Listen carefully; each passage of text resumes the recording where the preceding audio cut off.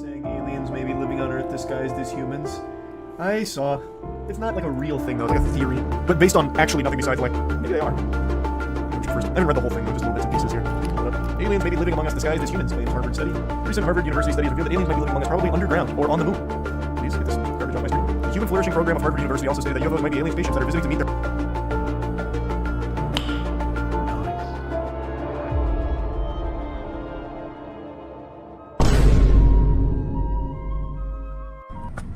It's alright, like...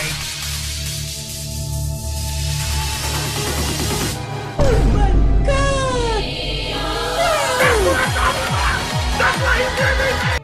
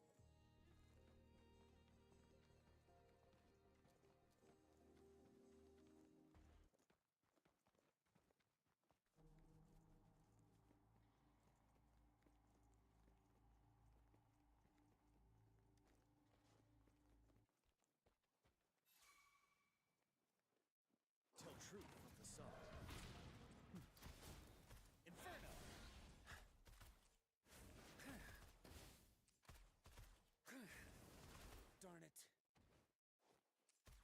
Burn! Silence! Let's do this another way.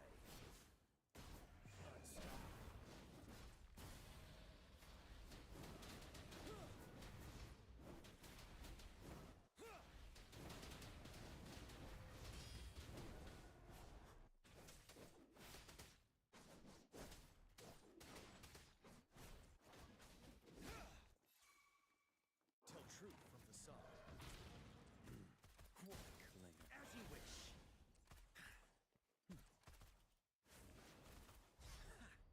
Burn! Let's do this another way.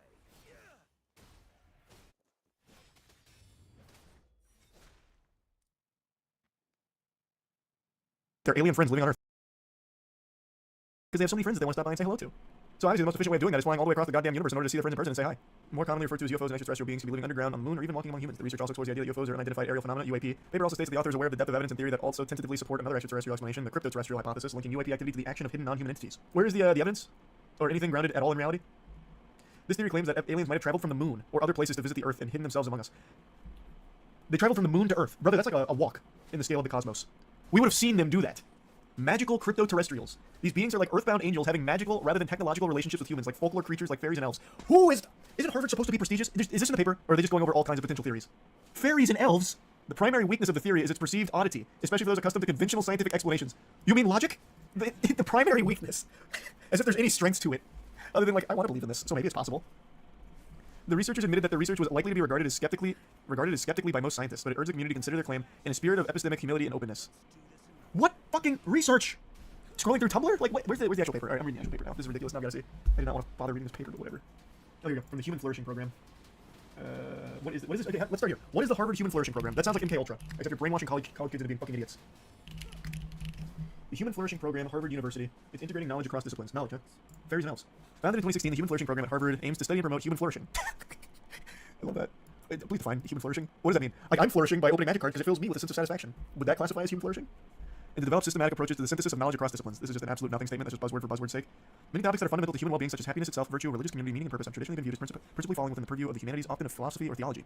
However, robust empirical research literature of these topics is not developed from sociology, political science, economics, education, psychology, medicine, public health, and other empirical sciences. The program's research contributes to the broad question of how knowledge from the quantitative social sciences can be integrated with that of the humanities and questions of human flourishing and how best to carry out the synthesis of knowledge across disciplines. Hopes to bring greater unity to empirical social sciences and humanities. This actually told me nothing. You told me nothing with this. I came into this not knowing what this Human Flourishing Program aimed to do and how, and I'm leaving not knowing what it aims to do or how. Our research. Promotion of flourishing? It sounds like a cult. Promotion of flourishing. The Promotion of Flourishing project seeks to develop and evaluate properties of new measures of human flourishing, drawing upon happiness and life satisfaction, mental and physical health, meaning and purpose, character, virtue, and close social relationships. Alright, so this is the Human Flourishing Program. Your guess is as good as mine. Now, back up. What the fuck do aliens have to do with human flourishing? Magical fairies and elves? How does that fall into this department? The cryptoterrestrial hypothesis, a case for scientific openness to a concealed earthly explanation for unidentified anomalous phenomena. Thank you, yeah, this is the one. Then we explored over 5 sections, limits to historical and geological knowledge, traces of lost civilization, traces of underground civilization, traditions around magical cryptoterrestrials, and UAP-related activity considerations, and UAP-related activity underground, underwater, and nearby, i.e. the moon. We conclude by noting that across these various considerations are actually 4 distinct CTH, whose merits we briefly consider. We recognize these CTHs may rightly be regarded skeptically by most scientists, but argue they nevertheless should not be ruled out and deserve consideration in a spirit of, okay, let me see. There better be some fucking banger evidence. Show me some evidence about the magical fairies being aliens or whatever. It's all just complete fucking speculation, based on nothing. The ideas canvassed thus far, while not generally accepted by contemporary natural science paradigms, nevertheless still fit somewhat within their rough boundaries. Aliens on the ocean floor or subterranean hominids would be highly surprising, but not genuinely metaphysically revisionary in any strong sense, and essentially just involve extrapolating from activities in which we humans already undeniably engage, from flying spacecraft to living in caves. What? This is nothing. It's straight up nothing. We can't rule out the possibility that there are some magical cryptoterrestrials on the ocean floor. I mean, I freaking guess. I guess. Just like we can't rule out the possibility I shit my pants in the next 5 minutes. Like, it's super possible. Like, I could. I don't think I will. Like, I'm very confident I won't. But I guess we can't fully rule it out. This is a statement that means nothing. Oh my god. Future human time travelers was just dropped in here with a source there. We're talking about fucking John Teeter again? Fucking time travelers and interdimensional beings? Is there warp drives in the paper? You know what, I'm gonna control F warp drive. No warp drives, but there are Russian warplanes engaged with UFOs. Oh god, if warp drives came up, I would have blown a gasket. I'm not gonna just keep fishing through this. How odd. How odd. This dude's paper seems like it's his D&D campaign notes. So fucking true. Yeah. We need a deeper dive, a red thread, on that one Harvard paper. I have to. So, one thing I learned is that you can kind of publish anything. Well, not you, as like just some random goober, but things will just get published without actually being fully peer-reviewed. So it doesn't necessarily constitute like real legitimate backing. You can kind of just do it. Oi, oi, oi. Baka! No way! I'm Japanese! I'd rather stab myself with a plastic spork in GTA and continue this video. And luckily, I don't have to, bro. Where have you been? Yo, where is that child? I low-key do this. I'm not gonna lie to you, bro. Am I the only one, bro? Bro, I low-key do this. I was saying all business, bro. I'm handling all these, bro. I'm not gonna catch you, bro. Funny thing is, I know a lot of y'all in here are taking these down. No, a lot of y'all are taking these down. I'm not even gonna catch you, bro. You can just see, like, Backshot Wing probably smell like mashed potatoes. Trailer Swift. That house gotta smell like ashtrays and fish tank water, bro. It smells like coyote penis and bad decisions, bro. What the fuck? Yo, bro, we saw you sniff it, bro. We saw you sniff it. Yo, I'm not gonna catch you, bro. By the way, this like a 2017 middle school fit. Bro, we saw you sniff that shit, bro. You is not slick, bro. You tried to make a sniff. Come on, bro. We seen you, bro. You the green play got yanked. These live a different lifestyle. I know this is what a lot of people be doing, bro, but I can't get into this, bro. If I get in a mosh pit, somebody punch me, bro, might have to get butt naked with the peanut butter in right hand, bro. Like, so shout out to everybody who be doing this, bro. But that's personally not for me, bro. Final day of high school, I'm going against Scott. What the? Is it Ellen? High school! Let me see bro face. Let me see face. High school, bro, is bro's pushing late 50s, bro. What the f? Super senior? You're a grown ass man. Why is he just a grown ass man, bro? You got the I thought this was that Seth for a second, bro. I thought that this was that this Sephiroth, bro. Charlie in the Chocolate Factory. Come on, bro. I'm with this slow lady, man. She told me, what? Slow. I'm disabled. Oh, my bad. I'm sorry. She said, Chelsea, this young thing. Like, I told you she ain't ready for this, man. Ain't ready. I will work your little. Yeah, I got don't let it fool you. I got a little bit right Wait, look a little bit. Ooh. We can orange, but I can still hang.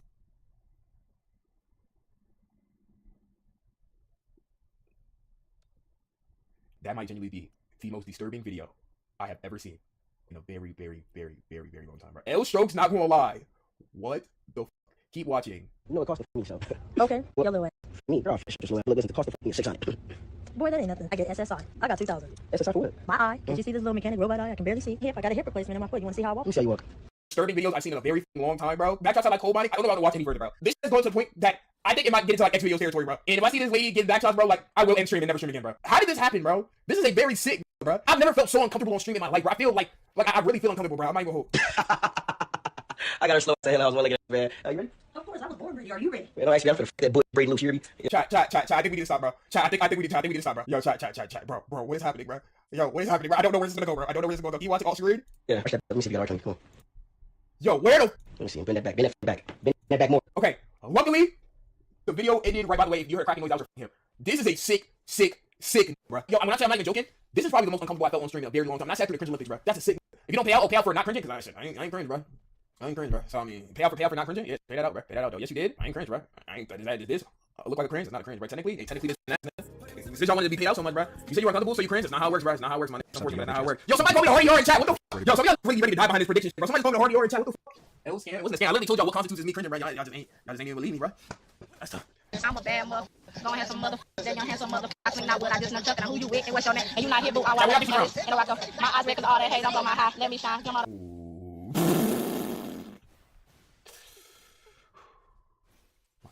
Let me take my time. We can take outside. No. If you watch your mind, you watch your beat. Sweat no sweat. Let me do my thing. I got 16 for the They look like they're having fun, though, bro. This video reaches for it, though.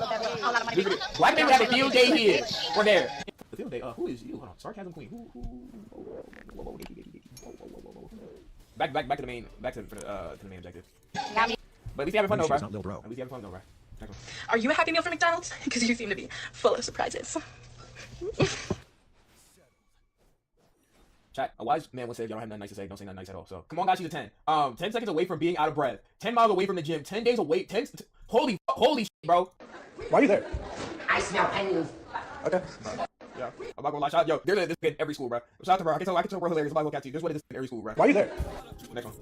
Yo! Oh my god! Oh. Okay, look. That's a belly button. That's just an alley. That's just an alley. Like, it's, yo.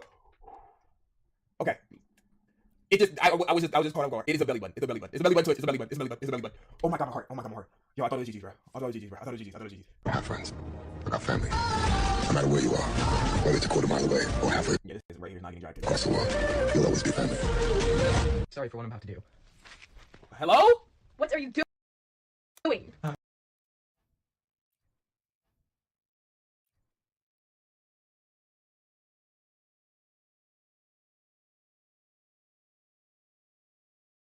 Man, that's gonna be on. Check Twitter like in a couple years. That's gonna be on the front page. Twitter trending, bro. I'm telling y'all, bro. Probably ugly in real life. Talk to me.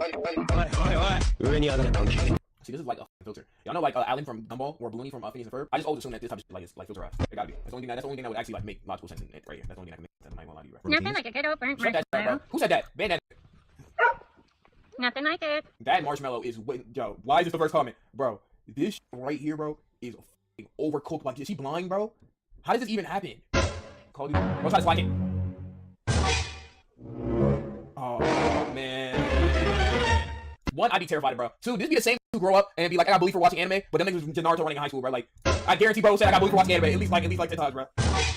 Yeah, big kid, bro. Why are you, bro? Just used to bro. Bro, shook his head. He's like, fuck no. It's always what it is in school, bro. That bag looks heavy. Bring back bullying. Well, I don't know if we're gonna try it on that dude, bro. Honors diploma.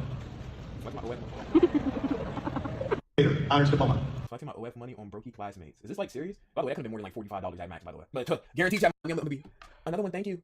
Another one. Thank you. another one thing like they gonna be like, you know what I'm saying? If I go to the strip club, bro, they gonna pick my up because I'm grabbing all ones from the ground, bro. They gonna be throwing money on the ground, like they gonna be like, you know what I'm saying? Like me, I'm a back collector. That's just me, bro. That's just me, bro. Next one. He said I hate this school, bro. No, I'm sorry. Bro, Becca, this possessed. Got Lucifero in here. What the bro? Shall we do this? This come at you at 3 a.m., bro. What's wrong with her, bro? What grade level is this, bro? Is this a negative fifth? Like what the? Okay, I was about to say, bro. I've seen like a lot of Africans do it before, like in real life, bro. But like I've never seen the glitz. The glitz is like insane, bro. Why did you uncook glitz?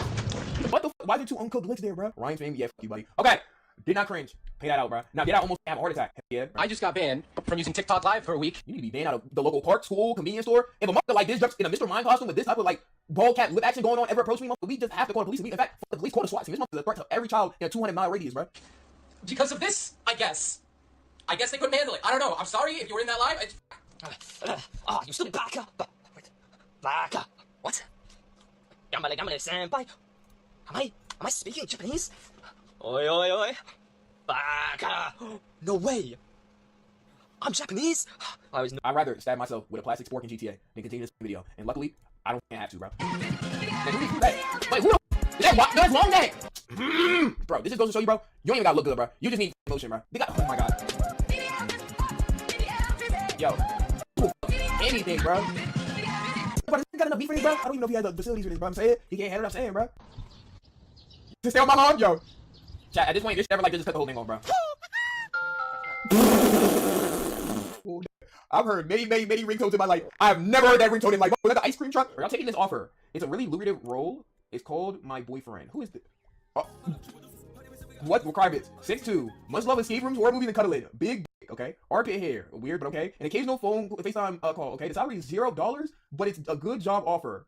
Perks include a cute boyfriend with a great personality and a huge ass, free living in a $10 million house in LA, fun travel opportunities, good head, and more. Bro, they forgot to add, you must be on my, yo, dog, how many of y'all taking the James Charles offer? Right description. What the fuck? How many of y'all taking the James Charles up with this offer, bro? Lo, I can't, I'm a girl. How do you take this photo? Yo, who got the inside? Who took this photo though? Who exposed this? Can we expose this? Who took this photo though, bro? Call it a little quirk if you will. I have hair in my armpit. I have it there for a few reasons. One, lazy. Two, The hair. Let's go ahead and attach the hair from your armpits and put on like what the fuck kind of hairstyle is this? Does Prince Hugo? What the? Maybe this is just me being like very judgmental and if so. But anytime I see somebody with a fully shaved head like this, but then he got hair in the back or something, it just smells like midlife crisis. I'm not even gonna capture you, bro. I don't know. Anytime I see that, that's just the first thing I think. I'm just like, what happened? And like, if you see somebody with this haircut, bro, you know you got a backstory, like some tragic backstory or something like that, bro. two, the patriarchy. And three, your response to them tells me everything I need to know about She got sideburns? this thing. Call it a little quirk. I'm not gonna lie. Let's invest in a 2K, bro. Let's invest in a 2K, bro. Oh shit, that's a. JoJo Siwa spent her 21st birthday embarrassing herself yesterday at Disney World's Epcot. The clearly wasted pop star tried to start a sing-along to her newly released song Karma, but no one knew the words. I should have known better. In the video. Yeah, we know it. In the video. I can't do it. Oh, I can't do it. End up just like me. JoJo, her words, nothing.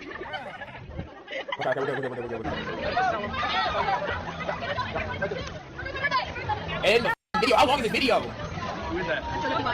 Like a construction worker from New York, bro. That was hard. I'm not even gonna lie. That was hard. It's 10, trying to get him showered. Oh, I don't know what to do anymore. I mean, look at this. let me see. How bad? That is a lost cause. Why bro look like the dude who shot Drake? Bro is a lost cause. Chat, what y'all doing? Y'all trying to get to this point where he refuses to take a shower? I know that room must smell insane, bro. Kinda mad. Why he turn around like that? Kicking them out. Let's get ready with me while I'm trying on these outfits for Miss Kirby pageant. Ladies, Chat, I'm smashing. I just wanted to go ahead and tell everybody before anybody says anything. I'm smashing. you can go ahead, sign up. You're still on time. I'm contestant number 4. You can cast your votes. The link is on my bio. Let me know what you think in the comment below about these outfits. And y'all say y'all not y'all fat shaming. And downloading the app, you don't have to pay anything. It's You don't got free. to- you don't got to be You fat. get it. Once you can, I would try, bro. to go Is on it the big chat room with me. There's a bunch of people that are on that chat Realistic room. individual. Realistic individual. First comment talking about you. There's a skinny black guy in these comments floating on a bigger. Yo, I wonder who the fuck she's talking about. What the fuck? I don't know about that one. Oh my god. Yeah, next one. Oh my God, we're so scared.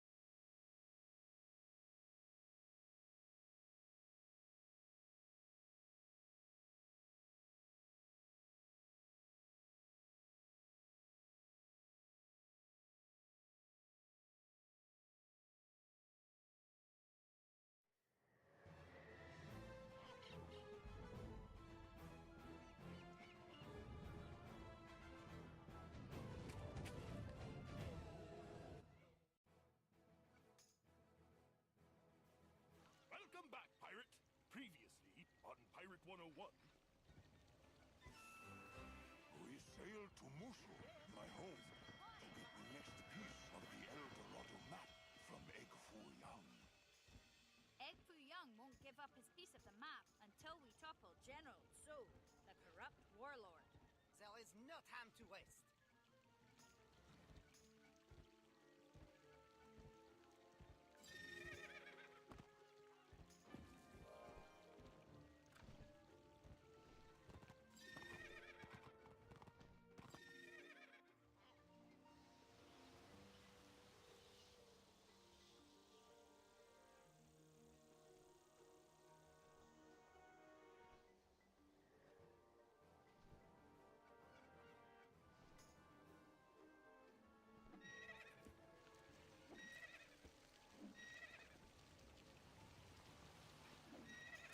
Now, head back to your room and give it a look over, why don't you?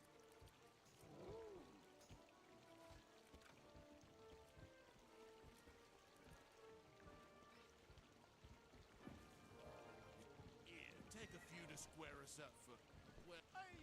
It's very dear to me. Get it back and I'll reward you. Go quickly before it's lost, or worse, destroyed.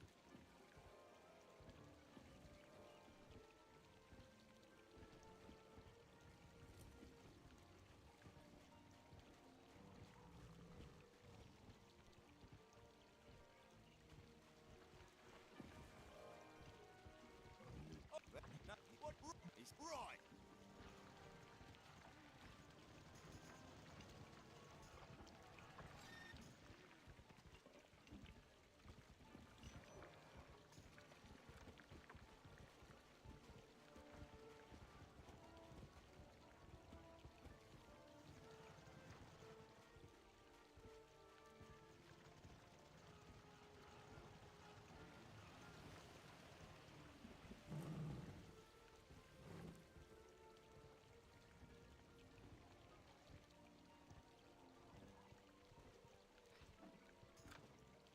Now that you know how rank the PvP works, queue up and start competing!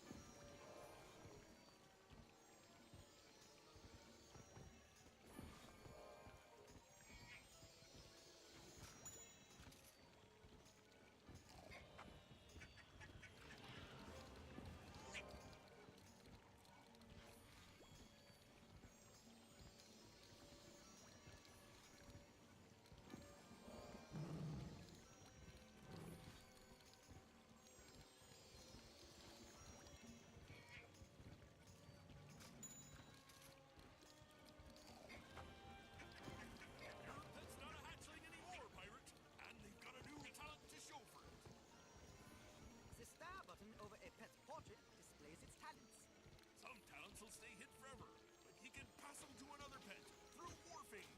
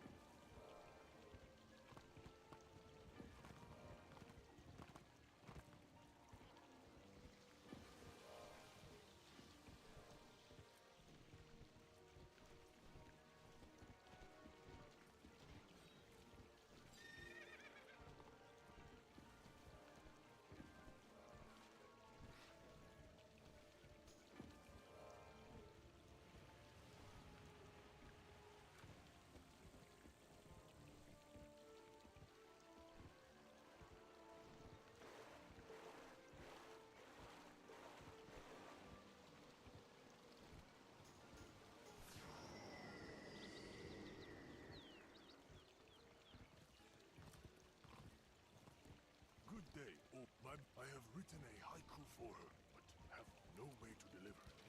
Could you do me the simple favor of taking it to her?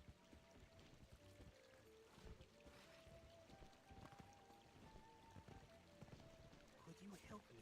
I am the gardener of my option. You, however, look more than capable of standing against the tyranny of General Tso and reading the skyways of his I am Kenny. They possess no special properties, but it is our wish that these simple offerings of peace will serve to heal a troubled land.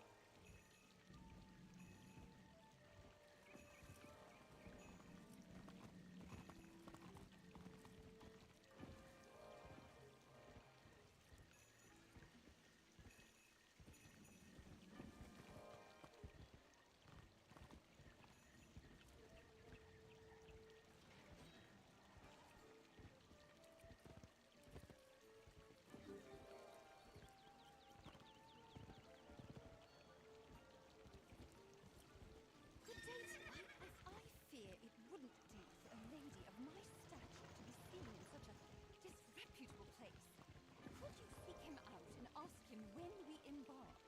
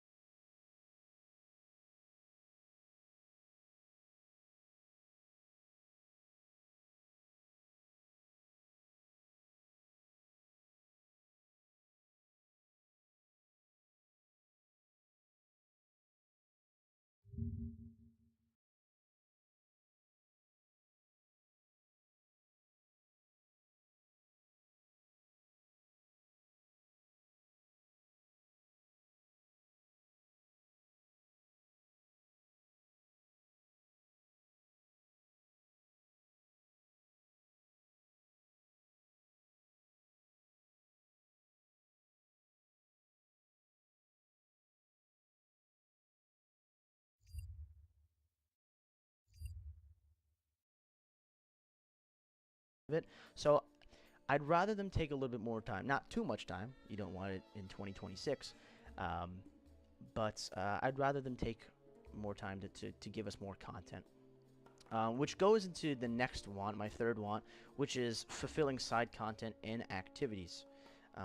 Because one of the things that I've mentioned a lot on my Twitch streams and YouTube videos is with these updates that they've released, the Sinbad updates, the Dutchman update, the Tartarus update, after 1 week, 2 weeks, the hype dies down completely.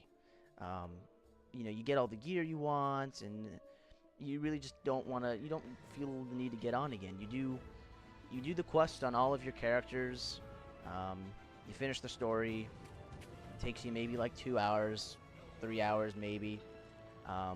So I want them to add fulfilling side content or activities. Now, them adding new activities is obviously a very big thing, and that's probably not going to happen because that would take a while, and they're still debating on what side systems they would even want to add, like fishing and crafting and all that. But fulfilling side quests would be very nice. Maybe add a new companion in a new side quest, or a couple. So I would like them to add fulfilling side content on top of a new main story quest line. So that's definitely something, and that adds on to, of course, them making more fulfilled content, taking more time to do that rather than less time getting smaller content. So I think replayability value is incredibly important for Krokotopia.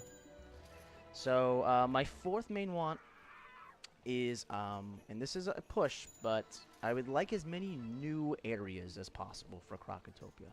Like I said, it's not going to be a full-length new world. I totally understand that. But something that was a little bit disappointing with Tartarus is that it was a complete copy and paste from Wiz. There was nothing really unique except for one new area, which was Death's Office. And you're in Death's Office for like 20 minutes. Max, maybe. Not even 20 minutes. You're in there for like 10 minutes. So, because all the areas, even though I don't play Wiz, I knew what it was. It was all familiar to me. And a lot of people that play Wiz were kind of like, oh, it's just Wiz, Tartarus, and Pirate. Okay. Not to say that the bosses and gear weren't unique, but the actual areas itself weren't really unique. So, and like I said, I totally understand how limited their team is. Obviously, all of these wants are not going to come true, sadly. But I would like to see as many new areas as possible. I know that they're very time-consuming and they're very limited on the team members and the time and resources they have. But if it can just not be copied and pasted from Wiz, just to make us feel a little bit special, just so like Wiz doesn't always have to get what we have, would be really nice. And I'm going to quickly mention they just added a new Krokotopia-themed Wizard 101 house, I believe, to the game. So I'm not sure if that's hints at anything. If you want to check that out, I believe Almoplex has the leaks on that stuff, but or it's in the game already. I don't know. I don't play Wiz. But there is a new Krokotopia house from what I've heard and seen. So Pirate might be just using those areas. I don't know. But I would really like to see some unique areas for Pirate Krokotopia. So the fifth one that I would really like to see is, of course, the classic level cap increase from level 70 to 75. Now, I know this probably won't come with Krokotopia because they've mentioned that they kind of want to focus on that separately from these little chapter updates, whatever you want to call them. However, I think a level cap increase is really needed for Pirate. We've been stuck at level 70 for the past 8 years, probably close to 8.5 years at this point now. So it would be really nice to see new stuff to train from your actual class trainers, and maybe also secret trainers. It'd be really nice. I know that's also a lot of content that they'd have to add. They'd have to think probably about new talents, new powers to add to the trainers, and they'd have to figure out balancing and all that. However, I think a level cap is really needed. Maybe with that, an increase in gold cap, stuff like that. but we really want to see a level cap increase. There's some really cool things that they can totally do. Like Privateer can get Repel Borders 3 or something like that, because they only get Repel Borders 2. Stuff like that would be really nice. Allow Witch Doctors to train something useful, give them a little bit more juice. So, obviously, I don't think a level cap increase is going to come with Crocotopia, but if that could be the next thing they focus on, I think that would be really great. And to follow that, the 6th month would be a few of those companion promotions. That kind of goes hand in hand with the level cap increase, because I feel like the two of those things might come out at the same time. I don't know, but we have been begging for those companion promotions for years now. They've existed, we know they exist, we know the files are in the game for these companion promotions, and we want them badly.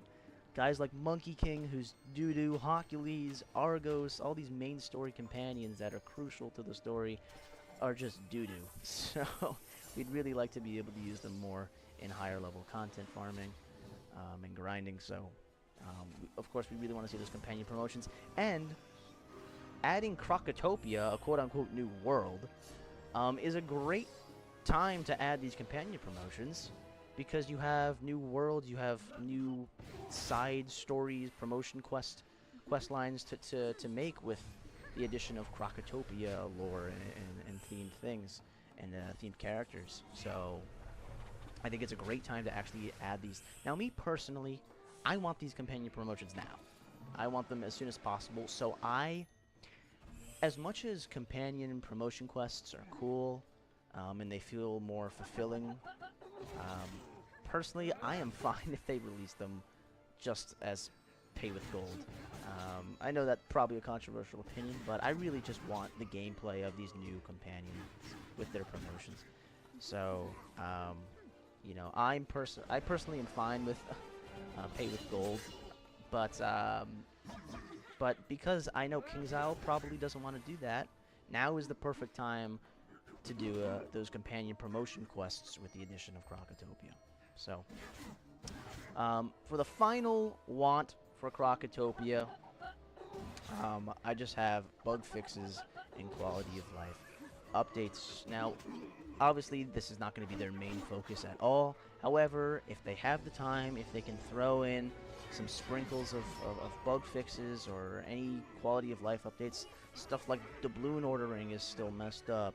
The morphing bug really pisses me off, because I wanna morph with you guys. I wanna get you guys pet morphs and whatnot on stream, but I can't, because there's a chance that when I morph with you guys, I'm gonna get the bug where I get trapped in that infinite loading screen, and then I gotta close my entire application, and it's gonna take, you know, a lot of time out of the stream just to do that. You know, so I really would like that fixed. PvP 4v4 glitch. You know, some of these bugs have been in the game since, like, I started playing. Decade-old bugs that still have not been fixed. And quality of life updates, stuff like, you know, quick sell, or, you know, there's a ton of quality of life updates that they can add. If they have the time, resources at all to sprinkle in a little bit of these bug fixes and quality of life updates, that would be amazing to me. But those are my 7 Crocotopia wants. Let me know what you guys think. Let me know what you guys think is the most important thing that comes out with Crocotopia. Let me know what you guys are looking forward to with Crocotopia. Of course, ask any questions in the comments. I'll always try to answer them. I love seeing you guys' comments. Thank you.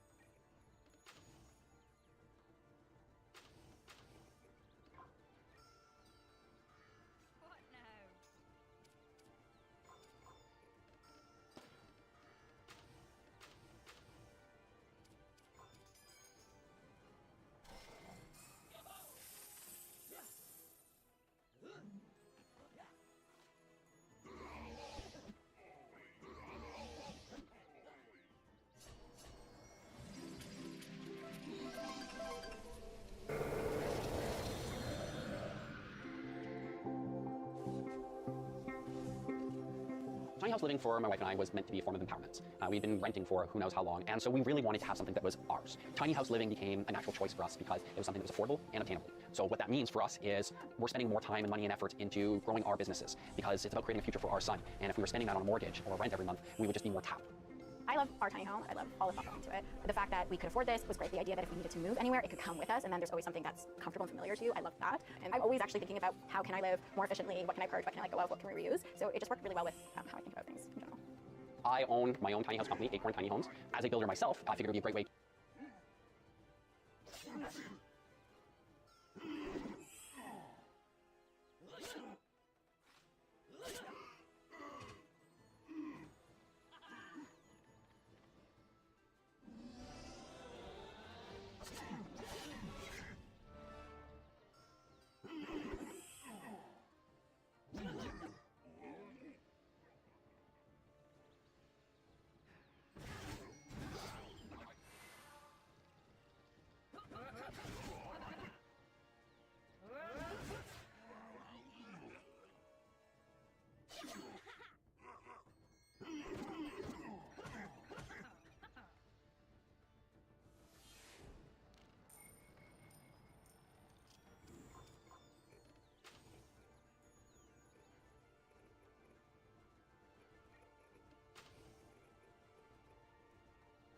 Here goes. I'm on it.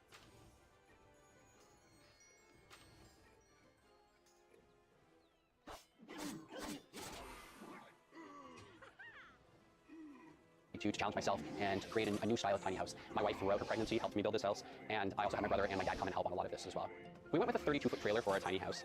That doesn't include, though, a couple of bump outs that we've built into it. Other than that, it's your standard 8.5-foot wide tiny home, 13.5 feet tall at its peak. So it was really important for us to have a chef-style kitchen, a space where everything was ergonomically laid out. You could just move from one appliance to the next. We also really wanted a earthy, woodsy sort of feel, and so you see that carried out through the waterfall butcher block countertop to our oak cabinets to even just our unique tile. I mean, this was a huge statement piece that we wanted to make, and there were 2-foot by 2-foot tiles. Those are always fun to work with. We wanted to go for a propane range just so that we could be partially off-grid and have more variable energy sources that way. So we went with a nice combo unit. It is a convection oven, broiler, microwave, and air fryer all in one. It saves so much space. So we came across this really cool hood fan that it's just pull to operate, and it's completely recessed into the cabinet. So it's out of sight, out of mind. From there, there's a lot of unique space-saving elements that we included. Often your corner cabinets are wasted space, so we did something a little bit different here. It's pretty simple to use. Just have to move the coffee maker, lift this up, and voila, a chest freezer. So we went with a nice granite sink, and because we needed to leave this countertop open so that we could use our freezer, we went through a couple of different iterations of drying racks until we came across this. So it floats over the sink, everything drains into the sink, and we made sure we included a in-drawer dishwasher in our house. Everything goes here, and no one has to fight over who's doing the dishes, despite how big of a mess I made while cooking. The one thing I really didn't want to get rid of in the house was my spice collection. So we did this. Nice little drop-down storage. I can store all my mega-sized spices. We wanted to make sure that we had a nice deep storage area for our garbage and fully accessible, especially with all the plumbing underneath. You didn't want to have to be reaching in to try and get access to it. I love to cook, so it was important that we fit a full-size fridge in our house. It's great for meal prep. So one of the intentional design elements that we wanted to include in this was a ladder to access our office loft. The intentional aspect of this was the functionality of the ladder and the fridge at the same time. So you can see that you can still open up the fridge and access storage space. It's also set up so that you can still fill your water and you don't have to move the ladder. Now, when you do have to move the ladder, we did have it made out of aluminum so that it would be lightweight, easy to move, and it's not a chore to have to relocate. I'm a doula and a naturopathic doctor, and I do a lot of work from home, so we have a dedicated office. My big desktop is there, and I use the ladder to get up there. What I do really like about it is also creates that kind of delineation of my night when my night's done, the ladder goes away, and the office, I don't think about it. I know some people would really prefer traditional office chair structure, but I'm always that person that crosses my legs and sits really weirdly on the chairs anyways, so this is actually a better model for me. So I typically sit cross-legged, but occasionally I can drop my feet. When I do work all day in the office, what's really nice is our cat joins us, so she actually has a window, and she comes through, jumps over, and can sit with me at the desk, so I have company while I work, which is really sweet. So one of the features that we wanted to include in the house, just in the theme of using every square inch available, was toe kick storage. Now we've seen this in a lot of other tiny houses, and I think it is a great functional solution to just using that last little bit of space that often goes overlooked. We also did the extended countertop here so that we had more cooking surface, but it also doubles as our dining table. Osiris, when he eats with us too, we just put his high chair on the countertop. He loves it. He's nice and close to us. We feel safe with him sitting at that level. Corner cabinets are always the first to be wasted. So instead, we have our extra appliances as well as our year's stockpile of cat food. So in the living room here, you're actually under the second of our 3 lofts. So there were areas of the house that we did have to sacrifice headspace in order to have those lofts, and we felt that the living room was one of those areas, because in the living room we spend most of our time on the couch anyways. Now that said, we're still at 6'10.5".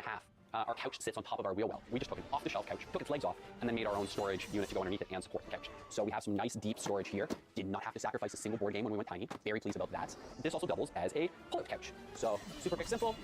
Just pop it forward a little bit, and voila, now you can sleep 6 in this house. It's small, but it's comfortable, and it does everything that we want it to. we also needed a tiny couch for our tiny person. So this gives him just a great space that's just his. It's his library. He has his toy storage. There's lots of little compartments here for him to store everything. A lot of people think that you can't raise a child in a tiny house. And so we're really trying to showcase that minimalistic lifestyle with him so that this is the values that he holds dear. And honestly, I don't think that we're missing anything in this space. We have enough room for him to set up his little jungle gym. We have a walking trainer that he uses, and he'll just run up and down the whole house with it. He has no concept of this being too small for him. One cool baby-proof features that we've included into the house is our tuck-away stairs. The bottom 2 stairs go completely in, and then that way he can't access the upper levels unless we want him to. Instead of your standard pot light, we went with LED extrusions. With pot lights, one of the issues with them is the amount of light that they cast is relative to their height, and so with a low space like this, you're gonna have a lot of shadowy areas, so the extrusions avoid that issue. So for me, tiny house living isn't about giving up things that are important to you. It's about finding what hobbies and interests that you have and making sure that you include a space for them in your new house. Video games is something that I use as a stress reliever, and I wanted to make sure that I had the space for that in the house. So we created a dedicated console area here, so 0 compromises were made in this house. So I had this unique idea that I wanted to do an atrium shower. So we're surrounded by windows here. And a lot of my inspiration came from a Japanese tiny house designer. His name is Tagami Haruhiko. He had this beautiful tiny house that he built where the outside just seamlessly flows into the inside. And so we have a rainfall shower head, a nice 4 foot wide bathtub, and then you can just, after a long, hard day, just lie down and stare at the stars and the trees. So we went with the Nature's Head composting toilet. It has a urine diverter and a fully composting solid waste section. Nice comfortable washing station here, nice storage on the walls here. So again, just everything is accessible and within just a short reach.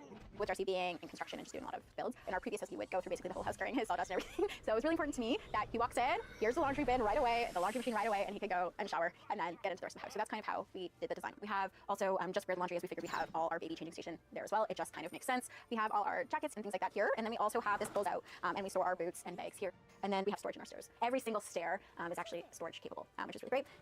We tried as much as possible to really include Nanaimo our cat in our design. So we have her litter box. We want it tucked away. So we have it kind of tucked in here under the staircase. It's a self-cleaning litter box, but we also have a fan that takes the smell, vents it outside.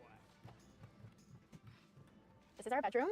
As you can see, at least for me, Darcy's a little bit taller, but for me there's ample room for me to sit up really straight in bed, and that's why we went with the shape of roof that we did. We've learned from watching other tiny house videos to have a window on either side for the cross breeze, which definitely, when we moved in the summer, when we had this huge heat wave, it was very helpful. So it's very comfortable for us to sleep. We have only a double mattress, but that was what we had before. Here's where we keep some of our clothes and a little bit of books. Obviously, you can see our closet here, but then deep here in the headboard, we actually have a bunch of storage. So we vacuum pack kind of like, so right now, our summer clothes are packed away, and some bed sheets, and then we'll switch it over as the seasons switch. This is our son's loft, his bedroom. It's across the way from ours. Darcy built a custom baby gate for it, which is really cool. His room is actually inspired by some artwork that we got from Japan, so it's supposed to be like the night sky into the grass. Darcy did an amazing job. These are all fiber optic, and he literally...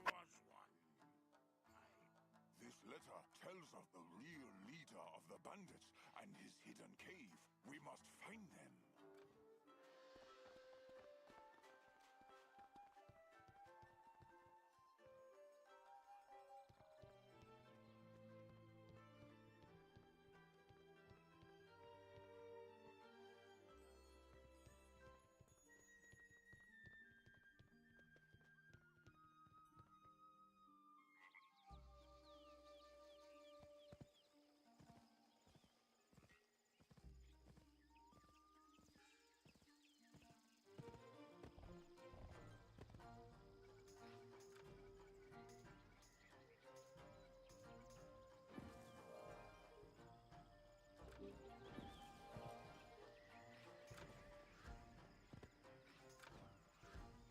holes in everyone. It was a lot of work, but it's so beautiful. So this is Osiris's bed.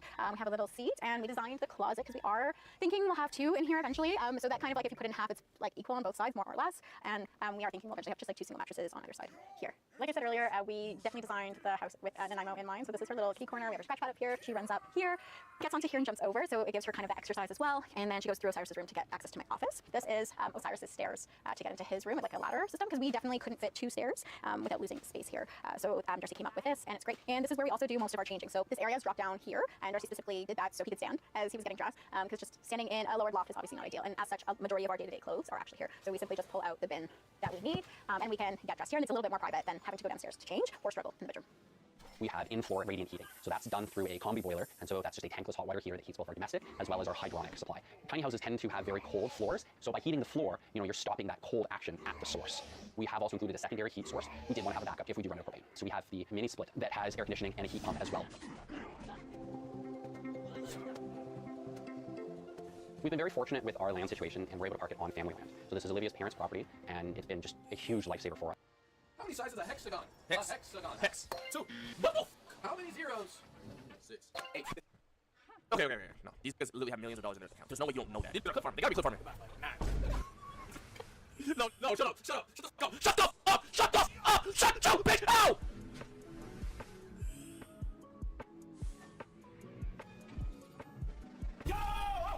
everybody, welcome. Bro, I was with LSK these past 2 days. I love this gang. I was with LSK and T-Jax. I was with LSK. Everybody else, I ain't gonna lie. He told me I should just play for like injured. Bro, like, yeah, like this, bro. But he did recommend me these compression leg sleeves. They're like also a brace at the same time. So I'm gonna try them. Order them. So are you smarter than a third grader? I'm your host, LSK. I'm here with two. I with LSK because when I was a crackhead and shit, I was going crazy on his now wife and saying all that shit he gave me, and I was fed up with that because I was a crackhead. Just saying a bunch of nuts. I had problems. I did have problems. I ain't gonna lie. But I put LSK. Anything I said as a chick, you know, I was a crackhead. I wasn't a feminist yet. I'm a feminist now. You know, yeah. I didn't realize my work had like, you know, I thought it was the internet. I mean, it was the internet, but I do my shit on the internet. Like when I was on the internet, on God, I'm sorry, I love y'all, but all you is not real. All you YouTubers, all y'all not real human beings. Y'all just some things. Like I do not consider y'all human beings. Like the YouTubers, I do not consider them as humans, bro. I just thought they were like fragments of my like on the internet. Like I don't give about your feelings. I don't give a percentage. I'm dead ass, bro. I'm dead ass, bro. Who are the smartest contestants you'll probably ever encounter on planet Earth? We have Flight Reacts. Flight Crew, FTC, Fight Team Stand Up. It's true. And then we got Cash. Psychopath, no, I just didn't take the internet seriously, bro. Like I was on that type of timing. Like if like, bro, if I was roasting a YouTuber and they gave me something like, yo, you just made me depressed and look myself, I would have said like, do that. Like I was a bad boy. Read the footprint. I'm a good boy now, though, bro. I'm a good boy now, bro. That's it. Give me! You know what time it is? I won it last. I was smarter than a fifth grader, right? Wasn't it? Yes, we're going down after last video. No, we did. I was smarter than a first grader in a fight. Was struggling. How many sides does a hexagon have? Damn, I remember that. I didn't even. I almost won that one though. I don't know. I lost some brain cells that video. I guarantee you're gonna earn some more brain cells. Okay, we're going to. Is this a green screen in the background? Because something about this area looks so like fake, like something. Question number 1: how many sides does a hexagon have? That is wrong. Hey, God. What are they doing? It's right. No, this is absolutely shit, fellas. I'm gonna repeat myself because. Did they get this question last time? You guys think. How many sides is a hexagon? Hex. A hexagon. Hex. 2. What the? Bro, this can't. I can't do this. Wrong question 1. I'm thinking about like size, like a hexagon, so it has like 1 and 2. What sounds like hex? Wow. Oh, 6. Bro, these things are dead ass, bro. Like I told you, you will not lose brain cells by continuing this contest. Okay, fellas, question number 2. What is times 7? Jay knows the trick I used to use for the 9s? 6 and 3. Put out like the finger. I remember doing that as a jit. For 9, just put out whatever figure times by 9. 6 and 3. You get it? When I was young, when I was a jit, 9 times what? Let's say 9 times 7. You put down the 7th finger. 6, 3, 6, 3. 9 times 8, 7, 6, 3. You do that. That's how you do, bro. It works for all of them. So it's always quick, bro. What the fuck are you saying right now? What are you talking about? You don't get it? Please tell me wrong. What's 9 times 9? 81. Let's say you didn't know that. What's 9 times 9? Put down the 9th finger. How? 8, 1, 8, 1, 81. It's like a trick. If 9s were hard for you, it's a trick. Do you get it? 9 times 7. Put down the 7th finger. 6, 3, 6, 3, 63. Oh my god. You tell me you don't get that shit. What's 9 times 8, chat? Tell me 9 times 8. There's slow hours if you're part if you don't get that shit. How did I get an easy way to learn from it? 72. Put down the 8th finger. 7, 2, 72. It's like right there. Look at the far right. I'm not that fast. How? What do you mean how? What do you mean how? How did I get it? How did I get it? What's 9 times 5, chat? 45. Put down your 5th finger. 4, 5, 45. It's easy. Do it on your own hand for any number. Talk about any number. What's one for the 9s? Literally for the 9s. Literally for the 9s. Whatever, bro. How did you not get that, bro? 9 times 7. What's the answer, fellas? Come on. Explain this to Popo. Popo don't got fingers that can stand up, bro. 6'2". Oh my Wait, you don't God, know? that's so wrong. Yes. Hold on. 35. What? Is that side? Yes. This is not true. Oh my gosh. 61. Wait, when are they doing that? How do you get 35? Bro, that's about like your college sophomore level, bro. 9 times 7. We guys, I was doing this in my sleep. I'd wake up every morning in 3rd grade and just, ooh, I hope I get my times tables today. I'm gonna speed through it. I can do 60 equations in 60 seconds. Can we move on? Hey, No. It's 64. Where are they getting these answers from? What are they doing to It's not that either. Bro, I have a piece of paper, dog. I can do it right now. No. A piece of paper is not helping you with 1-digit math times tables, gang. What are you gonna do on a piece of paper with singular digit math times tables? It's not helping you in any way. I got a calculator. Yes, it is. You niggas need a piece of paper for like singular digit, like 9 times, whatever, or 1 times, or 5 times. He's gonna draw it. He's gonna go, 1, 2, 3, 4, 5, 6, 7, 8, 9. 1, 2, 3, 4, 5, 7, 8. No way. Guys, you're in. No, he's gonna do it. No, I hate you niggas, bro. You're close, but it's just not right. 9 times 7. What does that look like to you when you write it out? Bro, because I'm thinking. No, if you add 1 on the 9. Hey guys, you just go 9 and then you add another 9 and do that 7 times. Bro, we have 1 brain. Whoa.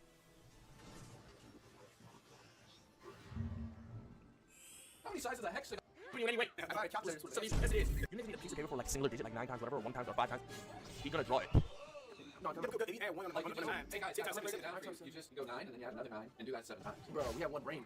What is this equation play? Bro, I know it has to be 64. It has to be. 7 times 10, because I know about the zeros, that's 70. But if my dog said 7 times 10 is 70, then what is 1 less than it? Just do that. 3 minus 7 again. Like 1 time. Instantly. So, wait, 64? 60? Yo, 61. 61. I'm so. Cassie has to do the math right now. Maybe I have to check myself. No, Cass doing it. Wait, why is it taking so long? It's 62. I can tell you 62, bro. He's not counting right. Oh my god, he's actually counting minus 7 from 70. He's not counting right. Not, man. It's not. And it's not 61. It's not 62. And goddamn it, it's not 64. So what else could it be? 63. Yo, are you?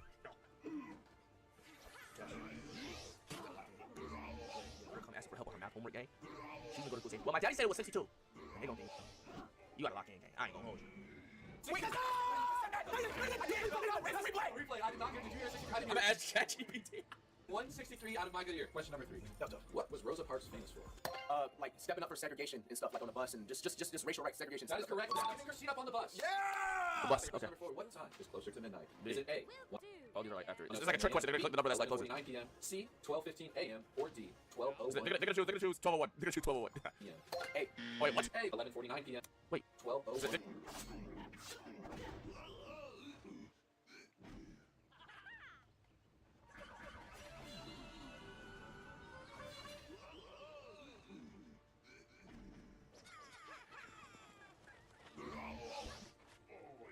They're gonna choose 1201.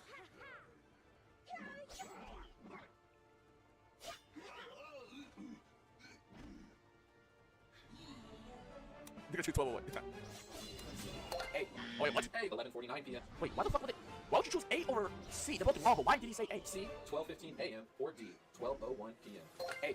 Why did you say 1:07 a.m. is D. D. 12:01 p.m. That's incorrect. as well. B. B. Yo, this is guessing. This is guessing. 11:49 p.m. That is correct.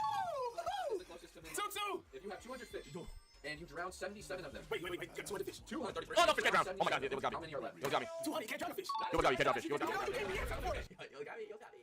This is some traction problem for a second. It was got me. I mean, fish can technically get asphyxiation, which is technically, you know, I mean, shit, you know. How do you say anybody just know it off the top of their head? Bro, you gotta answer. She's just bro. They swim, but bro, I'm pretty sure anybody, like, the first thing I thought about is you can squeeze them and just hold them underwater. Bro, he said 77 fish to drown, bro. Oh, I am wrong. Oh my god, I was wrong. I was wrong. That is correct. Good shit, Cash. Good shit, Cashy. Question number 7. Name 3 states that start with the letter N. New Jersey, New York, New Hampshire, Nebraska, Nevada, New Mexico. 3 states. Minnesota. Nevada, New York, New Mexico. That is correct. New Orleans. He didn't say Nebraska. Just three, Cash. Oh, Cash thought there was only 3. Let's go. Is 20 plus 8 minus 3 28, 25, 40. plus 15? No. 20 plus 8 minus 3 minus 15. No, plus 15. Wait. Whoa. 20 plus 8. 20 plus 8. Minus 3 plus 15. Bro, one more time. 20 plus 8. 40. That is correct. Shit, Cashes. We got bored. We got like something to read off of. That Good was shit, Cashes. Here we go. Question number 9. The ocean is made out of what type of water? Salt water. That is correct. Nice. Which planet is closest to the Mercury. sun? Is it A or B, Venus, C, They're gonna say Jupiter, or Jupiter. D, Mercury? Venus. That is incorrect. Mercury. It is correct. Let's go. Wait, who's in the lead right now? Venus. That is incorrect.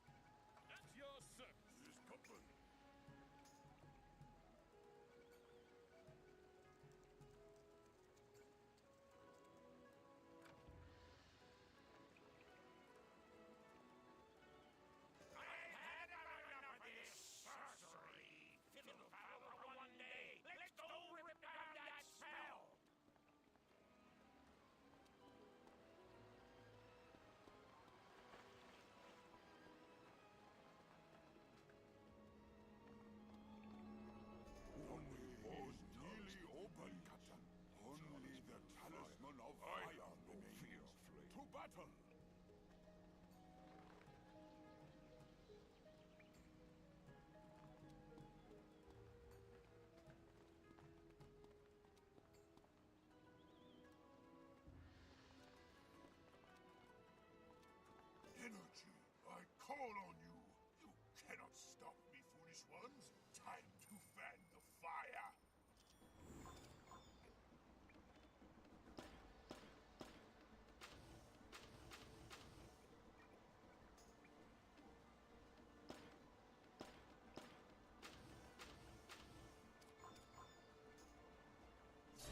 Mercury is correct. What is Oh, he signed with light. He signed with light. What is the largest cat in the world? Tiger. That's a tiger. I'm afraid we have to rock paper scissors because that was a tie, and I don't know who to give that to. I just said that. I said that's fine. Come on. Bro, no, bro. Rock paper scissors shoot. Oh my gosh. Tiger! I said green. That seems like a house cat. I'm gonna say like Maine Coon or something, but no, you're not. It's third grade, bro. You're Tiger, bro. Tiger. Yeah. What is the largest organ? Shit, that was got me. I was literally thinking about my organs inside my body. I was thinking about my organs in my body. That was got me. The skin. Whoa! Whoa! You really check like, oh, fucking, I was looking down. You fucking, shut the fuck up. Foreskin. Flight was no weakness. I don't even think flight knows the skin is no weakness. I was like, how's your skin an organ? It's inside your body. The organs. Well, You should ask the right answer. You know your skin's on the outside though. I thought the organs is like your lungs. Organs are inside your skin right now. What is the largest animal in Whale. the world? Whale. Giraffe. I mean, that's a good guess, I guess, but That's not correct, but I appreciate it. It's not giraffe. Whale. What kind of Blue whale. Must be specific. Sperm whale? Damn. Belgian. Belgian whale? isn't that a whale? Belgian whale? Isn't that a whale? I'm not tripping. Is it a Belgian whale? Not a fucking whale? Or is it beluga? Oh, it's a beluga. No, it's not. It's a whale though. Oh no, this one. Yo, I don't know. Bro. Blue whale is correct. Blue whale. Good shit. You a beluga whale. Yo, I'm Google it right now. I know. Hey, Siri. I had it back in my head. I had blue whale in my head. I'm just Nah, yo, it's the largest animal in the world. The largest animal in the world is a blue whale, which How big weighs are they? 180 tons. Oh my god. Yo, that's. Oh my god, it's It's massive. the largest continent in the world. Asia.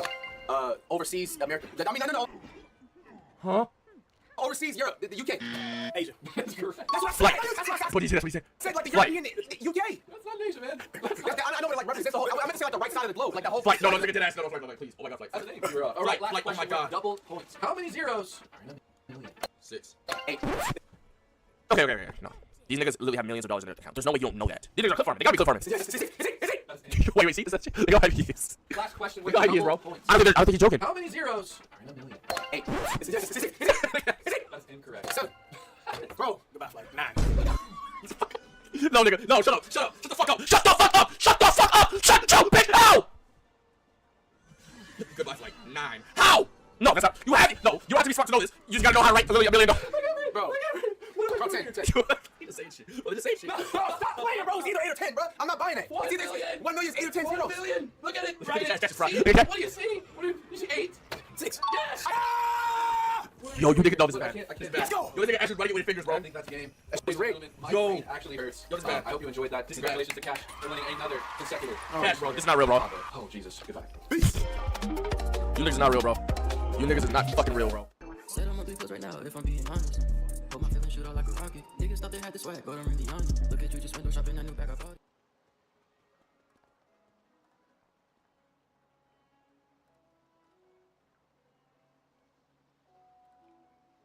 What's up, guys? Today I'm watching you do this until he says type shit. So let's go. Oh, niggas, bro. Right. I give a nigga a hug, right? She like, do it, bro. Can I get a hug? Hey, nigga, fuck going on, nigga? Y'all wanna fuck me? Let's go ahead and goddamn. Ready. Appreciate you, Arena, for the girl KB. Thank you for the 10 gifted. Thank you for the 10 fucking gifted, man. Type shit. What the fuck? So, the doctor's witch doctors have failed me. My steel will not.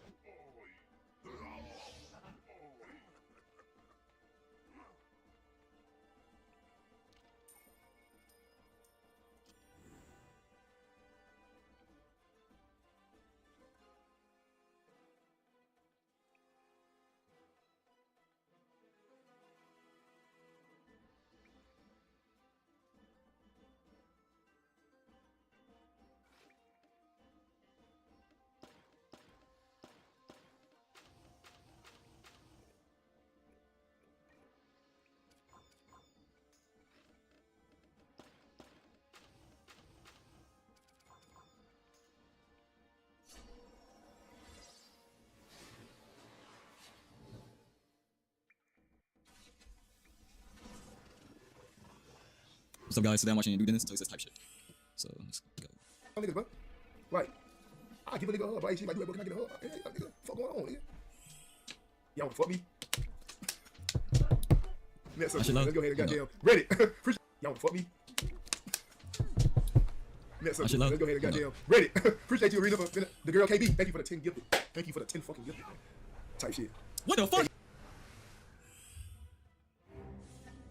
In the habit of putting your hat on. Hat, hat, hat, hat, hat, hat, hat, hat, hat, hat, hat, hat, hat. Every time you get off this box, hat. Hats off to you! Yo, what's up guys? Just want to let you know that the Dude I'm Not Scared hat is up for sale right now on the store, and it's only going to be up for a limited time. A lot of you guys love the t-shirt design. That did really well. So we wanted to bring it back, and we thought that the Ghost Lady would be perfect on the front of a hat. So big shout out to Louis and his artistic skills to perfectly illustrate and depict his mother's trauma. But anyways guys, definitely go check it out. It's up on the shop. Click that link in the description. But otherwise, I hope you guys enjoyed today's spooky video. Thank you so much for watching and all the support, and I will talk to you all later.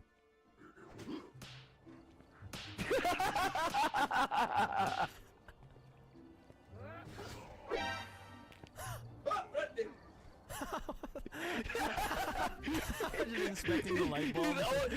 He's overcompensating. He's really overcompensating, trying to play it off. Inspecting the light bulb.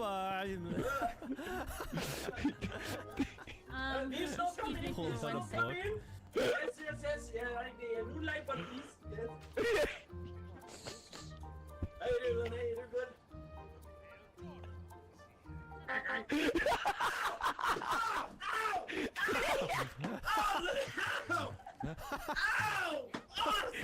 Hey, look, he's getting canceled. Look.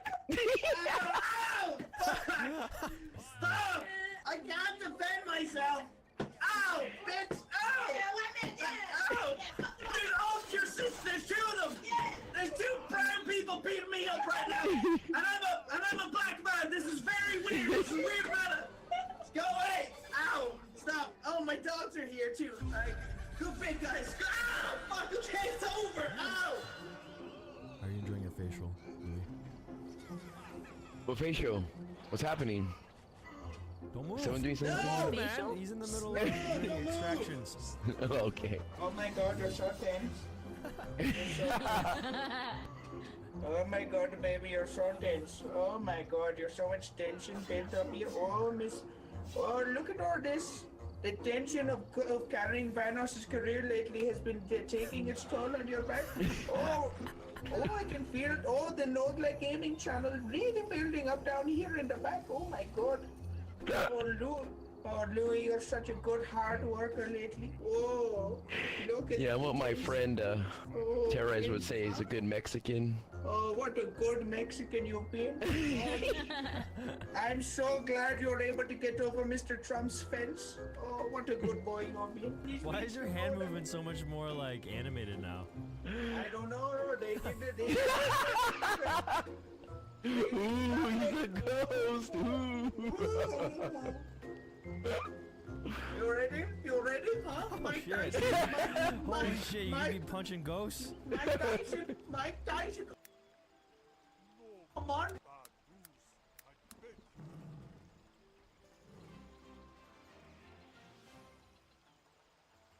Inoshishi bandits have stolen all of the boats in Tsujimura and are on the way to Yamaka. You are not here about that.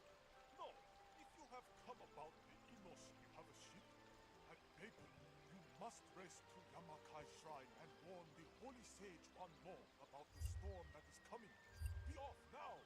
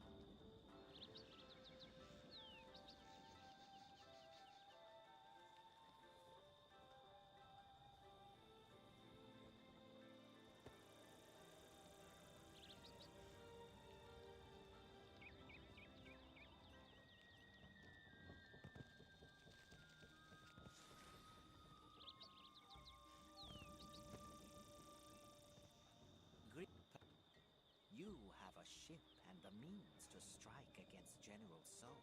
Could you recover the Emerald Tablets and bring them to me?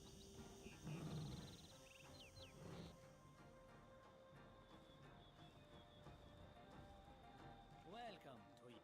It is my hope that...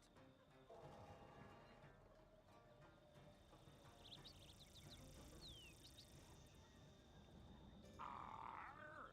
'Tis a strange name for a one, if there ever was one. Grim, too. Perhaps he means argent, which translates as silver. Does anyone know of an enemy named the Silver? Something. Open your eyes, you fools. Something's happened to one mole. This is a ninja's blade. Look, his clothes have smudges of orange mud. I know it! The Cave of Whispers on Kaizoku Chima!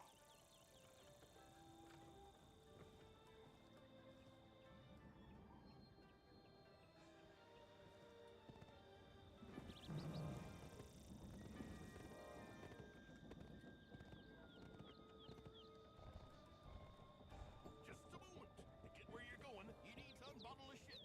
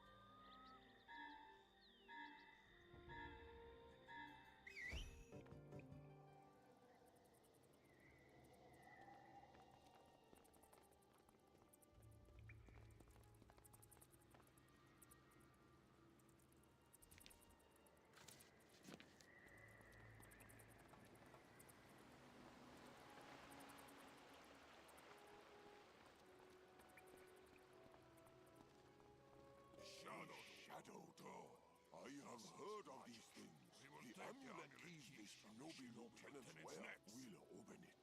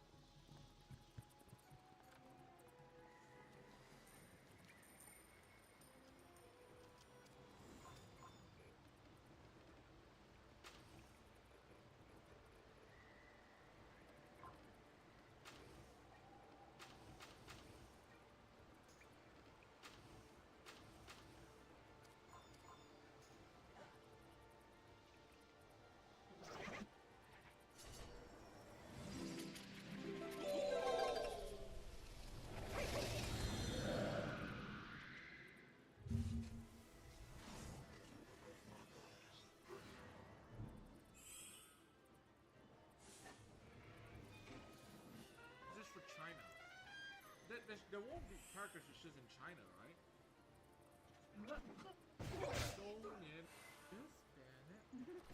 There's no backline frontline for that.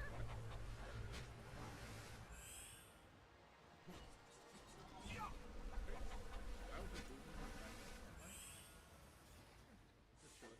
I think we're chilling. So we just go on to. Can I be greedy and go into this?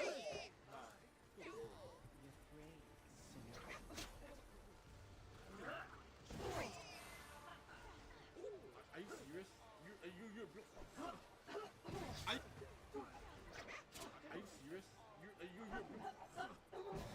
Are you serious? Hollywood needs to hire real voice actors again.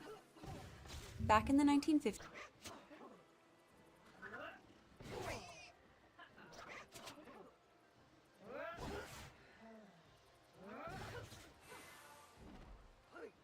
it was uncommon for more than one animated film to make it to theaters per year. But nowadays, at least a dozen are guaranteed to hit the big screen. This is partly because the technological advances of the 21st century have made the animation process less arduous, allowing more studios to flourish, but another part of the equation is the growing popularity of animated films in general, with the genre bringing in billions of dollars at the box office annually. Unfortunately, these financial successes have resulted in many studios choosing to prioritize quantity over quality, with an increased amount of recent animated releases phoning it in and simply basing their stories on pre-existing IP. Even on the rare occasions when we do see films that have an original premise, they often wind up following a formula we've seen time and time again. Case in point, Disney's adorkable female characters, which I have a video all about. Now, these adorkable girls are by no means the only offenders. In fact, there's another unimaginative character type that's even more pervasive in the animation industry, one that transcends genres and studios, haunting me wherever I go. And now I want to sit back and relax and enjoy my evening, when all of a sudden I hear this agitating, grating voice. I've recently been doing a good amount of traveling, and as is custom, I spent those 50+ hours taking full advantage of the in-flight entertainment. So imagine my surprise when not one, not two, not three, but 4 of the animated films I wound up watching featured the same aggravating character with the exact same aggravating voice, Awkwafina. For those unfamiliar, Awkwafina first got her start back in the early 2010s by making satirical rap songs online, and she used that virality to break into the entertainment industry. This began in 2016 with a part in Neighbors 2, as well as a small voice role in Storks, her first foray into animation. Initially, Awkwafina was primarily known for her distinctive voice, awkward behavior, and crude humor, making her a popular choice in comedies, where she often played sassy and self-deprecating characters. 2019's The Farewell was a short-lived shift towards more dramatic and serious roles, but it was quickly followed up by more comedies where she played the same wisecracking goofball as always. This typecasting was even present in animation, as seen with her character in 2019's Angry Birds 2, Courtney. Now admittedly, Angry Birds 2 is pretty low-hanging fruit. Not only is it a sequel to a movie that's based on an app, but it was also pretty blatant about its lack of a decent storyline, hence its primary marketing strategy of celebrity cameos. The most obvious of these stunt casts were David Dobrik, Jojo Siwa, and Colleen Ballinger, who were crammed into the film in order to appeal to their massive child fan bases, which is pretty ironic in hindsight. In 2019, Awkwafina was by no means a household name, so her casting in Angry Birds 2 wasn't a total red flag, but the movie as a whole was reflective of an unfortunate trend within the animation industry, which was that the character wasn't as important as the person who voiced them. For most of the 20th century, studios hired professional voice actors or character actors for animated projects, caring less about name recognition and more about the quality of work. Besides voice actors being more experienced in that department, showcasing a vocal range that the average A-list screen actor didn't have, they also weren't as costly, allowing that portion of the budget to go towards the screenwriting or animation departments. It wasn't until more recently that that changed, thanks in large part to the casting of Robin Williams as the genie in Disney's 1992 film, Aladdin. According to the producers, the genie was directly inspired by Williams, who was known for his improvisational skills and impressions, behaviors that influenced the character's transformative nature from the very start of production. Williams initially accepted the role as a favor, asking for only $80,000 instead of his usual $8 million. His one and only condition, that Disney not use his casting as a marketing tactic. They, of course, ignored him. There's actually a lot more to this story that I don't really want to get into now, but Lindsay Ellis has a great video about it over on her channel that I'd highly recommend if you want to learn more. All you really need to know for now is that upon the release of Aladdin, the film saw immediate critical and commercial acclaim, which Disney was quick to credit to Robin Williams' casting and their subsequent marketing of that fact. This set a precedent, and Disney's subsequent 90s releases saw the casting of big-name celebrities for roles that would have once gone to voice actors. Mel Gibson was in Pocahontas, Matthew Broderick, Jeremy Irons, and Whoopi Goldberg were in The Lion King, Demi Moore and Kevin Kline were in The Hunchback of Notre Dame, Danny DeVito and James Woods were in Hercules, and Eddie Murphy was in Mulan. Now, Disney wasn't the only company that used celebrity casting as a marketing strategy in the 90s, with Anastasia casting Meg Ryan, John Cusack, Kelsey Grammer, and Christopher Lloyd, while the Prince of Egypt cast Val Kilmer, Ray Fiennes, Michelle Pfeiffer, Sandra Bullock, and many, many more. But honestly, I don't really blame them for it, because if you were going up against Disney back in those days, you needed all the help you could get. The mouse played dirty. By the 2000s, the practice had become the norm, with everything from Shrek to Ice Age to Madagascar to robots committing to celebrity casting, with professional voice actors being relegated to TV, direct-to-video sequels, and additional voices. Some of these A-list celebrities definitely brought something special to their performances. I couldn't imagine anyone but James Woods as Hades, but others are nondescript enough that I have to wonder, were they actually the best choice for that role? Especially if some of their singing parts were done by an actual voice actor, because at that point, why not hire the voice actor to begin with? Sure, Jay Baruchel was a great choice for Hiccup in How to Train Your Dragon, but that sort of dweeby sound could have been pulled off by tons of professional voice actors. Now, this isn't to say that people who first rose to prominence for their on-screen performances can't be successful voice actors. Case in point, Mark Hamill, Robin Williams, Seth Green, and Alan Tudyk. Not only have they given some great individual performances, but they've even voiced multiple characters on the same project. And if you can do that and not have anyone notice, then you're not going to hear any complaints from me. For certain celebrities like Sandra Bullock, Brad Pitt, Michelle Pfeiffer, or John Cusack, their voices might sound familiar to the average person, but you're not immediately going to recognize them as soon as they open their mouths, which I actually think is the ideal scenario when it comes to celebrity voice castings, as it makes them more of a blank canvas, allowing them to play a wider variety of animated characters. So even on the off chance you do recognize their voice, you're not automatically reminded of their other roles and comparing them. Whereas with celebrities who do have more distinctive voices, ones you could do an impression of, like Danny DeVito, Eddie Murphy, Jerry Seinfeld, or Awkwafina, there isn't as much flexibility, because the audience already associates their voice with certain behaviors and projects. That isn't to say that everyone who hears Danny DeVito is immediately going to think of Frank Reynolds, but you're probably going to assume a curmudgeonly old man is talking, which the animation industry is thankfully aware of, resisting the urge to have him voice hunky prince types. Awkwafina's voice, on the other hand, which is gravelly and loud, with the occasional emphasis on the wrong syllable, reads as obnoxious and juvenile. At least to me. And I'm always left thinking of a tween chomping on a peanut butter and jelly sandwich, shouting into a headset while playing Fortnite. I'm obnoxious. Now, there's nothing wrong with that sort of voice, as long as it's appropriate for the situation, which unfortunately is rarely the case when Awkwafina's concerned. Oh no, he's doing a voice. Take, for instance, 2021's Raya and the Last Dragon. If you watch the film, Sisu is a naive goofball, which isn't a bad direction to go in considering Raya's more serious personality. But because Awkwafina is constantly cracking jokes and inserting pop culture references, instead of her inexperience coming across as charming, like Ariel, it feels more annoying, almost like she's being ignorant on purpose as a gag. It's the type of thing that wouldn't be an issue if it were a smaller role, but as one of the protagonists, it makes the film hard to watch because you can't identify with a character you're supposed to root for. It's Ooh, it's hot. It's hot. It's really hot. Oh, water. Look at my people arms and my people face. Look how close my butt is to my head. Something about Awkwafina's exaggerated delivery also winds up making Sisu feel too self-aware, like the character knows she's in a movie, so she's trying to ham things up for the audience, which conflicts with the overall tone of the film.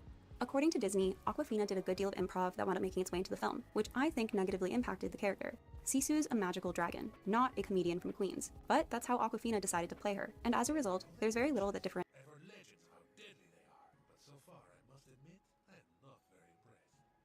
Sisu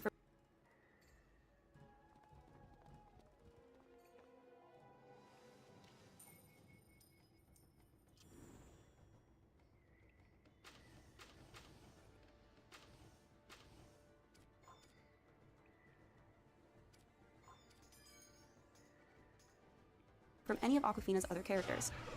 But then I saw it wasn't you, it was her. But it wasn't in the mirror, except she had your voice. Ow. Are you listening to me? Yes. You'd think the sort of obnoxious quality of her voice would have worked for Scuttle in 2023's Little Mermaid, but it doesn't. In the original film, even though Scuttle has absolutely no idea what he's talking about, he always pretends that he does, requiring his voice to have a sense of intelligence and confidence. He's irritating, but still likable. Awkwafina's version of the character is more ditzy, at least when she's not squawking, making Ariel's trust in her more of a stretch. I get that the "it's a bird"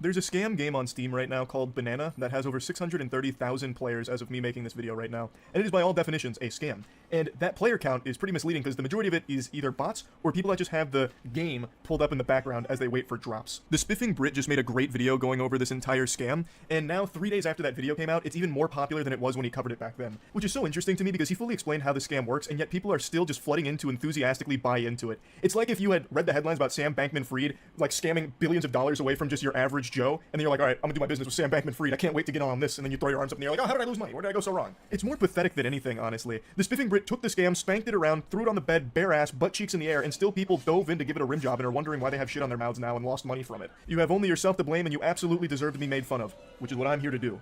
Heroes, not a word I like to use often, but I think what I'm doing here today is very heroic and brave. Someone has got to insult you for what you have done, if you are one of these people that are buying the fucking bananas in this game. It's not a game, it's actually just a PNG of a banana that you click, and the number will go up, and every few hours you'll get a random drop. If you play anything on Steam, you know what this is, like CSGO cases, that kind of thing, but in the banana game, you get banana skins, which aren't even usable in the game. There's actually no functionality to even take that skin and use it in the game. The developer says he's going to do that at some point, but I highly doubt it, because he doesn't need to. He's still just printing money from this dog shit from the absolute imbeciles, the fucking idiot buffoons that are buying into it, so why would he even bother doing that bare minimum? So what you do is, you get these drops of these banana skins, and they just go into your inventory, and they sit there collecting dust, and then you get out all your religious relics, light some candles, and start fucking praying that someone's going to pay you real-world money for those useless banana images in your inventory. That's it. This should ring some bells here, because it's very similar in concept to the NFT craze from a few years ago, where basically you buy this image and you hope that someone comes along down the line and buys that image from you for more than what you spent on it. You don't want to be left holding the bag. It's the same concept in the banana game, except this one's working significantly better because they found much more vulnerable goobers here. Gamers. So the gamers here are buying these banana skins for up to like $50. There's actually even $1,000 banana skins in this game. And I need to stop calling them skins because they're not. It's just images in your inventory. You can't even do anything with them even if you wanted to. So you're buying these banana images from Google Images and you are squatting on them hoping that for some reason down the line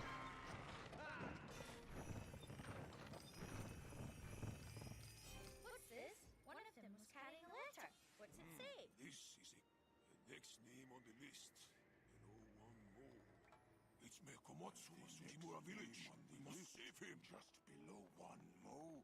It's Mayor Komatsu, the leader of Sujimura village. We must save him.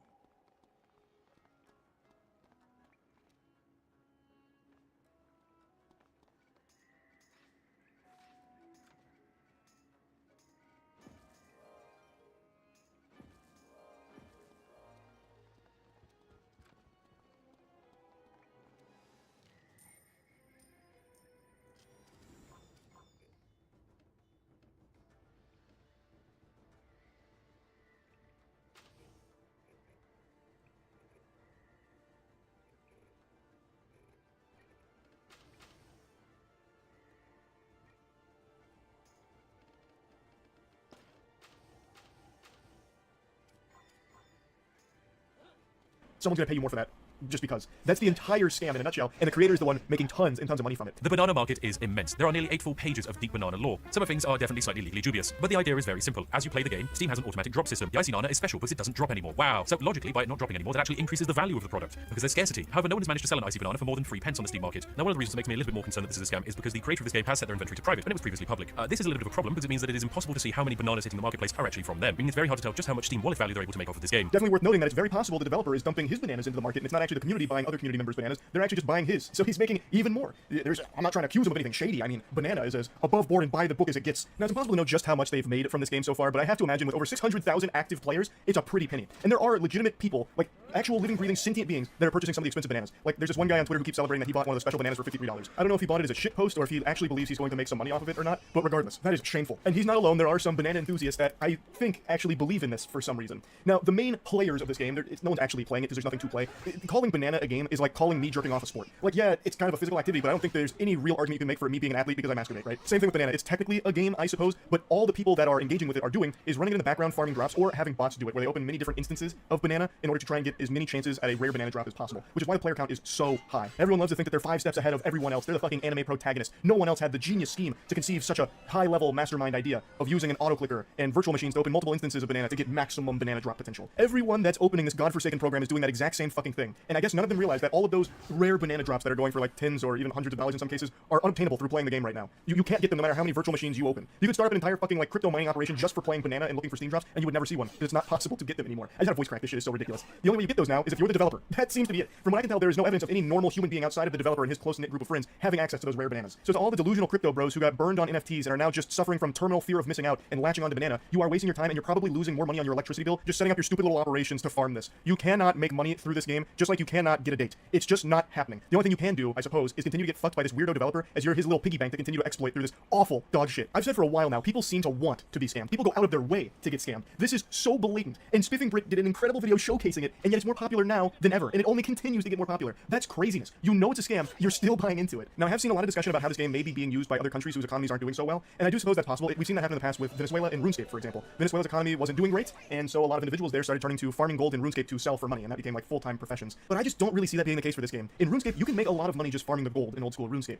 In Banana, you can't. The only banana images that are selling mainly are like the 3-cent ones, because that's all you can actually really get from drops from what I can tell. So the only things that have any real value to them are the 3-cent skins, not so much like the rare skins. So to me, it just seems very unlikely that something similar will happen here because it's 3-cent banana images that you're moving, and not even all that often because the drops come at very long intervals. So it's not even something that you could really make a lot out of, even if you had hundreds of bots running it. So I don't really see that being the case. I could be very wrong about that, but one thing I'm not wrong about is how much of a cringe loser you have to be to actually think that these are wise investments. If you are someone that is buying and selling banana Steam inventory images, you deserve to be spit on, 100%. Hey, this is just tough love right here, brother. I'm trying to get through to you. Please, open up. Let me in. This is an intervention. If you are buying and selling fucking banana images in this...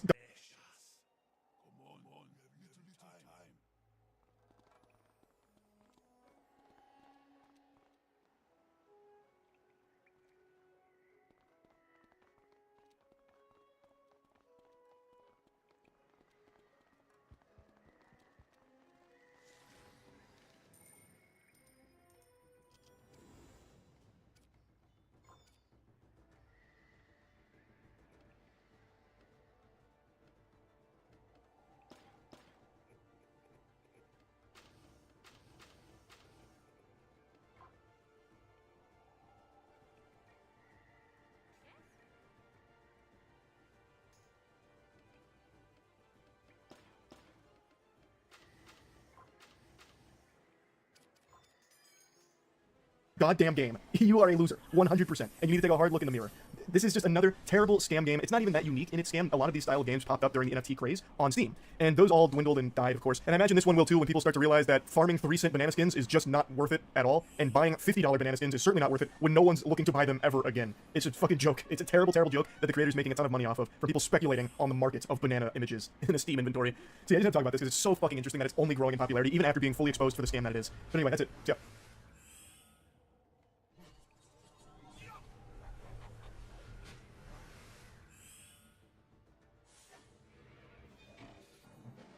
So here's a question. When did animated movies start selling themselves on their bankable celebrity talent? Jim Carrey. There are people on the spectrum. Jerry Seinfeld. Renee Zellweger.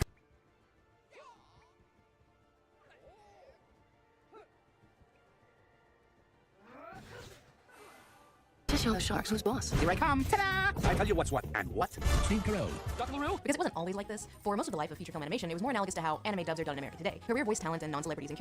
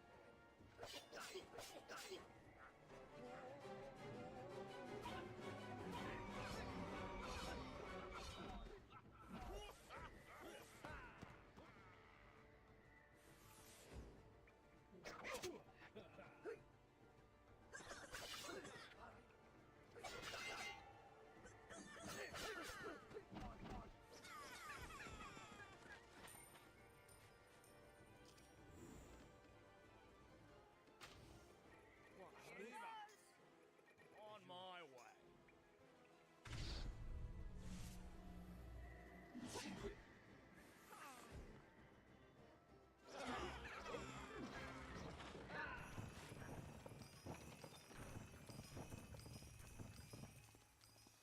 No, I take back what I said. Do you hear me, ninjas? I take it back.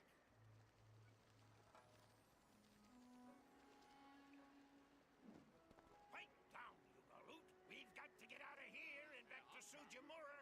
Mayor's goose is cooked. Ahoy! Your orders. What now? Captain, we have seen many great adventures. Are you ready for another? To a tavern cellar.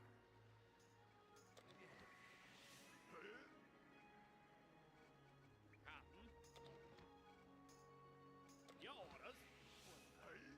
Ahoy! All ready, Captain.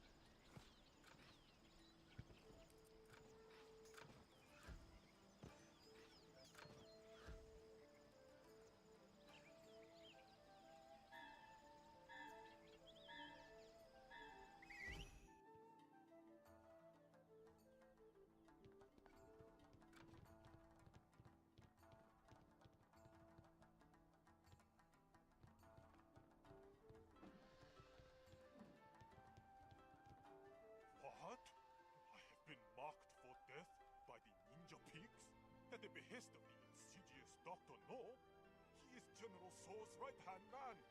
This is no small matter. They're everywhere. Now, porcine assassins, you will learn that justice also wears a mask. We fight.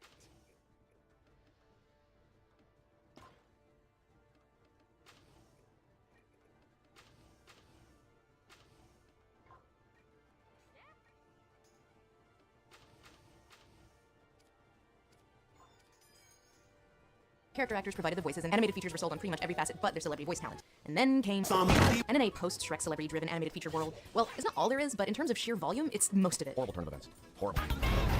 But you know where this is going. Shrek might have codified the thing, but it did not kick off the thing. That dubious honor goes to Aladdin! Hello, Aladdin. Nice to have you on the show. Can we call you Al, or maybe just Din? But here's the thing. The big celebrity on whose back Aladdin was marketed did not want this to happen. This current hellscape of James Corden playing Peter Rabbit and Patrick Stewart as the poop emoji. Just doing my duty. This is a hellish mirror house version of what went down with Williams' experience with Disney. Williams did not want to be the celebrity off of which Aladdin was marketed. It's all part and parcel of the whole genie gig. His name being used to market the movie and its tie-in merchandise at all created a massive rift between himself and the Walt Disney Company that lasted for years. All because Disney just couldn't resist ignoring this man's request not to be used as a marketing tool for Aladdin. I am your master now. This is the story. Now I'm the king of the swingers. Ooh. Before the Disney Renaissance of the 1990s and the prestige value that came with being in one of its movies, animated films were rarely the playground of A-list actors and more the territory of relatively unknown character actors and voice actors, with the occasional B-lister and C-lister thrown in. For instance, Ralph Bakshi's Lord of the Rings had John Hurt. Well, you have put your foot in it this time. Who are you? The Rescuers snagged Bob Newhart and Ava Gabor. Can we just... Bernard, adventure. Got to rope in that Green Acres crowd. Hi, get allergic smelling hay. The Fox and the Hound had Kurt Russell. The same year as... I don't give a fuck about your war. Or your president. Okay. Point being that voice casting for animated films was less of a star-studded affair and more of a...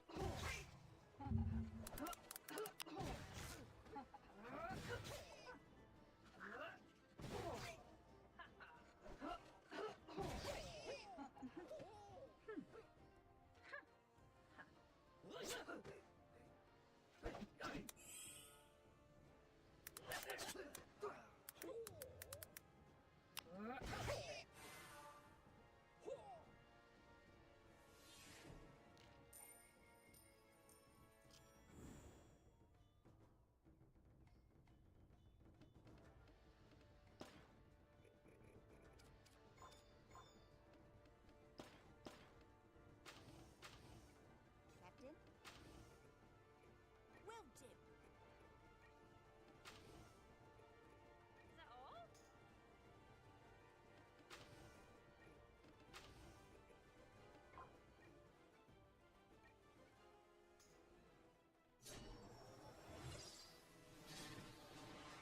people you might see on Nick at Night sort of deal. I don't have to ask you what business you're in. Then comes 1986's The Great Mouse Detective, which was the first animated feature where Eisner and Katzenberg oversaw most of the production and the distribution. And while Mouse Detective had Vincent Price as the world's most extra bitter ex-boyfriend, Trouble with the chemistry set, old boy. it wasn't what one would call a star vehicle. It did, however, turn enough of a profit to convince its new studio heads that there was still money to be made from Disney's animation division. Enter Oliver & Company, whose cast not only had way more considerable star power, but whose marketing also heavily relied on pushing said cast as a feature of the film. Bette Midler, Huey Lewis, and Billy Joel. Oliver & Company's $31 million budget was double that of Mouse Detective, presumably because of that voice cast, but it also earned twice what Great Mouse Detective did. The big takeaway here for Eisner and Katzenberg, star power gets attention, especially from adult moviegoers. Howard Ashman, one of the lyricists on Oliver and rising star on the stage,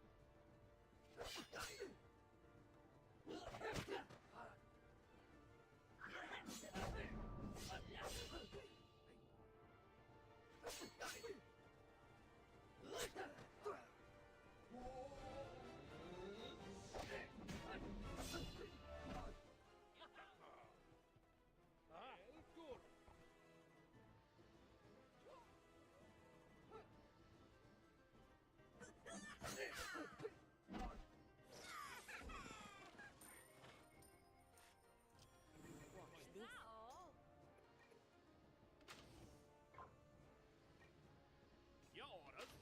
No problem, Captain.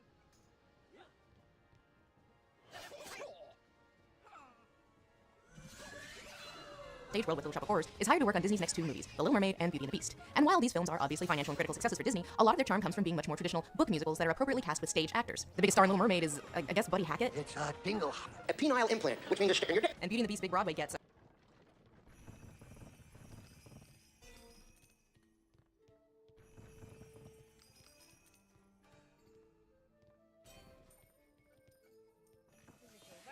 Merciful Muda, thank you, pirate. You have saved my life. Quickly, take your news to Constable Tatami. He will know what to do.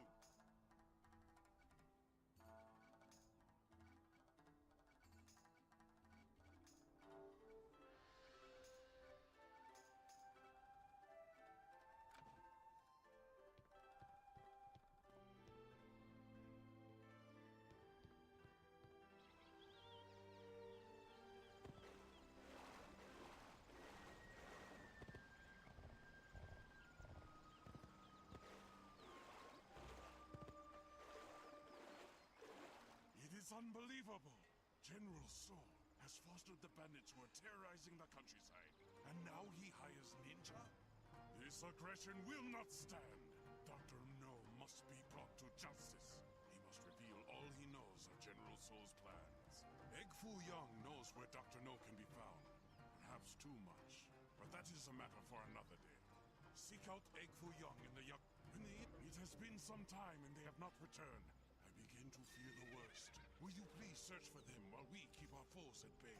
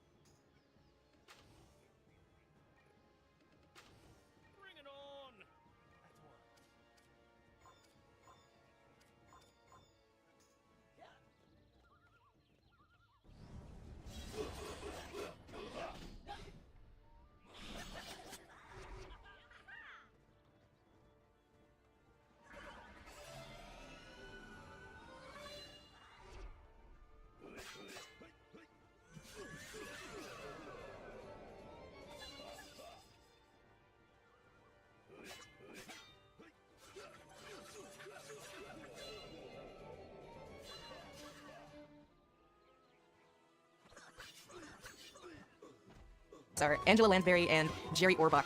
He's not whole without a soul to wait upon. Can't believe they got Mrs. Lovett and Baby's dad from Dirty Dancing. But then came Aladdin. 10,000 years will give you such a crick in the neck. Damn. Little sip of Perrier here. I had to stop drinking alcohol because I used to wake up noon in my car with my keys in my head. Robin Williams became famous through his stand-up career, particularly as an improv comedian, and his starring role in television's Mork and Mindy. Fly, be free! But he initially struggled to translate that success into film. His first major starring role, Robert Altman's 1980 flop Popeye, which was partially produced by the Walt Disney Company, it was a disaster. Popeye, the sailor, and Popeye, the sailor, and Popeye, the sailor. which led to a film career slump that lasted throughout the early 80s for Williams. But right around the time of the Eisner ascendancy at Disney came two opportunities for Robin Williams, produced under the Disney umbrella. Good morning, Vietnam! His darling passion project, Good Morning Vietnam, and The Dead Poets Society, both of which garnered him Oscar nominations. And then came Hook a couple years later, which finally cemented Robin Williams as an A-list, bankable star. But none of these films are so relevant to the story of Aladdin as a charming little polemic by the name of... I just flew in from a biology lab. I'm back and I'm flapping free. Let me tell you a story, and it's all about... While it seems on paper that this should be the cheap knockoff that was capitalizing on Williams' popularity as the genie, Ferngully was actually a labor of love that had been in development for years before Aladdin. But it only really got off the ground after Robin Williams was cast in the role of pop culture referencing, bigoted against humans, rapping PTSD bat Batty Coda. Yo, the name is Patrick. The logic is erratic. Potato in a jacket. Toys in the attic. And believe it or not, Williams was signed on for Ferngully before he had even been approached for Aladdin. Ferngully's screenwriter, Jim Cox, who had coincidentally worked on the first two screen treatments of Beauty and the Beast, had seen Williams performing at open mics in LA comedy clubs between his two Oscar nods, and wrote the role of Batty specifically around Williams' frenetic energy. Williams agreed to do it, according to Young, because he felt strongly about the actionable green message. Makes you think the gods up there looking down going, I gave you a nice planet and you fucked it up. Rap like an animal, but I'm a mammal. So while Ferngully is going into production, by pure happenstance, we have a nearly mirror situation over at Disney with the film Aladdin. Williams' involvement did not originate with the studio cynically wanting an A-list celebrity to draw in adult audiences. Williams had a very cartoony persona, and he was inspiring to more than one animation studio at the same time. Fairly early on, I think we had the idea of using Robin Williams as the genie, and as we wrote our first version of the script, that was one of the key ideas there, was that the genie was kind of a transforming stand-up comedian, very much like Robin Williams. Not only was the part written for him, but they had pitched Aladdin as a Robin Williams vehicle before the actor had even been approached. Said Musker, "Yeah, we wrote this part with Robin in mind. We didn't know if he would do it. We were totally walking down the plank. If he said no, we were going to be in big trouble because the whole concept for Aladdin was built around Robin." I can't believe it. I'm losing to a rug. Williams was hesitant, but was convinced to sign on when Musker and Clements had supervising animator Eric Goldberg create a sample reel of the genie set to one of Williams' old stand-up routines. But first, before we do the play, I'd like to talk about the very serious subject of schizophrenia. Williams is said to have laughed his ass off and then signed up immediately. According to Goldberg, one of the great thrills of my life was actually watching Robin Williams laugh at my animation. I mean, it doesn't get any better than that. And so, a deal was struck between Disney and Williams, who agreed to do the voice of the genie at SAG pay scale, about $70,000, with the following caveat. There are a few provisos, a couple of quid pro quos. He specifically requested that Disney use his name in 25% or less of the promotional and marketing material for the movie. Part of the reason behind this was because Williams was worried that this would cannibalize the audience for his upcoming film and passion project, Toys, set to be released a few months after Aladdin, which, arguably is what happened. But more important for Williams was something of an ethical bent. He also did not want his voice being used to sell merchandise. Said Williams, "I love animation, and Disney is the Rolls Royce of animation, but I told them, don't use my voice to sell merchandise." And they agreed to that. When Disney went ahead and used his voice in the marketing, Williams said he felt it was a violation of trust. Williams said, "Don't merchandise my character." To Disney. Aw. Initially, Disney stuck to their agreement, albeit in a roundabout way. Here's the initial teaser poster, and there's no mention of Williams or the genie in sight, just this classy backlit lamp. But Disney quickly found a clever interpretation of this 25% of the marketing caveat that really pushed its limits while still being technically within reason, but that was nothing of a broken agreement compared to...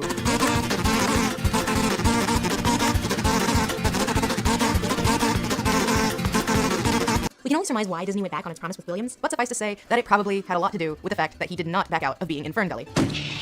I know I am. I know I am. Studio president Jeffrey Katzenberg, petty asshole, legit thought Williams would drop out of Ferngully to be in the bigger, more prestigious Aladdin. So Katzenberg, petty asshole, actively sabotaged Ferngully. Said Ferngully writer Diana Young, "Twice we rented facilities and they gazumped us by paying more. When we found space in the brewery, Disney tried to buy it. One day, Katzenberg and 8 or so others marched through to inspect the premises. We scrambled to cover everything up, but it was also really about Robin. According to Jim Cox, Ferngully screenwriter, Robin was steaming. Like, it's my voice. You can't stop me." It also didn't help that Williams' own response to Katzenberg's ire was like, "You, Ferngully signed me first. I'm rapping the Batty rap." I need a checkup from the neck of Aunt Betty. So Disney's like, "Well, you right back. We are going to renege on our promise." And thus began the now infamous feud between Williams and the Walt Disney Company, in which Williams was more than happy to start shitting publicly on Disney while they continued to use the genie to make money. Moreover, the moral implications of what his work was being used for irked him. The one thing I said was, "I will do the voice. I'm doing it basically because I want to be part of this animation tradition. I want something for my children. One deal is, I just don't want to sell anything, as in Burger King, as in toys, as in stuff." Not only did they use my voice, they took a character I did and overdubbed it to sell stuff. That was the one thing I said, I don't do that. That was the one thing where they crossed the line. A Disney spokesperson logged back that they had played completely fair game with Williams, and that they had reputably ran every piece of marketing material across him and his then wife, Martha Marsha. Said the spokesperson,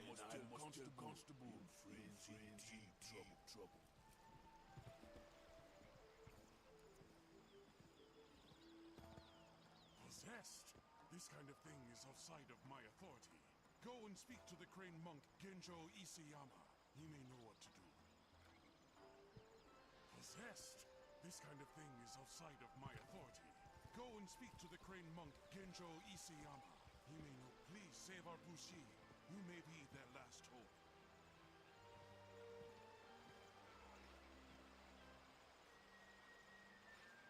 Possession is serious. You should purify your sight so you are not offended. And bring me that welcome and fight the possessed. If you have come to make offerings at the foot of the Muda, a rice ball and a jar of tea, fight the Inoshishi bandits and recover them. If you want to, the thieves took a begging bowl, an incense stick, a rice ball, and a jar of tea. Fight the Inoshishi bandits and recover them. The Inoshishi bandits stole a begging bowl, an incense stick, a rice ball, and a jar of tea from the statue of the Muda.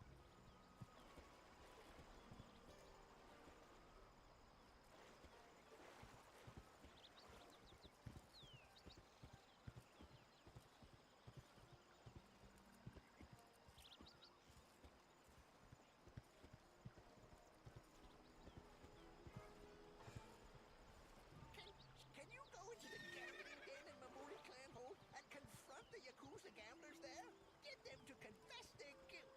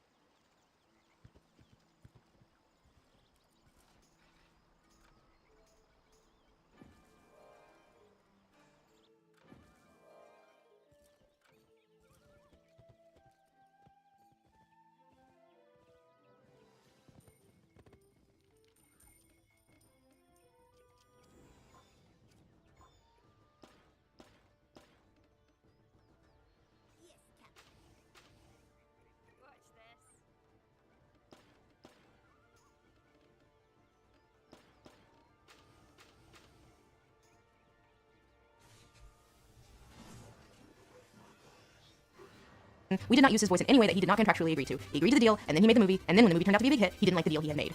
After all, you've lied to everyone else. Hey, I was beginning to feel left out. The bridge had been burned. That when even the Golden Globes gave Williams a special award for playing the genie, he gave a 3-minute acceptance speech where he mostly faffed around and mentioned the Disney company not one time, although he did throw some shade at the petty asshole. I can thank Jeffrey Katzenberg.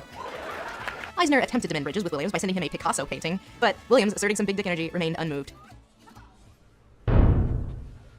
So, of course, the real dramatic irony here is not that Williams' involvement in Aladdin started the trend of celebrity voice acting as a marketing strategy, which it totally did, but that the fallout was the last thing the man would have wanted. However, for better or worse, lessons were learned from the success of Aladdin. Cynical, cheap lessons. We saw it begin to some degree with The Lion King, and then more with Pocahontas. Mel Gibson was one of the biggest stars in the world at the time. But then after that, starting with the ones that were seriously in production after Aladdin was released, every Disney movie had a genie knockoff featuring some extremely bankable comedic talent. Okay, everybody, move aside. Out of my way. Best friend coming through. Remember like a few years ago, every other book was named Jason and the girls were all named Brittany. There are a couple of things I know about the news. Like a fur wedgie. But of course, the most shameless, egregious example comes from... I'm losing to a pirate. But these examples are just from the Disney side of things. Let us not forget all of the other haters and losers out in the non-Disney animation world who were quick to jump on the same formula. Don Bluth saw not a lot of success in the 90s until Anastasia, which is not only a bald-faced, shameless ripoff of the Disney story formula, but also in how much it crammed in its miscast A and B listers and marketed the shit out of it. Meg Ryan is hideously miscast as a plucky 18-year-old amnesiac. Why are you circling me? What were you, a vulture in another life? Hank Azaria is our genie, I guess. Yeah, ain't that the kick in the head? I guess a curse just ain't what it used to be, huh, sir? And Christopher Lloyd. I have no feelings whatsoever. Ugh, yeah, that'll be a yikes for me, dog. But the apogee of this trend of capturing adult interest in children's entertainment by way of celebrity voice talent comes to us at the hands of... Jeffrey Katzenberg, petty asshole, finds his biggest post-Disney successes by sniping Disney ideas and being, well, an extremely petty asshole, with his first shameless ripoff of a Disney project, Ants, featuring Uncanny Valley Nightmare versions of Woody Allen, Sharon Stone, Sylvester Stallone. Wow, those are some hot tickets in 1998, but Mom and Dad sure do know who they are. Call me crazy, but I have a thing about drinking from the anus of another creature. Not only was it rumored that Katzenberg had decided to lift inspiration from the Pixar project then titled Bugs, but also that he browbeat the animation team at PDI to do everything they could to make sure it hit theaters before A Bug's Life did. Petty asshole. You the it. Right after that, we had the Prince of Egypt, aka pulling a favor from every famous person in Hollywood. Wow, Val Kilmer is just, he really does play Moses. How can this be? How can this be? And then, yeah, I get that you love Shrek, but it is an extremely petty asshole movie. From its cheap, shallow digs at Disney, to its totally not Michael Eisner-inspired villain, to its shameless pop culture references. You wanna hold it? Yes. Please. Yes. Then you got a little tenderness. To a celebrity-driven marketing campaign that makes Aladdin look downright subtle. And joining DreamWorks were the knockoffs, which haunt us to this day. Ray Romano, John Leguizamo, Gary Chandler, Steve Carell, Smith, Angelina Jolie, Renee Zellweger, Dennis Leary, and Scratch. Woof. Of course, there's Illumination, animation. And even further down the totem pole, Sony Pictures Animation, with even cheaper, shittier movies. Most of the time, yeah, they have the one exception. Like, incredibly cheap. Probably more than half the budget goes to the voice actors. Like, what the hell is this stuff? Stephen Young, Keegan-Michael Key, Gina Rodriguez, Zachary Levi, Kelly Clarkson, Patricia Heaton, Kristen Chenoweth, Tyler Perry, Tracy Morgan, and Oprah Winfrey. What? How did that get Oprah?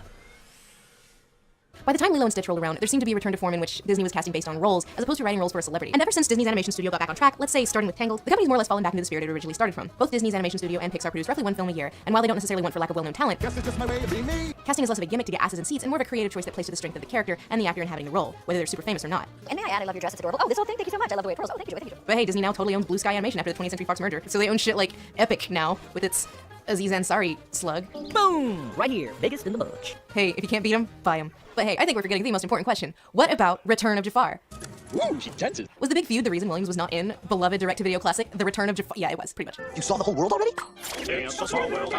Williams declined to reprise the role of the genie in the not good and quite bad direct-to-video sequel. Itself the spark for another long, sad trend that would last more than a decade, and we're not gonna get into right now. This is no angel. It's the shadow of a monster. Not because he thought a sequel was necessarily beneath him, but because he was still furious about the way that Disney handled Aladdin. So Disney went ahead and made it and replaced Robin Williams with Homer Simpson. He's big. He's blue. He's black. That was probably also the reason why they didn't bother giving that movie a budget or making it look like not ass. Steal from us again, and your squinny buddy will beat enough for the jackal. But in the end, the feud was mended not by money or Picasso's, but by sincerity, or at least the public performance of sincerity. And of course by firing the petty asshole. Joe Roth, Jeffrey Katzenberg's successor as studio chief, issued a public heartfelt apology on the debacle, saying, Robin complained that we took advantage of his performance as a genie in the film. We had a specific understanding with Robin that we wouldn't do that. Nevertheless, we did that. We apologize for it. I've known Robin for years and know that none of these issues are ever about money. They are simply about principle. And with peace reinstated, Williams went on to voice the genie in other projects. Come on, enough of this dark past. Let's roll out something a little new. Including the slightly less shitty prequel. And boy, did Disney want you to know that he was back. Including the genie, brought to life again by the one and only Robin Williams. It's a kinder, gentler genie. Look at it.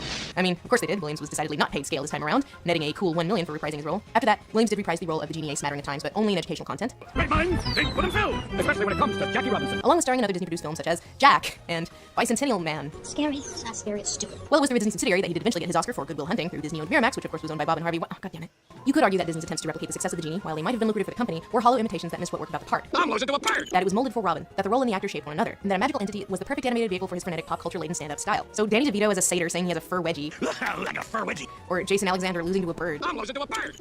It just doesn't jive in the same way. Having Jason Alexander do bad 14th century improv about how he wants to f*** a goat is just such a shoddy attempt to recapture the magic of the genie, because it misses what made the genie work in the first place. Ow.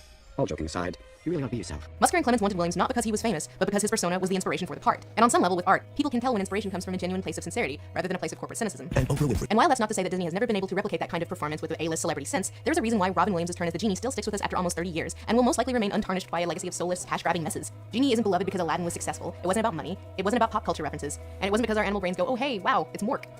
It's heart. Animation is something so wonderful about a cartoon that you can sit with your child and just laugh like crazy. And especially like, the old Warner Brothers cartoons, and that's what Aladdin was. It's basically a Warner Brothers cartoon in Disney drag. Let's make some money! But you figure 100 years, 200 years time that your great-great-grandchildren will be watching that. But I want to do interesting films, work with interesting people, and it's something that has an effect and kind of has a half-life. I'm free. I'm free. Because you get to a certain point, you say, what are you leaving behind? And if it's movies like this, I say, great. Genie, I'm gonna miss you. Me too, Al. No matter what anybody says, you'll always be a prince to me.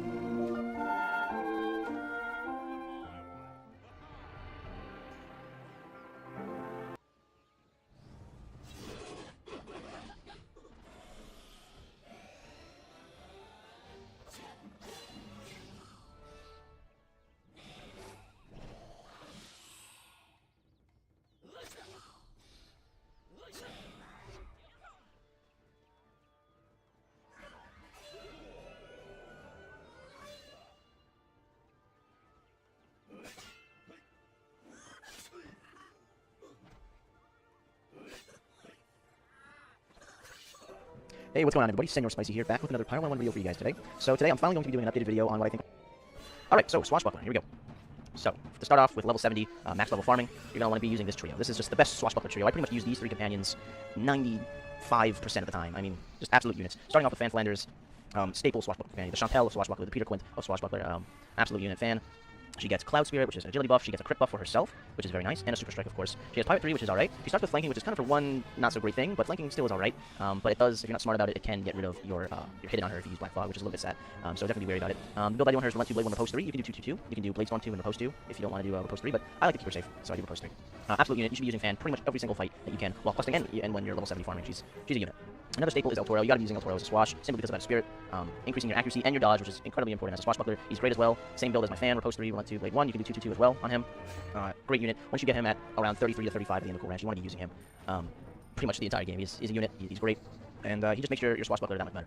And now, moving on to Keisuke Yagi, or Keisuke Yagi, however you want to pronounce him. He's a Crown Shop companion. He's the Crown Shop companion version of Kanpo that witch doctors get as their starter companion. You gotta buy this guy. If you're playing swashbuckler, buy this guy. Alright, I'm telling you, he's worth it. He's worth the 6,000 crowns. He gets a hide for himself, which is great. He gets Rally, which is awesome. And he gets Super Strike, which is obviously amazing as well. He's got 3 great powers. Not one of them are bad. And he gets great epics. Repose 3, Relent 2, Blade 2. Great chains. He's got that Repose 3 buff. He's great. You gotta buy him if you're a swashbuckler. And I pretty much, like I said, I use these 3 guys every fight. Now, if you want to also buy Wagyu Sanjuro from the Crown Shop, you also can. I'd say he's ever so slightly worse than Keisuke Yagi. Because instead of Repose 3, or instead of doing Relent 2, Blade 2, Repose 3, he starts with First Strike. So you're kind of either stuck doing Relent 2, Blade 2, Repose 2, or the same thing as Toro and Fan, where you do Relent 2, Blade 1, Repose 3. But he's still very good. He gets a Super Strike as well, and he gets the Swashbuckler Stab, which reduces strength and armor for 3 turns, which is nice. He's an also great companion. I do recommend buying him, but you do not need to buy him if you want to buy just Keisuke Yagi. He is a slightly better version of Wagyu, in my opinion. So you don't need to buy him, but if you want to, he's definitely a great buy, and he's worth it. He's a good companion to use. And also, we're going to talk about Old Scratch real quick here. Now, Old Scratch is generally more used for Musketeers, Privateers, and Witch Doctors. However, there is a great strat out there where you use Old Scratch and a couple of other Fan and Toro. And basically, Old Scratch, you use Slow Mojo Flow, and that's going to buff your poisons, actually. I know it doesn't give a little symbol that it does get buffed, but it does. And there's a strat where you can go hidden, and then you poison the enemies, and basically, it'll do like 400 damage or so for 5 turns, while you stay safe in hidden. So it's just it's like a free 2,000 damage to enemies. It's a good strat to use at max level when you're maybe fighting harder fights, like VA2, Valencia Part 2 fights. A lot of the guys have First Strike 3, like the Duomo Guards, the Royal Guards, a couple of the Unicorn Duelists. Those guys have First Strike 3, so you might want to use this Old Scratch strat. I also use this strat to solo Kane on my Swashbuckler, so it is a great strategy to use to play the safer way, the slow game, but it's a great strat. So that's basically for level 70 max level companions. As far as questing goes, Fan and Toro are still staples. Once you get them, use them. Once you get El Toro, use him. Once you get to level 40, promote him. You need to be using these 2 companions. Now, if you don't want to buy Yagi while questing, totally understandable. Another great pick is Bonnie Yan. What makes Bonnie great on Swash is Scatter Blast. It reduces their dodge, which is nice, so it allows you to hit all those melee chains with your Fan and your Toro and other companions you want to use. She has Overwatch 3, which reduces their accuracy as well, which allows you to get these Repose procs as well, which is great. If you don't want to use Bonnie, later on you can get Contessa Argento in Valencia Part 2. You can totally use Contessa. She's a very solid pick for a 3rd companion. And very early on, if you'd like to, you can use Sarah Steele. I don't totally love Sarah Steele simply because she starts with Propel Borders, which gets rid of her hiddens, or Walk in Darkness, if she decides to use. But she gets great powers. I mean, Shadow Dance is great, Walk in Darkness, Swashbuckler Stab, and Super Strike, all great. She gets Pirate, and she starts with Propel. I like to do Repose 3, Blade 2, First Strike 1 on her. She's got great epics. She doesn't chain because she doesn't have Relentless, but she's a solid pick to use very early on questing Skull Island, Conquista Valencia. So if you want to do something like Fan, Sarah, and Bonnie while you're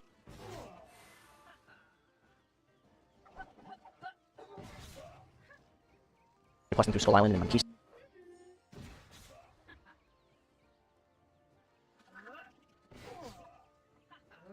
Totally viable, still very strong. And there are some other side options that you can use, you know, Toreador once you get in Cool Ranch is an alright pick, but for the most part, I'd say you want to use Fan and Toro for every single fight that you can. Zarasteel early on, Bonnie Ann if you want to early on, once you're max, switch to Yagi, switch to Wagyu, and yeah, that's pretty much it for Swashbuckler.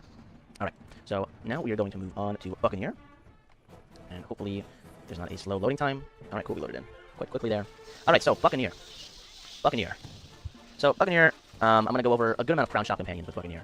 So, of course, we gotta first address the god, Peter Quint. I think is the best companion other than Old Scratch. Just the god. Peter the God Quint should be his name. He gets Whale's Might. He's the only companion to get a plus 100% stat buff. Everybody else, like Chantal and Fan, will get 75% version. So he's the only one to get Whale's Might. It's 100% buff for 3 turns. Absolutely amazing. He also gets Brutal Charge, which makes him great. Any companion that gets a charge is really nice. 2 times movement, reduces accuracy, glancing blow is a guaranteed strike, or guaranteed hit. He gets a Super Strike as well. He gets Pirate 3, which is nice, and Turn the Tide 2, which is very nice. Staple Buccaneer epic to get. The build I do on him is Relentless 2, Blaze Storm 2, Vengeance Strike 3. Vengeance 3 for the stun. It has a chance to stun enemies. Just a god. You gotta be using him as a Buccaneer. Every single fight, whether you're level 70 or level 2, you use Peter Quint. For every single fight. Absolute god. So yeah. So next we're gonna move on to El Toro. Of course, we've been talking about El Toro. Just a staple companion to use. Repose 3, Relent 2, Blade 1 is what I like to use on him. And the Spirit Decor is great. And the reason why I recommend Toro on Buccaneer, you don't totally have to use him. I definitely recommend using him while questing, though, because he can save your companions. The accuracy helps just for you being able to hit chains, especially if you're versing Swashbucklers that have high dodge. It helps you to hit all those Relentless and Blaze Storm, your Super Strikes, and all those chains. So I do recommend using Toro. And for max level fights, level 70 fights, I still recommend using Toro, because a lot of high level enemies have a great amount of dodge. So you do want to counteract that with a Toro buff if you can. And the dodge buff does help to keep you alive sometimes. So I definitely recommend using Toro while questing, and also when you're level 70. And now we're going to move on to the Great Goronado, the Crown Shop version of Cortez, although Cortez is not a companion. Absolute unit again. He gets Vicious Charge, which is great, 2 times movement speed, great amount of damage, reduces accuracy for 5 turns, an awesome power. He also gets this AoE, which isn't great, but it can be helpful sometimes to do a little bit of damage to multiple enemies. Sadly, he only gets Turn to Tide 1, he doesn't get Turn to Tide 2, but that's still alright. I like to do Blade 3, Relent 2, Venge 1 on him. You could do 2-2-2 if you want, but I like to Blade 3 on him. And yeah, very solid unit. You should buy him. He's a Crown Shop companion. Once you defeat Cortez 25 times in Monquista, you can unlock him, and you can buy him for 7,500 crowns. He's a worthy investment. I highly recommend you buy him. Actually, you should buy him as a Buccaneer. You do not have to buy him while you're questing. You can buy him to get him at level 71 when you're max. But yeah, a great companion to buy for level 70 farming. Another great companion to buy is Verminius Blightbeard, similar to Black Annie. One of the Scrimshaw Obsidian bosses that you fight. Once you defeat him 25 times, you can unlock him in the Crown Shop to buy for 7,500 crowns. He's a good buy. Some people don't really like to buy him. I recommend him. I think he's great. You get Pirate 2, Turn the Tide 2, Blade 2, Relent 2, Venge 3, that simple basic Buccaneer build that you do on him, and he gets these 3 guaranteed crits, Super Strike, Mega Strike, and Epic Strike, just like Black Annie, but the melee version. He's a great companion. I really recommend him. He's very similar to Temujin, but he does get a couple more guaranteed crits, which is why I like to use him a lot. So Blightbeard is another great buy. You don't have to buy him if you already have Goronado, but if you do want to buy Blightbeard, I'd say he's a very good buy and worth the money. Now there's also Temujin, which is very similar to Blightbeard. The real difference is he doesn't get Pirate, and instead of getting 3 guaranteed crits, he gets a Super Strike, and he gets Buccaneer Smash, which is also a very good power. It reduces agility and accuracy, great against Swashbucklers, great against Musketeers. He does have the Venge 3 build on him. Another great Crown Shop buy. He's the Crown Shop version of Subodai or Subdai that Swashbucklers get. Another great buy. Yet again, you do not need to buy all 3 of these guys, and you don't have to buy Zhang Cha as well, which I'm going to go over. You really only need 1, maybe 2 of them. I'd say out of all of them, I'd recommend buying Goro the most, because Vicious Charge is great. Then probably Blightbeard, then probably Temujin, and then probably Zhang Cha. If you do want to buy all of them. But you really only need Goro to buy from the Crown Shop. So, Temujin, yeah, like I said, another great unit to buy. I think he looks awesome. I love Temu, he's a great companion, and a very solid buy. And Zhang Cha, that I quickly mentioned, very similar with the Buccaneer Smash and Super Strike, Turn the Tide 2. The only difference is he starts with First Strike. Now, I have Relent 3, Blade 3 on him. You do not have to do that. What I'd actually probably recommend you do is Relentless 2, Blade Storm 3, and then Second Chance 1. He's able to get Second Chance, which is kind of nice. So he is very good as well. You can argue that he's better than Temujin if you like the Second Chance 1, First Strike 1 sort of thing on Zhang Cha. Another great companion if you want to buy him. Not necessary, but very fun to use when you're level 70 on Buccaneer. You have all these different options to use, which is nice. Now, that's pretty much it for level 70. There's a couple pack companions you can buy, like Bar, which is really good for Buccaneer, but you gotta open packs and pray you get them. Doomhorn is a solid pick as well to use, but these guys are just better, so I recommend using these guys instead. So now I'm gonna talk about questing. So while you're questing, so Peter Quint, El Toro, you use every single fight. Once you get El Toro, which is gonna be around 33 to 35 at the end of Cool Ranch. And the third companion you can use, you have a couple options. You can do Kobe Yojimbo. Very good companion while questing for Buccaneer. Swashbuckler Stab reduces the strength and armor for 3 turns, as well as doing a solid amount of damage. Super Strike, he starts with First Strike, and I have 2/2/2 on him. You can also do Repose 3, Blade Storm 1 on him. Another great build. I like to switch between the 2. Both are very good. You can totally use him while questing. He's your starter companion. He's very good. Even though he's a Swashbuckler, he is still a very good unit to use. You can also use companions like Rapbeard. Once you unlock Rapbeard, he's a defensive companion, but he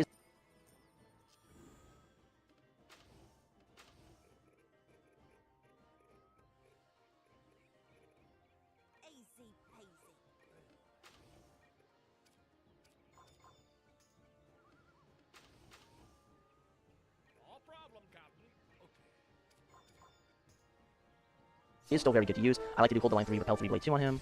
He's got a bunch of powers: Titan Song, Clear the Depth, which is a knockback, Buccaneer Smash, and a Super Strike. He also gets Pirate and Tide too. So he's more of a defensive unit, but he's still very, very solid to use while questing. And another companion to use while questing is Barnabas, also more defensive, getting as well a Triton Song and a Brutal Charge, which is nice. He does get a charge, which is very nice. Which of course speeds movement, reduces accuracy. He also gets a Buccaneer Strike, which is good against the Swashbucklers and Muskets to reduce their agility, and a Super Strike. I do hold 3, Blade 2, Venge 2 on him. You can do Venge and Strike 3 on him as well, totally fine. Very solid to use while questing. I think for the most part, while I was questing, I was doing Pete, Toro, and Kobe. And sometimes I would switch to Pete, Toro, Barnabas. And before I got El Toro, I was doing Pete, Kobe, and Barnabas for most of my questing before I got El Toro. So that's what I did.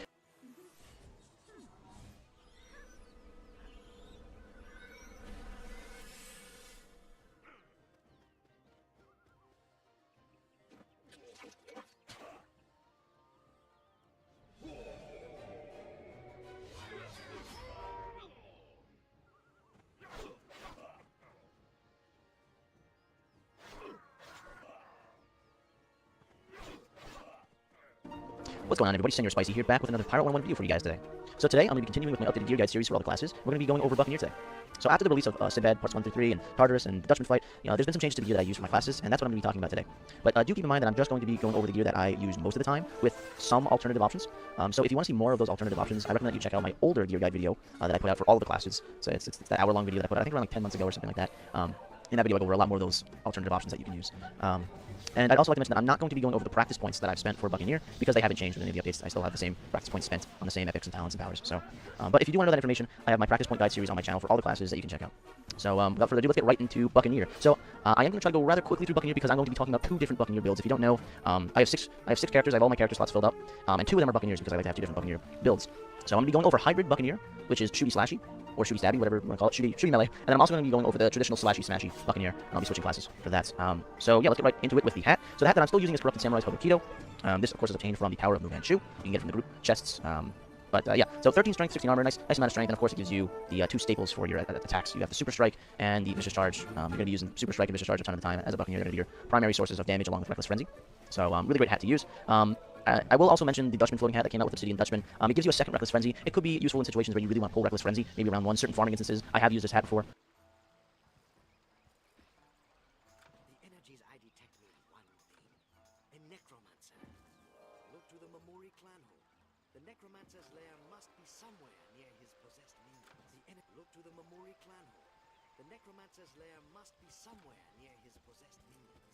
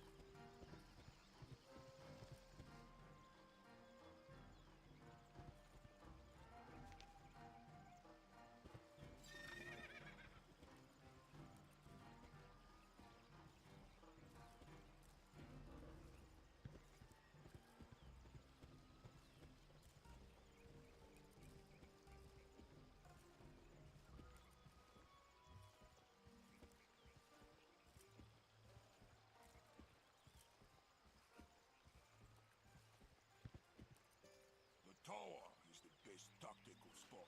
We should look there.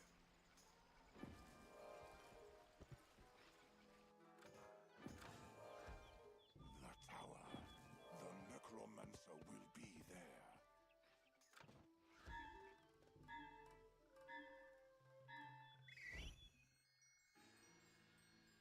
Does the crane think he's pitiful? Does Purification ritual can withstand my purification ritual with him after I crush you. I will deal with him after I crush you.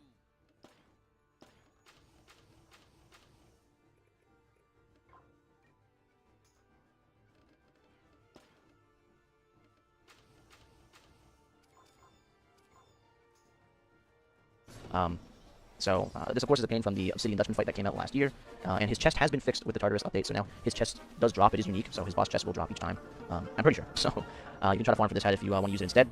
but most of the time I'm just rocking this hat. And I'm also going to briefly mention the brand new Tartarus hat, the Ares Underworld hat. 14 strength, 8 weapon power, 15 accuracy, 101 health, increased base will, and vengeance strike. So obviously the stats are amazing, no doubt about it. Great stats for sure on this hat. I mean, you could use this hat just for the stats alone. But the vengeance strike is nice only if you want to go for vengeance strike 5. So obviously you train vengeance strike 3 naturally, right? You train vengeance strike 3 naturally. So the hat would give you 4, which only like increases the chance that you crit using vengeance strike by a hair. Gives you +1 crit rating. But if you can get vengeance strike 5, you can see bottom left here it shows base 35% chance to stun, which I know it says activate, but it really means 35% chance that it will stun the enemy. And if you see rank 5, it goes up to 50. So if you have vengeance strike 5, your chance to stun the enemy goes up by a lot. So vengeance strike 5 is definitely very solid to have on Buccaneer. But I don't recommend you just using this hat if you want vengeance strike 4. So if you want vengeance strike 5, use the hat. But make sure you have like a weapon that gives you vengeance strike, like the one from the Armada pack, or you have vengeance strike on your pet. So, and there's a couple other options. There's the Revive hat. There's a couple other options. Assassin Strike hat, but really I'd say stick with Corrupted. Maybe do the vengeance hat. Maybe Dutchman hat.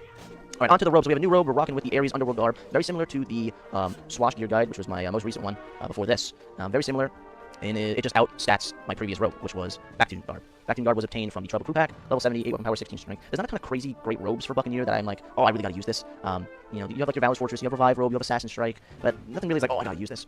So I kind of just go with the stats for my robe slot for Swash and Buccaneer because I want them to hit stuff, and I want them to crit, I want them to do extra damage. And the Ares Underworld garb is great stats: 14 strength, 8 weapon power, 15 accuracy, 101 health, base will. You can just see that's just better than Backtune. Same weapon power, a little less strength, but you get a ton of accuracy and a good amount of health. So now as far as the Wrath of Ares power goes, don't use it. Like, don't use it. Just, I mean, you can, but just don't. Like, you're better off just spending your turn using Whale's Might, Shark's Fury, strength buffing, or just attacking, because there's no point in you bringing yourself down to half health. I mean, unless you really want to be in Tide, maybe if you're running Turn the Tide 5, which I'll mention, maybe you want to use this if you get Turn the Tide 5 and you want to end a fight quickly. But plus 50% armor is not really going to help you that much. The plus 50% weapon power is nice, but I don't know. I think there's better things to do. I don't think you have to bring yourself down to half health, especially against harder enemy fights, because I mean, if you bring yourself down to half health, you're left with only 1600 health. And these days, there's enemies that will do 1600 damage in one hit to you. So it's not a bad power. I can see it being used in situations, but I don't recommend it. You're better off just using other things. But the other robe that I'm going to quickly mention is English Bill's Obsidian Jacket, which gives 2 ranks of True Grit and a rank of Quick Draw. This, I would say, only use in situations where you know that you're going to be facing a bunch of Musketeers. If you want to kind of do a counter Musketeer Buccaneer build, you can use this robe. Maybe also have a pet that grants you True Grit for True Grit 3, which would stun them, same thing as Vengeance 3. Sometimes I'll switch to this robe. When I'm farming like Xena, I might use this robe. But other than that, I really kind of stick with these two. You have your Assassin Strike, you have your Valor's Fortress robes, you have your Revive robes, but I'd rather just, go pure offense, have these great stats, and just absolutely destroy. Alright, on to the boots. Lord of Trash's boots. 11 agility, 11 strength, 8 weapon power, 101 health, very solid stats, and of course, Blade Storm. For me, this is a must-have. Wear these boots. It's kind of a must-have because wearing these boots means you don't have to use Craven Blade anymore for Blade Storm 5. So you can be Blade Storm 5 on Hybrid Buccaneer now by using these boots. So awesome boots. If you have if you're wearing these Blade Storm boots and you have Blade Storm as a grant on your pet, you now have Blade Storm 5 on your Hybrid Buccaneer. So you're absolutely insane now. So it's a must-have. To me, it's of course obtained by Claw in Sinbad Part 3. And also to mention, if you guys want to know where these pieces of gear drop, feel free to ask me in the comments, or all you really have to do is type in Pirate 101, the name of the piece of gear, and usually the wiki link will just pop up, and you can just look at the wiki link, and it'll show you where they drop, the bosses drop the gear. So definitely would use these boots. If you don't have these boots, there's a couple other options. You got Juju boots, you have the Brogues and the Lidier that I used to use for a long time. Trident's Horse is a very solid power. You get 19 strength overall, very solid boots if you don't have the Blade Storm boots yet. You got Vicious Charge boots, you got Walk in Darkness boots. I'll quickly mention the Tartarus boots, great stats if you want to just use them for the stats, but jump really isn't going to help.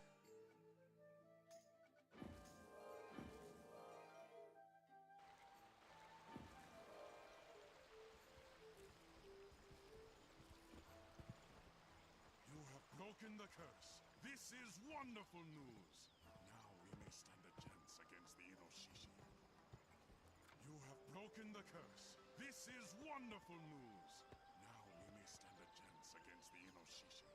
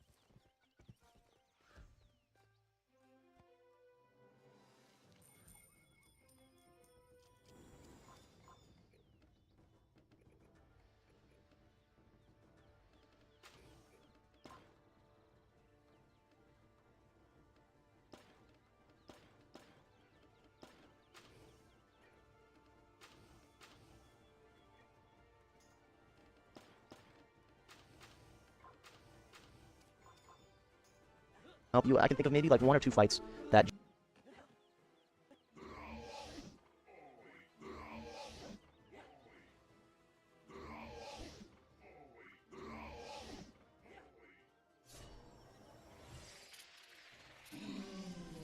I'm going to show you the guaranteed most efficient way to get a perfect substat when leveling your echoes. When it comes to Withering Waves, the chances of getting a good stats on your echoes are way higher than other gacha games, as long as you're willing to put in the time. Luck is still an important factor, but there are ways to be more efficient and maximize your resources and time spent, which will guarantee you faster results even if you're free to. Hey everyone, MTash here, and this is my final review of Wuthering Waves in 1.0. There's a few things that need to be fixed, some things that I've honestly fallen in love with. I truly love it, and I want to give you my overall thoughts on 1.0. Now, there's going to be big changes coming into the game in 1.1, but I want to talk about the game in the current state. The combat, the events, the progression, and all the different things that Wuthering Waves has to offer. Is it even worth your time?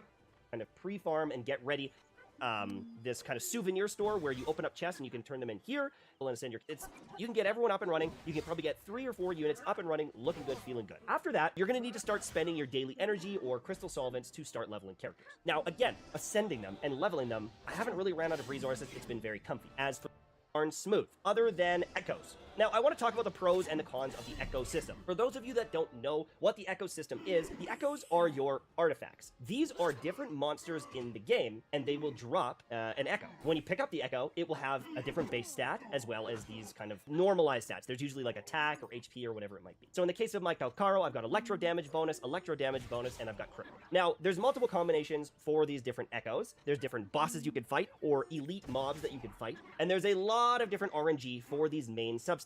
But on top of this, when you're leveling up the different echoes, you can see this is level 25. Every 5 levels, you're going to get a substat. This whole economy of this system is flawed. In the very early days, you're going to get quite a few golds, you can get your build up and running, but the amount of experience available to level all these different echoes is very finite. And in order to get these substats, you're going to need what is called a tuner. The tuners are also a bit of a finite resource. And if you try to build too many people, you will run out of this stuff, and it is an absolute pain to get more. So you're going to need to focus on a few different units that are key units in your team, or else you will run out shockingly quickly. Now, I have pretty bad artifacts or echoes on some of my characters. Some of them are sus. They're terrible. Some of them are a little bit better. They're decent. But I would say with the experience that I have and that was available in the game, you can get almost 2 teams up and running. They're not going to be perfect, but I'm going to say that you can get 2 teams up and running, or at least, let's say 4 or 5 key characters up and running with the experience available in game. I've got a crit damage piece almost maxed out, energy regen almost maxed out, electro bonus not fully maxed out, but I've got some pretty good pieces on a few units. Some of your healers might be neglected. I would say that my healers are neglected, but they don't need a ton of investment to make work.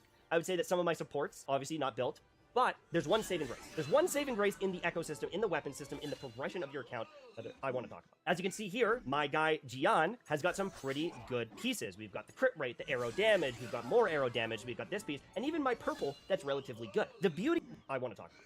As you can see here, my guy Gian has got some pretty good pieces. We've got the crit rate, the arrow damage, we've got more arrow damage, we've got this piece, and even my purple that's relatively good. The beauty of this game is, unlike Genshin Impact, where some of your characters are kind of locked into their builds and you can't share gear in the middle of an Abyss run, in this game, you can. I want to show you this very quickly because I think it is an important point. Even though the ecosystem might be a little bit frustrating if you want echoes for everyone, what you can do is you can get a good set of echoes that you can share. There are situations where you can get something like the Moonlit set, which is a pretty universal set, and use it on multiple supports. You could use the attack set on multiple different teammates, and you could hypothetically build generalized sets for everyone. Or use like element units, such as a Calcharo or a Yanlin, or a Jian and a Jianshin, and you can share their echoes. And depending, you can also share weapons. So hypothetically, you only need 1 good weapon for each character, 1 good weapon set for each element, and you should be good to go. So let me just show you this really quickly so you can fully understand this. The Tower of Adversity is the abyss of this game. And it's one of the end game modes that you're going to be playing in and hopefully progressing through to get yourself some monthly rewards. Now, in the Tower of Adversity, it works a little bit differently than what you might have seen in other games. In the Tower of Adversity, you can go in and you can clear a floor, and it will lock in that the characters have been used. They have a stamina system, which I'll show you right now. If I wanted to jump in and I wanted to do this fight, there are certain units that don't have any more stamina. I can't use my Verena anymore because she has no stamina. But that is the only thing that is being locked in these situations. I have only used up stamina for these characters. So it is time then to take the fight to Dr. No, General Soul's diabolical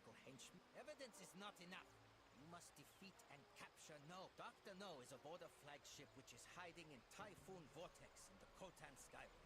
Seek him out. He will surrender, I'm sure. Then, bring him to me.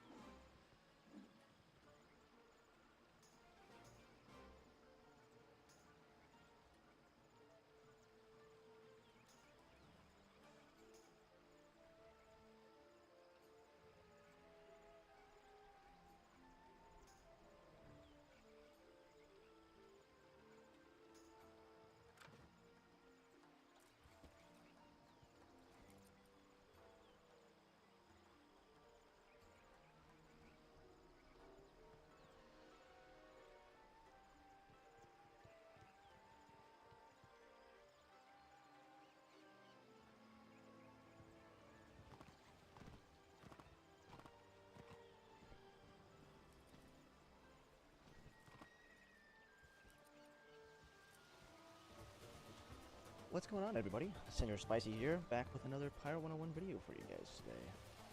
Now, this is a video I wanted to make for a little while now, but I was a little bit hesitant to make it, and you'll see why in a little bit.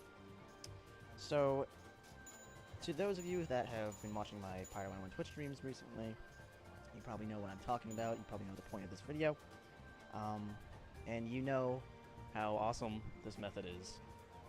To the people that don't know what I'm talking about in this video, you're gonna love it, because this is really awesome, and trust me, you're gonna wish that you knew about it sooner. Alright? So, if you know anything about Pyro 101, you know that the pet system is, how do I say, it sucks. It's awful. It's totally RNG based, you can only do so much to control what talents your pet manifests, and it takes forever to level up your pet to max level. It takes forever. And if you want to speed up the process, you gotta spend oodles amount. Oodles and oodles and oodles of crowns.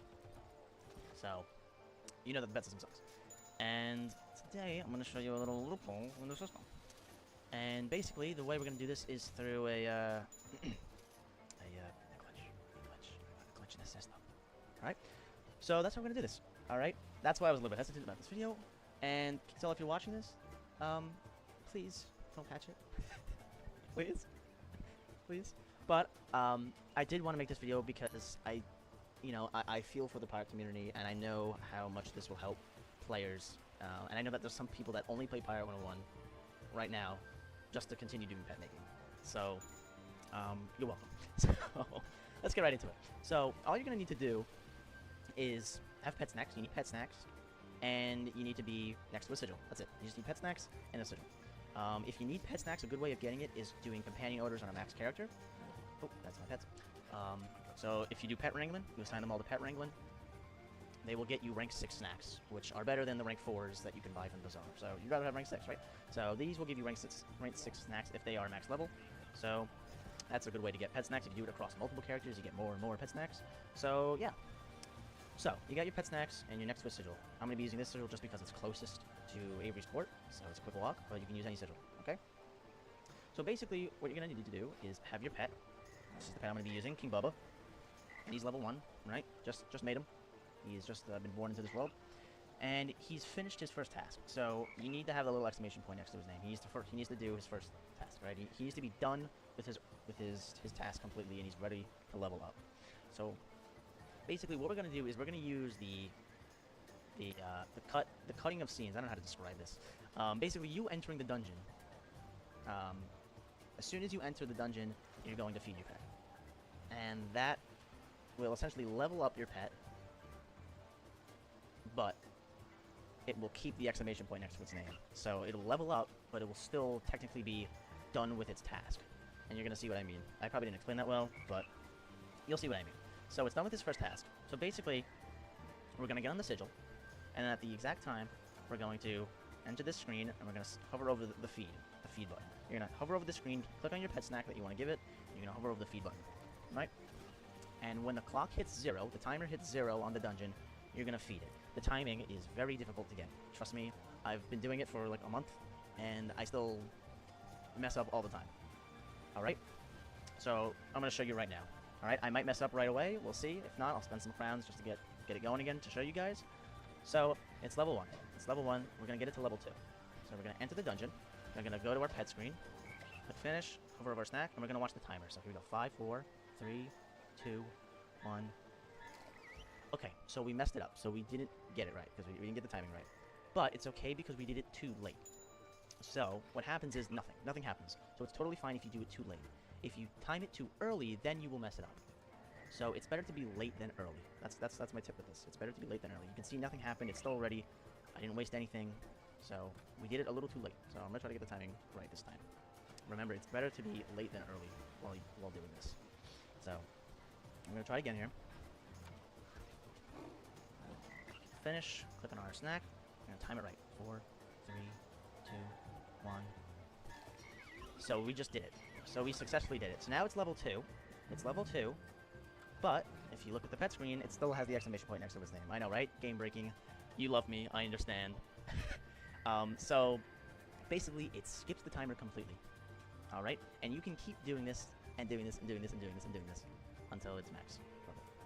Now, if I were you, I would keep this on the down low because I really do not want this patch. To KingsIsle, if you are watching this, let this be a sign that the pet system needs to be better. Make it quicker, I don't know, implement stuff from Wiz, I don't know what you need to do, but the pet system sucks. The RNG for it is crap, and it needs to be better. So, either allow us to get higher ranking pet snacks easier, or something. Just don't patch it until you fix it. Thank you. But to the players, just be a little on the down low with this, okay? we're gonna go back out. Alright. And I'm going to show you guys again. I'm just going to do it one more time to show you guys. Alright, so if you're a little bit unclear. So, I'm going to talk about the timing as well, because the timing is hard. It's hard. You can see I literally messed up the first time. So, we're going to do it again, together. So, we're going to go to the pet menu, snack, finish, and feed snack. We're going to watch this timer. 5, 4, 3, 2, 1. So, we messed up there. And not only did we mess up, we did it too early. So, that's the big mess up. So, you see, it went up actually all the way to 4, but it's not ready to complete. So, we did it actually too early. So like I said, it's better to do it too late than early. So, sadly we messed it up here.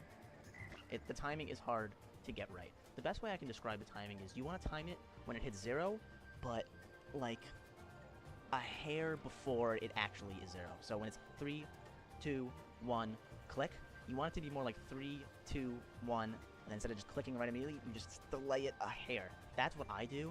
I have no clue if it's different between computers. If your computer runs faster, I don't know if it's a different timing. All I can say is keep doing it until it succeeds, and then copy the timing. It's hard. I'm telling you, it's hard to get the timing right, but if you get it, you can get on a roll. You can get on a roll, and you can level up your pet 10 levels. Your pet can go from level 60 to 70. Usually that would take like 10 days, and instead you can do it in 5 minutes. So just get the timing right. I'm gonna keep showing. I'm gonna keep trying to do it for you guys. I'll actually spend some crowns just to skip it to show you guys. It's only 4 crowns, so it doesn't matter. And if you're wondering if, like, it going from 19 to 20 when the screen pops saying it grants something, if that messes it up, it doesn't. It doesn't. Even when like a grant thing pops up on this side, it won't mess it up if you do the timing right. So, I'll try to do it again here. Level 4, we're gonna give it this rank 5 snack. 3, 2. So I did it too late there. Try one more time, just for example. And no, it doesn't work with the crown shop. Okay. 3. Alright, so we did it there. Went up to 5. We went up to 5, and it's still good to go. So that's it, guys. That is the glitch. Just be low-key about it, alright? Be low-key about it, because we want it to stay, right? We all want it to stay. So, be low-key about it. Alright, guys, so that's the video. I hope you guys enjoyed. I hope you found this super useful. I know when I found out about it, I immediately started using it, because it's awesome. It's awesome. The pet system is one of the worst systems in this game, along with ship combat. They go neck and neck for me. That and pet PvP. Actually, who doesn't love pet PvP? But yeah, either way, I hope you guys enjoyed. I hope you guys found this little method useful. And if you guys have any questions on it, hit me up on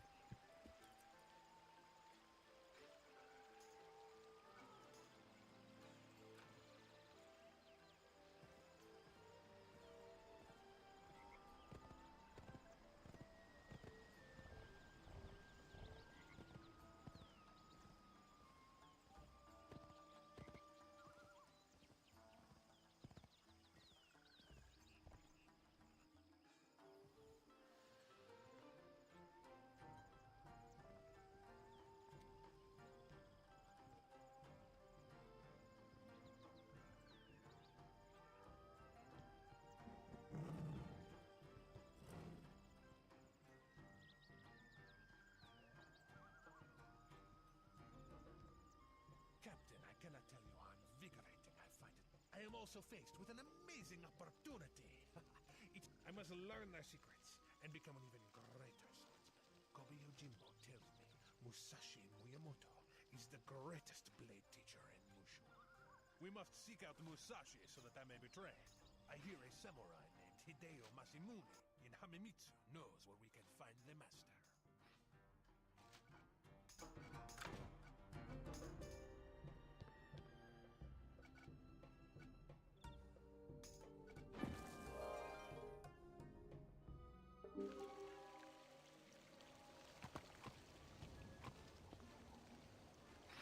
Your orders? Ah? Hey? Yes,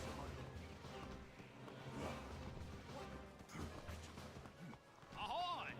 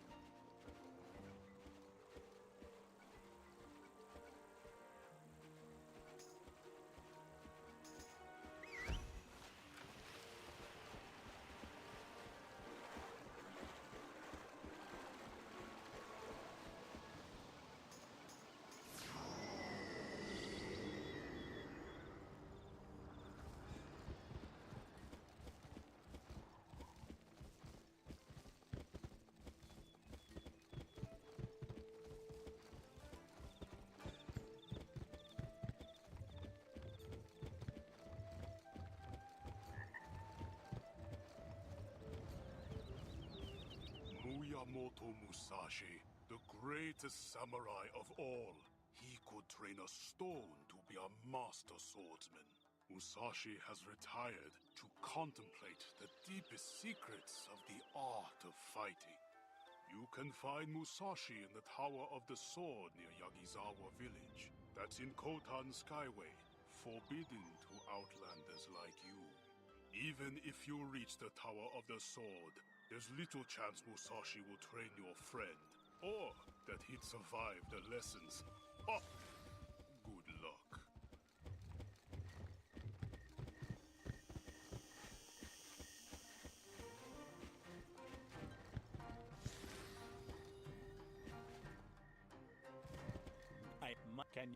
They possess no special properties, but it is our wish that these simple offerings of peace will serve to heal our troubled land.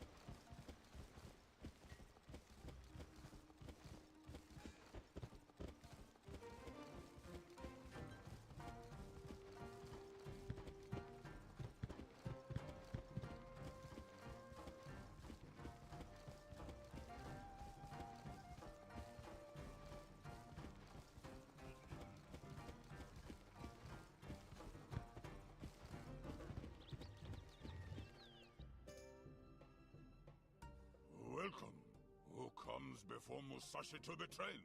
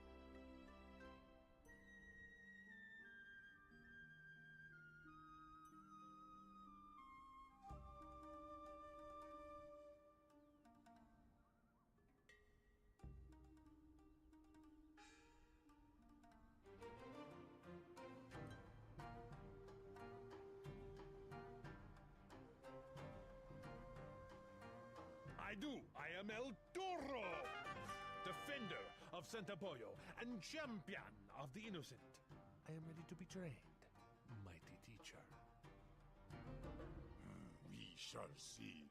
Defend yourself.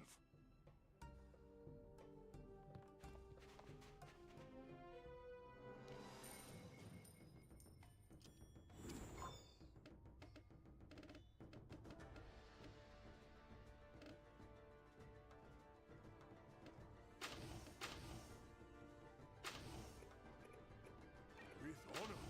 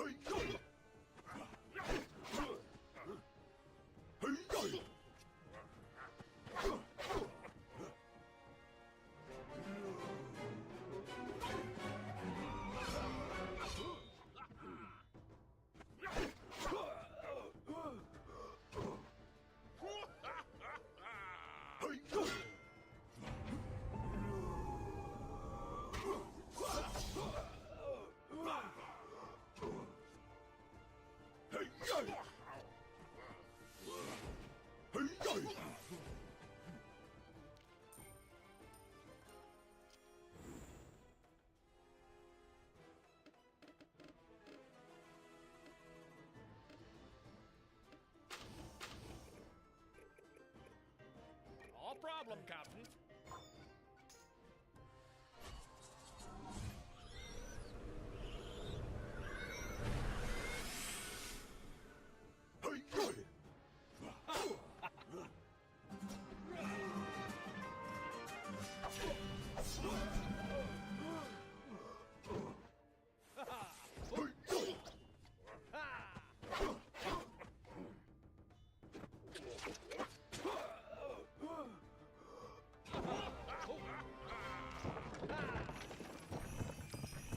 Enough!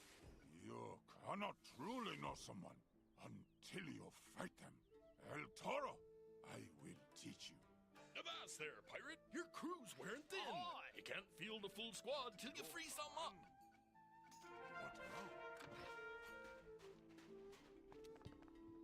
Masked One, there is still much you must learn. You are arrogant. You must submerge the self. Free your mind. A true swordsman must free their mind and embody peaceful stillness before they strike.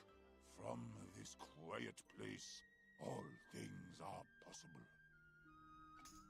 Every second holds infinite potential. All possible movement. Go to Yagisawa village and stand in the river. Catch a fish with your bare hands and share it with Mufune, an old student of mine.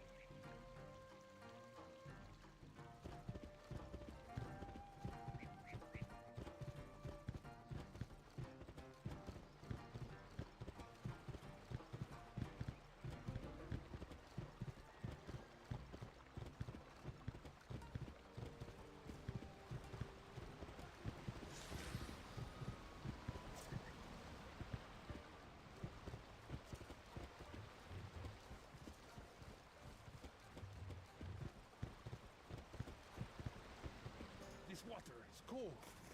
Blast! Confounded fish, they are too fast. And now, ha ha! No, it is my shoe. My boots are filling with mud. It's squishy. No, shh. Stillness. Stillness, yes. Free my mind. Amazing! Let us find this Mufune. I have a fish to share with him.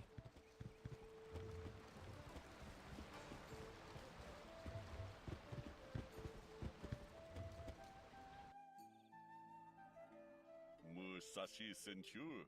I suppose you've been catching fish. Yes, I have learned the way of stillness. Would you like some fish? I am a vegetarian. Draw your sword!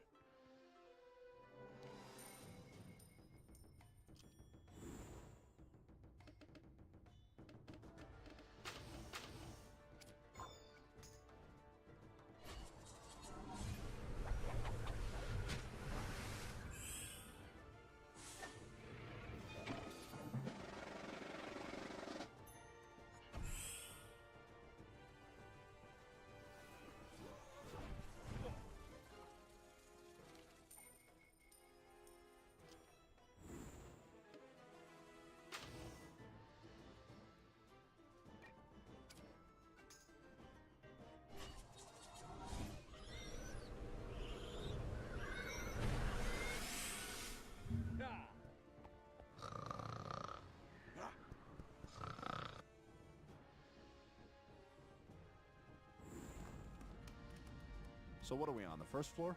We are on the second floor. No. See, here's the Banana Republic, and we just passed that.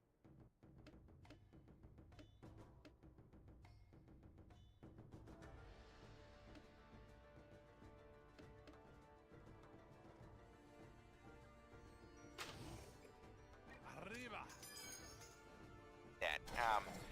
Right back there. We And we parked on the Macy's side, so now we must be over here by the JCPenney. It looks like the first floor is mostly men's stuff, and there's a lady Foot Locker right over there. Oh, all right, so we're on the 3rd floor. Sir, did you fill out the 1170? I think I did. Did you fill out the 1170? I filled this out. That's the 1190. You're gonna have to go stand in the blue line. Look, I was already in that line. Sir, don't get snippy with me. Well, I've been here all morning. That's not my prerogative, sir. I wait in one line, they send me to another Well, line, you know they what? send me You back. can always call to make an appointment. I call. I can't get through. The line's always busy. It's ridiculous. Go wait in the appointment line. I don't want to wait. I got a job. I don't have all day. I can't say this. You're gonna have to take that somewhere else. All right, you know what? I'm on break. So you'll have to use proton torpedoes. That's impossible, even for a computer. It's not impossible. I used to bullseye womp rats in my T-16 back home. They're not much bigger than 2 meters. Hey, can I talk to you privately for a second? Sure. That was unnecessary. What's the problem? Well, you just kind of called me out in front of everybody back there. I was just making a point. I know, but you just kind of sandbagged me in front of everyone we know. Sandbagged you? In front of all of our friends. Yeah, you sandbagged me. I sandbagged. You sandbagged me. Well, yes. here I am trying to help you. You know what? You know what? I don't need your kind of help. All right? Have a great assault, jerk. Well, let's see Robot Chicken top this one. Actually, I think they did a pretty good job of that already, Dad. Well, I'll have to take your word for it. I don't watch Comedy Central. It's on Cartoon Network's Adult Swim, Dad. I'm pretty sure you know that. I don't know that. I haven't seen that show in a while, and I don't know that anyone else has. Oh, I think plenty of people have. Their fans are pretty loyal to them. Oh, yeah? All 42 of them? I'm not gonna let you get to me this time, Dad. I'm not gonna let you get to me. Well, maybe I got time for another story then.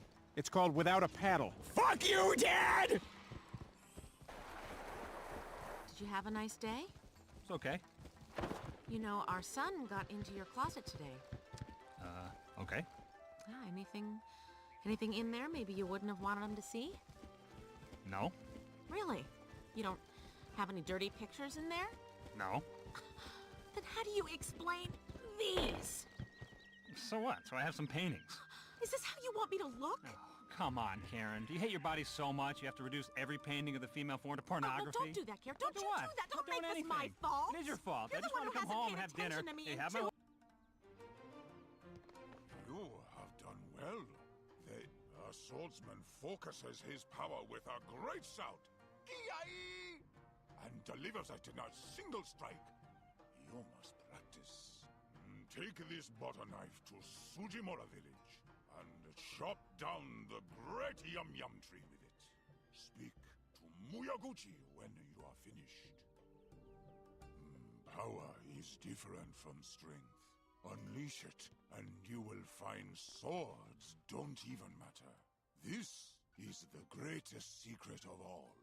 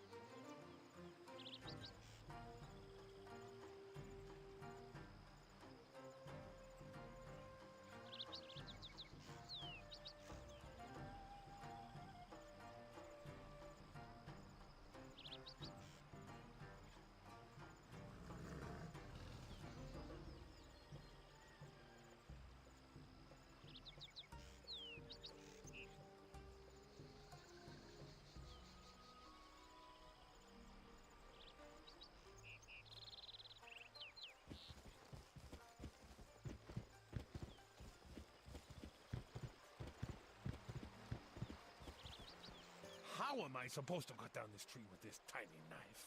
No matter. I can do this. Now, focus power. Ah-ha! Again. Ah-ha! No, this is foolish. Must try. Again. Ah-ha! Oh dear, the knife broke. I must have too much power. Enough. Let us find Muyoguchi. I'll show him the power of El Toro.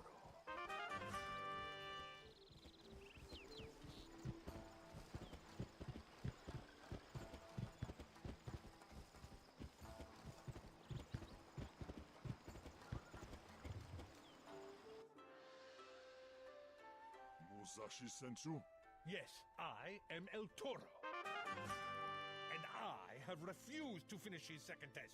The Yum Yum tree is still standing. I see no reason to destroy such a beautiful thing. That is wise. Power is also the power to change the rules. But I trust you've practiced your shout and strikes. Draw your sword.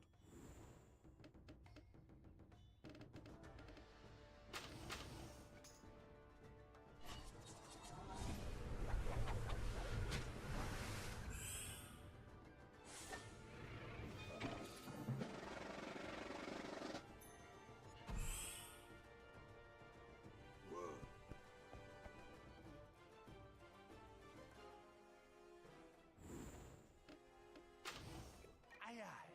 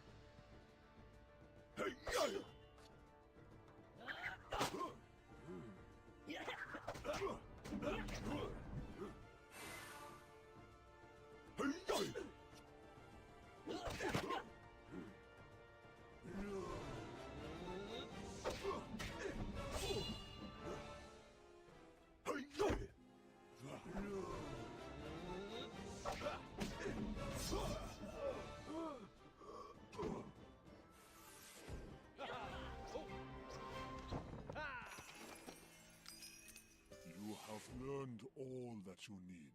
Return to Musashi.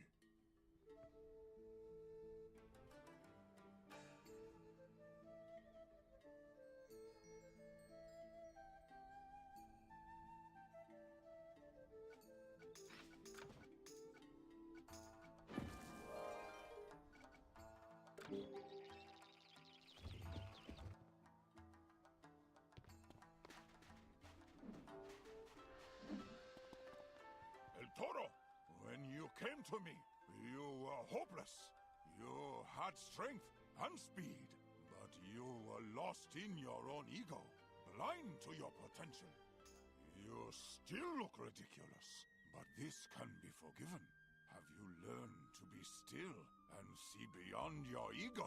Have you learned to unleash your power? Defend yourself!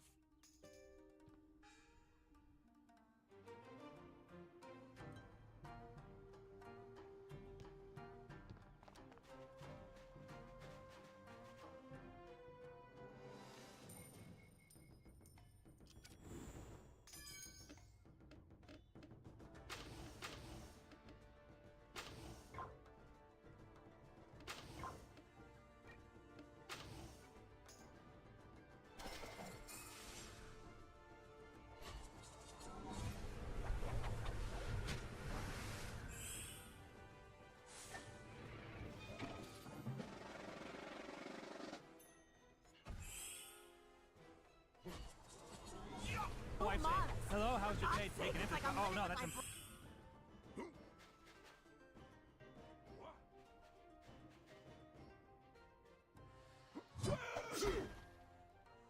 Hey,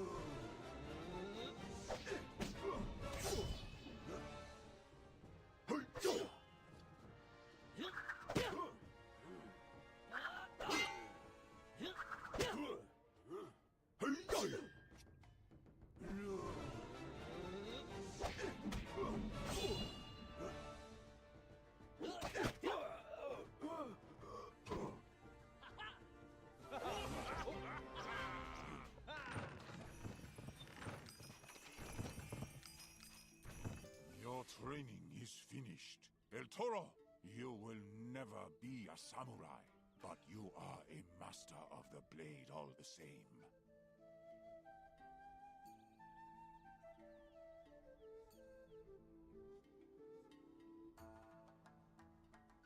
I thank you, Master. Captain, we must return briefly to my home. The new stances and strikes I've learned require a more flexible costume.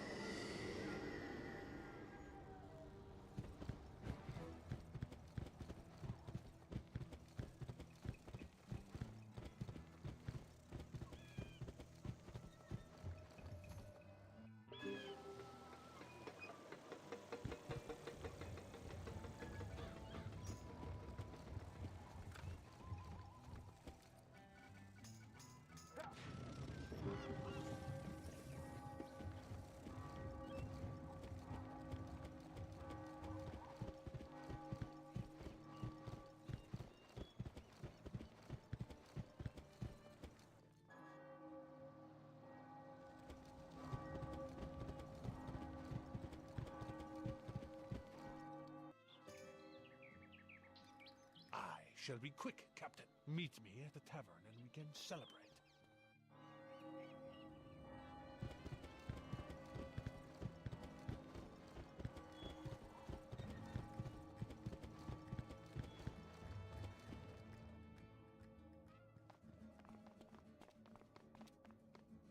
What? Weak. No doctor can help him. I believe he is cursed. Go speak to Madame Esmeralda on Isla de los Muertos. She will know what to do.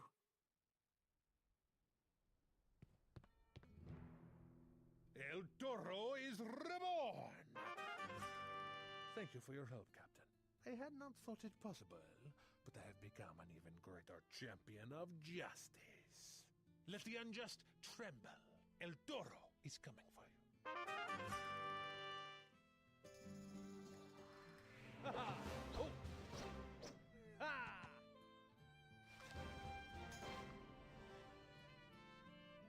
Ahoy! Yes, my friend. What? All ready, Captain.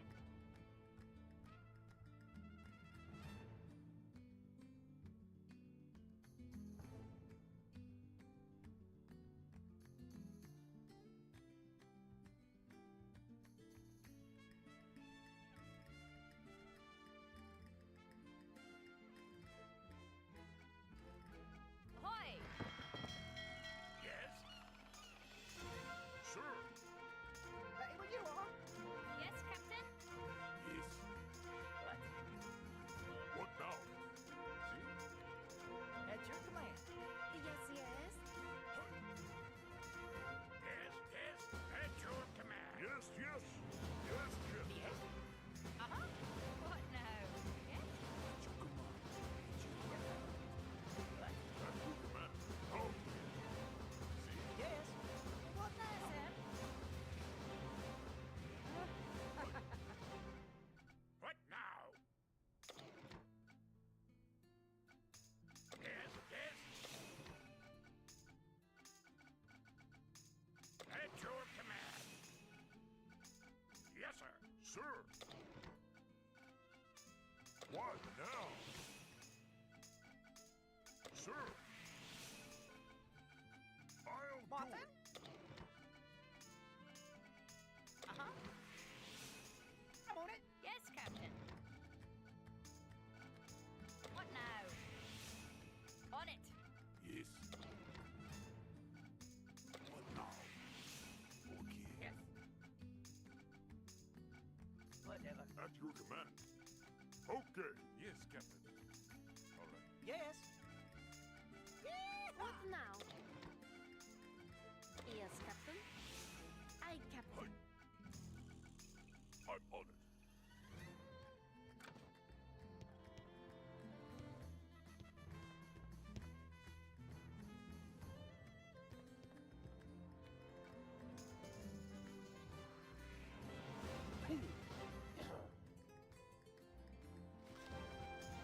Captain, my captain.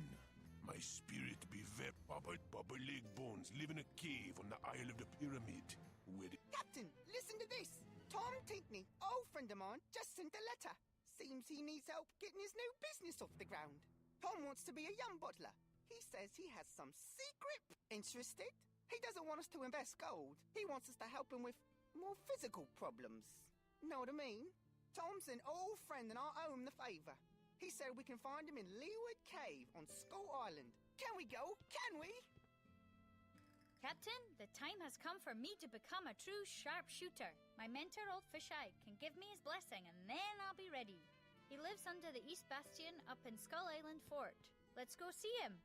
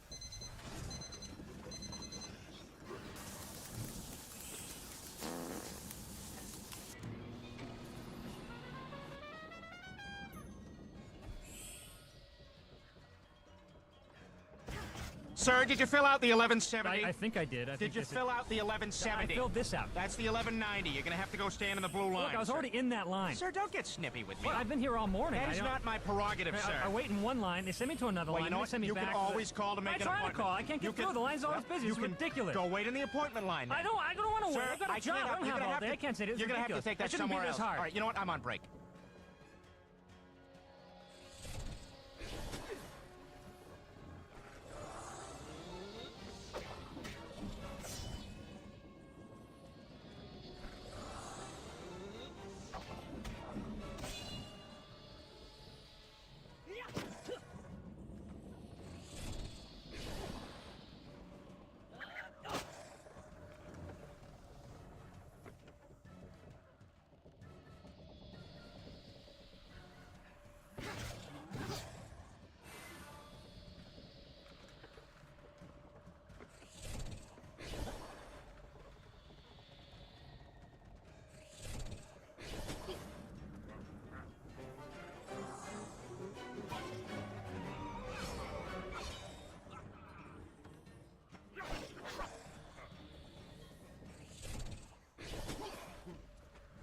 And eventually, they made it to the north. After that, Nate devoted his life to getting back at the white man for the injustice of slavery by inventing the Department of Motor Vehicles. Sir, did you fill out the 1170? I think I did. Did you fill out the 1170? I filled this out. That's the 1190. You're gonna have to go stand in the blue line. Look, I was already in that line. Sir, don't get snippy with me. Well, I've been here all morning. That is not my prerogative, sir. I wait in one line, they send me to another line, you know they what? send me You back. can always call.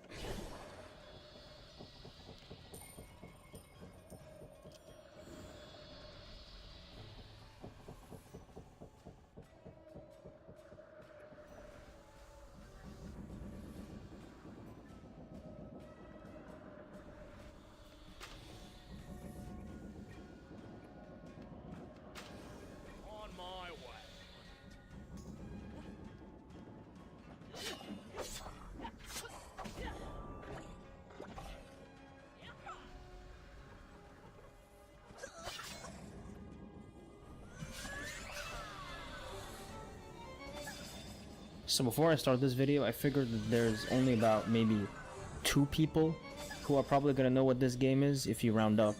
So I figured, why not? Here's a quick intro so the most of you can understand what the hell is even happening. So, Wizard 101 is a game that was released in 2008, and it's mainly advertised as baby's first MMO. You can even go to their website and it goes like, play the wizard game for kids, or something. In the game, you play as your created wizard character and you go around fighting enemies, learning new spells, and getting different gear. It's typical, you know, RPG stuff. It's kind of like Pokemon in the sense that it's a turn-based RPG that's tailored to kids. By the way, on the topic of Pokemon, I got a Let's Play of it, you should really check that out. In Wizard 101, everything is achieved through spell, from damaging your enemy to healing yourself, to boosting your stats, to lowering the enemy's stats, and to everything beyond that, it all uses spells. So as you progress through the game, you slowly unlock more and more complex spells that do a variety of different things. The thing with the game though is that it's a co-op game. That means it's highly recommended, and sometimes even mandatory, that you play with friends so you can have an easier time. But easier times are not necessarily what we do here on this channel, so today, we're going to be throwing all of that out the window, and I'm going to be soloing one of the last bosses of the second arc of the game. So, I think this intro's gone on long enough. Let's just hop right in.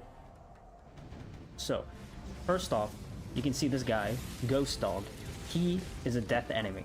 So Ghost Dog is a death enemy, and this guy, Cravenly, is a life enemy. You can sort of think of this kind of like Pokemon, how there's fire, there's ice, etc. So death enemies resist death spells, which is not good for me because I am a death wizard, as you can see here. So in this case, you need something called a prism. Prism converts death damage to life damage. So you can think of it, instead of my attacks being not very effective, they're now super effective, right? Now also, I'm trying to keep my deck small, just so it doesn't get cluttered up, and so I always have what I need. So the biggest problem for me is going to be Ghost Dog, because he is death, but at first I'm not going to be trying to kill him, I'm just going to be trying to get rid of the minions that are going to spawn. Some more minions are going to spawn in as the fight starts, and again, I'll just try to make things as clear as possible as I play, alright? So, Let's go for it. I did a few test runs, and by that I mean I just died a few times until I figured something out. Okay, this is not bad. So I'm using this. This is called an enchant, and this just makes your spell stronger, right? I'm going to use it on my Scarecrow to make it stronger. Now I'm going to be using Fortify. Fortify is basically a spell that for the next 4 turns, I'm taking 15% less damage, which is obviously pretty useful because these guys are relentless. It's just fucking rain attack after attack after attack, and it's not fun. It's not very fun. Cravenly is a funny name, isn't it? It kind of sounds Australian. We all know Australians, they just have the funniest names. Anyway, so these are the minions. These just spawn in after the first round. This is not ideal because I need blades. Blades are basically things that increase the damage that you deal, and it's basically something you need so you can kill enemies. But I'm not drawing them right now. This is just the more RNG crap that this game has, but you know what, we deal with it. Oh, also, you're gonna notice that sometimes the game is gonna lag a little bit. That is not my fault. I've done everything I can to make it work. The game just refuses to not lag. So don't come at me telling me, Chef, you have a potato PC, you know how computers work, okay? I tried what I could. So this guy, Ghost Dog, what he just did is he put a thing on me, and I think in about 5 turns, it's gonna like blow up and it's gonna hurt me a lot. So I need to be ready for that. As far as I know, the only way to really avoid it is either to have friends or to kill him in the first 5 rounds. I have no friends, and I cannot kill him in the first 5 rounds, so it's not happening. Okay, so one of the biggest reasons I've been wanting to do this, beyond just I want to make a video, is I have some doubters. Okay, I have some mean doubters who think that I can't do this, and that is something that I cannot accept. You know? I can't accept someone saying I'm not good at this fucking kids game, okay? I am the best at this kids game. And you know, the best way to shut the doubters up is to do the thing that they're doubting. I think after this I can just attack and it'll all be chill. One thing you're also going to notice is that this game has some really drawn out animations that you can't skip. It's not like Pokemon where the animations take like 2 seconds.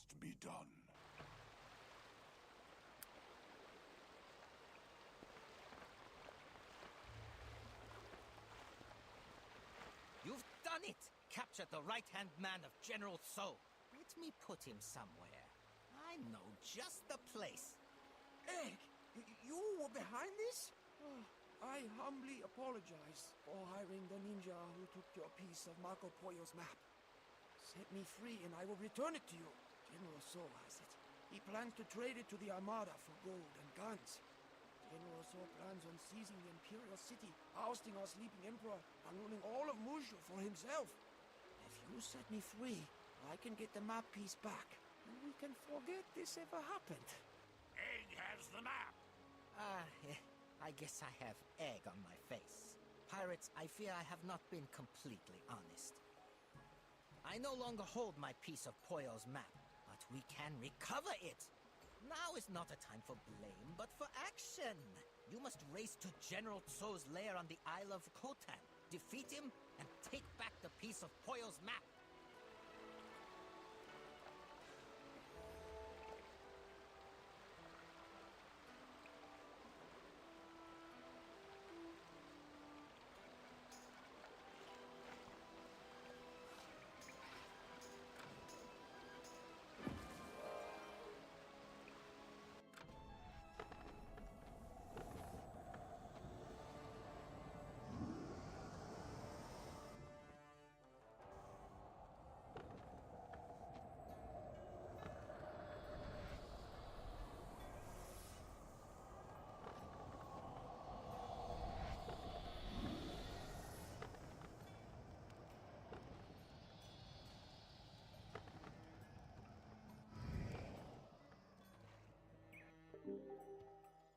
Seconds. Here in this game the animations take like 2 minutes. You see, like, watch this. You need to watch this fucking shadow come out of him, and then he needs to do this, and then he gets a spear bomb around him. And like, this animation could have been 2 seconds long, but no. I feel bad. I'm just shitting on some poor animator's work. Some guy probably worked really hard on that, and I'm just saying it's unnecessary. Okay, you know what? I'm not gonna fuck around. I'm just gonna do this. So this will kill the minions, and it should hopefully, well, it definitely will heal me all the way back up. The good thing about being a death character is that, what's the word? Check this out. You'll see. So my Scarecrow here is gonna do damage to all the enemies. You can see here my blade's going off, and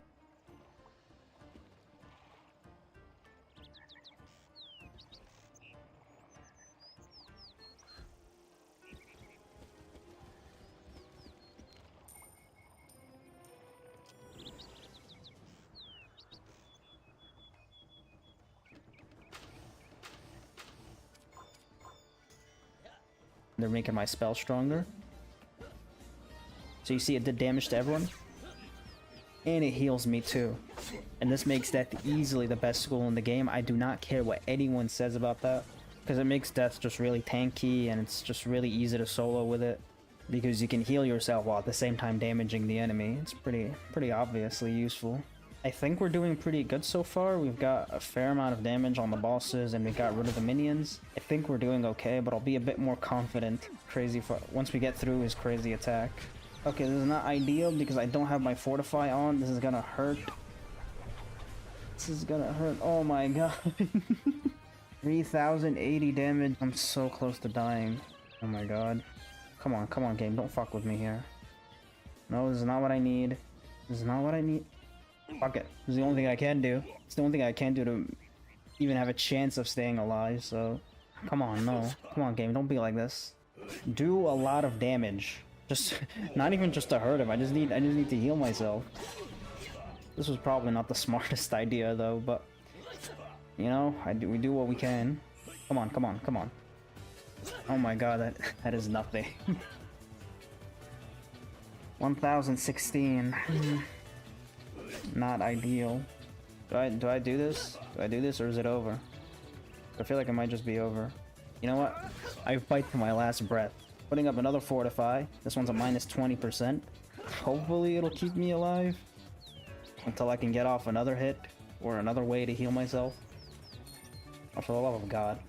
What is this? Okay, fine. Never even seen that crap in my life. This may just kill me. Yep, I'm practically dead, which is not ideal. It's not ideal if I say so myself. I would much rather be... Wait, what the hell? I'm dead. I have 147... What the fuck just happened? I had 147 health. You saw that shit. I'm dead, so... Okay, I need less crap in my thing. Okay, you know, I'm getting rid of this. I'm getting rid of this. I'm getting rid of this. Okay, my strategy here is going to be using Strangle. Now, Strangle is a thing that dispels, right? So basically, the next time he casts a death spell, it'll just automatically fizzle. So my hope is that I can use this to stop him from putting the damage over time to begin with, and hopefully that's just gonna make my life a little easier for me. Let's try again. And I'm not even going first. Okay, this is already an uphill battle. You know what? I'm not even gonna fucking... I'm not entertaining this. If I'm not going first, there's no way I'm winning. Call that attempt number 2 if you want. But I'm not doing this. I just think I need things to go my way. And I think I can make this work. I think I can do this. Nope. I'm not going first. Not happening. I will keep going in and out until I go first. See, the thing with this game is there's no speed stat or anything like that. So there's no number that determines who goes first. It's just like a flip of a coin, which is annoying. I'd much prefer it if I went first. Come on, game, don't fuck with me. You son of a... I'm gonna keep count in my head at how many attempts we have and how many resets we have. So a reset doesn't necessarily mean I tried and died, it just means that I quit because I didn't go first.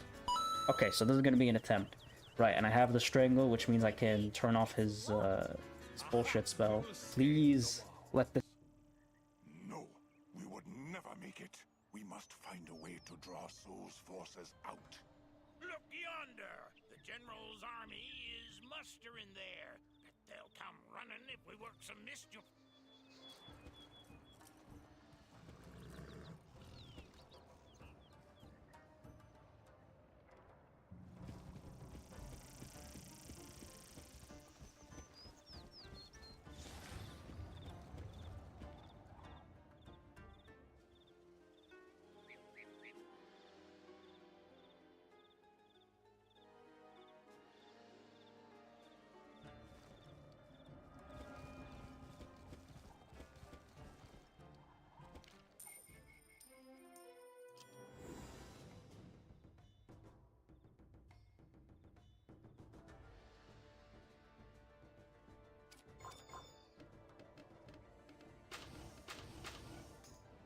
this work.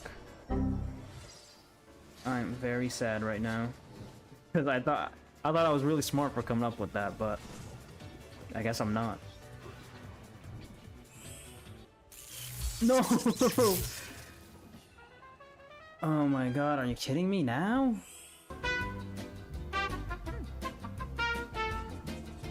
While we are here, what do you guys think of this game's use of Comic Sans? Because I think it's pretty quaint. I like it. Some people are like, ooh, Comic Sans, that's the cringe font. No, it is not. There's a reason the education system uses Comic Sans so much, okay? I'm gonna try a minimalist approach. Okay, attempt number 3. Assuming I go first. Assuming I go first was attempt number 3. Nope, fuck this. I'm leaving. Oh, for the love of God. Come on, game. Stop doing this to me. Here we go again. This time, I'm gonna go first. Come on. Thank you. Perfect. Now, and I even get a blade, which is nice. So far, this is going a little bit better. This is going a little bit better than before. So let's just hope this keeps up. Alright, this is good. This is good. Okay, so next turn I attack. I'm gonna be at full HP. And I'm gonna have the Fortify, which is hopefully gonna make me able to survive. All I need to do is just survive these. Okay, don't do too much damage. What is this? Oh, for the love of God, come on. Don't get a critical. Okay, no critical, but it's still gonna fucking hurt. Oh my god. This is close. This is gonna be close. 313. I think I'm good. Come on, game. Okay, I was so scared there. I was frozen by fear, bro. Alright. This is good. This is gonna kill the minions, and it's gonna heal me back up. Which is important. Alright, and we get a bit of damage going on the bosses. Okay, cool, I'm healed now. What is this? 720 damage, just like that. Fuck. Okay, how much damage is it gonna do? Come on, don't be too much. If it's like 3,000, 2,500. Well, you know what? It's not 3,000, so... Alright, let's see how much the damage over time does now. 552 damage per turn! Oh no. That is so unfortunate right now. Because I'm actually doing decent. I'm actually doing decent, all things considered, but now... Things are... Are you fucking kidding me right now? Oh, he's healing his friend. That's still fucking annoying, but that's a little bit more tolerable than if he was healing himself. If he was healing himself, this would be well and truly over. Okay, I'm faced with a tough choice. I could take one extra turn and then hit, and also heal, or I could just heal now. You know what? I'm taking the risk. That was a really bad decision now that I think about it. If I even make it to next turn, I'll just fucking flee because the damage over time is gonna kill me next turn. And yeah, it's fucked now. I literally cannot do anything to save myself here. This would have actually been so huge if we were able to survive, but no, it's over. In all fairness, this is the closest we've ever gone to winning. So there's something positive to look at here.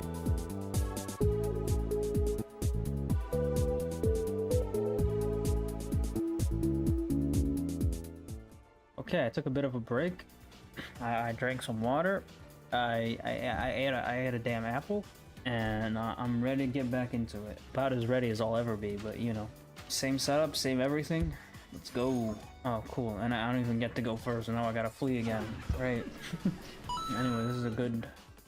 Well, it's a decent first hand. I got my apple snack. I'm gonna see if this time I can actually capture the apple's crunch sound. Not last time, in like Pokemon Part 4 or something. I tried to munch on the apple, didn't get any sound. Let's try it this time. I got the mic gain on at max. You guys know how it is. Nothing like an apple snack to quench my rage. When you're raging, you have an apple. I'm not even talking about the game anymore. I'm just fucking losing my mind talking about apples. Alright, we got my man to half health. Mr. Australia. Hopefully, we can kill him soon. In like the next attack or something. The next time we attack, as in. Now, this guy is gonna do the thing now. Don't hurt me too much. Okay, that's not so bad. That's fine. We're actually in a pretty decent position again. But I'm not gonna jinx it. I'm just gonna shut up. I'm gonna blade, and I'm gonna set up. And hopefully I can make this work. I'm not gonna take any dumb risks this time. Like the second my fortify ends, I'm gonna put a second one on. Okay, he's putting damage over time on me next turn. Thankfully, we do get a second blade, which I think the second blade plus this, no matter what, that should kill the Australian next turn. As long as things don't go horribly wrong. I'm actually so scared that this is not going to be enough, but now is not the time to be scared, now is the time to act. It's my only choice, it's not like I can do anything else at this point. I need to heal myself. Come on, kill him. Please kill him. Come on, Cthulhu. Yes! Okay. We killed him, he didn't even get the chance to heal. We're back in actually a pretty decent position now. Oh, I didn't set up my treasure cards. I did not set up my treasure cards for this deck because I changed.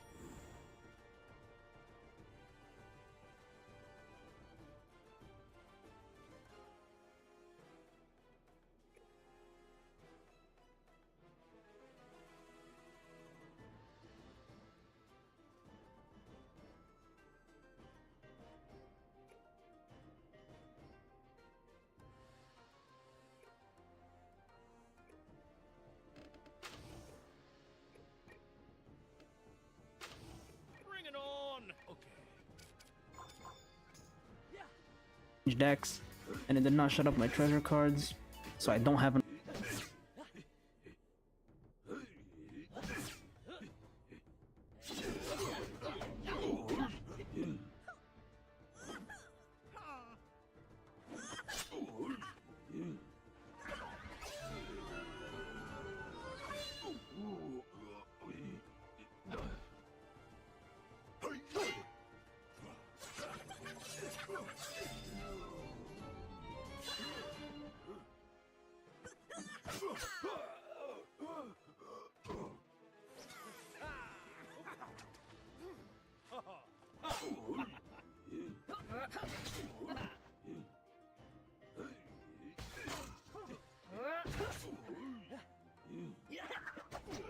So in my previous Wizard 101 video, we had this lovely viewer who made this wonderful request.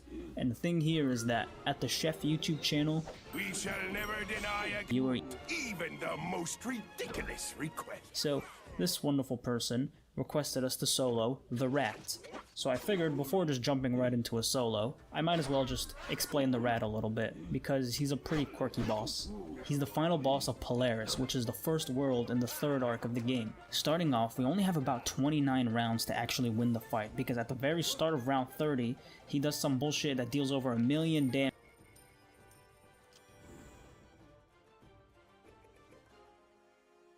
Yeah, will do.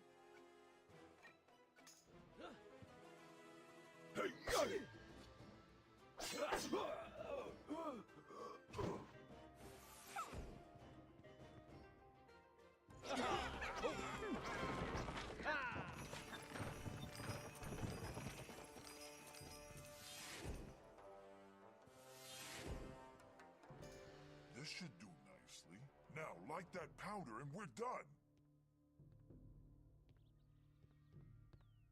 Now run!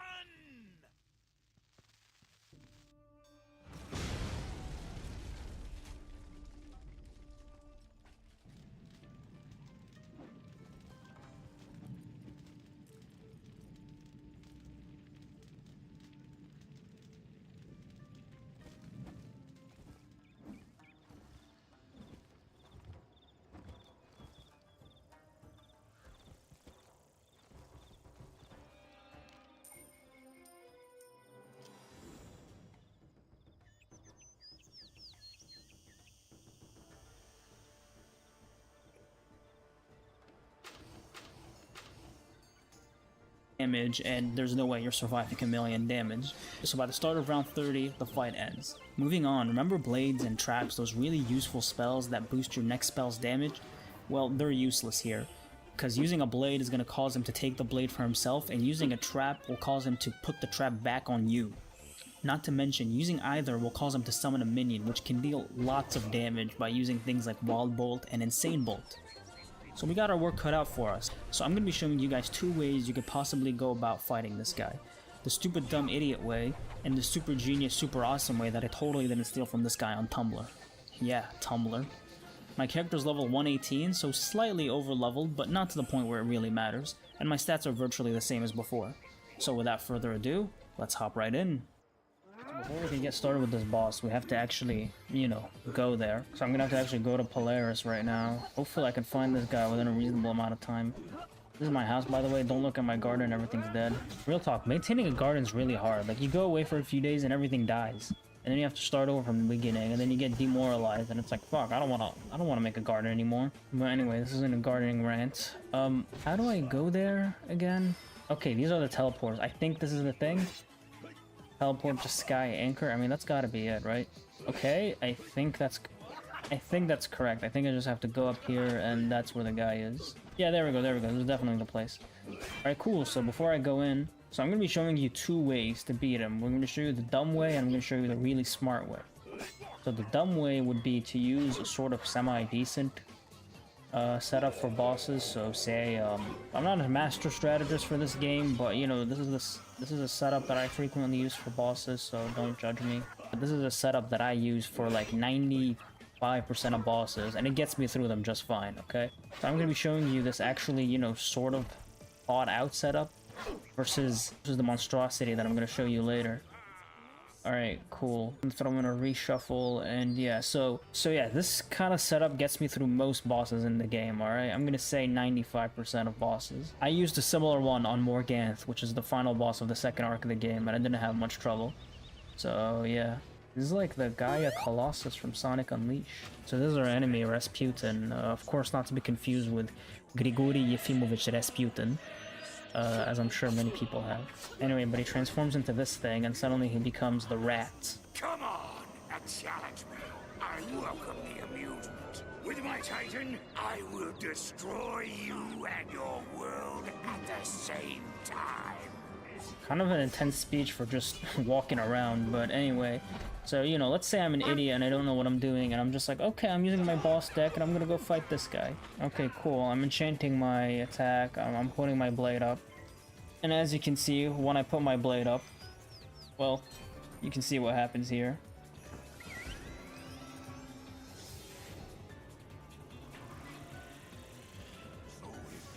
So yeah, when you put up a blade, he casts a stupid spell and he summons a minion. And then he takes your blade away. So okay, cool, blades are useless. I'm glad I knew that.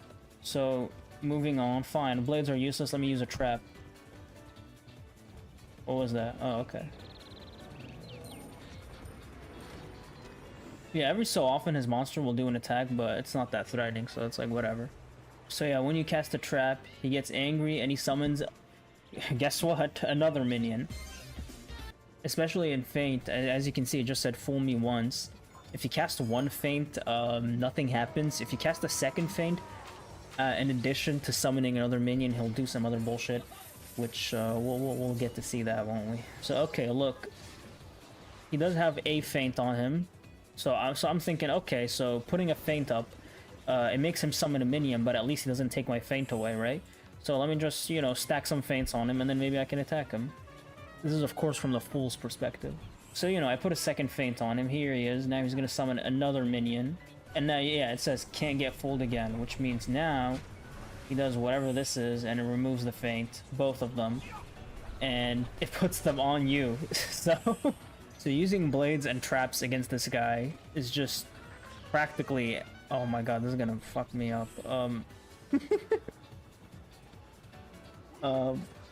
Critical block. See, it's not so bad. 2,000 damage. Oh, what is this? Oh, is this a high roll? Oh no, just 20 damage. Alright, whatever. But as you can see, it's kind of hard to win against this guy. When using blades, he just takes the blade away. And then when you use Feints, he puts the Feints on you. And then he gets these minions that, by the way, are constantly, well, not constantly, but consistently polymorphing, and they become stronger, and they got some storm attacks that can really mess you up. So then you reach a point where it's like, well, I really can't win here. What do? All I have is blades. I don't have a Shadow Pip, so I can't attack right now, which is kind of an L, but it's fine. So the only move that is almost reasonable for me to do here is to discard all my traps, my blades, and just use Frenzy, but that doesn't even help me that much right now, because I don't even have an attack that can get off. Also, I need to charge my laptop. And yes, I game on a laptop. It's good enough for me, damn it. Oh yeah, also the minions kill themselves after a while. Well, that doesn't really make the fight any easier. He just did like 1,000 damage on me. And to keep casting this crap, the minus 25%, stuff that decreases your healing, just a lot of annoying things that really add up after a while and make this fight really frustrating. For the foolish man, of course. So, okay, cool. Now let's assume I'm an idiot now. I can do this, and this is probably my best move right now, honestly. But even then, watch, this attack is gonna suck. Oh man, oh, if I don't die before getting it off. Okay, I'm still alive. Ooh, it's an unfortunate number, but you know, we roll with it. So okay, there's my Cthulhu. Served us very well last time. So at minus 25%, so it's gonna be weaker. Bro's got resist. You see 200 damage on it. To be fair, the minions have ridiculous resist, but still, it did like 2,500, 2,600, something like that to the guy himself, and he has 28,000, so that doesn't really do that much for us. And then we get to this point where it's like, well, wow, I don't have anything I can do right now. You know, maybe a plus 80% feint will help, won't it? So the feint does stay, so if I can get a Shadow Pip anytime soon, I'm not gonna get a Shadow Pip, am I kidding? I think that's a minus 25%. Yup. I think I can actually get somewhere here, hold on. This is gonna heal me a tiny bit, right?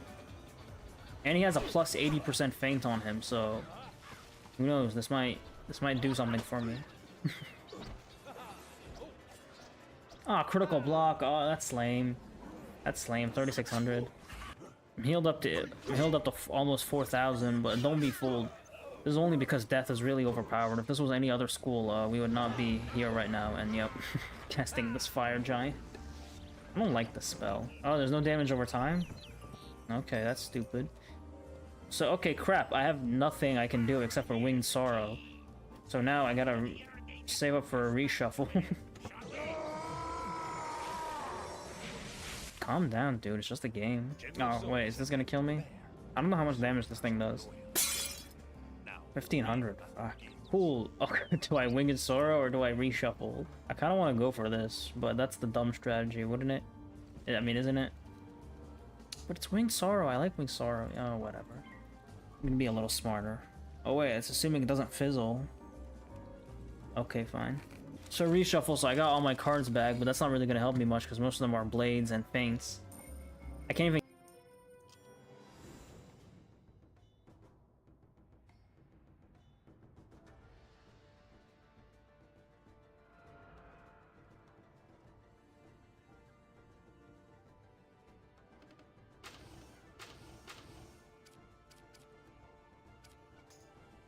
get another feint off on him right now because, you know, life sucks.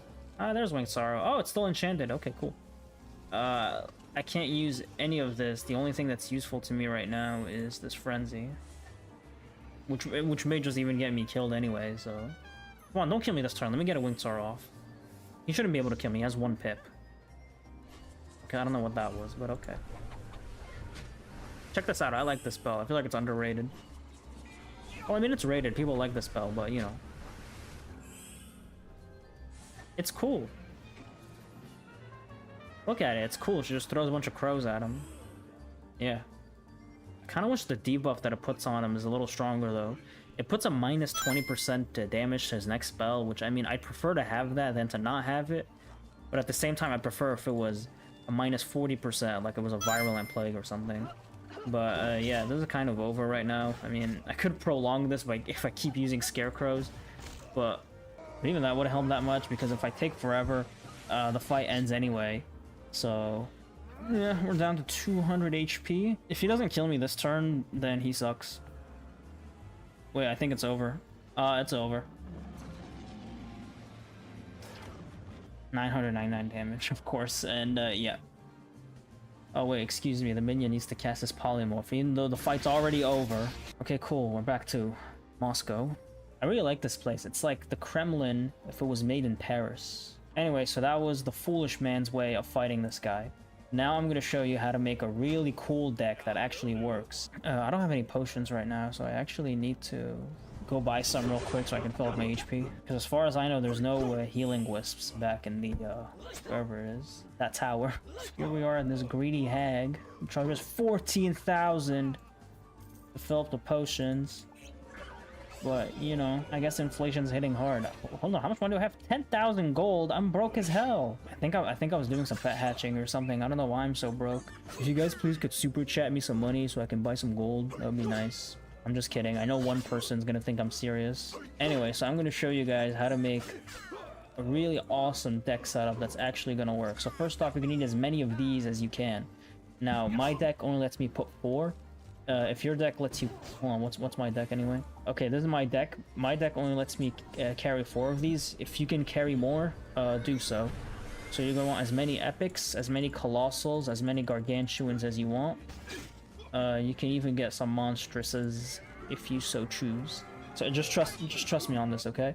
Now, next you're going to want an aura. Now, in terms of auras, it doesn't exactly matter what it is. It could be virulence, or whatever school-specific aura you have, or it could be Frenzy.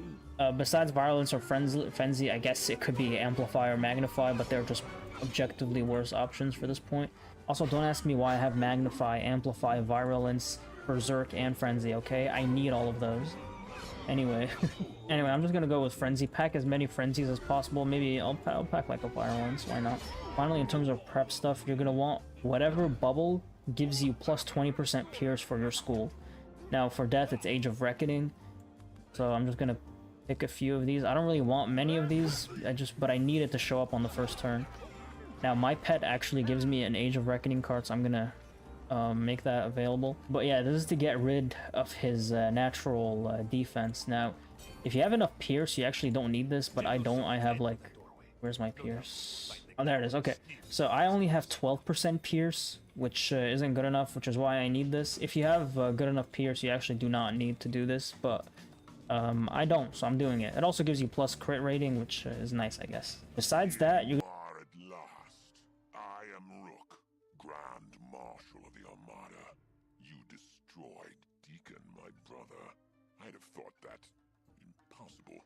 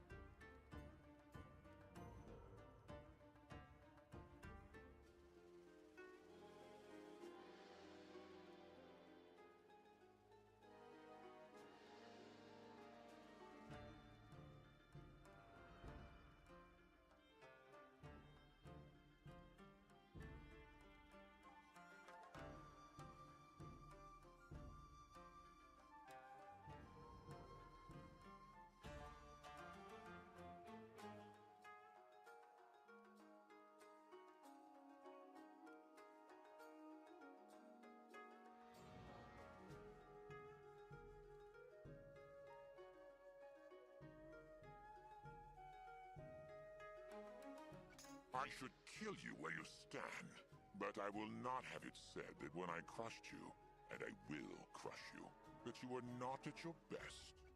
I fear you're not worth the time. I have what you came for.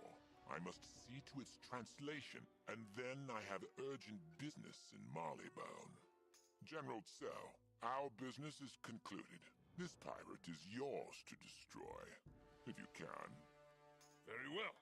I shall deal with you myself.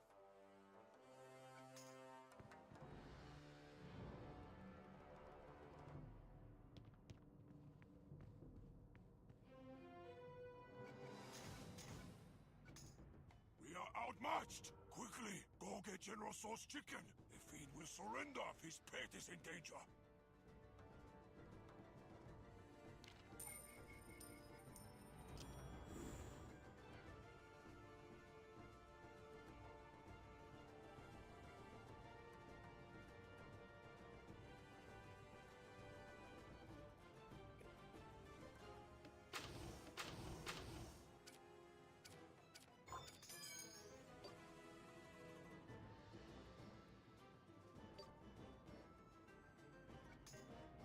You're gonna want as many vampires as possible, or whatever, you know, 4 pip damage spell you can get, and as many ghouls. I'm just gonna pack the max amount.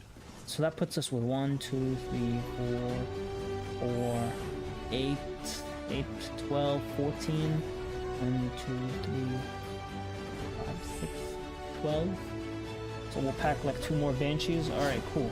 In terms of treasure cards, okay, I keep a lot of weird ones for trolling, but the only treasure cards I really keep around for this setup are, where is it? Virulence, just in case I need it to pop up for me.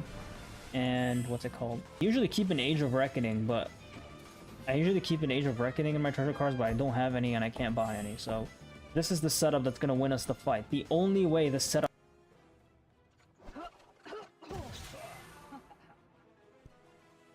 fail. Okay, first off, let me get rid of these. The only way the setup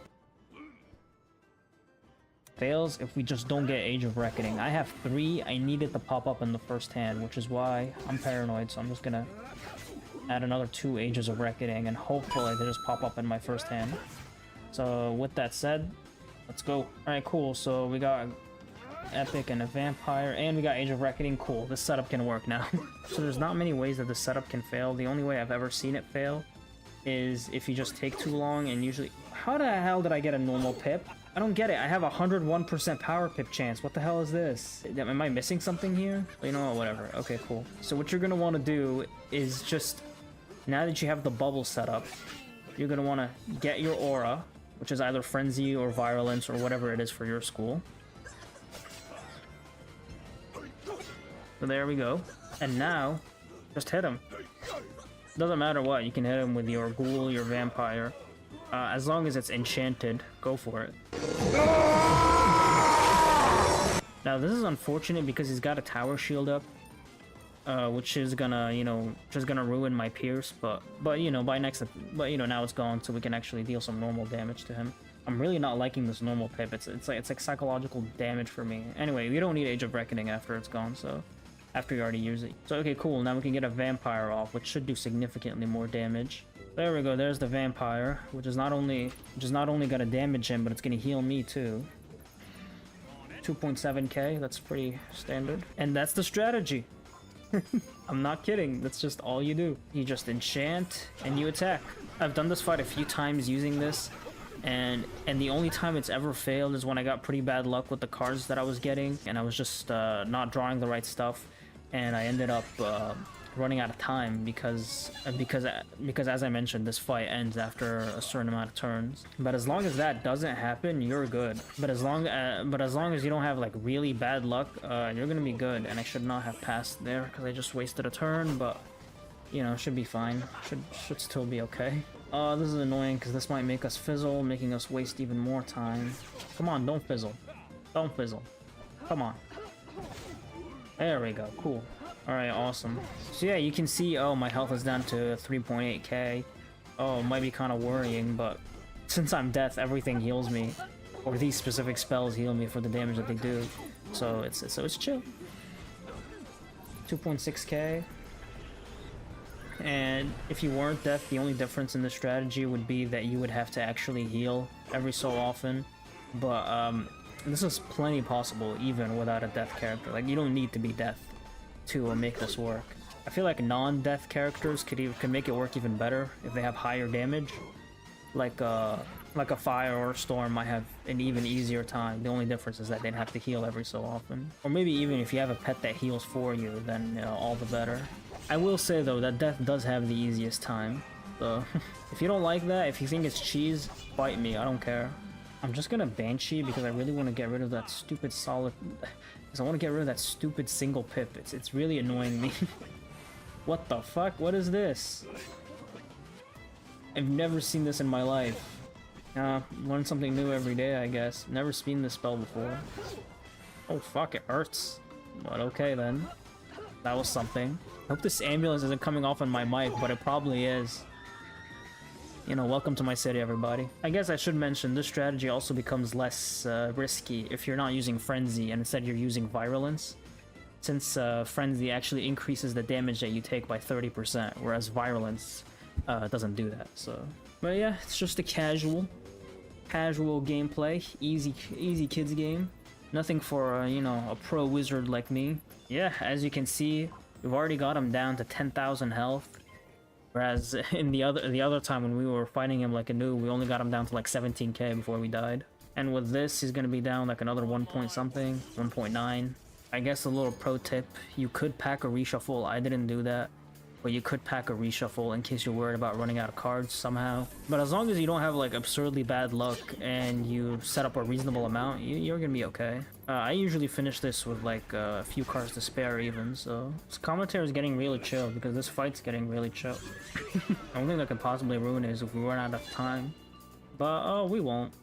We won't. This is gonna hurt a tiny bit, but it's not gonna kill me. Yeah, we're cool. We're alright. So yeah, I think the next attack might just do it. Hopefully. He's doing 2.5k. That leaves him with 1.8k. Yeah, this could just do it right now. Oof, this is gonna hurt a little bit. Ooh. Don't kill me. There's no way this is doing 3k. Okay, yeah, whatever. Don't fizzle either. Don't frizzle. Okay. This should be it. This should be it. Just barely. Okay, next turn. Next turn it's over. Next turn it's so over. I'm gonna go 419 HP. I'm not gonna Virulence, we're just gonna get rid of him. What is this spell? Fucking Surf's Up? I've never even seen this shit in my life. Does this hurt? Because he had 2 blades on. 354, is that it? What did that do? No way that did 354 with blades and that's it. I gotta research this game a little more.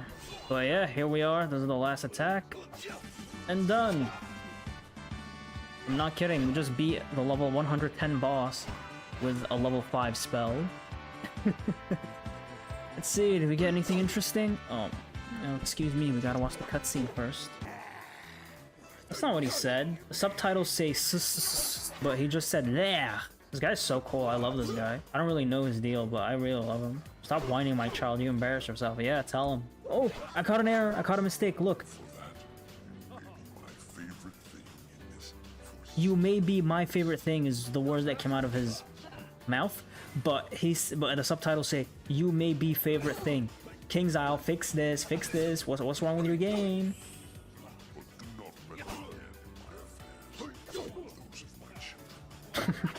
Stay away from me and my children. I hope the game still lets me seize the loot that I got after this. There we go. Oh no, I got a, I don't know what I got. I think I got a deck. Oh, I got his deck. Wait, is this?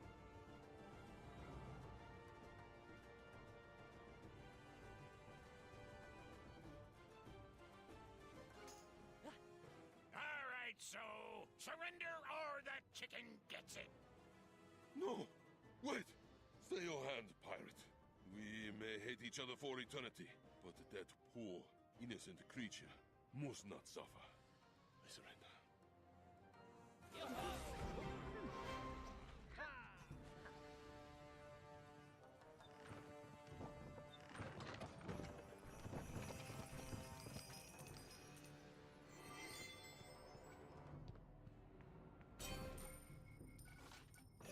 Soul's treachery is at an end. He has brought great dishonor to his rank, and our actions were rightful and necessary. Confound all that! Marco Pollo's map? That is why you are... You may be able to recover them. No one in Khotan can translate the markings on the map. So the Armada agents must go else. Go to the governor's hall in Hamamitsu and explain it to him what has happened. He will set you on the right course.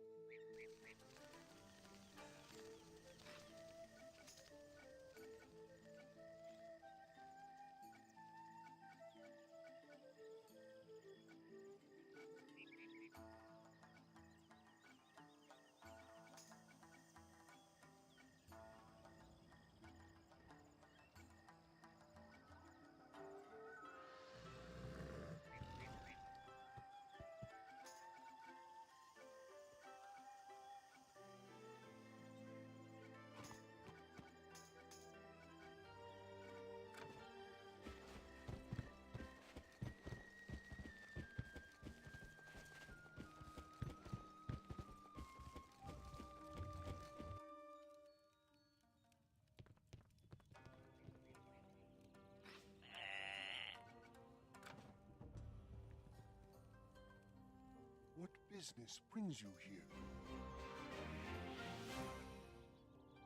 So you say that the Armada seeks to translate the markings upon the people. To do so, they must consult the scrolls. In return for the aid you have given Mushu, I grant you free passage into Subata, so that you might pursue your foe. I suggest you speak to Lord Chagatai in Subata Temple. Tell him I sent you, and he will assist you in your quest.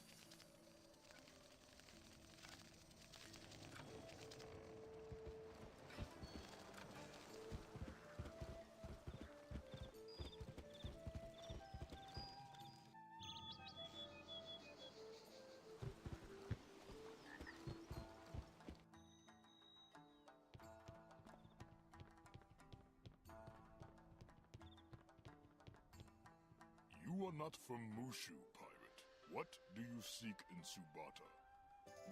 The skyways of Mushu are polluted with the ships of outsiders. Foreign intervention has brought calamity and woe to this realm. I will not help you until you prove to me that your interests and those of Mushu are one and the same. The greatest threat to Subata is the Amber Horde. Ruthless bandits, pirates, and mercenaries, led by a barbarian named Hunan. Strike out at the ships of the Amber Horde and restore order to Subata Skyway, and I will listen to your requests.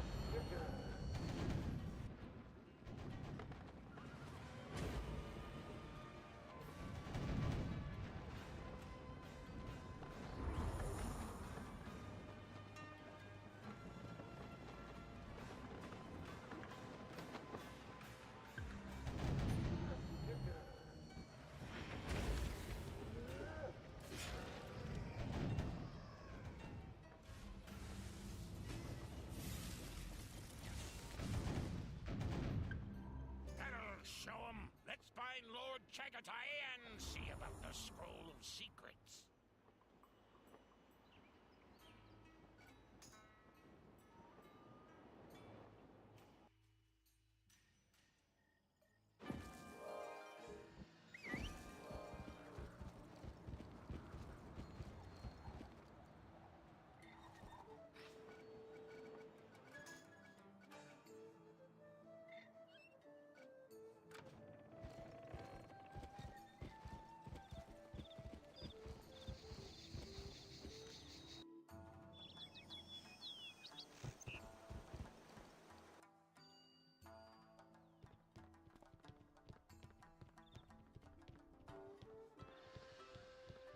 I was reluctant to set another foreign vessel loose in Subata's skyways, but you have proven your loyalty. You may now travel throughout Subata with my leave. My ships will not fire upon you, so long as they are not provoked. You have come seeking access to the Scroll of Secrets. Librarian Quan Shi is the master there, and you must speak to him if you wish to learn how to find what you seek.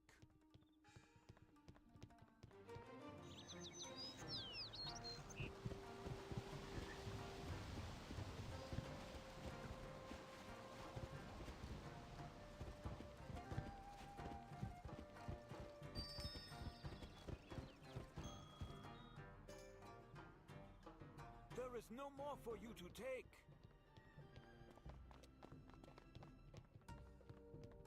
Oh, you are not one of them. My apologies. I mistook you for a pirate of the Amber Horde. You want to consult the Scroll of Secrets. You are out of luck. Who is Shunzang? What? I had forgotten he had checked it out. You can find Tamazaki in the tea house. Ask him to give you the manual.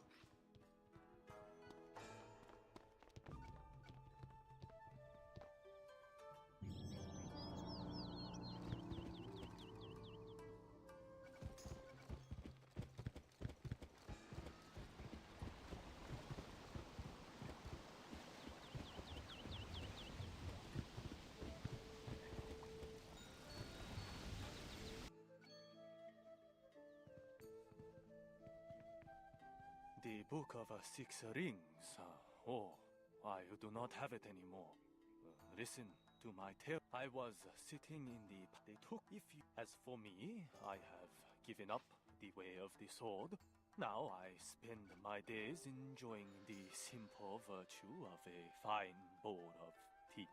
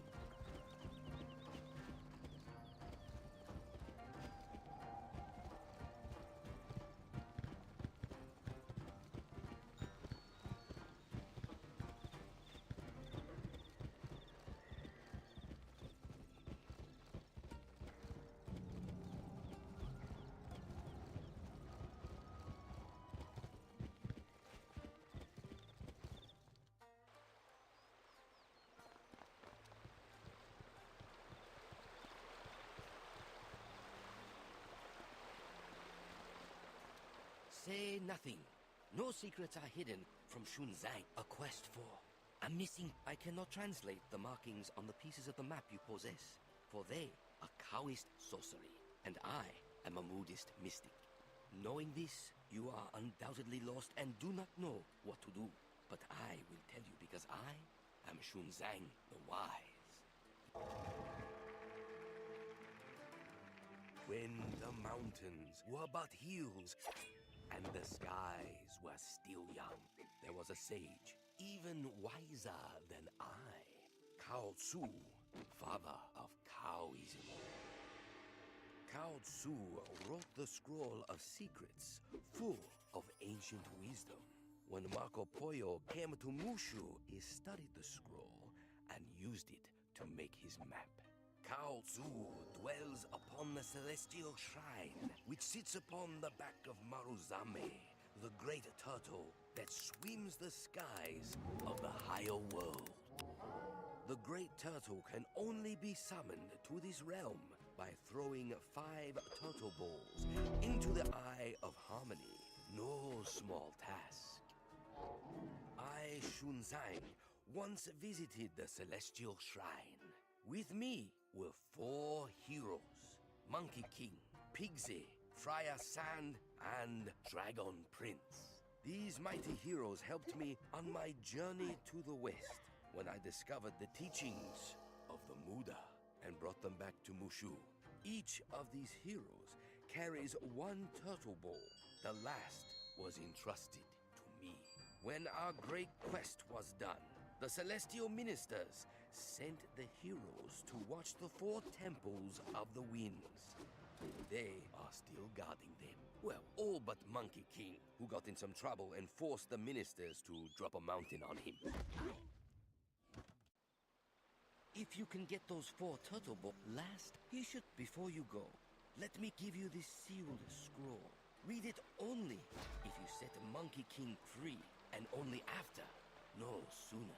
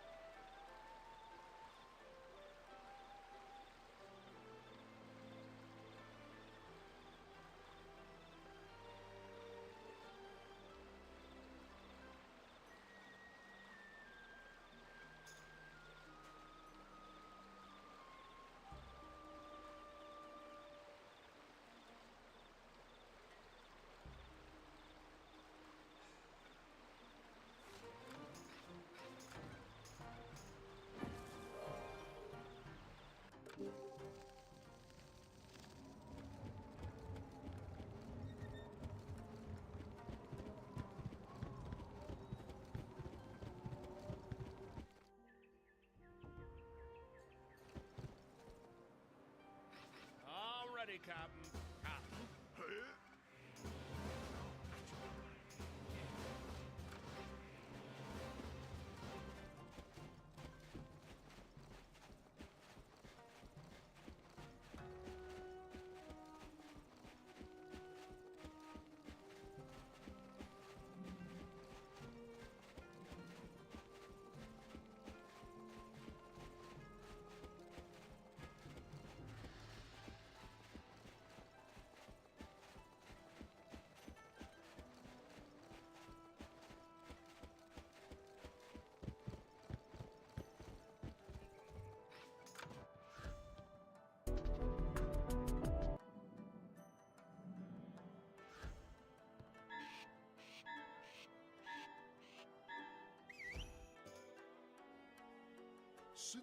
Let us rid ourselves of this intruder and get back to whatever it was we were doing. Attack!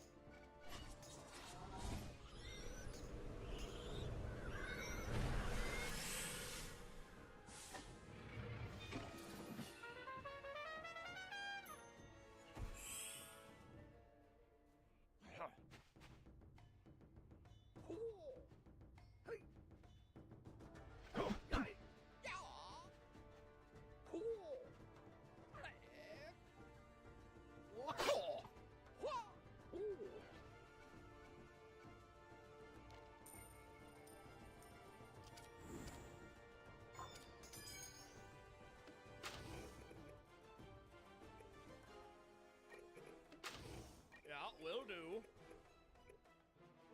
Aye, aye. At once.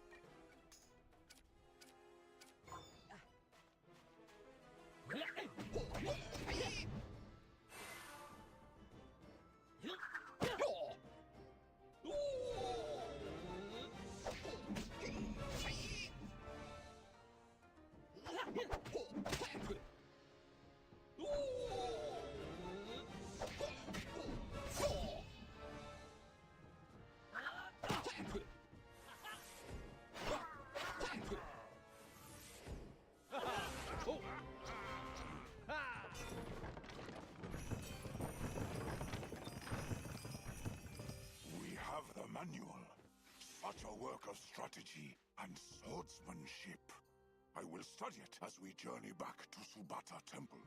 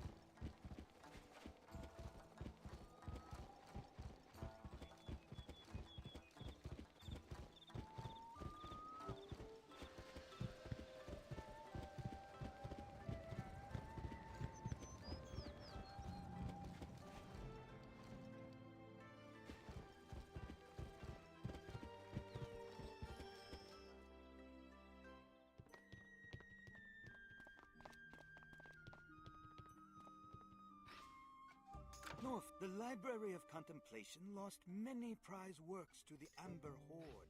Can you thank you for... Now you can deliver it to Morgan Lafitte. Remind her of our strict overdue policy. Seek out Amber Horde ships in the Subata Skyway and help restock my library. By force, if necessary.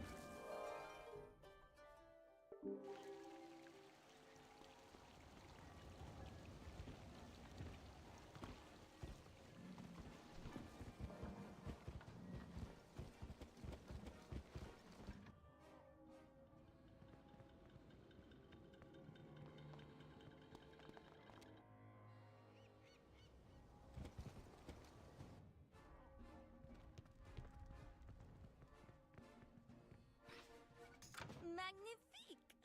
This will be some relaxing reading. And by that, I mean something to read between sword duels. It seems as if your companions have enjoyed reading it as well. Perhaps they learned something, yes?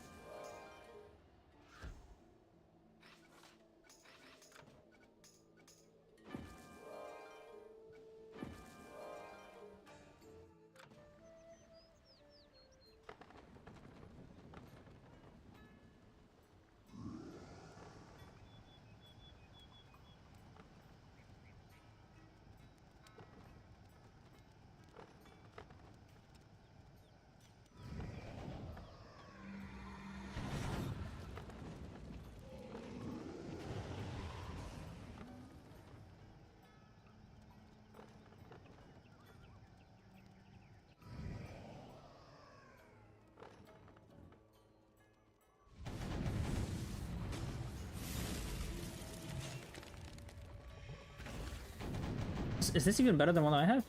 I think this might be better because it gives like 4 more crit block, and instead of pip conversion it gives me a crit rating, which I guess is more important. So I guess I got something decent for this for my efforts. And there's this chest. Wait, is it like one of those weeks where we can? No, it's not. Okay, fine. And yeah, that was the level 110 boss. defeated by spells from level 5 to level 16. I hope you all enjoyed this. A little shorter than the last one, a little easier, but you know, it's a nice chill video. And if you did enjoy, remember to hit that subscribe, hit those notifications, hit that like, leave me a nice comment, do all that good stuff. Don't leave any mean comments, okay? I'm gonna tell my mom if you do that. And besides that, good night, everyone.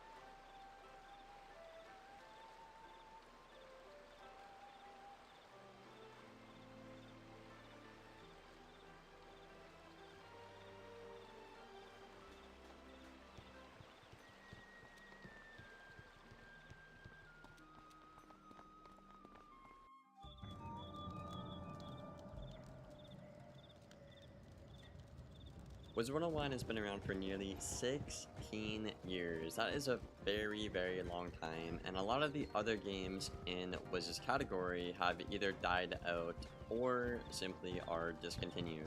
However, Wizard 101 has something that those other games do not, and that's the fact of the matter that it is, well, essentially a monopoly. Wiz does not really have a lot of competition. However, something we've seen time and time again is Wiz simply likes to play things really safe and by the book. They're too scared to take any risks and all because they don't have to, since they are a monopoly. And over the years, a lot of the gameplay has become stagnant, and we've seen a lot of players decline and quit even just the past couple of years, you know. And I can only speak as a player who started playing again in about 2020.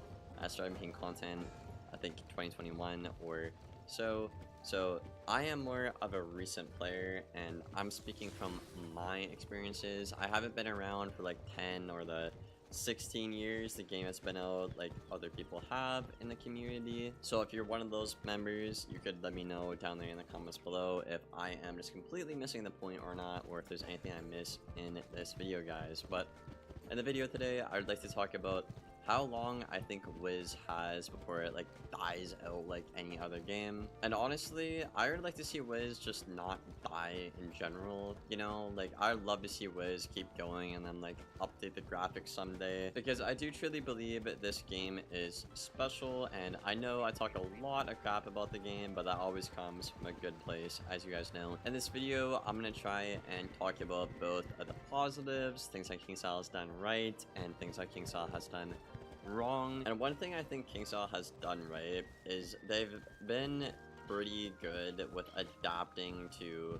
you know, the media. There's been a couple of bad instances, like like 2016, where they tried to tap into the mobile game market and it absolutely flopped, and they had to lay off like a lot of their staff. And ever since then, they've been trying to, you know, pick up the pieces and get the game back to what it once was. And we have the occasional KingsIsle L here and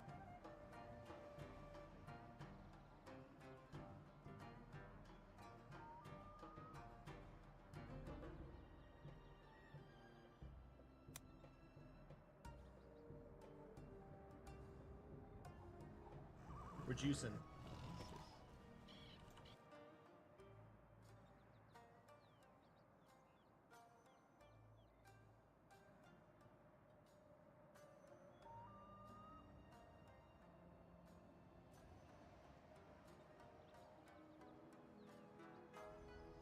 Hey everyone, what's up? This is Blaze Long with Blue. Hello! Welcome to episode 42 in the Pirate Walk. We're somewhere in Mushu. I don't know where we are at this point. Like, yeah, I mean, we are... the pathways in this world, like where you have to go in the village and that, yeah, no, I have no idea. All I know is last time when we had to defeat those bandits, I think we had to do, I'm not joking, 8 battles for 1 key. Oh yeah, because we had to get a key at the end of last episode. Terrible. Oh, there's no way. Did that pathetic constable send you? After we finish with you, we'll pay him a visit. At least we have some upgrades going on though. I know, our companions are huge. I didn't stitch the new weapon I got, so it's just regular knives, but oh, you got a new weapon, did you? Yeah, they're level 40. I can't say I did. I got a new hat, but minor changes, honestly. I tried to look for weapons, Nate. There were none. Really? Until 45, yeah, so. I found one that was a little better. Oh yeah, and then Sarah Steele is upgraded. She has... oh my gosh, she looks fancy. I know, she's got a new hat. She's got feather and... yeah, pretty good. Crazy. I know Chantel the God. She, Have you come to set me free? Excellent. I've learned my lesson, and I'm sorry for what I did. And I'm quite bored now. You want to leave me here, trapped in a cage, while you run away with my precious turtle ball? How inconsiderate. Let's make a deal. I'll happily surrender my turtle ball if you get me out of this cage. How does that sound? The cage key, do not... You're... well, aren't you squeamish? All right. What? Hattori Hamza is a national treasure. I refuse to do any violence against him. Well, aren't you squeamish? All right, how about this? Go out in the Skyway and gather up some moon pollen. Come back to Hamzo's and offer to have tea with him. Put the pollen in his tea. Hamzo takes a nap, you take the key, everybody wins.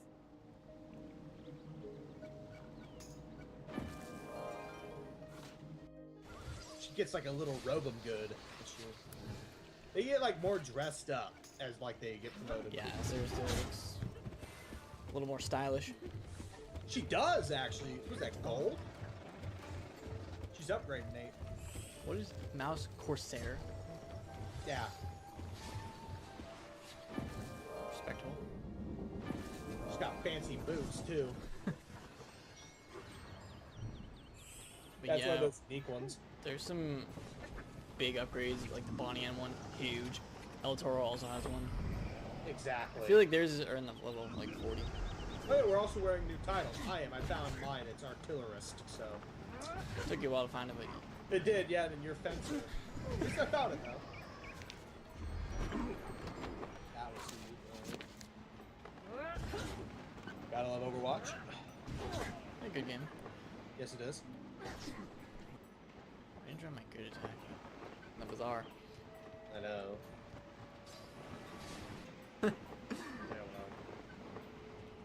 To their mistake. The Chief. Bad Buddha, of course. Oh, there he is. Of course, that's his name. Well, obviously. We'll make that happen. Okay. I'll have this too. Cute little buff. It's something, isn't it? Nice. You know, Nate, just let me know you do 5,000 so I can. I don't have that. Okay. Whatever. I think Yeah, we don't even need you in this walk anymore, I believe. Easy. let's watch what we say here. You did 800 to a belt, like a. Well, I was gonna hit the cheat too. All right, so you might have done. That's respectable. You might have done like 800 to the Buddha. Oh yeah, would have. Overkill. I guess we gotta focus on these tools now. I'll green shot the barrel so it's easy to get them. That dodge though. Or your boost to run.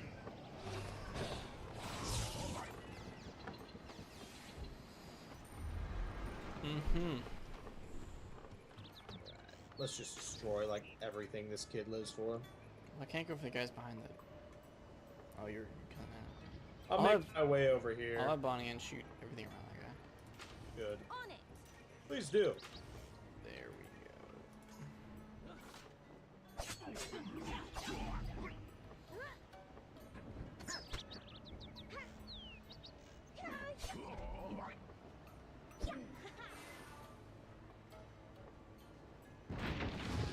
Finally, El Toro has something to do. His efforts have been lessened by everyone else. Exactly. As you should.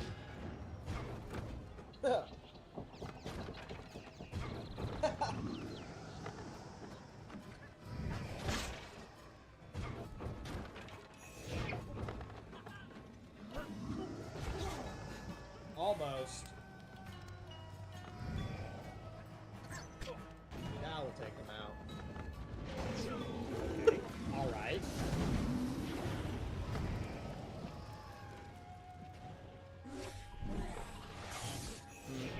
Not the best. No. Not at all. Delete immediately. I don't know why I use that immediately. Yeah, well, okay. Alright. One poke. Two pokes. Oh, Chief is dead.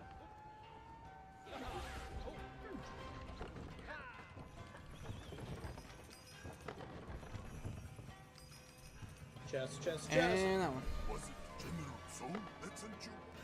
I was going to burn that incriminating letter from him. I just haven't gotten around to it. Here, you take it. This scoundrel!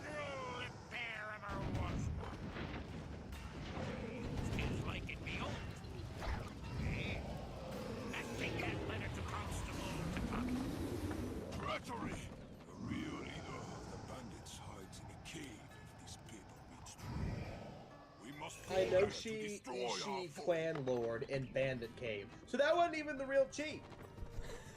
That was the chief, but they only have some clan god. Yeah, Chief. Okay. Key to dock. See, I don't even... I'm just gonna go to the... Yeah, like, See I what have this no is. idea. I know it's in the Skyway that we're at right now, but... Yeah, I'm just pouring to you. Like, Wait, it says it's... Key to dock. Oh wait, no, is it this here? Is it? It's this way. Okay, maybe it is. Who knows? Oh! Actually, would have been quicker if I would have walked that way, then. it's like it's right next to us. How far away is this, though? We have to go all the way through there and, like, go through there again. Wait, were we already over here? Yeah, oh, we no, were. no, it's at the end of this. Well, I mean, we were kind of over there, but... Where are we at? Who's counting?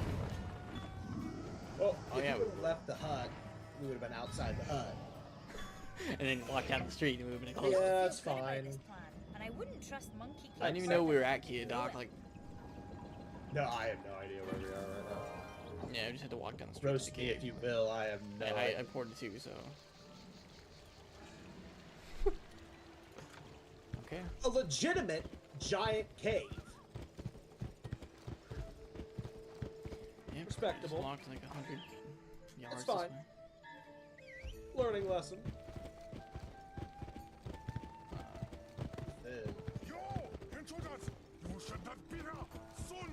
Are these like the same guys? Yeah, these aren't even the. Oh, this is okay. Yeah, this is a big cave. There's a few bosses in here. This is not a boss. I don't Yeah, think. definitely not. So yeah, we'll skip this one, but we'll be back because there's quite a few bosses I remember in this cave. Alright. Investigate the glow. Yeah. Scratch is like, who's that? Bad mojo here, Captain, my captain. The path be blocked. This bandit has powerful friends. The symbols. Earth, wind, fire. We must defeat 3 wizards. And So I'm take assuming that means 3 bosses. 3 bosses. I mean, this is a big epic. It's yeah. Ain't easy. Comparable to General So's chicken coming up. Can't you understand? You are just a grain of Is this just like one guy? Oh, never mind. I wish. Wait, is this actually a boss though? Like, is Yeah, he it's a just- boss. Wait, He's not even a boss though. He's just an annoying cat, isn't he? What is his name? He's just an Earth sorcerer. He's like 1700 health. That's it. Oh, this guy. You know, I mean, he's it's nothing like special. I don't know. How do you? I think we should do this because doing all 3 of these battles is gonna take a long time. I know, that's the struggle. Maybe we could. I do not think I will take my tea just yet. There is something sour about it. Oh, did you think I would not see? There is no key to the Monkey King's cage. Tell the Monkey King that there will be no clever escape this time. He must serve his full sentence. 10,000 years.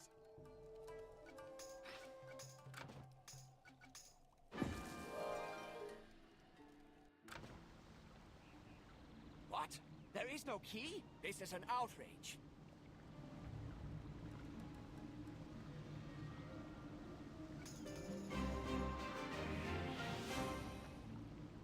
If there's no way to open the lock, then I must bash the bars apart. If only I had my golden staff. That would do it.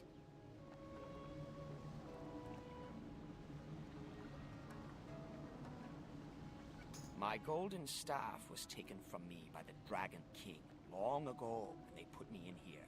He can't still be mad, can he? If you can fetch me back my golden staff and help me get out of this... The Dragon King's realm is at the bottom of the Lake of the Rising Sun. Just jump in and swim. You'll find it. Tell him you want the challenge.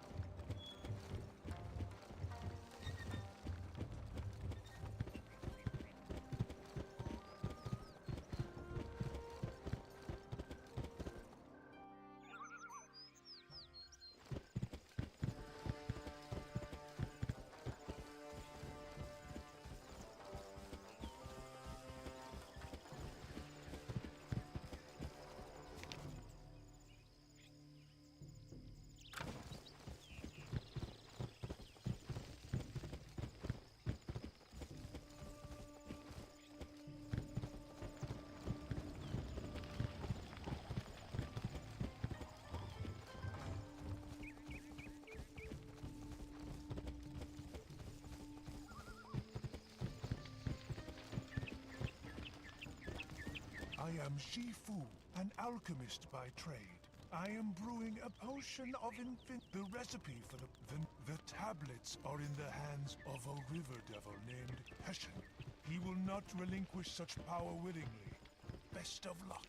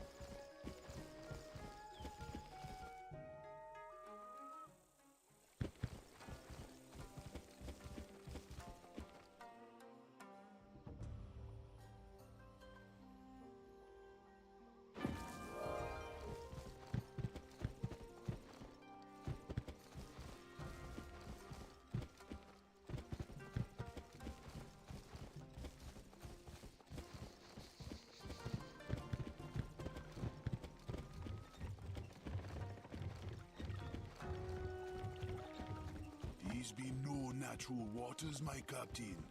You'll be safe to breathe beneath them, I think. Be careful all the same.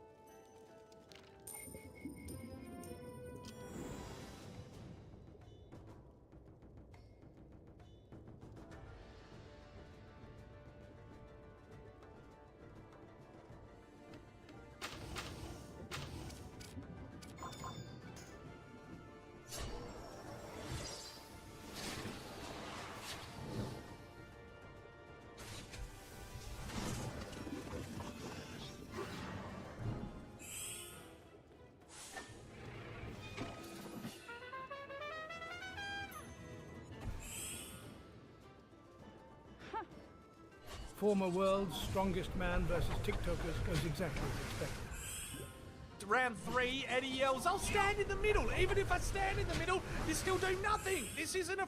My favorite part about this is about how these guys immediately revert back to caveman thinking. Is like you have one person getting the buffalo's attention from the front, and then you flank behind the buffalo and you get it from the back. Freak fight! I'm a freak! Hit me! Come on! Go on! Can Eddie catch him? Oh, he fell over. That's the most exciting it's been. I went for a tackle, swinging backhand, punch! Power bomb! Destination fuck! There it is! Oh, he's holding onto his leg like when you fight your big brother. God. Do whatever you can. Sometimes the buffalo wins. Oh, the one that's still mobile and conscious has to go back in. Wait, this is getting sadistic. Bro, the buffalo already got one of your guys. You gotta try and face him down. Buddy, I feel bad for you. He's down. He's down. Just climb He's out. running away. I don't care at this point. You guys put on a good show. You can run away. He's trying to make... Nah, Ed's got you. Now, Ed asks permission from the ref. Can I hit him? Yeah, go for it. Can I Couple hit of him? hits. No worries. Just All taps, right. really. Just toying with him. Yeah. This is what I expected to happen. This shit is so fucking funny, man. Eddie Hall is a tank. He is, bro. The guy's massive. He's fucking massive. Acting like he's a goddamn buffalo. I can't believe this. 2 rogues versus 1 warrior. Yep, there it is, man.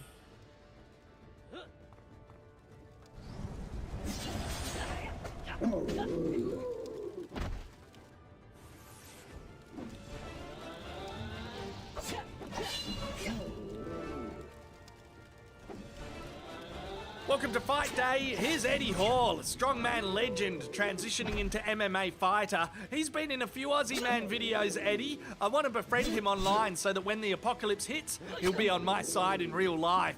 He's waiting for his face to get polished. Where's the polisher? There he is, done. And in he goes to practice combat moves and wait for his enemies. Yeah, I buttoned a plural on there because he's fighting 2 wankers, the Nefati Bros from Tiki Toki. I don't know why social media content creators want to become fighters. I personally haven't figured out how the skills are transferable. Have you got teeth? Yep, good. Not for much longer. In you go. Fuck me dead. Even Eddie's nipple is bigger than both of them. They say some prayers together. That's common before you do something where you'll die. Round 1 kicks off with a bit of dancing, mostly dancing, and some trash talking. This fight is bloody easy, yells Nefati Bro 1. It's easy so far because they're not going anywhere near Eddie. It's just a light cardio group session. It's like the main menu of a fight game where you need to pick a character, but you never pick a character, so they're just on loop, perpetually warming up. Oh, there was almost a punch, fuck yeah. 40 seconds left. Oh, huge kick, and they're celebrating, the Nefati Bros. They know that Eddie definitely, certainly felt that. What he felt was not pain, but they made him feel something. So it's worth celebrating. Fair play. Can they land another devastating blow? Oh, yeah! Oh, that's twice they've given Eddie feelings. Now the clock winds down with the Nefati Bros just yelling, "You're it, Eddie! You're it, mate! You need to chase us!" Eddie's like, what are you talking about? They're like, you're it, Eddie. He's like, I didn't come here to play tag. This isn't World Chase Tag. Fucking dickheads, it's boxing, MMA. Round 2, more of the same. Eddie does get lured into playing tag though. Now he's like, just here now, both of you, the two of you. That's enough, fucking come here now. Just get now, have a quick word. Come on, here, quick word. He's like a very angry dad right now, just yelling at a couple of dodgy kids. Last time I did a solo run of the Rat, the final boss of Polaris, and it was a fun time and all, but it really wasn't all that hard. I guess you guys realize this because I got a request to solo Grandfather Spider, the final boss of Mirage. I honestly wasn't planning on really doing this guy, but hey, if a viewer requests it, I gotta at least try, right? So right off the bat, I have no idea how this guy works. I never did this fight before. I've never even gotten this far into the game before, really. So all of this will be completely new to me. And honestly, I am a little worried because...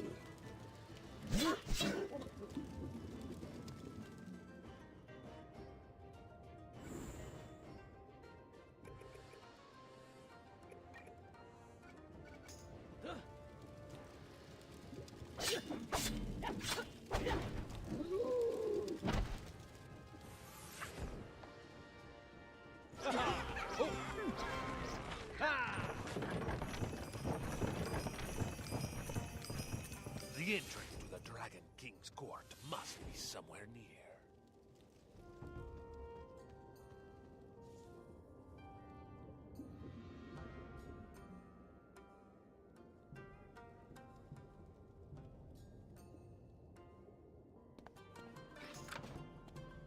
Because I've been told a few stories about how hard this guy is, and I've got people who are telling me, oh chef, this boss is so hard, you're gonna die so many times, and honestly, I believe them, okay? But hey, there's only one way to find out, right? So today, we're gonna solo the final boss of Mirage, Grandfather Spider. So without further ado, let's hop right in.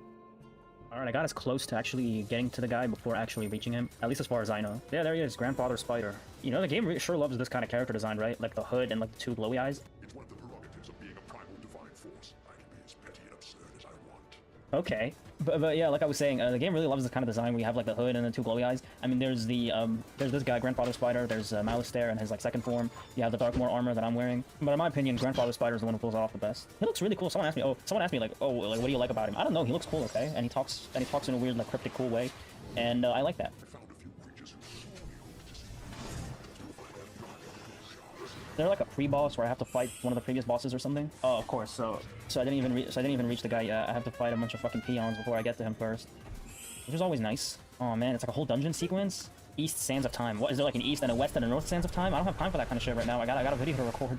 The game's playing the cliche of we're gonna have to fight old bosses again, which is fine. I don't mind that. My setup is kind of weird. I got this new spell, Kisma's Wrath. It's not necessarily like that super good or anything, but I don't know, I just got a new spell, so I feel like I have to use it to get some value out of it. I'm gonna pack a Feint, even though I'm 90% sure they're gonna have some cheat that's gonna make it so you can't use Feint. Because, you know, when you make a really powerful spell like Feint, the best way to, you know, keep it balanced is to just make it not work. Sorry my voice sounds a little different. I'm eating grapes as we speak. I think it's become a tradition on this channel to occasionally eat fruit while I'm recording, so it's just what I'm doing right now. I was having a banana shake earlier, man, that was good. Can I get a Shadow Pip? Okay, no Shadow Pip. I think I'm just gonna Frenzy and maybe Scarecrow next turn. I packed up 2 Feints, but I haven't pulled either of them, so I don't know if he has a cheat that removes them, but it doesn't really matter. I get to use my blades, I get to use my prism, so it's like whatever. Oh, now I get a Shadow Pip when I don't have a fucking enchant, so I can use Kisma's Curse. You know what? It doesn't really matter. We'll just use Karulu. So that's what we'll always use. Kill him. There we go. Alright, that wasn't fucking hard at all. Yeah, that was a classic Wizard 101 boss fight. Just blade, maybe use an aura and a feint, and just shoot your attack, and then that works. That's not a criticism, by the way, okay? I happen to find it very relaxing. Also, my inventory's full. I have to get rid of a bunch of crap. I have an Arcanum apartment since when? The risk of triggering someone, I'm just gonna sell a bunch of crap on quick sell. I'm sure someone's gonna have something to complain about this shit, but I don't care. This thing's really weird. The Spring Fledgling Baton. It's like, I think it's like an Easter thing. I remember seeing this in my inventory and not knowing when I got it. But it's like a crown item, so I'm not selling it. This thing's good. I want to equip this actually. This amulet. It gives me +5 universal resist. That's nice. Also these macaw thing. I think I can get away with selling those. I got 3 by accident. I don't really care about them. I don't know why I have these vultures. Oh, I think I was training for fucking Vengeful Seraph, and then I realized it was kind of pointless. So okay, I got rid of a bunch of stuff. I have a bit more money to my name now. Remember last time I only had like 10,000 gold, and I have 279,000. So you know we only come up. All right, let's see what's here. Okay, I'm assuming there's no crazy cheats here either. I forgot to unpack my prisms, but whatever. All right, let's see if they actually take feints. They do. Okay. Easy. Light work, no reaction.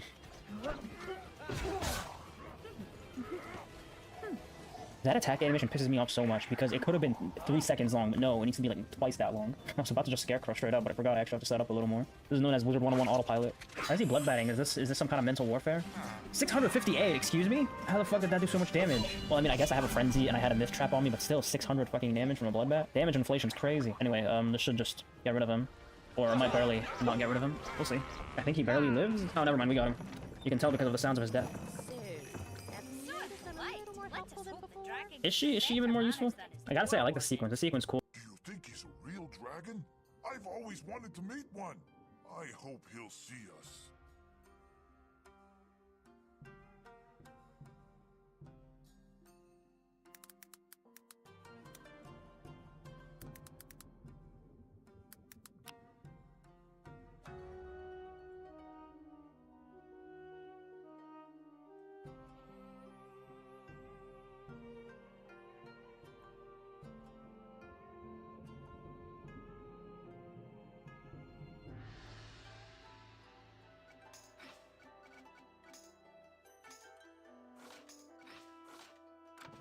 Who are you to come into my court and do violence upon the challenge? I knew it! You have come seeking the golden staff, distasteful as it is. I am honor-bound to allow... My jade egg was stolen by Monkey King. He hid it in the Valley of the Titans. If you want the staff, bring me my egg and wish for it.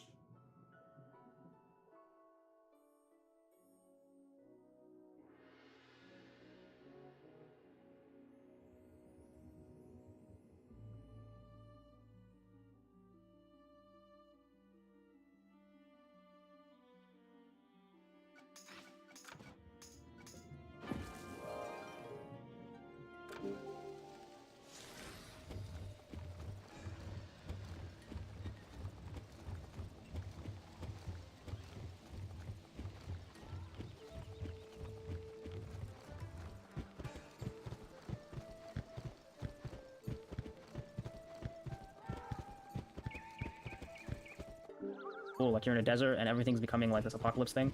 Also, don't mind the cute fucking Christmas loading screen. Even though it's currently summer while I'm recording this, Wither 1 has this weird Christmas and summer thing going on. So yeah, it makes the game look like it hasn't updated since December, but no, trust me, it is fucking up to date. Does she look different, Mallory? I mean, surely she does, right? Like, I'm thinking about it. I don't think she looked like that back then. Alright, who gives a fuck? I want to check if she actually is more useful, because I feel like she... Plus 25%. Okay, I guess that's helpful, but I don't have any healing spells of myself. I just use Drain, so... Yeah, points for effort. I'm sure other schools find that helpful. Okay, this guy's actually messing me up. I'm at 2.9k. That's the lowest I've been against one of these guys, but... I'll attack next turn. Do I go for the feint? Surely you can't do 2.6k before next turn, right? I'm just gonna go for it. Oh, is he gonna get rid of it? Oh, come on, no, don't do that. Okay, that's annoying, but that's not super bad, I guess. I guess switching around the feints is acceptable. Stop doing Snicker Snack, just let me fucking attack already. Oh, okay, got rid of my feint, that's nice. Probably should have focused a little more. Ah, fuck, that's gonna hurt. That is gonna hurt. Don't kill me. It fucking killed me, okay. Alright, you wanna play like that, huh? I can play like that. Alright, okay, this time I'm fucking ready for him. I'm not messing. I discarded my feints. I discarded my, what's it called? My prisms, because I don't need those, and the feints are useless, so yeah. Oh, of course. Oh, I love it. I'm being so negative right now. On a more positive note, this guy's name is really funny. What the hell is a Shadow Walk? It's like fucking Walk Lean. I'm gonna put y'all on some shit. Walk Lean. So, I don't know if you guys know what Walk Lean is. It's quote-unquote an all-natural, drug-free purple syrup. It's basically like, I don't know if you guys have heard of Lean. Lean is this fucking, like, it's basically like a Sprite mixed with cough syrup and like a Jolly Rancher or something. Walk Lean is like a drug-free version of that. Got Shadow Walk Lean. Perhaps that fellow there in the white blanket knows a way to get through.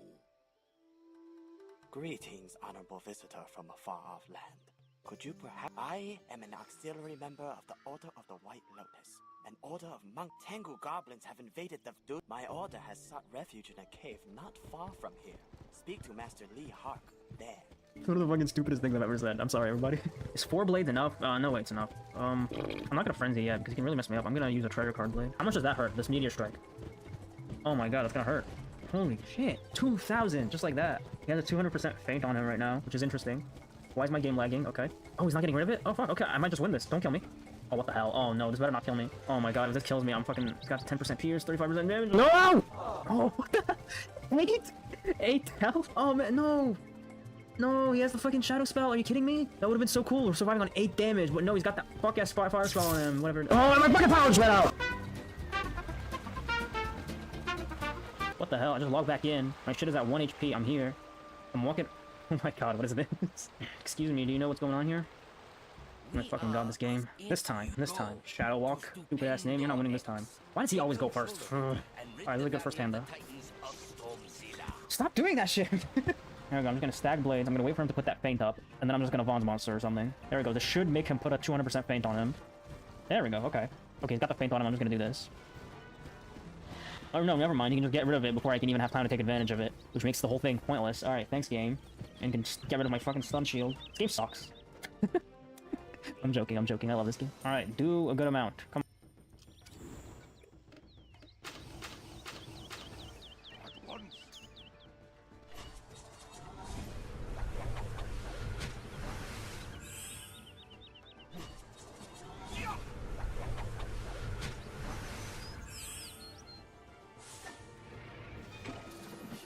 Come on. I can't see how much I did. I think I did like 4,000 something, which is not great. Yeah, I did like 4,000 something. I have a reshuffle if, you know, push comes to shove, but still. Can I actually like take advantage of that feint this time? Oh, shit. Am I gonna do it? I'm gonna do it. Okay, cool. Kill him, please. Come on, Cthulhu. We need to get to the main event already. This is fucking 200%. There we go. That's what we need. Alright, I think that kills him. There we go. Go to hell. I know that wasn't a hard boss, okay? Like, I know that was easy, and I was just fucking, you know, making dumb mistakes. So, before you comment that, I know, okay? Alright, here we are, North Sands of Time. This is where the actual guy is. I'm just gonna get a deck setup. I'm sure the setup is gonna fucking fall on its face, but, you know, we do what we can. We have to test the waters first. I didn't look this guy up first. I'll probably have to look him up later, but for now, yeah.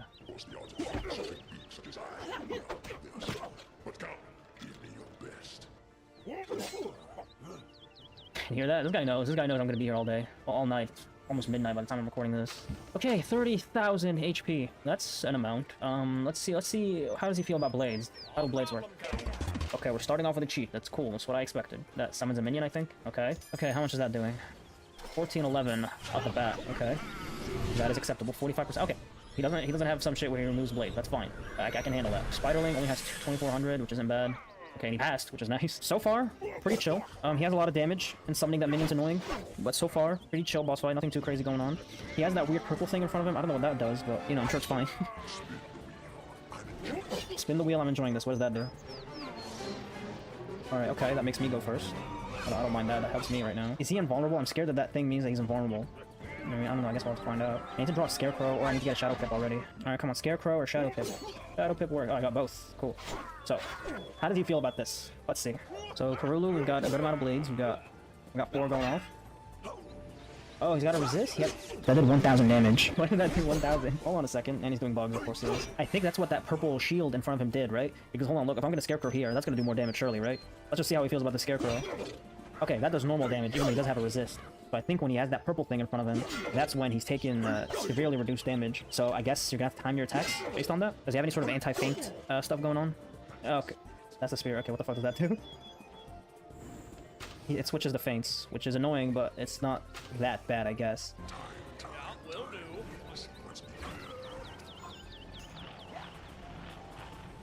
Okay, he can also take all positive wards and charms, but the feint stays on him. I'm reading his wiki page right now just so I can get as good of an understanding of what's going on. Apparently his feint sheet can actually be avoided if you have melt, but it doesn't bother me that much. It's not, I don't think it's worth fucking casting, man. I don't wanna, you know, shoot myself in the foot, but so far this fight seems possible.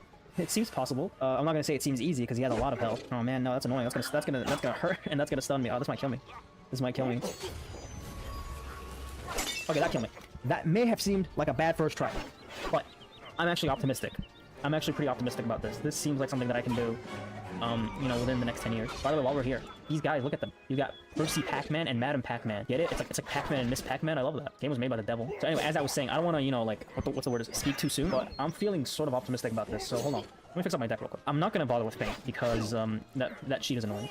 So I think a bunch of death traps and a bunch of curses can help. I'm gonna add some potent traps as well. I'm gonna keep this number of blades up. He does have a resist to death, which makes me think maybe I should cast Age of Reckoning. Okay, he's got 20% resist to death, so Age of Reckoning would actually undo that. So I'm gonna, but it's not like, but I don't think it's like super urgent. So I'm just gonna make my pet Age of Reckoning available, and yeah. I'm gonna keep my Dark Pact. I'm actually gonna get 2 Dark Pacts. I can just have a whole bunch of blades because it doesn't get rid of my blades. And I'm gonna keep Vaughn's Monster and all these guys up. I'm gonna add a bunch more as well. I'm gonna add a bunch more things. I'm gonna add like 2 more Scarecrows, another Karulu, and Kisma, I guess. I don't know. Fucking another Dr. Vaughn. Okay, this is a very messy, but it might get us somewhere. Again, don't bully me in the comments about how bad my deck setup is, okay? I know. I think I'm gonna start off with blading. I don't think there's much point. I don't think there's much point in fucking putting any traps on him right now because he's gonna have that purple thing going on him. I think I can get rid of the Spiderling just right now. He's gonna interrupt cast. He's gonna do something stupid, and then I think we might just be able to kill him here. Yeah, so he's got that purple shield on him. Feel free to let me know what that purple shield is called. I know it annoys people when someone casts a spell and I don't know what it is, but I mean, hey, you know, that's how life is. Okay, cool. So we got rid of the minion immediately, which is nice. I like that. And now we can just focus on him. So let's see how he feels about death traps. I think it should be fine. I think he removes everything after 7 rounds. So this is the 3rd round right now. I think for now I'm good.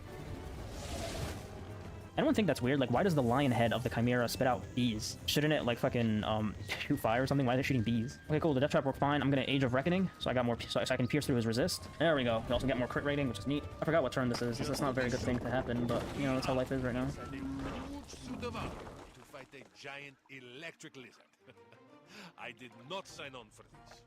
Let's take this monster down. I guess I'll Dark Pact. I don't know. I don't have anything else I can do right now. Wait, does this increase my pierce in the... No, it doesn't. Okay. I was worried that was going to increase my pierce on my own Dark Pact. That would have been bad. Okay, that's going to hurt, but he doesn't have anything. He doesn't have any blades or traps on me, so that shouldn't be too bad. Ah, critical block. Life is good.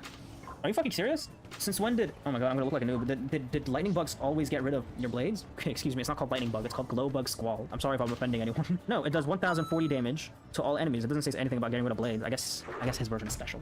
Good for him. This should do a nice amount of damage. It's not going to do like a hell of a lot, but it's going to do something. There we go. We got a critical. We've got a 30, a 40, and a 30. So we got him down to 22k, which is nice. Man, he has a lot of health. What the hell is that? What the hell is you've had your chance on ending this? Hold on. We didn't agree to that. Okay, he casts an Iron Sultan. Does that do like a lot of damage? That does like a lot, but that's not an insane amount. Man, next attempt I might switch out my Frenzy for like a Virulence because getting 30% extra damage for several turns, that's not easy to stomach against this guy. When he has fucking glow bugs, he has Rusalka, and he has Iron Sultan. I have a lot of hits. Obviously I need hits, but I also need freaking stuff to set up with. I don't need... I guess I'll live without Kisma. Come on, game. Stop messing around with me. I guess I'll live without this monster. Okay, please don't get rid of blades this turn. Please. Don't do glow bugs. Oh, he can't even do glow bugs. Okay, whatever. Oh, right, whatever. Kraken's fine. You can do that. I'm just gonna Scarecrow because I'm scared that he's gonna do the thing where he gets rid of all the blades. He does that every 8 rounds. I don't know how many rounds it's been since the last time he's done it. That's why I'm not risking it right now. I'm just doing it. This puts us it's another 5,000 damage. Yeah, see, I was barely on time. I'm clean with it. I'm not gonna have enough damage to defeat him, but with a reshuffle I should be fine. I should be able to get, you know, my stuff back. Calm down, dude. It's just a game. Okay, what is this? What is this? Excuse me? What's that healing current about? Hold on. Okay, that's one of his cheats where he can heal. That's not an insane amount of healing. How much is that? Okay, 75 per turn. That's whatever. I can handle that. I can handle that any day. Okay, now literally all I can do is pass until I can use Vaughn's monster, and then I'm just gonna reshuffle. I got balance pips already, so because yeah, he's got 2 blades right now. That's scary. All right, I just need to survive next. As long as I can survive next round, I'm okay. Okay, he's passing. That's cool. Come on. All right, this should do like I don't know 4,000, which is gonna heal me up nicely. Okay, that's a lot more than 4,000. 7,000. I think using Vaughn's monster was a good idea. Oh fuck, is it gonna work? Is it actually gonna like reduce his healing? It is. Oh, that's so cool. I'm a fucking genius. By complete accident. I did that by complete accident. But, you know, I'll take it. Yeah, an unenchanted Scarecrow with, like, no bonuses isn't gonna kill him, so I'm gonna have to reshuffle next turn. Okay, reshuffle, and then after that we can get back to business. I do have a Shadow Pip, so hopefully I can get Karulu going on pretty soon. I'm gonna Death Trap, yeah. Because Death Trap, he doesn't get rid of Death Trap once he does that thing where he gets rid of all the blades, so it's a safer investment, I guess. Okay, he's getting rid of the blades now, that's cool. It's a good idea that I didn't Death Blade then. Okay, I'm just scared of the kind of damage that he can put out right now, because he does have all these blades. He has Magnify too, which is scary. I'm not gonna Frenzy, get rid of Frenzy. Just need to survive this turn. If I can survive this turn, we're good. So I'm putting a curse on him right now, and then I'm hitting him with Scarecrow next turn, and we'll see where that gets us. Oh, fucking hell. No. No, don't kill me. That's gonna get rid of my blades. But that's the least of my worries right now. Please don't kill me. No. Survive. Oh, for the love of God, survive, please. Please, don't die. Yes! Okay. 1,000 damage. 1,000 health, I mean. It gets rid of my blades, but I don't care. Scarecrow. No, no. No, you're not. No, you're not. This is it. I win. I win. I win on my second try. I don't care. Scarecrow, kill him. Plus 40, plus 30. Fuck yes. Woo! Woo! Woo! That was fucking easy. Easier than I expected. That was a lot easier than I expected. I expected hell going into this. Are you that much of a hater? Nah, this is next level hating. I'm about to sacrifice everything I know just to kill this guy. Okay, the game didn't give me another main quest. Like, it didn't give me the quest to continue. It just sort of told me to... just sort of ended the quest with Bartleby. I don't know what to do now, but I'll figure it out. I'm sure I'll figure it out. Anyway, that was this video. Remember to hit that like and subscribe and leave a nice comment. I have to remind you, if you do leave me a comment, I will tell my mom. And with that being said, I hope you all enjoyed, and have a good night, everyone.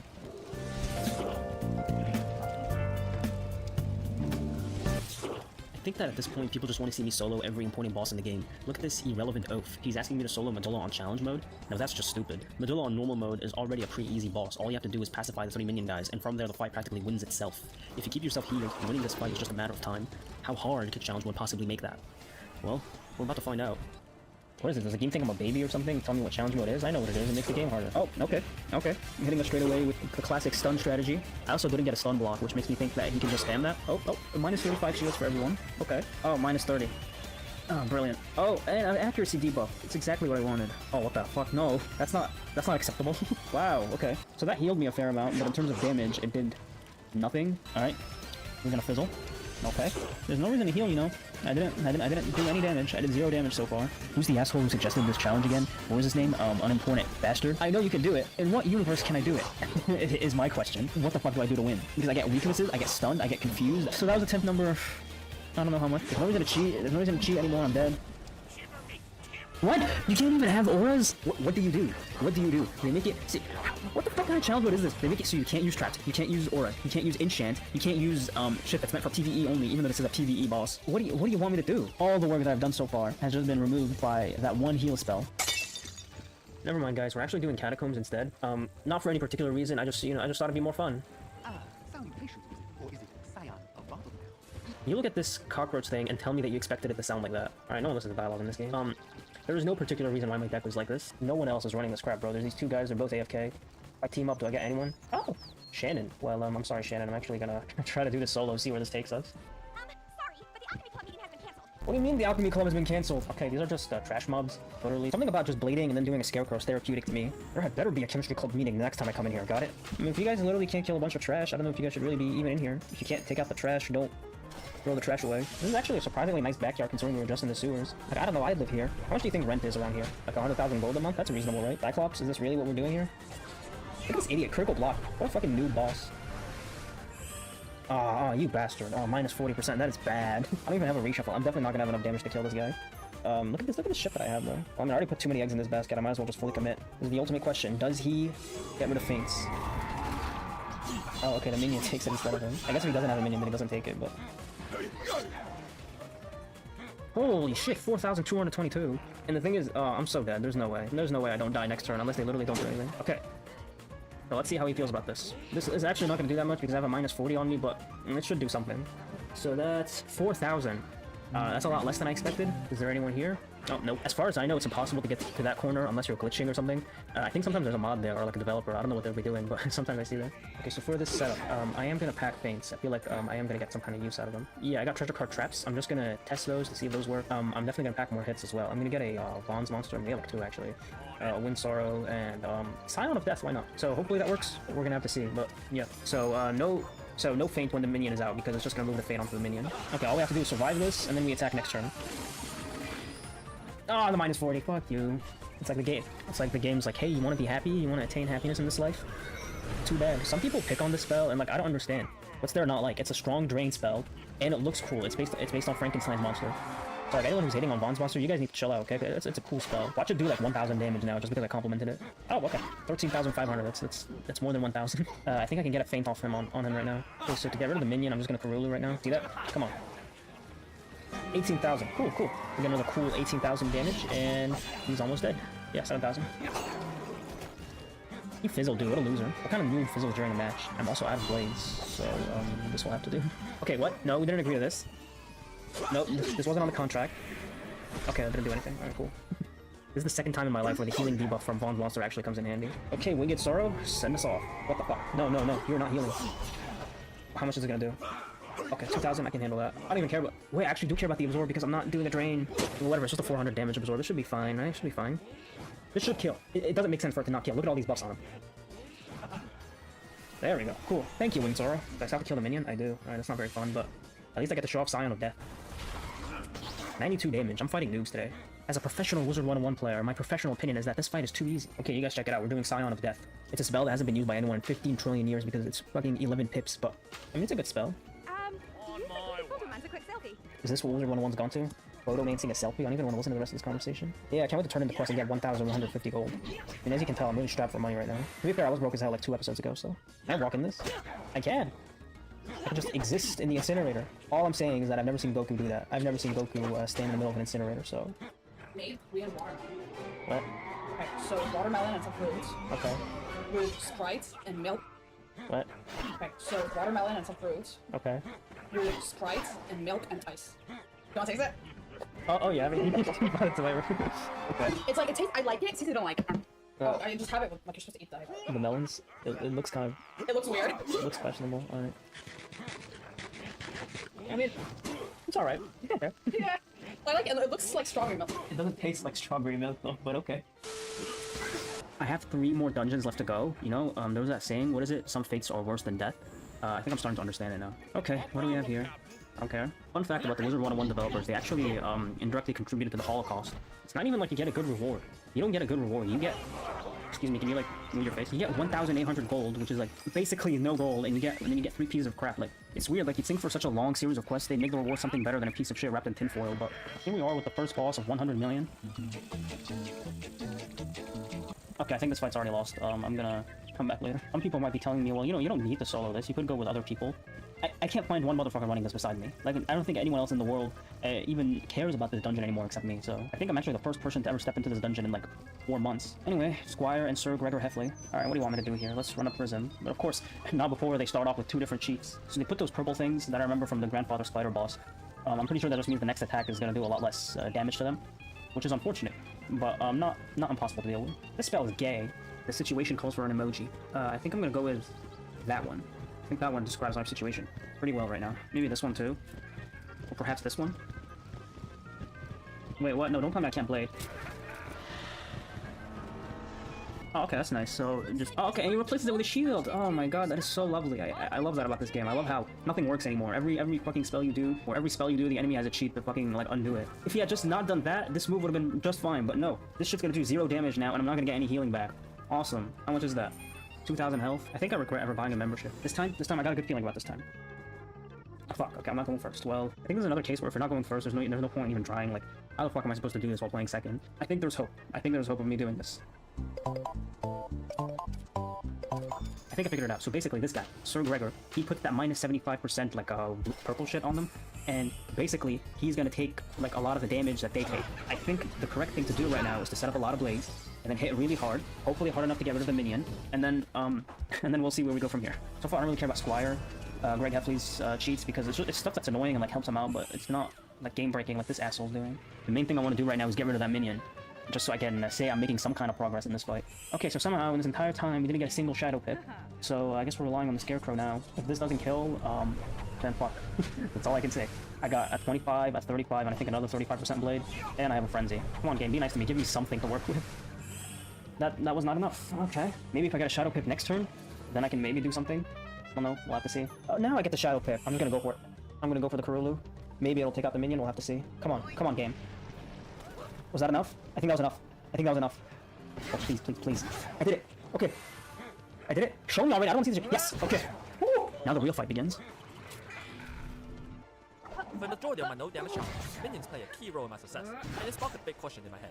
How far in Wizard 101 can I go without minions? The rules for the challenge is Wizard 101 is an MMORPG that was released all the way back on September 2nd, 2008. My god, this game has been out for a while, and it's still going strong. And I mean rightfully so, this game has managed to bring in a very dedicated and loyal community and trap all of us in the nostalgia saw trap. Wizard 101 is quite possibly my favorite game of all time. Actually, it is, now that I think about it. I've been playing this game since 2009, and it's crazy to think that I still log into this game today. Now, playing this game as a kid, I genuinely would just skip most of the dialogue and not pay attention to the story. Like many other people, I mainly just cared about being as strong as possible and having the best gear. But these past few weeks, I decided to not only go back through the game, but learn about the story and lore of Wizard 101. Why everything is the way it is, why we go to these different worlds, and the history of why these worlds even exist to begin with. And today I wanted to share with you guys, because a lot of people share the same sentiment. If you guys don't know, I'm Sniffy. In this video, we will be going through the entire Wizard 101 Arc 1 story as well as the lore. I've been strongly debating whether to put all 4 arcs into one video, but I decided to split them up because I already have the entirety of the Arc 1 script done, and I don't want to keep you guys waiting for another few weeks for the rest of it to be done. Also, disclaimer, Grizzleheim will be part of the Arc 2 video and not this one, because with the inclusion of Wintertusk, I just felt as though it will go better with the Arc 2 video instead of this one. I'll also be giving my own personal thoughts on this arc at the end of this video, and at the end of part 4, I'll be ranking all the arcs from worst to best in my opinion. So get comfortable, grab a snack as we dive in to the full story and lore of Wizard 101 Arc 1. I hope you all enjoy. The Spiral in Wizard 101 was at one point one collective world named the First World. Unlike we know today, as in the present, the Spiral is separated into multiple worlds. This first world was ruled by 3 elder races: the Fire Dragons, the Frost Giants, and the Tritons. These 3 elder races were constantly at war with each other, resulting in the destruction of the First World. Because of this, Bartleby sang the Song of Creation, which not only put the 3 elder races to sleep, but also mended the now shattered worlds together into what we now know as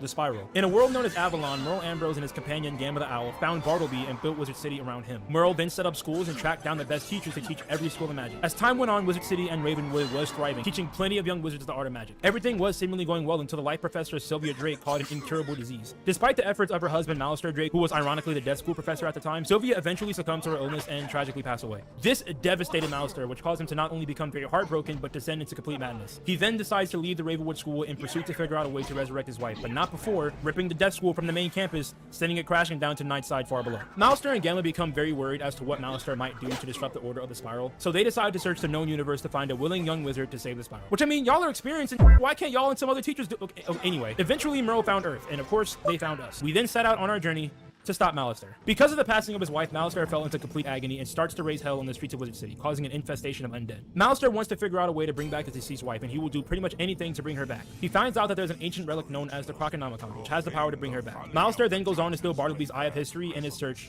for the Croconomicon. The search inevitably leads him to a world known as Krokotopia. Krokotopia was a land that was once ruled by Manders. They lived peacefully until one day the Crocs arrived. Now at first the Crocs seemed pretty innocent, they just seemed really exhausted from wherever they came from. So because of this, the Manders helped any way they could, providing food and water and whatever other aid they can give. However, later on, of course, the Crocs began to abuse their help to the point of enslaving the Manders. Most of them, pretty much all of them, were treated poorly. In fact, even in the afterlife, their souls remained slaves. Now while this is all going on, a Croc by the name of Alhazred was just wandering through the sands of Krokotopia one day, just minding his business. He had an idea that he could blend elemental magic and spirit magic together, and thus balanced magic was discovered. Alhazred then finds out about what his fellow Crocs did to the Manders and is absolutely disgusted in regards to the state of Krokotopia. So he decides to devise a group called the Order of the Fang, a group of individuals whose sole purpose is to restore peace to Krokotopia and bring down the Tuts rule. The Order of the Fang were able to subdue the Tuts and drive them into a deep sleep. Alhazred would then go on to write the group's secrets and methods into what we now know as a Croconomicon. After saving the Manders, he then began teaching the School of Balance to students all over the Spiral. And while he was eager to include his School of Magic into Ravenwood, he didn't want to leave Crocotopia in fear of the Tuts awakening again, which actually turned out to be a really good decision. Fast forward to the modern day, and Professor Winthrop and his team of scientists arrive in Crocotopia in search for its history. While excavating inside the Pyramid of the Sun, they accidentally awoke the angry Tuts, who quickly came to power once again. While this is happening, Malistaire arrives in Crocotopia and searches for the Croconomicon. Now, Professor Winthrop and his team have no idea where it is, so the next step is to speak to the Queen of the Tuts, Crocopatra. After her defeat, she explained that a long time ago she put the Croconomicon in something known as the Sarcophagus of Souls, which is no longer in Crocotopia, but is instead in a museum in the world known as Marleybone, so we need to go there. Similar to humans, Marleybonians started out as tribal cave dwellers who were constantly at war with one another. One day, a brave dog named Birma rose up and conquered all the clans that were at war with each other. The dogs then began to work together. They transformed their society from being rooted in tribal warfare to being focused on art and science. This began an era of monarchy, unfortunately being ruled by corrupt kings and queens. Later down the road would be tough times for Marleybonians as the world became very war-stricken once again. It's unknown as to how this civil war started, however, it's obvious that the dogs were triumphant, as in the modern day, dogs are the only ones in Marleybone that have any political power and influence. After the war was over, interest in history and science slowly became more important to the people of Marleybone, and fast forward to the modern day, Marleybone has become a very powerful society. However, they suffer from a very prevalent problem of gang activity. This is because, like I said earlier, dogs are the only ones that have any political power in Marleybone. Species like cats and foxes are heavily discriminated against. They struggle to even make an honest living, and thus they have to resort to criminal activity to make anything of themselves. While this is going on, Malistaire arrives in Marleybone to steal the aforementioned Croconomicon, which is supposed to be locked inside the Royal Museum. Now, Malistaire actually couldn't steal it himself because the museum has a sort of anti-magic defense mechanism, so instead he teams up with the master criminal Meow Yardy. The cat criminal gangs break Meow Yardy out of prison despite our attempts to stop them. I just want to quickly point out that while we're sitting here hauling ass in Newgate prison trying to stop this dude, why are the guards just standing there doing nothing? They're all just looking at us chase this dude like, oh wait, listen, you can catch him, wizard, he's not that fall. Like, dog, that's it. Okay, so anyway, Meow Yardy steals a Croconomicon from the Royal Museum and locks himself inside of Big Ben, awaiting Malistaire's return. And unfortunately, it's too late. Malistaire meets up with Meow Yardy in Big Ben and escapes with the Croconomicon. In order to carry out the rest of his plan, he needs to head to a world known as Dragonspire. He needs to head to Dragonspire because his ultimate goal is to revive the Dragon Titan, as his plan is that he's going to use the Dragon Titan's power to bring his wife back to life. The only spiral key to get to Dragonspire, however, is held by Emperor Yoshihito, the ruler of a world known as Mushu. Mushu, similar to Crocotopia, is a very ancient world with a deep history. Long time ago, dragons actually once lived on Mushu, and Emperor Ping formed the first empire of Mushu using the power of a dragon. A rule was set in place that all future emperors of Mushu would wield this dragon magic and would call themselves descendants of a dragon. Which, by the way, why this isn't a badge in the game, I'll never understand. This is just a miscooperative world. However, the treaties did anger some of the warlords of Mushu. They ended up mastering magic, and combined, they stormed the Jade Palace and imprisoned the current emperor at the time and took over for themselves. Now, their rule on the people of Mushu was incredibly cruel. Later on, there were 3 more neighboring and warring clans who also began to learn magic on their own and rose to power. It got to a point where a lot of these clans got so powerful that Mushu basically was just ran by them instead of an emperor. However, eventually the war between the 3 clans did eventually start to die down. This made a way for somewhat of a return to peace and prosperity for a little bit. Now, the samurai took this as an opportunity to seize control of Mushu once more from the corrupt clan leaders. The samurai then went on to free Emperor Swang, who was still in prison this whole time. Fast forward 2 years later, and the current emperor, Emperor Yoshihito, comes to power. We then cut to the present, as unfortunately Malistaire was able to beat us to Mushu and went to confront the emperor to obtain the spiral key to Dragonspire. When the emperor refused, Malistaire placed a curse on him, putting him into a deep sleep. He then steals the key and flees to Dragonspire. So now, in order for us to obtain the key to follow him, we must first heal the emperor with the help of the monks. We need 3 specific items in order to heal the emperor and reverse Malistaire's curse: the emperor's sword, pure water, and fruit from the tree of life. However, there's a big problem. Right after Malistaire put Emperor Yoshihito to sleep, everybody found out about it. So now local warlords and a bunch of evil men immediately sought to take over Mushu for themselves in the absence of the emperor. 3 of these individuals in particular are ones we need to take down in order to gather the items we need to cure the emperor: Warlord Katsumori, Hideyoshi, and Kaigemusha. To make our problems even worse, all 3 of them have been possessed.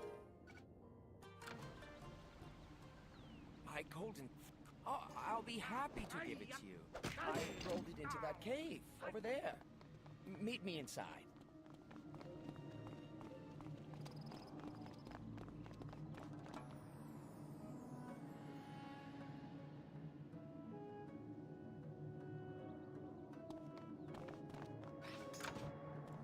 Possessed by Oni. Warlord Katsumori has been possessed by the War Oni, Hideyoshi by the Plague Oni, and Kaigemusha by the Death Oni. Meaning that after we defeat them, they reincarnate into these Oni, and we must fight them as well. We take out Warlord Katsumori first, who then reincarnates into the aforementioned War Oni. Once he's gone, we can then collect the Emperor's Sword, which is the first part in curing the Emperor. Next up, we need pure water. However, unfortunately, the Plague Oni has tainted all the waters of Mushu. So in order for us to take down this Oni, we need to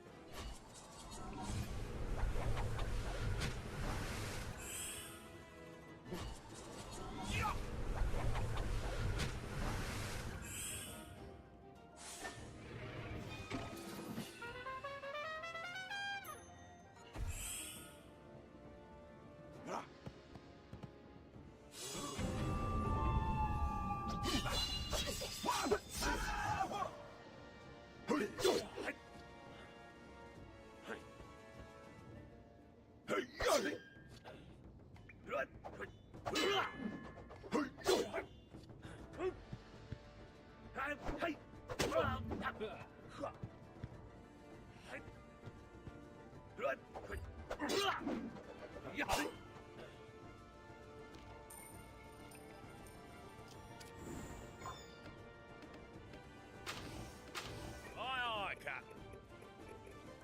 At one. On it.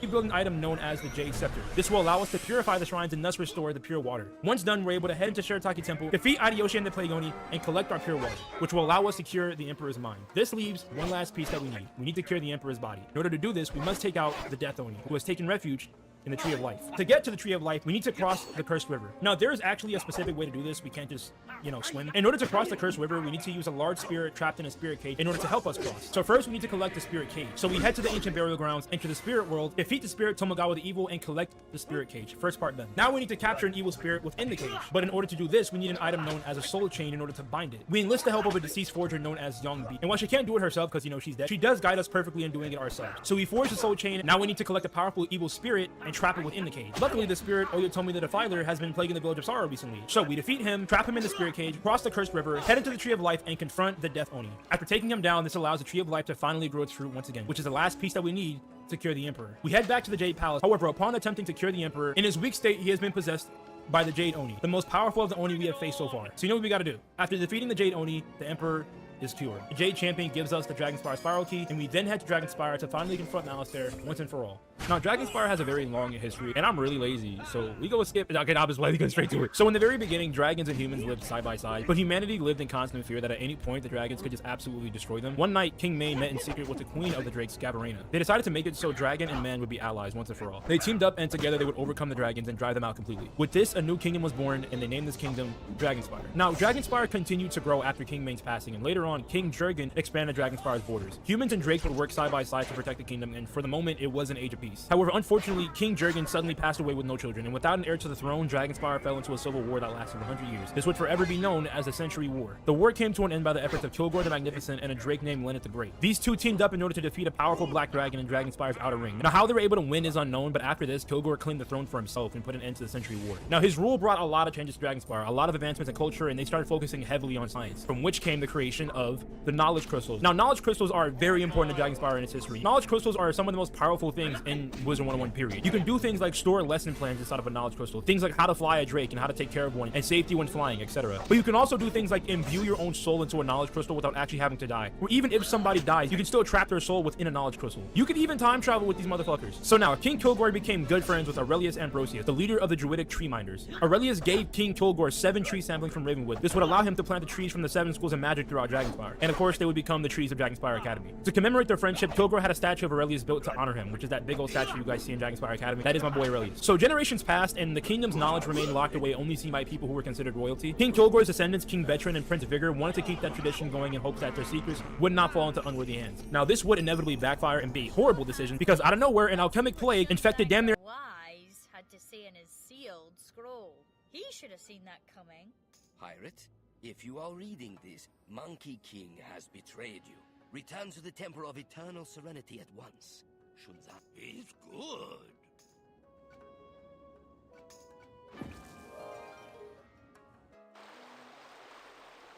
I could not have warned you of Monkey King's treachery. Had you suspected him, he never would have cooperated. My hope was that he had reformed, but apparently he is unchanged. There is one way to control Monkey King. I was loath to use it, but he has given us little choice. The Crown of Command. You must travel to the Shadow Fortress and put the Crown of Command into Monkey King's golden helmet. Conceal it well.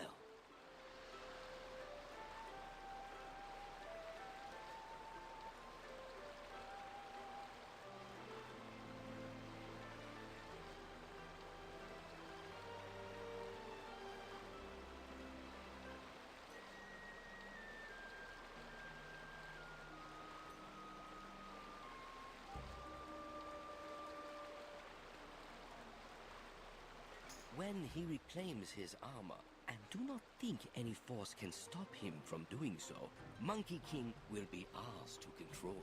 To get to the armor, you must defeat Kirigi, Lord of the Shadow Fortress, a powerful and terrifying ninja pig. I will alert your next of kin.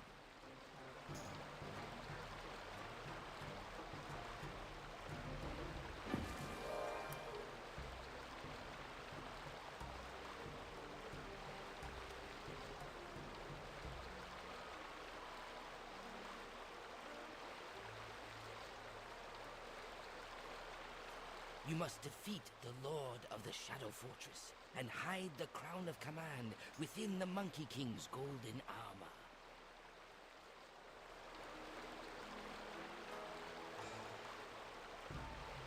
Everybody, this is literally a direct consequence of withholding knowledge from everyone except for royalty. Because I mean, I feel like if more people had access to knowledge through the knowledge crystals, maybe somebody would have been able to prevent this plague from happening. I don't know. So a man named Duke Sebastian came forward and fought with the monarchy for the right to search the knowledge crystals for a cure. He then sent the champion Iona Pyrelance to do battle against King Veteran. Iona actually won, and because of this, Duke Sebastian was able to get the laws regarding knowledge crystals overturned. So now, instead of knowledge crystals only being reserved for royalty, now it would actually be accessible to the masses. And with this, Dragonspire Academy was officially born. Because more people had access to the knowledge crystals, they were able to officially overcome the plague. So now the plague unfortunately did still cause a lot of damage to Dragonspire, so Prince Vigor's main goal at this point was to return Dragonspire to what it once was. Now how he decides to go about doing this is questionable. Prince Vigor decides to lead an entire army of soldiers into Ravenwood and conquer the Tree Minders there. This would obviously, you know, start a war with them, and this turned the Tree Minders, who were once a peaceful society of people, into an evil society who ended up becoming just as evil as the people that attacked them. With this war came massive casualties between both parties, and not even just that though, like Ravenwood's trees all got destroyed except for Bartleby, and Vigor's entire army lost and basically were all deceased. So yeah, nice planning, Prince Vigor, you really stuck it to him. The few surviving Tree Minders, on the other hand, were able to plant new magic trees in Ravenwood, which are the ones that we see today, and they buried their dead in the catacombs beneath Wizard City. The knowledge crystals that contain the record of these events will remain buried within the catacombs as well.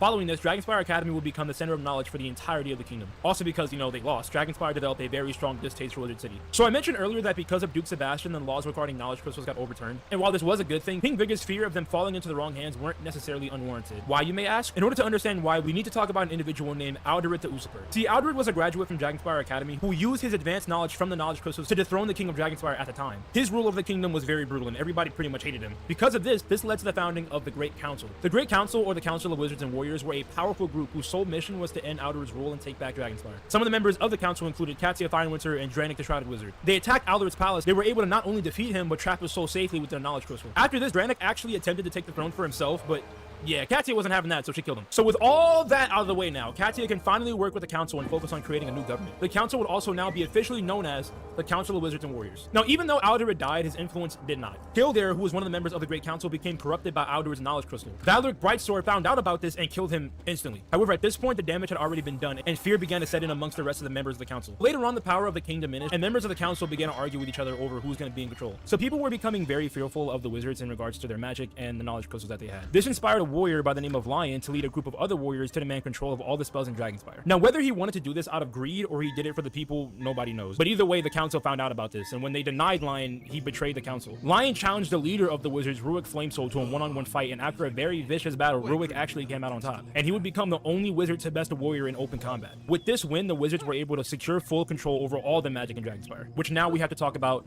the fall of Dragonspire. So time went on, and there were a good amount of people who challenged the wizard's power. One of these individuals in particular just so happened to be the Dean of Admissions at Dragonspire Academy, Vladimir Darkflame. Vladimir Darkflame decided that he wanted to take matters into his own hands. So first he gathers a group of conspirators, Andor Bristleback, Devora Shadowcrown, and Zora Steelwielder. His goal was to summon the Dragon Titan. So together they kidnapped all the Academy professors and began the summoning ritual for the Dragon Titan. Now shortly after this, everyone involved were all apprehended and detained inside the labyrinth, but by then it was too late. The Dragon Titan was here. The Dragon Titan summoned an entire army within the city walls and took everybody by surprise. And in a straight like Giga Chad power move, Boris Blackrock actually tried to just go up against the Dragon Titan himself, going in with not only his own strength, but also using the power of knowledge crystals as well. However, unfortunately, he would end up losing in the end, as with many others. To commemorate his sacrifice though, Boris became the last great hero to be buried inside the necropolis. At this point, there was literally no saving Dragonspire, as the army advanced all the way into the Academy walls and they laid everything to waste. The only thing that was left were the Fire School and Ashley the Fire Tree. It's unknown as to why those two specifically were left, but it's assumed that the Dragon Titan seems to have a somewhat respect for the Fire School. It's also unknown as to when the Dragon Titan's attack officially ended, but after these events, the Dragon Titan became a giant stone statue wrapped around the volcano. We then fast forward to the modern day, and Malister was able to beat us here and almost has everything in place to revive his deceased wife with the help of the Dragon Titan.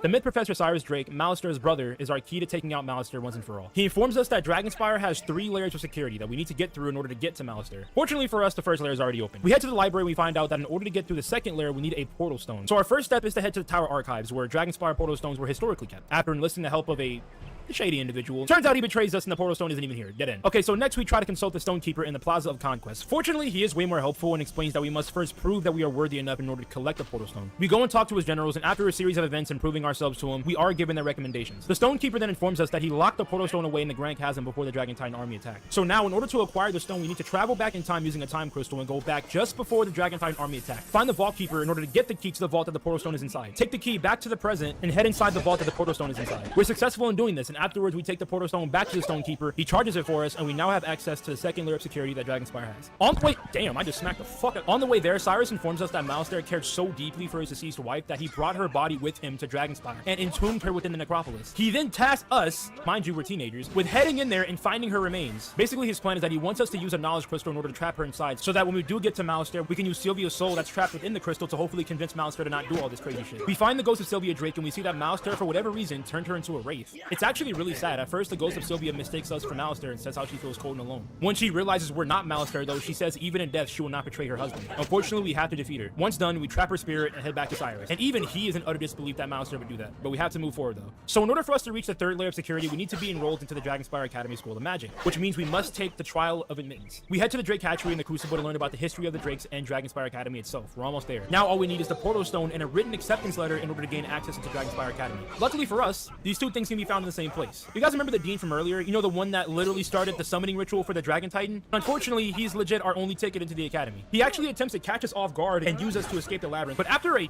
gonna be honest, a pretty hard fight, we managed to defeat him, obtaining his badge as a sign of acceptance, collecting the portal stone, and heading to Dragonspire Academy. We are now at the final layer of security. Once we get into the academy, Ashley the Fire Tree informs us that Malistaire is on top of the volcano in the headmaster's quarters at the moment, which means the only way to get there is to fly. So we need to become a dragon rider. In order to do this, we need an item known as the Dragon Rider's Staff. There's a problem though. The staff has been broken into 4 pieces, scattered in chests around the spiral. Lord Nightshade's Tower in Wizard City, Bidian Irenia's Chamber in Krokotopia, Shake's Clock Tower in Marleybone, and the Crazed Forest Spirit in Mushu. After obtaining the pieces, we head back to Dragonspire to reassemble the staff. However, the staff needs a crystal head. The crystal head needs to be crafted by the crystal crafters in the Crystal Grove. Wow, that is a mouthful to say. After obtaining the head, we then finally forge the Dragon Rider staff. We're almost there. The next step is that now we need a drake. So we head back to the Drake Hatchery and hatch our own drake egg. Now we need to learn how to fly a drake. So we head to the forum in order to consult the knowledge crystals. The first knowledge crystal teaches us about the history of the Dragon Riders. The second one teaches us how to care for and feed a drake. And the third knowledge crystal teaches us how to make sure we don't, fall to our death and die. However, when we head down to the third room, the third knowledge crystal is missing. Luckily, we do know where it is. Basically, some dude named Krasis had access to the knowledge crystals, and even though being instructed not to remove them, we took one of them anyway. We bop him, take the knowledge crystal back, learn how to fly a drake once and for all, and all that's left is to forge the armor for the drake. Once that's done, it's finally time to fly to the top of the volcano to take down Malistaire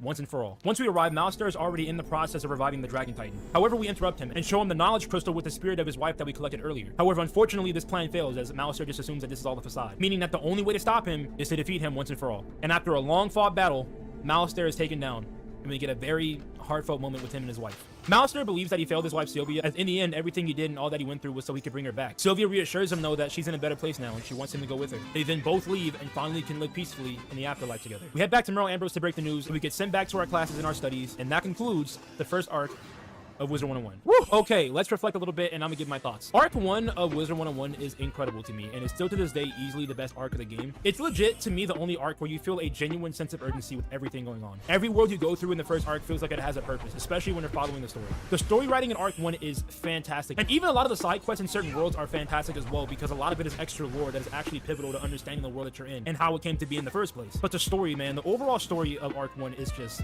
fuck, it's good. This story was written all the way back in what, like 2007? And this is the type of story writing that AAA titles today absolutely struggle with. As a kid, obviously I didn't understand what was going on, but as a fully grown man, I genuinely shed a tear watching that final cutscene. Also, one of the most chilling moments is finding the ghost of Sylvia Drake. That was something else. But all right, I'm done. I'm not gonna ramble anymore because I'm probably gonna be doing a lot of that in the part 4 video anyway. So I just want to say, if you made it this far, thank you for watching. Wizard 101 is genuinely like my favorite game of all time, and I would be doing myself a disservice if I didn't make a video like this. Like I said earlier, this is part 1 of a 4-part series. We will be going through the entire story, I promise you. That being said, I appreciate everybody for being here. Thank you again for watching, and I will see you guys in the next one.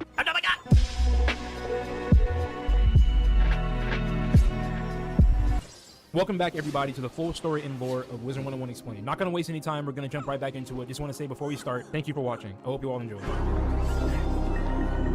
So I mentioned in part 1 that I would discuss Grizzleheim in the official Arc 2 video because I figured it would fit better there. But I decided to give Grizzleheim its own video for reasons I'll explain at the very end. But for now, let's just jump right into it. Grizzleheim is a world that is inspired by Norse mythology, very airy and cold landscape with snowy mountains, glacial ridges, and large trees, etc. Grizzleheim is home to 3 tribes, the Bears, the Wolves, and the Ravens. All 3 of these tribes live and thrive by different codes and beliefs. The Bears are explained as makers of fine things and are all about honor and strength. This makes sense since as later on we'll see that the Bears are the ones who are merchants and craftsmen, and the people that we would later go on to establish trade agreements with. The Wolves are all about speed and cunning and are seen as swift hunters and night runners. The Ravens, they love their magic. They're seen as crafty sages and honeyed speakers. According to the book Tooth, Claw, and Wing, magic and counsel is the Ravens' world. The book also states, however, that all 3 of these tribes must dwell in peace and govern themselves accordingly no matter what. As we would later find out, this definitely did not happen. Through the other history books scattered around Grizzleheim, we then learn about the story of Yorl and also the story of the Grindles. From what I gather from the story of Yorl, it seems to establish a type of hierarchy. The story reads, from the Darkling Woods came the sage King Rhaegar, wealthy in lore and runecraft. The young warrior Yorl learned the runes from Rhaegar. The truth they told, Rhaegar's counsel served Yorl wise. In times to come, Yorl was named his son and his king. Thane and Thrall were Yorl's 2 brothers. Master and servant were their roles. If you played Skyrim at all, this will sound familiar. You have the king and then the Yorl are right under that. Then it seems that under the Yorl is a Thane and then the Thrall is like on the bottom. The story of the Grindles goes like this. First mother of the Grindles sought safety for her child. To all things she sought an oath against harm. To soothe a worried mother, all oaths but one were sworn. It was not the Spider Queen's nature to promise. To love untested and unthreatened is to live without humility. Monstrous and evil grew the Grindles kin. Old oaths forgotten are still potent wards against harm. The first among the Grindles hold little in fear. A nuisance are the youngest of that wretched kind. A calamity are the eldest and strongest. If you guys don't know, this is a reference to the poem known as Beowulf, as it contains the story of the Grendel and his mother. The rest of the books in Grizzleheim talk about the runestones and the runic text. Runes are obviously very important to Grizzleheim's lore. The runes are said to contain information regarding skill and power and something that people can consult for knowledge. According to the book The Test of Runes, a person must know how to carve runes,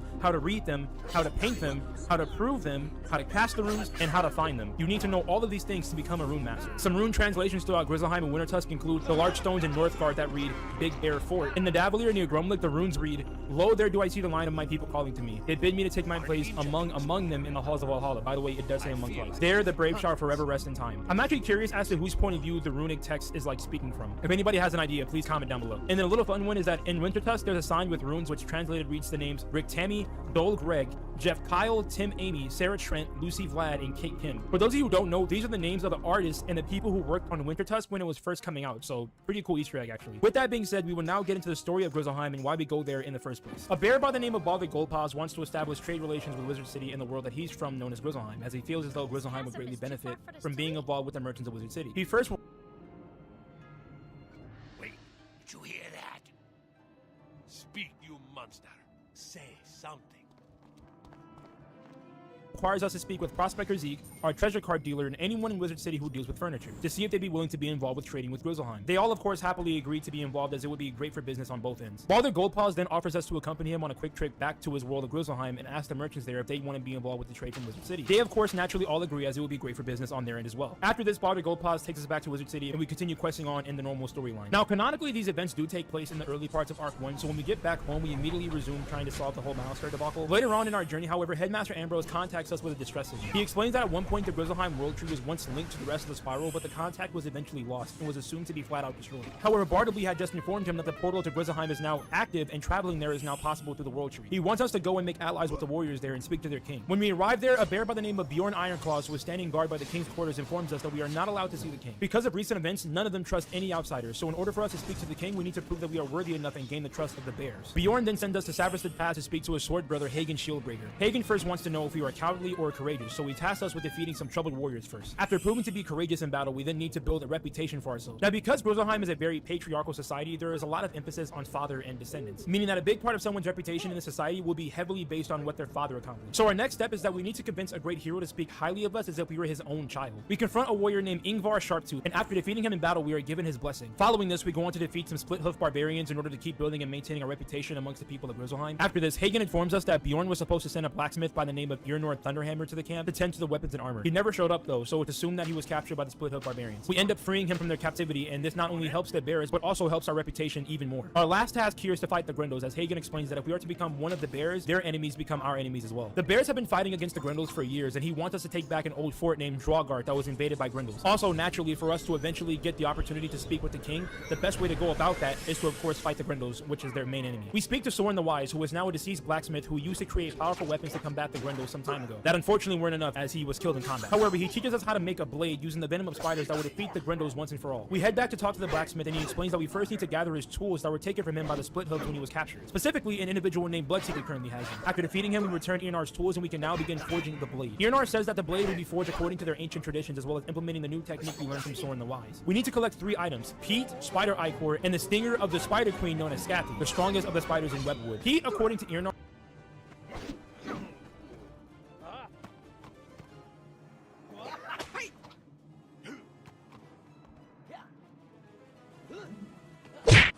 The strength of Batista! Finish him!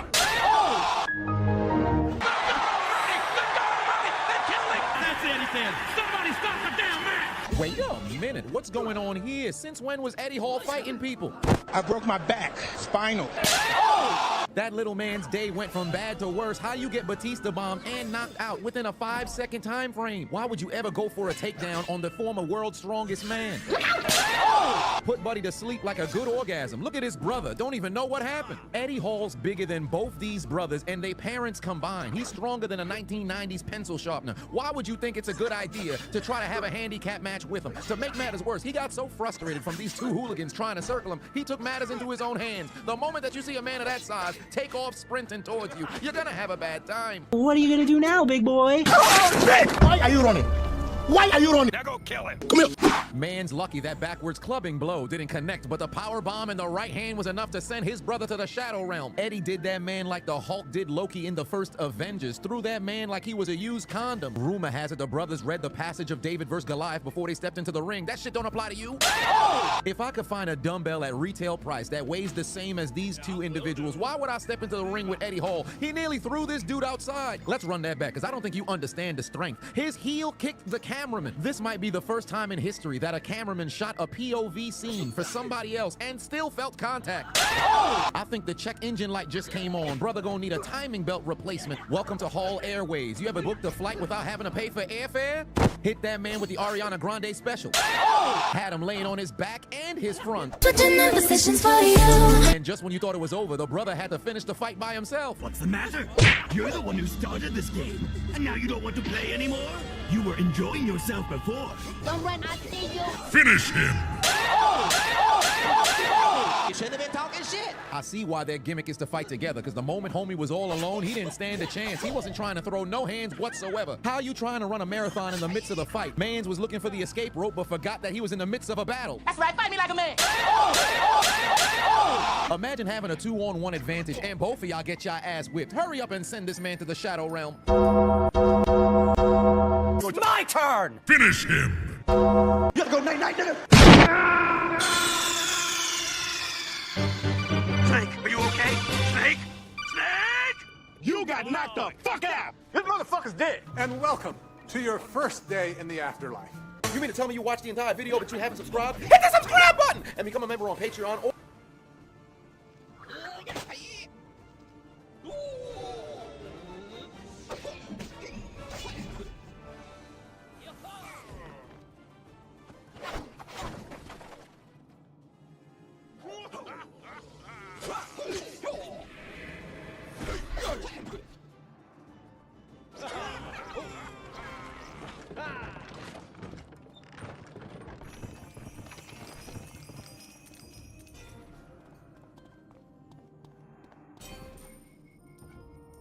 Alright, we need to find another way to the armor. Let's try the fortress.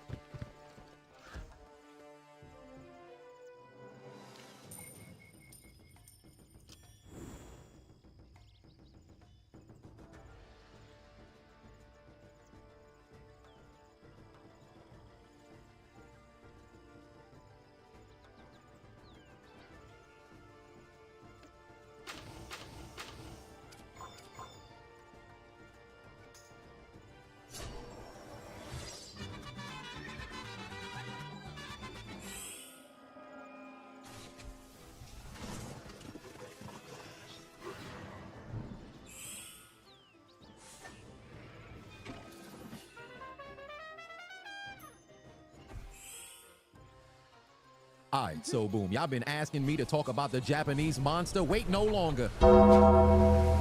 Naoya Inoue is a problem. Look what he did to this brother. Homie stepped into the ring, thought it was a boxing fight, only to get invited to Valentine's Day. The right hand had that brother get intimate with his own body. Look how he kissed his own shoulder. The amount of sweat that was evicted from this man's forehead can go on to quench the thirst of an impoverished nation in Europe. And it's not even just the hits to the face that do damage. How about a body blow? Down for the count. Had man writhing in pain like he was having contractions in the third trimester. Somebody get that man an epidural. I don't know why he trying to stand up. Sometimes it's okay to quit. It's up to you. Do you want to continue or not? I lied. It's never good to quit. I only said that for the losers in the chat. Go and get your get back. Body blow. Down for the count. Now I see why McDonald's don't bring back the McRib. Look what Inoue did to his. Tenderized that brother like a well-cooked brisket. Next time he stands up, the heart and lungs might slip right through. Damn ambulance! Mans was doing everything in his power to protect his ribs and still got hit. It's like the Secret Service for JFK. Finish him. Peep the quick jab. Peep the quick jab. Now give him the incel treatment. Just logged into Pornhub. The left hand had his head throwing it back. You would have thought he put an arch in it. Look at this man going into retreat. Had him up against the ropes. At this point, he was just waiting to be euthanized. How you on death row in the middle of the ring? Die! Look at the rifle in the right hand. Oh my God! Buddy dropped to both knees in punishment. Reverted him back to childhood. He don't even know how to walk no more. Crawl, young man. It's just a little boy. That's enough. That's enough. Stop it! Homie couldn't even stand up. You would have thought he now had the same weight as Thor's hammer. Right hand had this man nearly eject out of his own skin, falling backwards like he couldn't handle a big booty vixen backing it up on him in the mid-2000s. It was at this very moment Mans had his entire soul snatched, and I promise you, that's $1 million photo Shorty just took. This brother got a rat tail haircut. Yeah, send him to the Shadow Realm. Finish him. Here I thought Mr. Rat Tail went to sleep. Mans got up and said,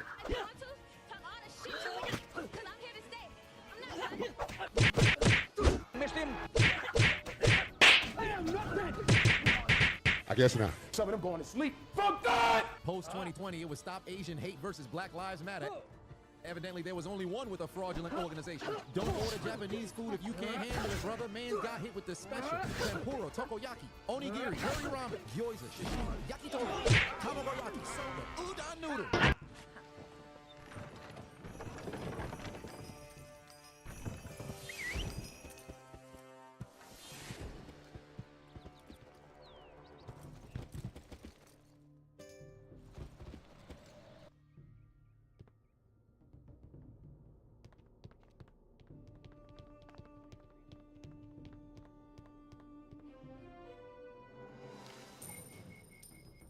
All I can stand, I can't stand no more. Buddy from Great Britain is in trouble. One more time. Body blow. The British are coming, is what they saying in the Shadow Realm. Continue. Look at the look on the face of that bald man in homie corner. He's trying to tell you to throw in the towel. Whatever, I'll do what I want. Lord have mercy!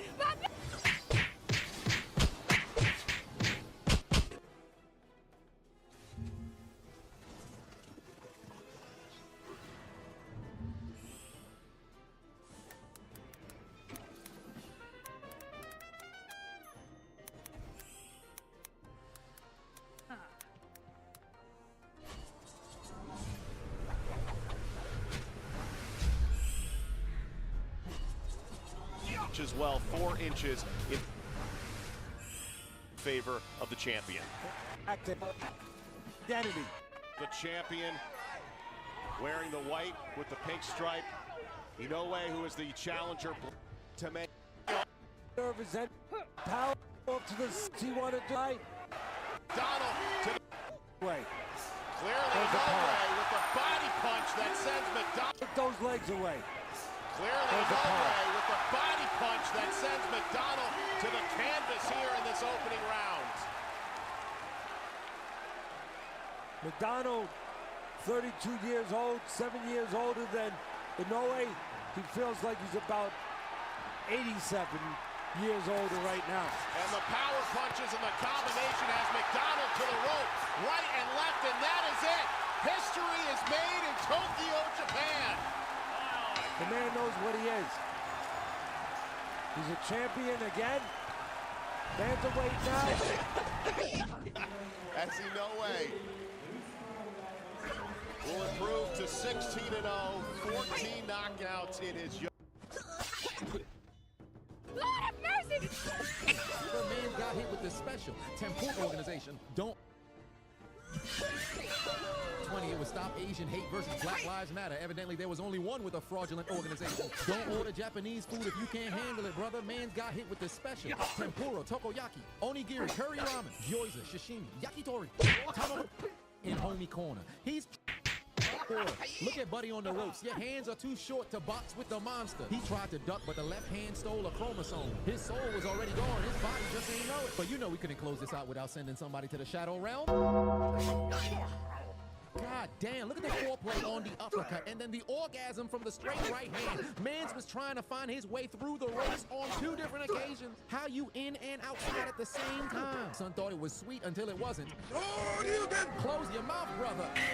Right hand nearly detached his head from his body, had him falling faster than a quarter into a vending machine. Top Rank Boxing needs to have this man arrested for manslaughter because he sent him to the Shadow Realm from the east to the west, back to the east, back to the west. Got his body limp, looking like he took a fatal dose of anesthesia. Forget the medic, call the...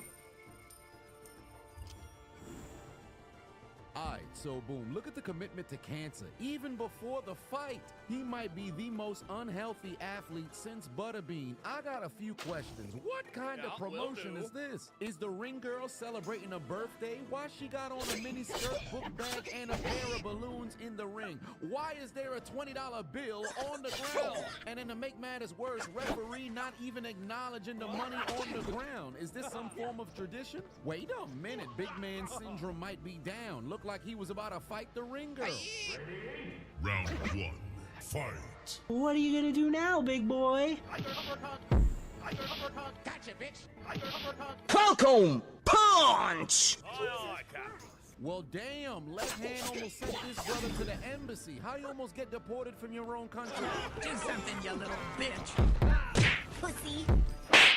Do it again. No damage. Falcon kick! What happened? Fight me! Prepare for another attack.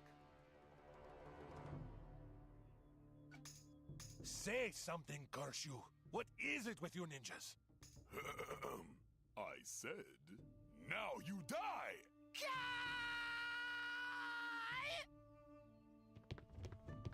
This is starting to get boring. I think the fat man might be...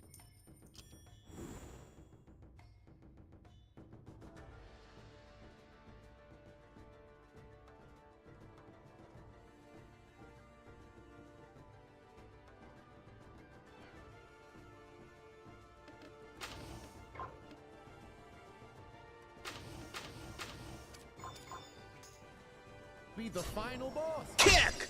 Got you those? Hey! Come at me, bro! What's the matter? How? What the fuck? Damn it! How? Take this. I'm all warm and tingly. My turn! Finish him!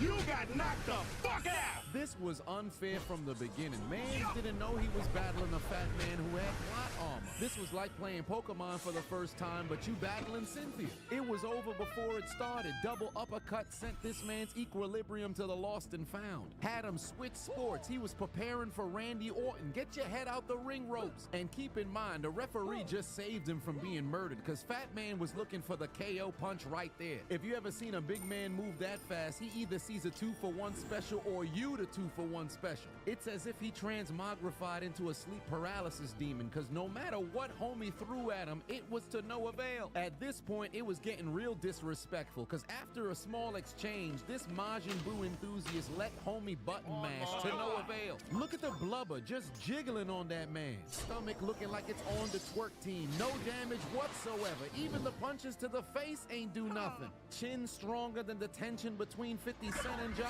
Rule. But it was at this very moment that Mans noticed he was defeated because the fat man approached him with a huge grin on his face and uncorked a left hand with 68% body fat. Do you know the type of human being you gotta be to get punched repeatedly and respond with a smile on your face? This blubbery bandit gotta be a bigger menace than King Von in more ways than one. Look at his head. He acknowledged his opponent's punches. It's as if he said to himself, "You served your purpose. You may die now."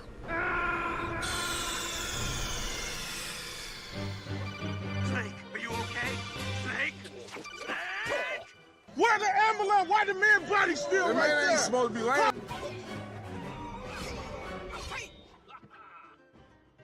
Falcon kick! well, damn, homie got hit so hard his leg no longer functions. Got him moving like a T-Rex that's on the spectrum. No! Call an ambulance! Falcon kick!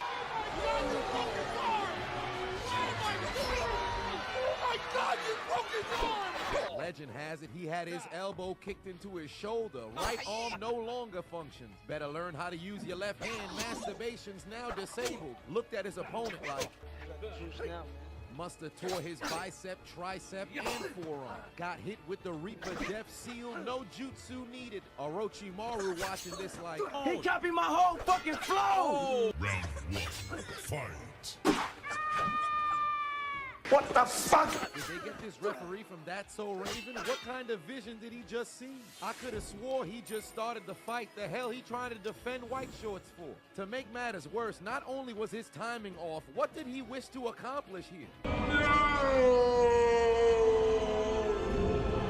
I bet he was one of the kids who tried to go Super Saiyan in the basement when he was younger and actually thought he was successful. His dumb ass should have joined Secret Service. Take me instead looking at it. I'd take a bullet for you looking at it. It should have been me looking at it. My turn. Left leg packed with anesthesia. Look how fast he transmogrified that man into an unused screwdriver underneath the couch. He got hit so hard his leg fell asleep first. Look at the right foot. The ankle clocked out. Shin took a lunch break. Knee is unemployed. Quad and hamstrings on disability. He's celebrating New Year's early, kissing the mistress of death. Finish him! Hiya! Trust me for the rest of your life. Left foot put that man in an early grave, but look at the speed of the referee, right. able to keep the back of his... was far more of a threat than countless henchmen. I think I am onto something. Kiriki was a legendary foe, a name used to frighten even the doughtiest warriors. You have rid the world of a great evil. Enough! We must find our way to Monkey King's golden armor. If I know anything about secret hideouts, there will be a concealed door somewhere near. Perhaps under that statue.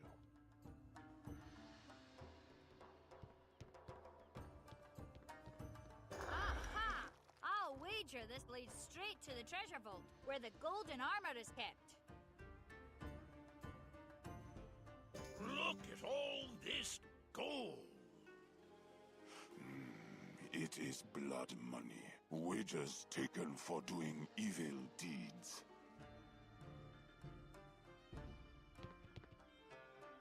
All ready, Captain.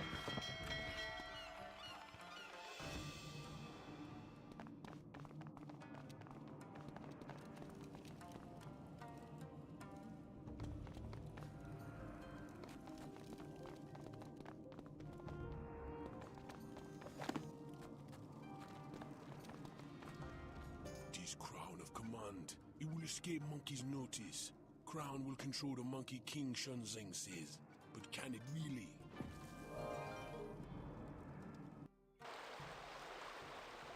Excellent. You are right on time.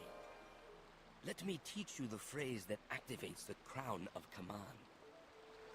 The words will make the crown constrict, squeezing Monkey King's head and forcing him to submit. Unfortunate, but sadly necessary. We have little time. Monkey King is on his way. And here he is. What's this? We were friends, Shun Zeng, And now you conspire against me? Oh well, time to put this pirate out of my misery. Monkey King, you disappoint me. The crown of command prevents you from harming this pirate. The crown? I'm not putting that thing on. Too late, monkey. Look up. How do you like them bananas? What? Say the words.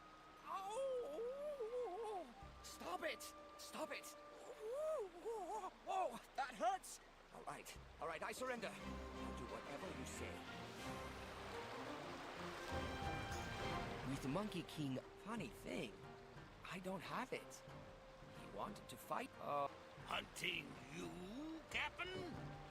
You don't suppose? Ahoy! Could it be the Armada? We'd better go deal with this. It's your command.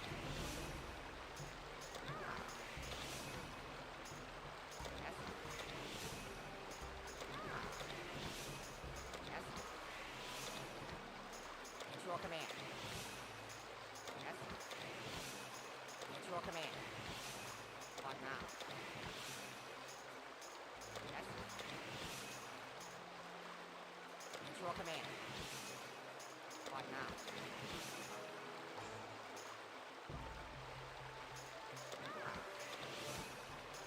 It's your command. Yes. I'm on it. Cotton? Hot cotton? What?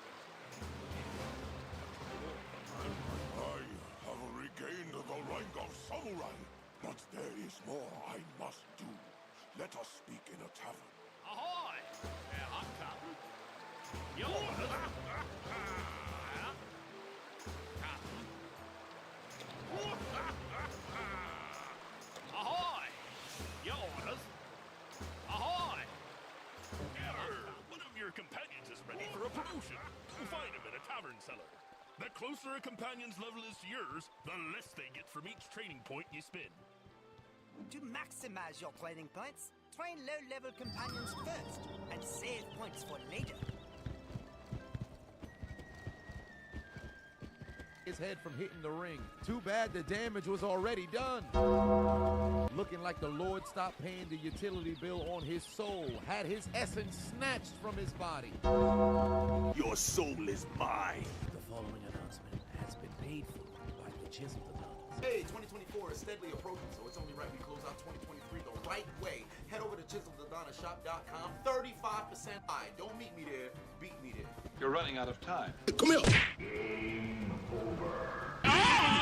The rigor mortis began. He's casket ready. Right foot turned him into an action figure. Look at him looking like an unused toy. Feet folded, arms nearly shoulder width apart. He couldn't have gone into the afterlife with more respect. Referee tapping him to see if he's all right. You can't tell this man's already deceased? He caught a lethal injection despite never doing crime. Head bounced off the ground like Spalding products. Press his navel, hit the factory reset button. But now it's time for the Kumite. Finish him!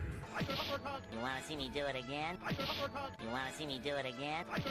You wanna see me do it again? Punch him again! Now go kill him!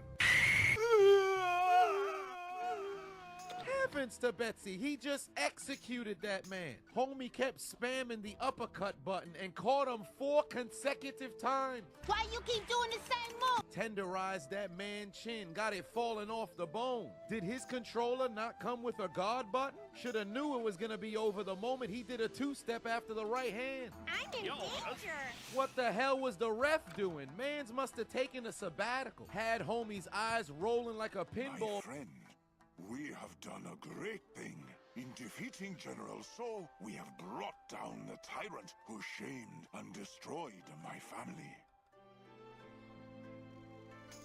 Now that So is gone, my redemption can begin. I must return to my clan's homestead and pay respect to my ancestors. Our house lies in Mumori lands, near their castle. It is finally time for me to reclaim the honor that is my birthright and become a samurai lord.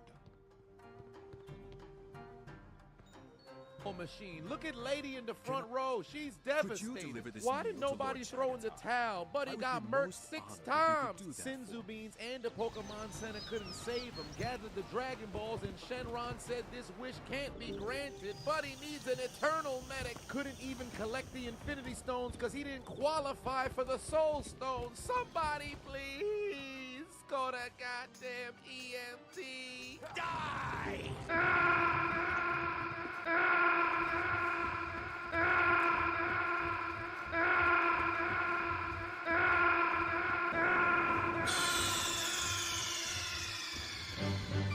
Snake, are you okay? Snake? Snake! He's already dead. Welcome to your first day in the afterlife. Stupid bitch. You mean to tell me you watched the entire video, but you have...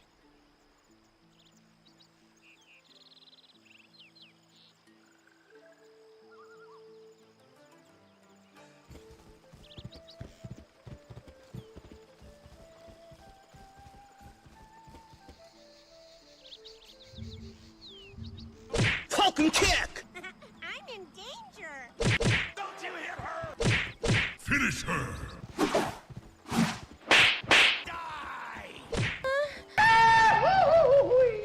That's enough! Stop it! Wait a minute. I think Shorty needs to get drafted by the Los Angeles Chargers the way the batteries just got knocked out of her face. Look at her laying there like a mannequin that fell from the storefront. Peter Griffin challenge. Shorty looking like a homicide victim. Right hand caught her on the chin. She didn't even lift her hands to defend her face. Look at the arm in the air. Got her out there looking like a drunken member of the rock.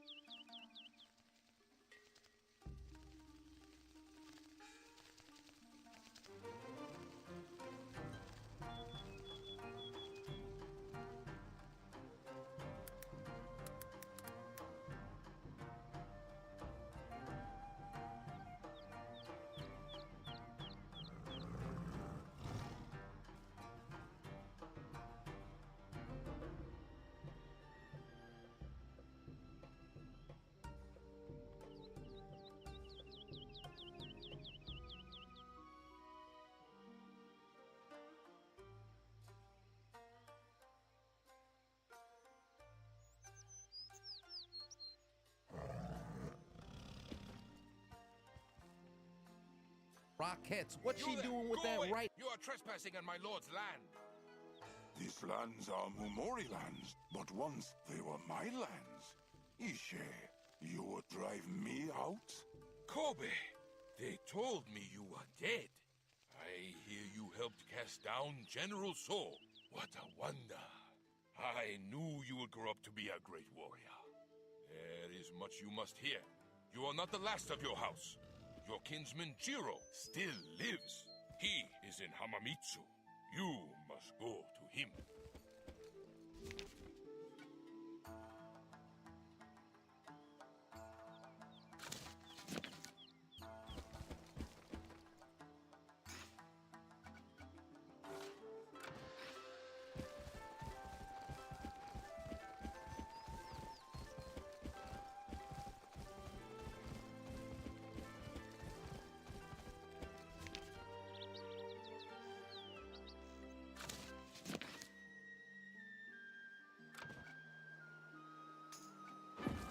Leg. She fell so fast you would have thought gravity took her from the 7th floor, but she was just standing up. Ma'am, what's your guilty pleasure when you're home alone? Feetfinder.com. Somebody revive her. Got her soul looking like Tom from MySpace. Nowhere to be found. I knew she was going to sleep after the first head kick because look at the smile on her face. I know a supporter of euthanasia when I see one. Shorty wanted assisted suicide expeditiously. She's smiling at the face of the afterlife. Right after the two-piece had her on the ropes like Japan on August 7th, 1945. Here comes Nagasaki, pussy. Oppenheimer strikes again. Laying there looking like a victim of an automobile accident. Andy's coming. Toy Story went to sleep. Laying there out of commission like a hotel bathroom after Cinco de Mayo. Left her jaw shattered like Young Thug's chances of getting out of prison. Laying there lifeless like the Buffalo Bills in the playoffs. Look at it in slow motion. She watched the right connect with her zygomatic bone. And then the head kick hit her so hard she nearly swallowed her mouthpiece. You can't eat that much plastic unless you...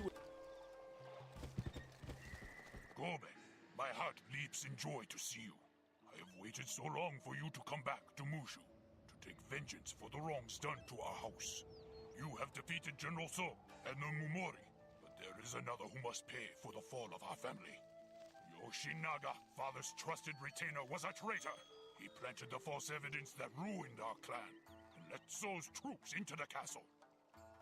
Yoshinaga stole your father's ancestral armor, and served So for years.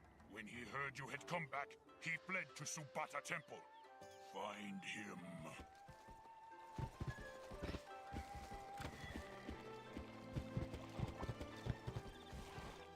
Was eating ass in Atlanta. Now look at her, unconscious, looking like she's emoting for tips in front of Bojangles. She got knocked out from the east to the west, back to the east, back to the west. I think it's safe to say Shorty leaving tonight in a box. Contact her family and let them know to cash out her life insurance policy. Collect $200 after you pass go. Gather the Yu-Gi-Oh cards. Activate Monster Reborn. She's gonna need a medic. Somebody please call that goddamn EMT. This is where you will die. Drake, are you okay?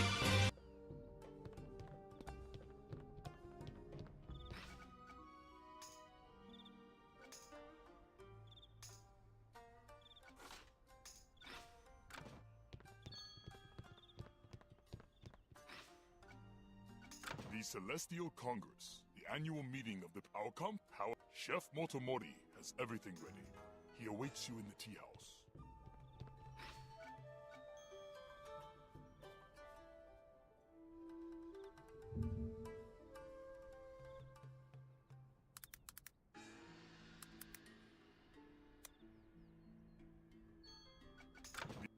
Chef Motomori has everything ready. He awaits you in the tea house.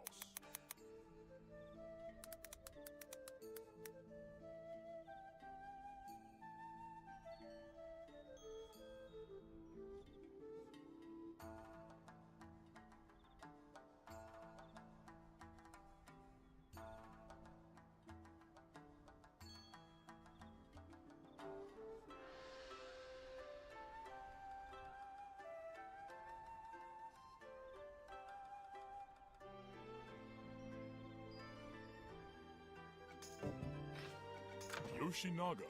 Yes, I remember him. He offered me his sword to help fight the Amber Horde when they first invaded. I placed him in command of a group of samurai, tasked with holding off the barbarians at Sunhing Village. We have received dark reports. Sunhing has fallen, and the entire valley has been ravaged by the Amber Horde. Yoshinaga may still be there, but I have little hope. If you go looking for him, fight as many Amber Horde barbarians as you can along the way.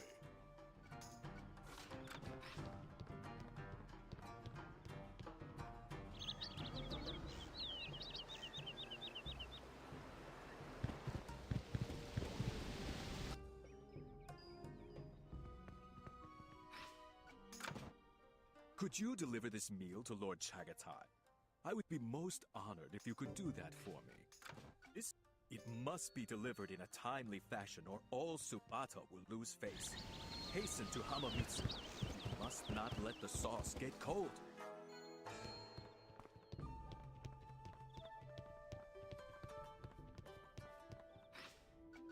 My meal? Where is the delivery boy, Fumio? No matter. Thank you. I have no appetite, so I will put this to the side for now. The Amber Horde attacked us while we were unaware. Hai Feng was on duty then. It was Hai Feng's responsibility to warn against any assault on this land. Go and speak to him.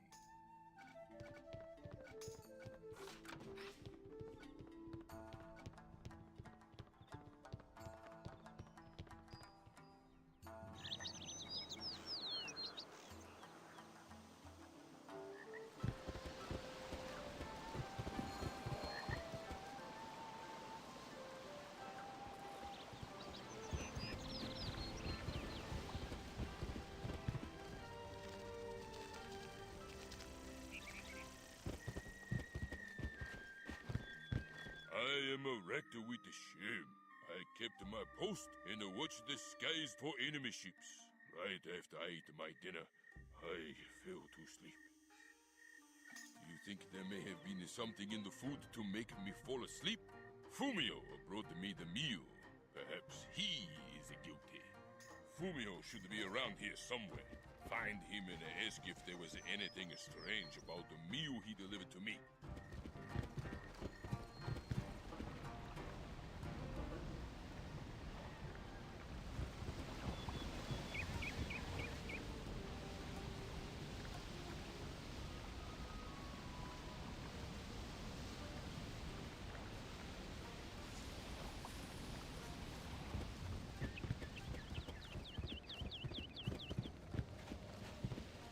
Feng's dinner?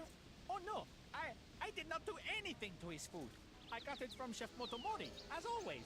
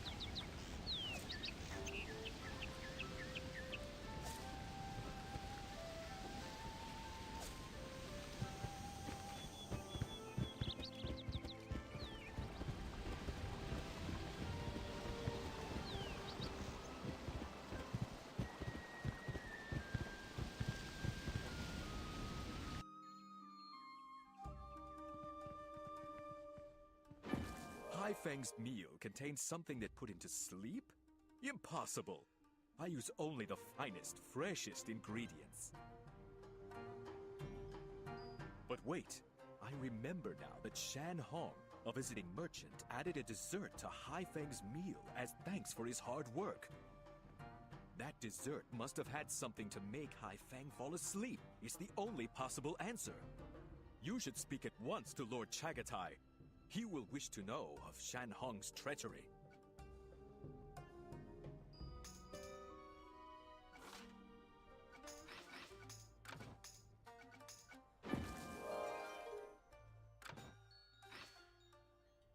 You say that Shan Hong added something to Hai Feng's meal to make him fall asleep, just when the Amber Horde attacked.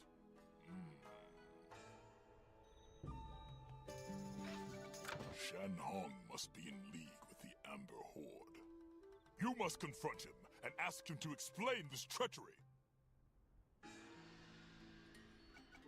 Shan Hong resides in Abe Pagoda.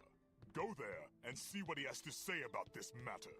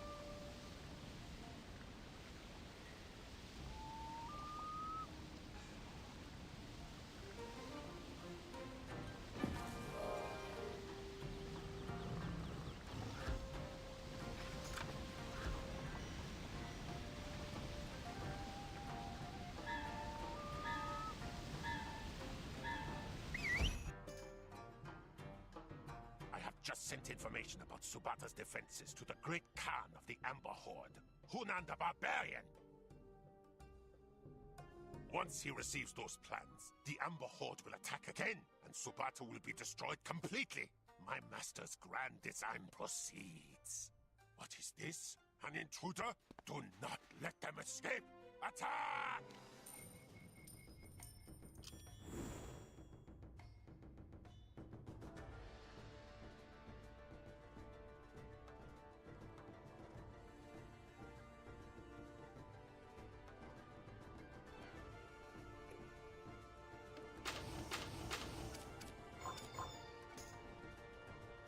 Hey, what up, guys? Snake! Snake! She is dead. Worse than dead. And welcome to your first day in the afterlife. You got knocked the fuck out! You watching the NBA playoffs? Of course you are. But what if I told you you could win big just like the players on the court? Because Underdog Fantasy is dropping specials and scorches every single week that could leave you with 100 times your winnings. All you gotta do is click the link in my description right now. Download the Underdog Fantasy app, use the promo code Adonis, and they will match your first time deposit up to $100. So you put in 50, they'll give you 50. You put in 10, they'll give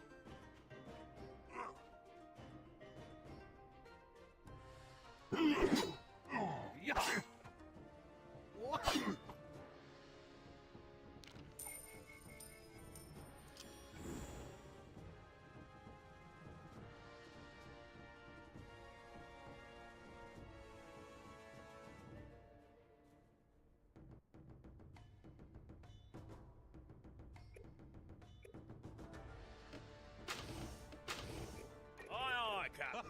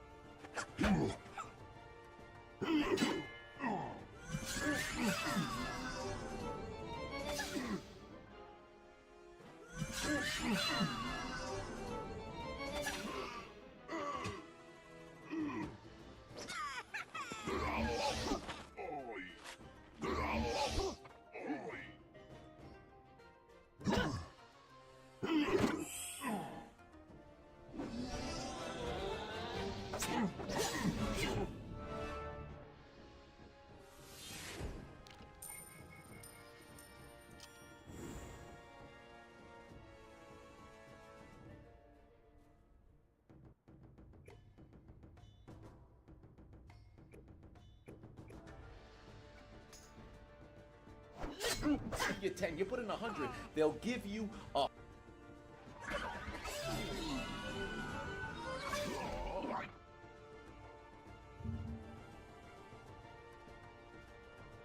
New OVO Drake's feature. Why you call him OVO Drake? You mean just Drake? Walk on the Lilo, what's it like in Toronto City? I'm 2,000 kilometers away, but girl, tonight you look so bad, oh yes you do. Don't ask where no shine as bright as you. Previously. Top left, Walk on Delilah, you live for it's such a mission. I could finesse my way on the transit, but nowadays. But you cannot save Subata. I have sent Subata's defense plans to Hunan the Barbarian. Once they get those defense plans, the Amber Horde will strike, and Subata will be destroyed. My master will triumph!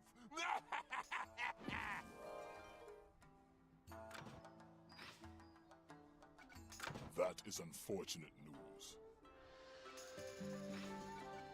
If those defense plans reach the Amber Horde, all hope is lost. If only our fleet were not in ruins.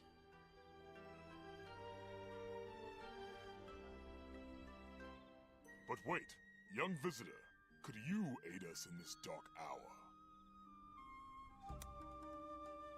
You can use your ship and take to the Skyway. Find the blue turtle carrying those defense plans and return them.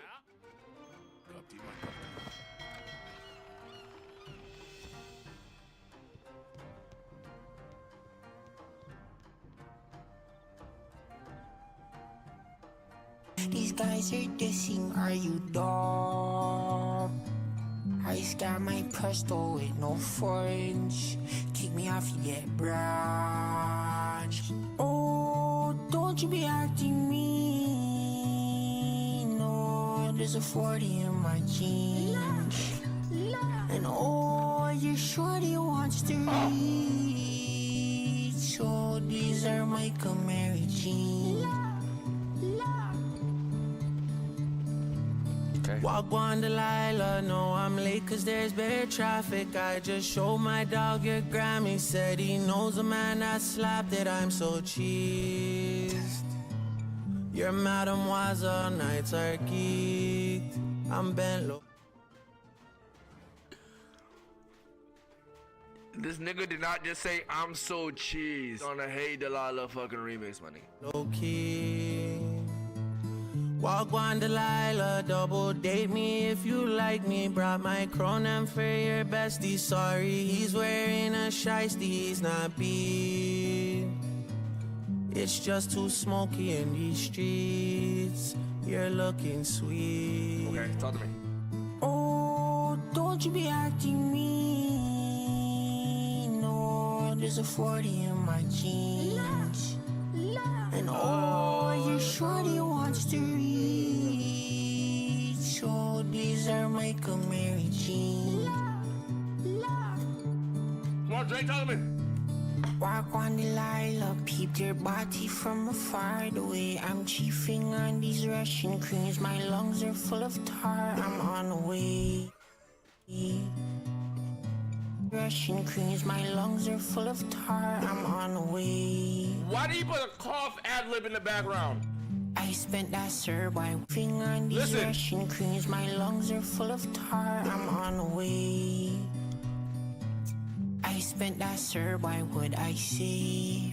Does it look like I own a cape? Walk on Delilah, can you school me from the mall? The pack came from British Columbia. Fiends blow my phone off the wall. I'm making wops. I get more Banskis than your pops. Don't piss me off. Oh, don't you be acting mean. No, there's a 40 in my jeans. Wait. And oh, if you're trying to get in the TD, RBC, Scotiabank, RBC, CIBC, PC Financial, holla at me.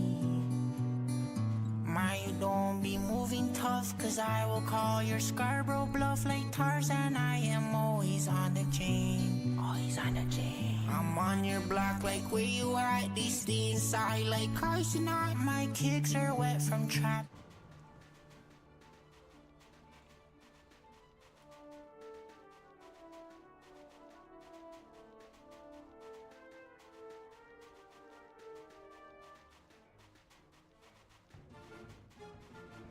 Been in the rain. Tonight, my like where you at? These stay inside like cars tonight. My kicks are wet from trapping in the rain.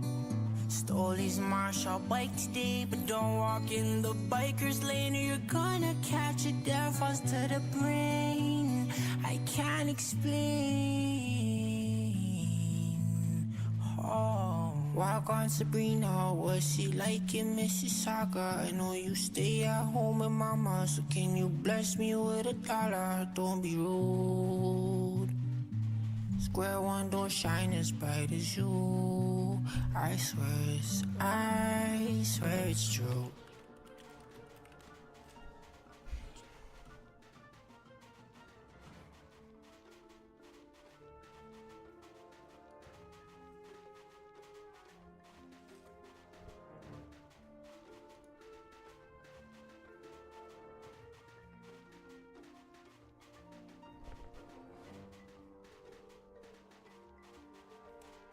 That is one of the worst things I've ever heard in my life. That is actually one of the worst things I've ever heard in my life.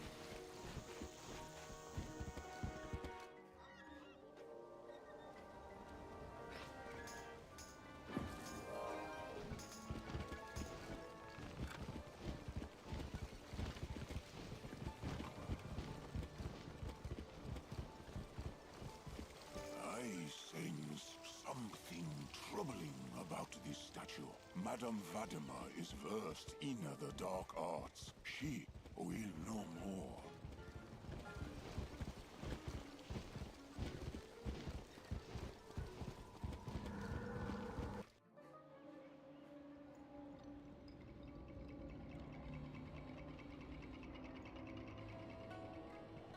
What's going on, everybody? Senor Spicy here, back with another Pirate 101 video for you guys today.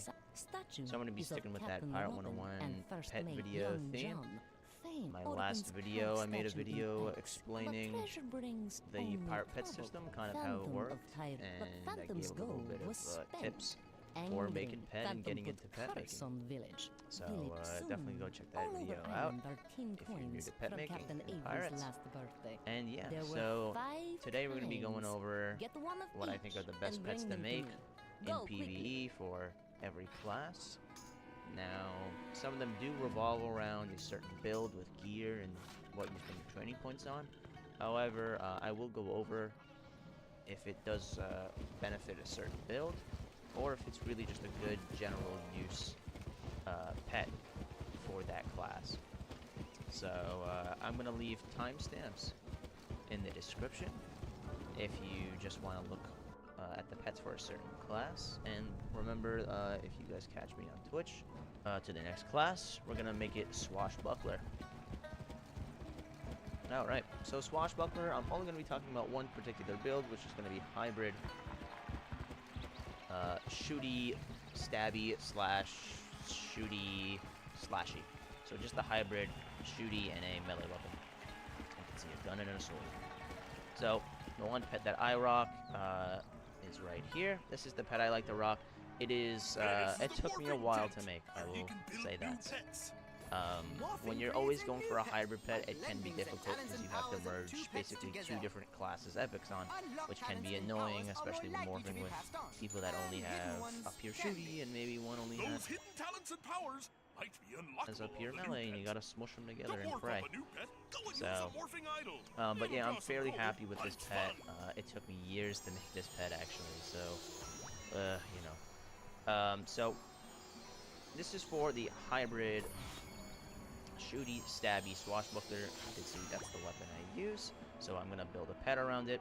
So remember to train Burst Fire and Relentless. It allows you to have more chains on a swashbuckler than just pure stabby. If you were to do pure stabby, all you would need is Relent and Blade Storm on a pet. The other two epics or whatever. If you want to do a First Strike 5 build, obviously you want First Strike on your pet. If you want to do Riposte 5, then obviously you can do Riposte on your pet. So Relent Blade Burst, Relent Blade Riposte, or Riposte 5, Relent Blade First Strike, or First Strike 5. But I don't recommend you just do pure stabby. It's kind of just inferior to this one, because you're losing out on chains. So, Relent Blade Burst Fire. Those are the three necessities for a hybrid swashbuckler pet. Relent Blade Burst Fire. Obviously, if you don't get Burst Fire, you can use Quiver. However, you want to free up that clear slot, because it's way more valuable to have Burst Fire on a pet and then an open clear spot for your totem. So my fourth epic here is Elusive. I would say the two different things you can go for is Elusive. It allows me to get Elusive 3, which is very nice. But if you don't want Elusive and you want to do more chains, you can get Double Tap. That is also a very nice epic to get. It allows you to just do a second Blade Storm, essentially. So that is very nice as well.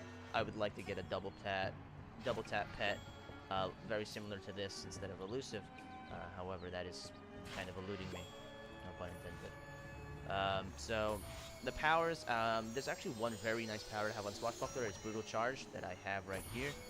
It is a very nice epic to have. It allows you to march down the field, and it has a reduce factor to it. Very nice. Don't worry too much about it, but this would be the power to go for if you did want to get a power. It also has grants Cloud Spirit, which is pretty nice. I don't use it too much, but it is an agility buff, so it does help. And then this is a fail. I mean, you don't need a strength buff. That's just cool with me. So a heal would be nice as well. A rally or a rouse, or a team heal. Heals are always nice as a power. And then, of course, Rainbow Blessing, Time Warp are pretty standard decent powers. So yeah, that's it for Swashbuckler there. Let's move on over to Buccaneer. So Buccaneer, I'm going to be going over 2 different pets, really. So same thing as Swashbuckler, the necessities are going to be Relentless and Bladestorm. Just like how most of the melee, well, any melee would really work. You want Relentless and Bladestorm on your companions, you want Relentless and Bladestorm on your pirate. Alright, so this is the pet I use for my Buccaneer. This is what I would consider the chaining pet for Buccaneers for me. I just really like it. I'm very happy with this pet.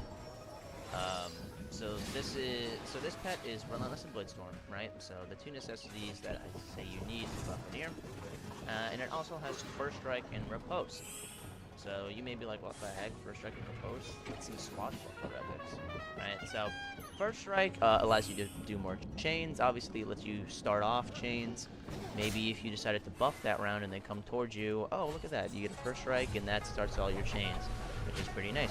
Riposte is pretty nice as well. If you do happen to dodge, that's another way to start your chains. So, yeah, and considering that you have Vicious Charge, Brutal Charge, you have those accuracy reduced as a Buccaneer, right? Right, you have those accuracy reduces. Chances are you're probably going to dodge and proc a Riposte. And Riposte obviously does big damage. If you crit it, it does really big damage. And it's another way to start chains. You can see, actually, I have First Strike 2, which allows me to just do more chains because I use the First Strike totem on my Buccaneer. So this is the pure chainy pet. As far as the power goes, I did happen to get a heal there, Rally. Pretty nice pull there. Oh, my bad, wrong pet. Rally, it's a pretty nice pull there, just a nice heal. And then also an extra strength buff, which is pretty nice. Obviously, that's a fail, doesn't really matter though. So yeah, a heal and really a Shark's Fury are just the 2 good powers you could want. Time Warp, Rainbow Blessing, obviously your standard. But if you don't want First Strike and Riposte, totally fine. What I would say is obviously keep the Relent and Bladestorm and go for a Turn the Tide pet. And what you can do is double Turn the Tide. Relent Blade, Turn the Tide, and Turn the Tide. I do not have a Relent Blade double Turn the Tide pet. It's pretty difficult to make. Turn the Tide 5 was bugged for a long time, and it has been recently fixed. If you don't know what Turn the Tide 5 does, it essentially allows you to crit an insane amount when you're in Turn the Tide, which is half health. If you're in half health, you can see Turn the Tide 3, plus 25% weapon power, accuracy, and dodge. Turn the Tide 4 gives you plus 25% strength on top of that, which is pretty nice. Not the greatest, but it is pretty nice. And then this, you can see here, that little tiny thing to the left of that strength icon is crit. Plus 25% crit, which is insane. It is absolutely absurd. It might need a nerf, honestly. I'm not sure. It is crit. Plus, you can see here that little tiny thing to the left of that strength icon is crit. Plus 25% crit, which is insane. It is absolutely absurd. It might need a nerf, honestly. I'm not sure how it affects PvP, but PvE, it's obviously just another broken thing. You will crit a lot of the time, even if you don't have a single strength buff on, or crit buff. If you're in Turn the Tide, you will crit a lot on your Buccaneer. So Turn the Tide 5 is a great build to go for. Turn the Tide, it might be bugged as far as pet goes, and what I mean by that is you can actually get Turn the Tide as a grant twice on your pet. I'm not sure if that's a bug or not, but you can get Turn the Tide 5 twice in your pet. So Relent Blade, Turn the Tide, and Turn the Tide as grants. I do not have that pet. I'm not that lucky. The closest I have is Relent Blade, and then a single Turn the Tide, but I got First Strike instead. So that is another pet you can go for by all means. Or you can just combine them like this pet. You can have Turn the Tide 4 if you want, and then just a First Strike instead of Riposte, or Riposte instead of First Strike. It's really up to you. But make sure you got Relent and Blade. Bladestorm allows you to go for Bladestorm 5, which is really nice. And if you're not going for Bladestorm 5, then obviously don't worry about Bladestorm, but come on, go for Bladestorm 5. Come on. If you're going for Hybrid Buccaneer, that'll be a different story. Then you don't need Bladestorm on your pet. What you could do instead is basically the same exact pet as Hybrid Swashbuckler. The defense plans, they are returned. All of Subata is in your debt.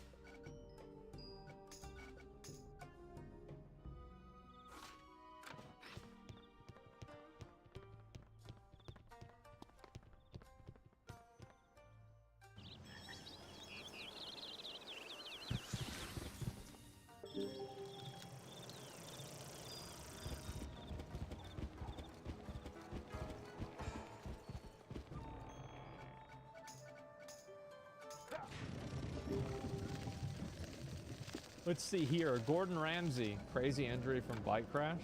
Hi guys, it's Gordon. I'd like to share a very important message with you all. You know how much I love cycling and triathlons and Ironman, etc. This week, unfortunately, I had a really bad accident, and it really shook me. And honestly, I'm lucky to be here. Now, from those incredible trauma surgeons, doctors, nurses in the hospital that looked after me this week, they were amazing. But yeah, honestly, you've got to wear a helmet. I don't care how short the journey is. I don't care, the fact that these helmets cost money, but they're crucial. Even with the kids, a short journey, they've got to wear a helmet. Now, I'm lucky to be standing here. I'm in pain. It's been a brutal week, and I'm sort of getting through it. But I cannot tell you the importance of wearing a helmet. This weekend is massive. It's Father's Day. What the fuck? Fathers, old fathers, middle-aged fathers. I want to wish you all a very happy Father's Day. But please, wear a helmet. Because if I didn't, honestly, I wouldn't be here now. Happy Father's Day. That's crazy, man. I feel like this is the best kind of PSA, where it's like, yeah, man, like I was in an accident, I got fucked up. You better wear a helmet. Look how much I got fucked up. You better wear a helmet, or you're gonna get even more fucked up. All right, I gotta go. I feel like that's a pretty good PSA. The PTSD is visible. Yeah, God, fucking that. That's glad he's still alive. Yeah, for real, man. That's scary.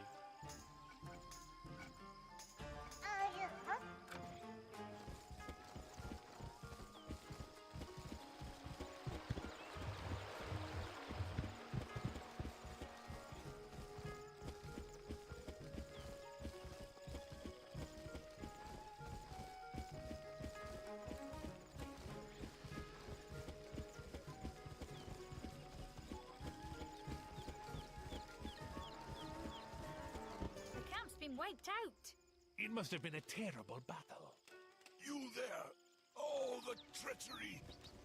The horror! The barbarians came upon us in the night. I was knocked senseless in the battle. By the time I recovered, it was all over. And after the fight, I was hiding, and I saw Yoshinaga, our commander. He was talking to the barbarians, laughing with them. He betrayed us. He spoke of his master and mentioned the Temple of the South Wind. Then he left in the company of vile pig raiders. Another betrayal. Yoshinaga will answer for this. We must go to the Temple of the South Wind.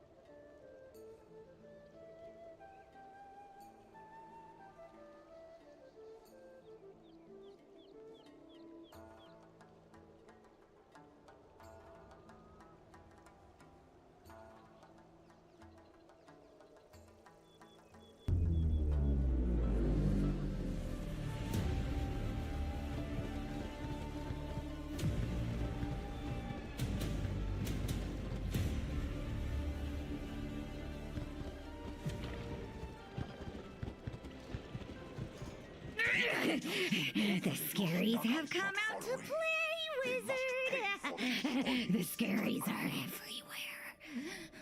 The world breaks. Who breaks it?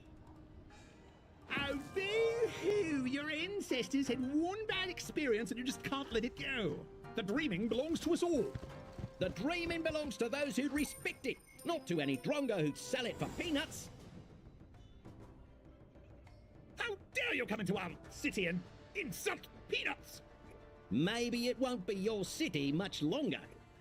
The deals, Wizard. The deals, no takeys. Froggy's making nice like with the PM. Oh, but the yellies get louder, and the voices get madder, and in the rare quiet, you can hear it. The sound of and that's something that you could go. Guys, it is Hydro. I wanted to talk about this very specific thing.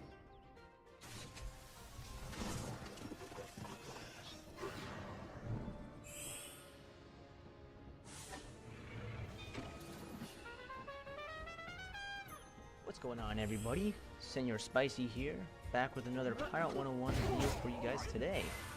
So, to my talents section here, you have a bunch of your talents.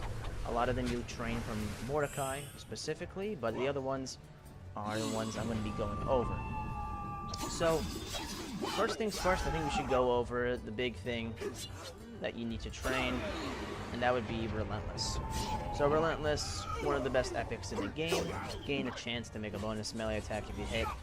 Relentless, you're able to train one rank of it at level 20. So once you're level 20, you're able to train Relentless from the secret trainer. If you don't know what the secret trainers are, there's basically 3 secret trainers other than the 5 class trainers. They are located in Devilfish Hollow. You have to head all the way down Devilfish Hollow, just keep going forward past the shark area, well, actually deep in the shark area you're gonna find a little hatch. It's actually to the left of the cave where you do the final promotion for your Presidio companion. So there's a hatch on the floor there, and you'll be able to see the secret trainers there. There's 3 different secret trainers. There's a melee secret trainer, there's a Witch Doctor secret trainer, and there's also a musket secret trainer. So there's a melee, musket, and Witch Doctor secret trainer. They actually rotate every hour, so you have to go there at the right time. So from 6 to 7 it might be the melee trainer, and then 7 to 8 it goes to the next one, which would be the Witch Doctor trainer. So as far as the time goes, you can look up different websites that will have the times listed. You have to just make sure that you account for your time zone, and then I'm not sure if they account for daylight savings. I'm not sure how that kind of works, but you'll have to just figure it out, I guess. As far as the order goes, it always goes melee, Witch Doctor, and then musket. So I always just remember it as melee, Witch Doctor, musket. So level M, W, M. That's how I remember it, and you kind of do it in that order. But, yeah, anyway you want to try to remember it. I just know that it goes melee, Witch Doctor, then musket, melee, Witch Doctor, musket, like that. And that's how it will be every time for every hour. So yeah, make sure you go and train Relentless when you can. Before you can train Relentless, though, you have to be level 21, and you also have to train Smashy Weapons 2, which you can find right over here. So you gotta train Smashy Weapons 2. Luckily, as a Buccaneer, you train this automatically because you are a Buccaneer. You get this from the Buccaneer trainer. However, other classes have to train Smashy Weapons 2 to get Relentless from the secret trainer. So that's how that is. So Relentless, the big one, it'll definitely help you out with questing. As soon as you hit level 20, go and train Relentless. I definitely recommend it. And also, by the way, these are all for PvE. PvP, a lot of it is the same, but there's some little things that you would change for PvP for all of my classes. I'm not sure exactly, you know, I don't really do PvP, but this is specifically for PvE. So, so that's Relentless. You also want to train Fast 2. This is another must, I would say. Fast 2, you're able to train from the Swashbuckler trainer. Over here, you talk to Morgan Lafitte, and you're able to train Fast 2. If you don't know what Fast 2 is, you just gotta read it. It increases your movement, which is really necessary for a Buccaneer, considering that you are a melee unit.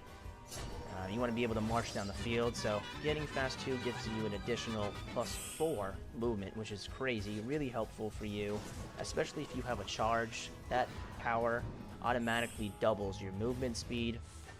So that just really helps out with that. Lets you march down the field. So definitely would train that.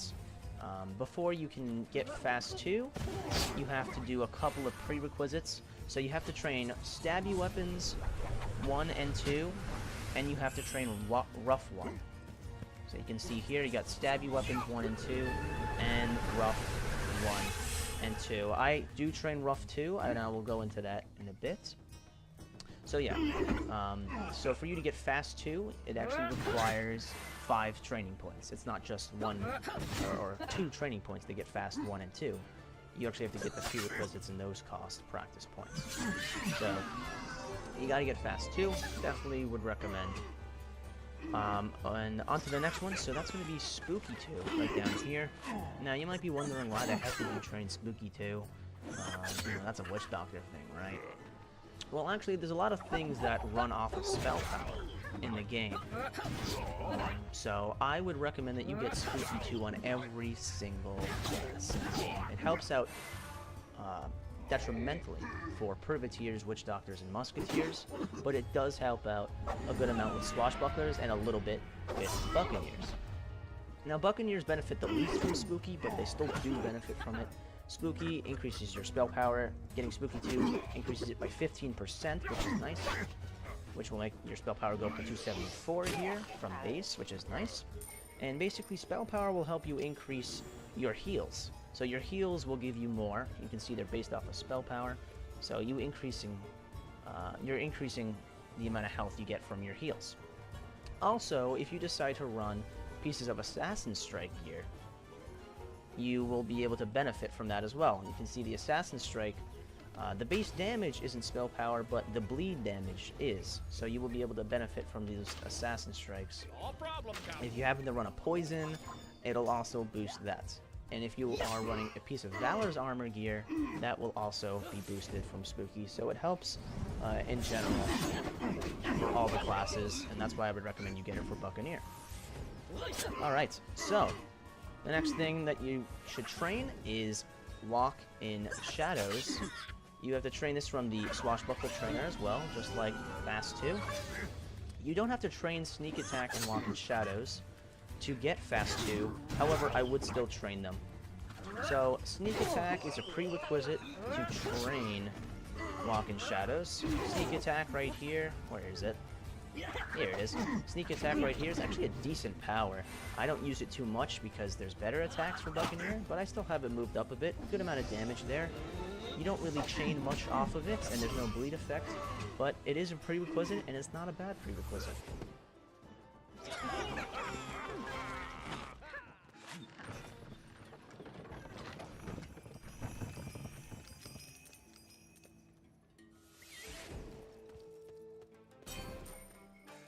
The samurai? No, he is not here. He's gone back to the master. Very far. Kaizokujima in Kotan Skyway. That's where he went. Mercy!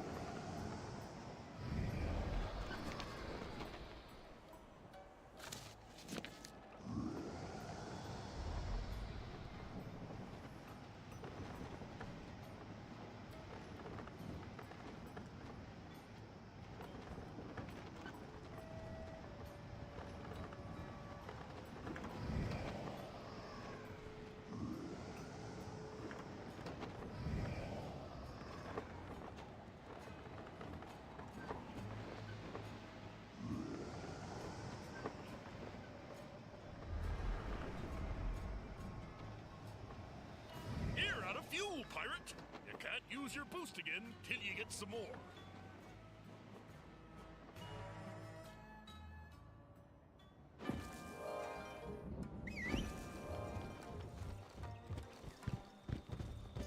At last, I will take my revenge upon Yoshinaka, and we shall learn who this master of his is.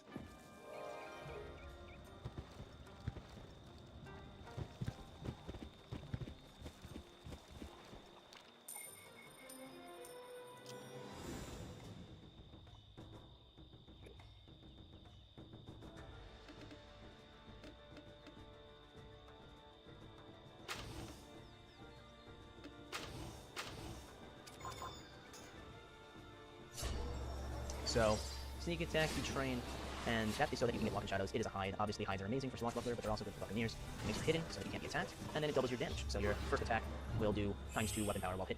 So obviously, hides are really good. If you ever played Swashbuckler, you know how good they are. So definitely would train that. So you also need to train Elusive rank 2. Now, Elusive is a little bit annoying because of the prerequisites you have to train. However, Elusive 2 is really helpful. It can really come in clutch for certain fights. So, Elusive rank 2, you can see it right on over here. You can train at 13 and 32 there. You can see the rank 2 here, plus 25% dodge and plus 2 movement. Rank 1 only gives you plus 1 movement, so pretty nice. It really helps out, and I think it's pretty good.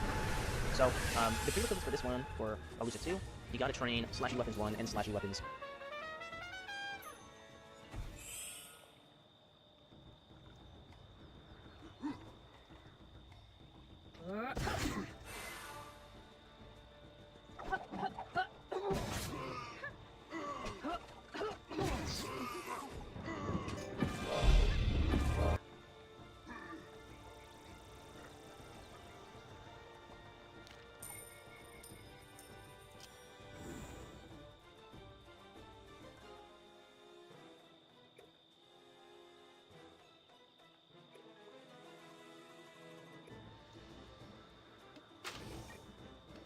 Bring it on!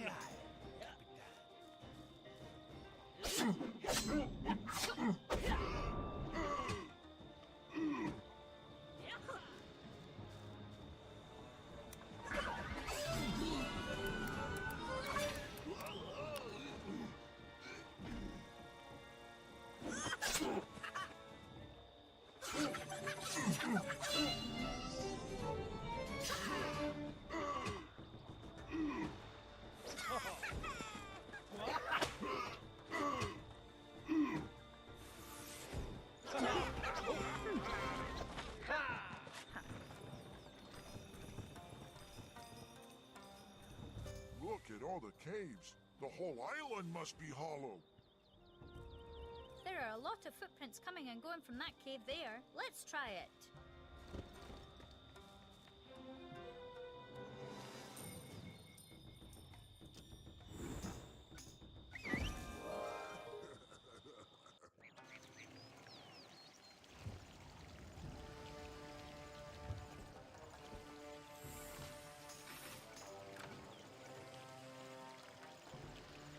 Hey, what's going on, guys? It's me, Fang, just Fang. Thank you for making this video. And in this video, we're going to be going over all the bosses in Part 101 that are worth grinding, you know? The bosses that you want to go for in your playthrough when you have a little bit extra time and you want to get some good gear. So, I have bosses from basically every single world. We don't count Monkista because there's not too much content there.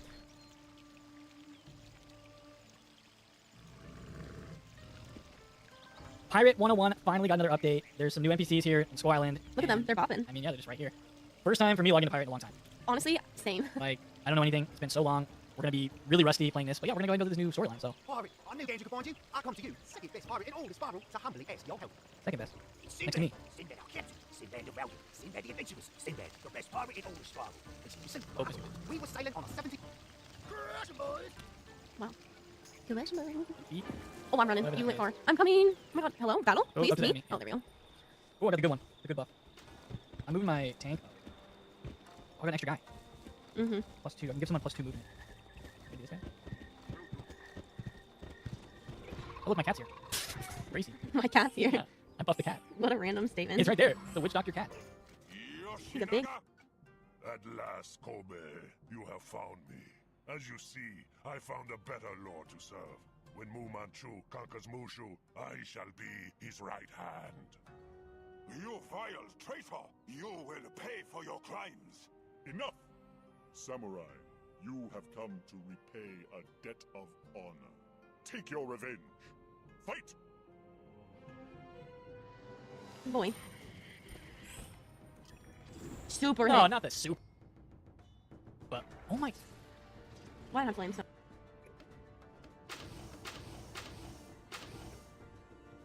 On it. Oh. I was like, Mama doesn't die. I was like standing right there in front. Don't worry, Mama. I'll protect you. Not if he's good. Oh my god, I'm literally dead. No, I'm not. What? On Mormo? Oh my god. I will people. And he's dead. Well, this is gonna be a sad thing. Oh my god. I don't need to see this. This is not See, I want them to go for my Dragoon guy. Please go for him. That's not what. You could have protected Mormo with flames. I didn't have them. Dude, I'm. Protect yourself with flames. I'm dead. You have heals. He's dead. Oh my god. Wait, my guy's stopping them. I literally Don't don't have worry. flames. And my flames are in the number 1 slot, so. Get him, tank. Yep, there This we is go. what I'm talking That's what I'm talking about. Block again. Okay. Yep. Keep going. Look at that sword. That's crazy. Oh, wait. Oh, they blocked it. Okay, he's on our team. Oh, wait, really? Yeah. Oh, and him. And you. I'm literally dead. Wait, are you taking like poison damage or something? I don't know, but I'm like. Use one of your heal. Yeah, use your heal. Yeah, I'm gonna heal myself. Alrighty. Both of them. I can hit all of them. And this guy's gonna do something crazy. Do this. Oh, I still got another attack. Well, just to.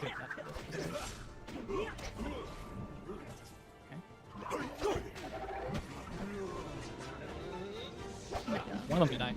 Yes, both. Well. And you can heal. Okay, apparently Mono's not dead. Okay, well now he What? is. Let's see.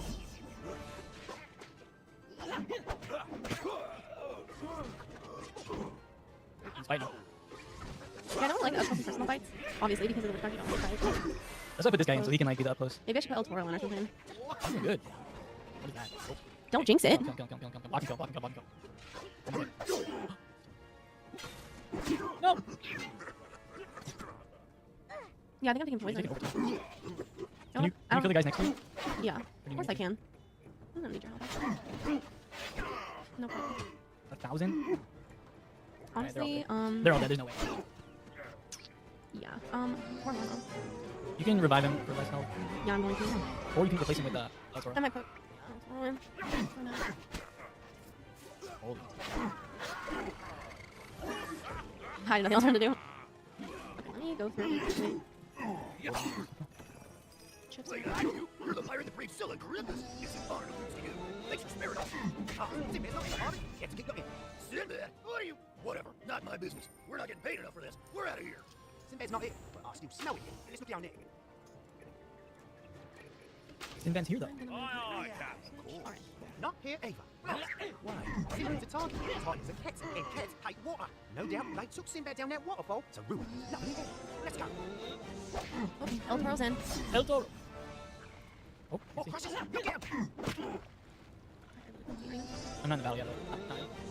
Let's go. Gonna be a El close one. Toro. They are right there. So flames could be good. I did not pull flames, unfortunately, so. But I can do some damage. So I'm This, just. this. I can send my boy out here. Well done, warrior. You have defeated my servant, but I hold you no grudge. I understand honor. If you wish, you may take his place at my right hand. I promise you wealth, power, and glory undreamed of. But not honor. I know you, Mu Manchu. You are a venomous criminal, an evil schemer. I will never join you. You find honor sailing with a pirate, do you? Kobe Yojimbo, I have no quarrel with you or your captain. You may leave my presence with your lives.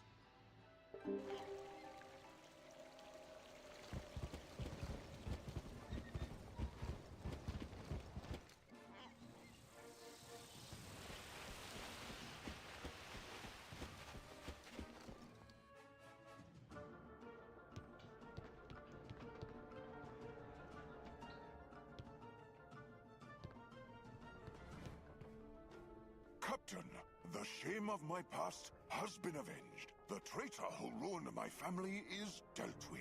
Let us go to a tavern and celebrate. I have recovered my ancestral armor. My redemption is complete. One day, I hope to refound my noble house, but not yet. First, I must help you achieve your destiny and reach El Dorado. We will find it, Captain. Fight on!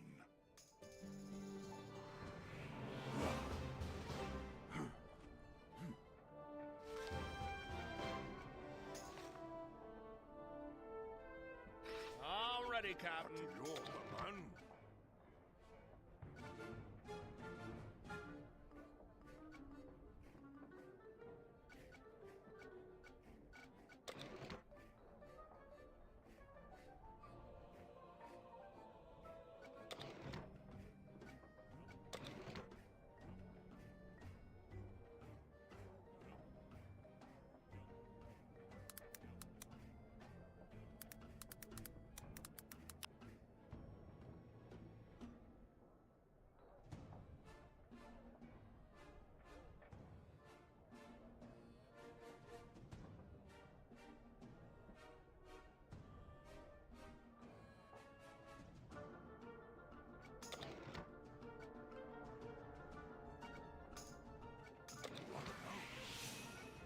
Yes, yes.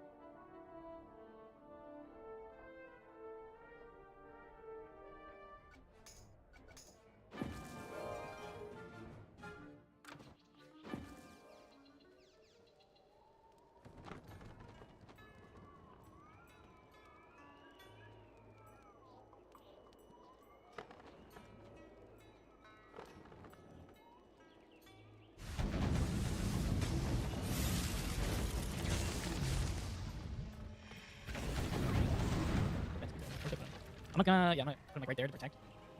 I don't know. I'm kind of scared. I think. Well, I'm only scared for like Mormo. Yeah, I know because my Mormel flashback triggered. Yeah, I moved Mormo in the middle. I did this because I didn't really, you know, minimize, and I did this because I am scared. Yeah, go for that guy.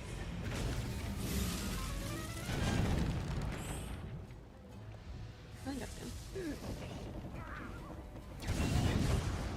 Good. He stops I think him it's there. good what we did right here. Well, they can still hit Old Scratch. Well, I think we'll be okay.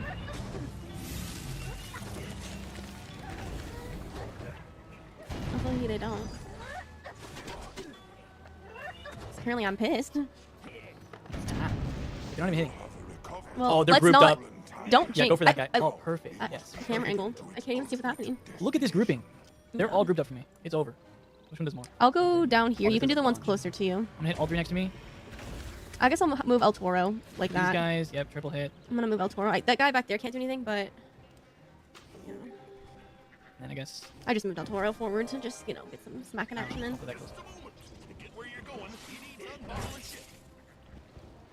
We got more? Yep. I think one more. Don't worry, El Toro's gonna get that guy. I believe in him. Well, The range. I don't even have my like rangy stuff on. Because I had nothing else like that. Rude. El Toro. Would go for Old Scratch because you know he's good. He's old. Don't go for the Why old am I man. looking at my old scratch? Am I looking? Yeah. Almost dead. Yeah, he's dead.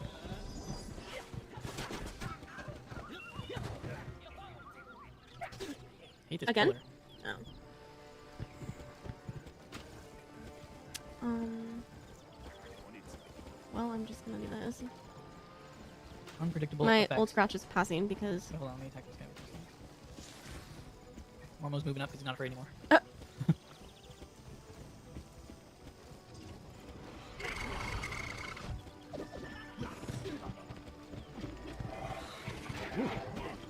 Yeah, old scratch is good. Oh, dang it! He got shoved. Just kill. Should. Forgot that part is like they give you chest. I'm like maxed on certain doubloons. This is crazy. Son, right, we can ring five. I mean, the back. Now it must go to the Lord of Subata, as our duty commands. Our ships are burnt, and we have no means of delivering our tithe.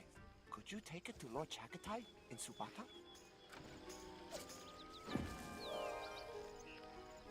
Of course. I bet Sinbad's down there. Let's go. Let's see if Chickpea's down there. Somebody down here. Who goes there? Ain't you Sinbad's first mate? Sinbad the cat and his rats want to throw down. Take your corner and ring the bell. Woo! Whoa. That was loud. Oh.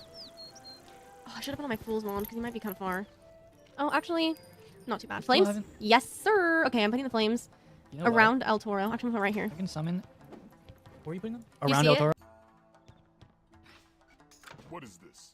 The villagers of the Valley of the Winds sent their tithe, despite the destruction wreaked by the Amber Horde? Remarkable. They could have, should have, kept the tithe for themselves, but their sense of duty was unbroken.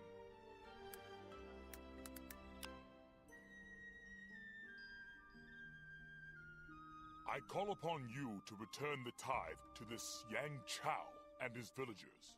I failed to protect them, and now I bear that guilt. I will have more supplies, food, and gold sent to them, and will send builders to help repair their village. Tell them this. Toro? Well, kind of, like in front of El Toro. Actually, don't. Let me do that though. This guy. I'm kind of jealous that you're in the corner right there. Actually, I'm moving the flames right here. Don't move them up because that's where my stuff is. Like towards you? Yeah, don't move. No, they're by me. Oh, what the? Ew.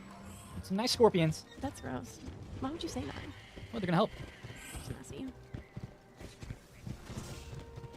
So they got scorpions on one side or fire. Which one would you go through? Neither. In the middle. Just kidding. And they get buffed by El Toro.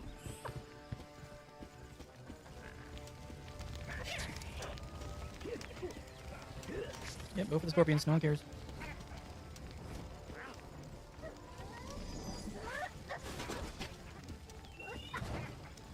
Maybe a kill right here. One more. I mean, you could. Yeah, I was gonna say if you didn't kill him, I probably would. Scorpion's kind of strong. Ew. Oh, ew. They walk. Look, they can take some hits. Meow. I thought they attack with their stinger. Our tithe returned Like literally with smack. apology from Lord Chagatai? We are blessed. May Lord Chagatai live 10,000 years.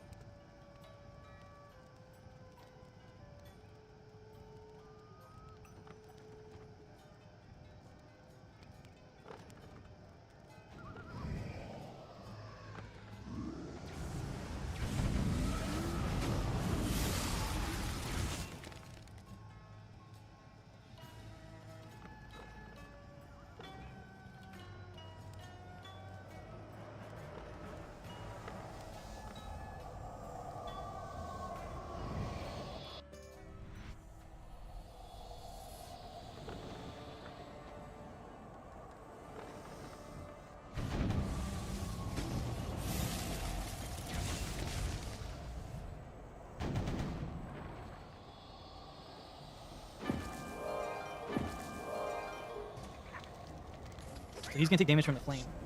Maybe. He moved already. No, he's right next to it. Yeah, but he already moved. I don't know if he's gonna get. I think after the turn. Maybe, I don't know. Oh wow, They're surrounded by them.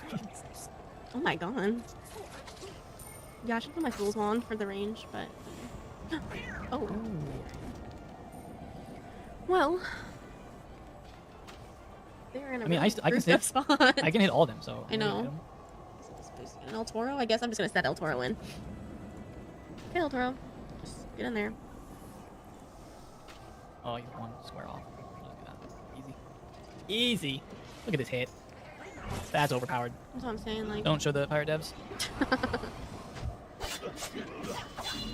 Yeah, I moved El Toro over there. I went for the other guy, I think, did I? Oh no, I went for him.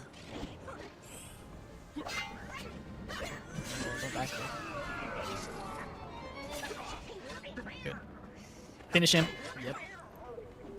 Oh, I didn't get to do anything.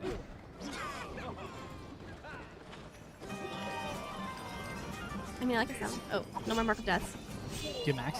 Yeah, I'm Yeah, Mark so do of I. Deaths. Oi, you ain't quit working them crushes. Sinbad ain't here either. What have they done with you? You think you can come on my turf? Fight my guys? Crushes. Exactly. Did it sound threatening to you? No.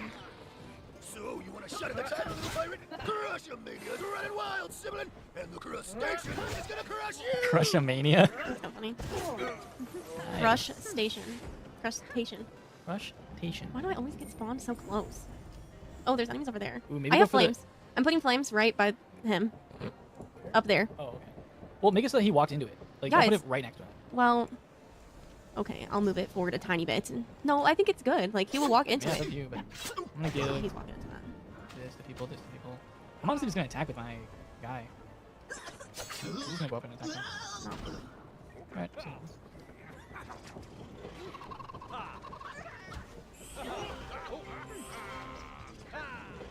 Good. That's good. My flames will do a lot. Inconceivable! Does your What? treachery know no bounds? Cheater, take your silly bomb. I like El Toro. He gives a nice buff. Yeah, I agree. Oh, please. We've got the turtle Yep. ball. I was like, you're gonna walk around? If he keeps walking, he's dead. Oh my god. Well, Yeah, if that's for watching that, you did not see that. That's a little much. Well, they did their job. But do you know how long it took for me to farm for that? Yeah, A long just time. because it looks like, oh, that's so powerful, And like, also, it's hard to get. okay, also I got buffed by you, so that's why it looks like good. But if it was like me soloing, it would not have Be done that as good. It much. wouldn't do 2k or whatever. Right. Also, this guy, this Dragoon, is literally from a pack, and he's very tough to get as a drop. Oh, good. El Toro's in the front. Yeah, go for El Toro. I mean, he's right there.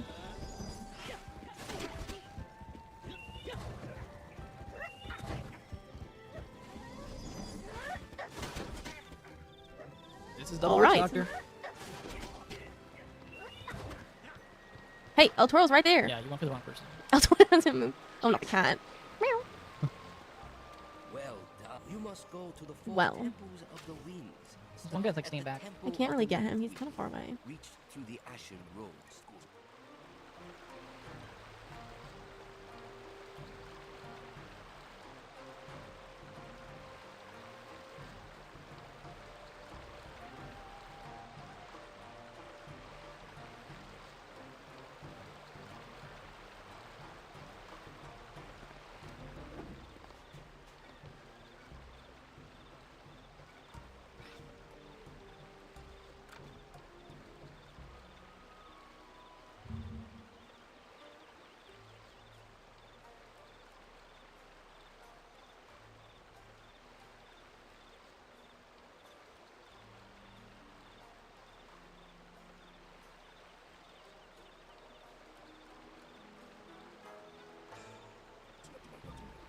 Maybe I can move El Toro. I'm moving El Toro to him. I'm gonna shoot him.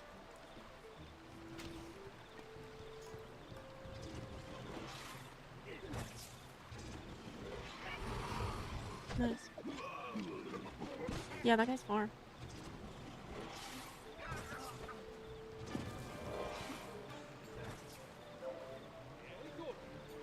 Finally, El Toro gets some action. Let's go. He probably will be able to kill him. Let's hope. Keeps going. Keeps blocking. Yes, El Toro. Keep going. Come on, El Toro, do a crit. Crit. Get him. Crit. Crit. Yes. Let's go. Wait for that. Missing the... Oh, yes, El Toro! Oh my yes, god. what a god! I'm sorry I ever replaced you with Mormel.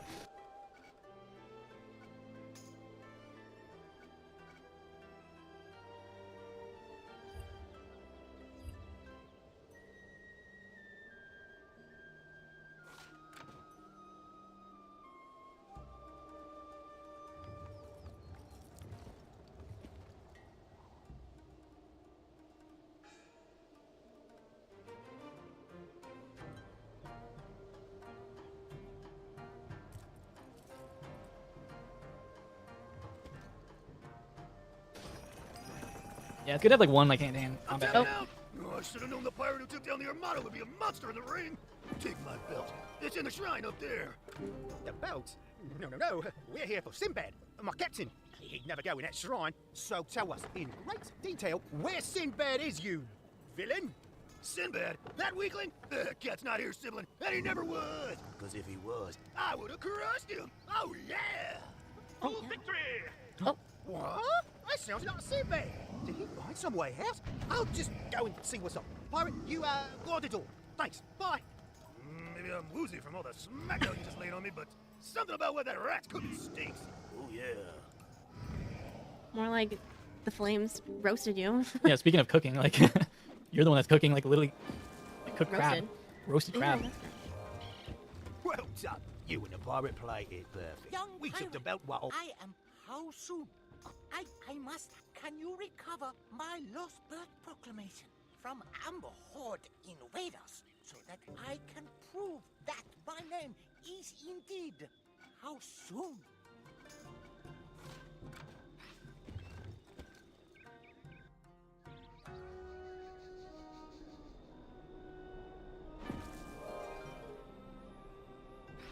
Hot Cotton? What now?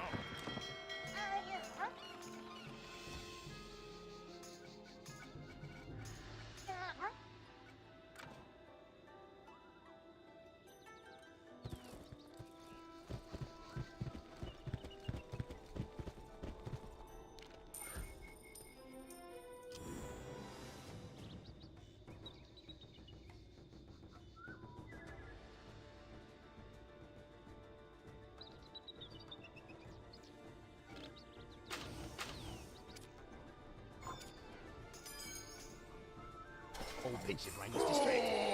No, I would expect you to come, Everly. Lower the rope, Captain. Captain? Sinbad? Hey!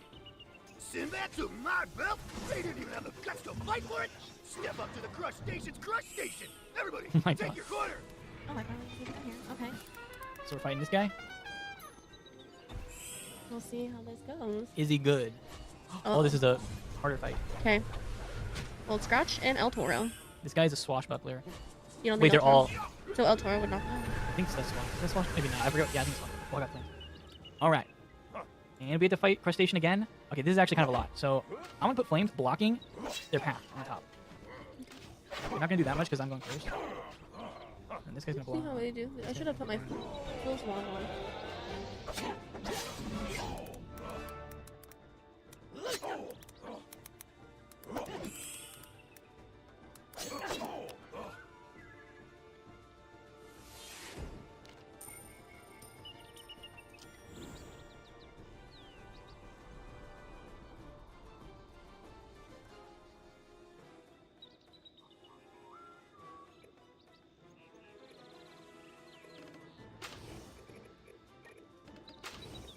Yeah, will do.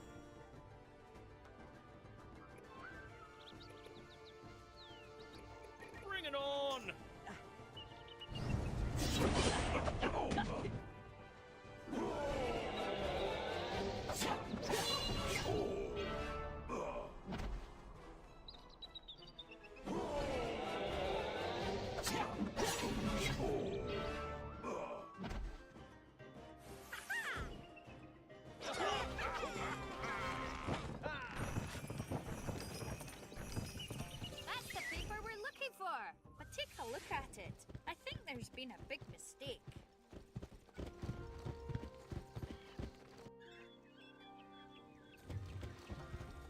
What's this? The name on the document is now, not how. I've gotten my name wrong all these years. Thank you for your help. But perhaps it was best I didn't know. Everything has changed for me. What will I do?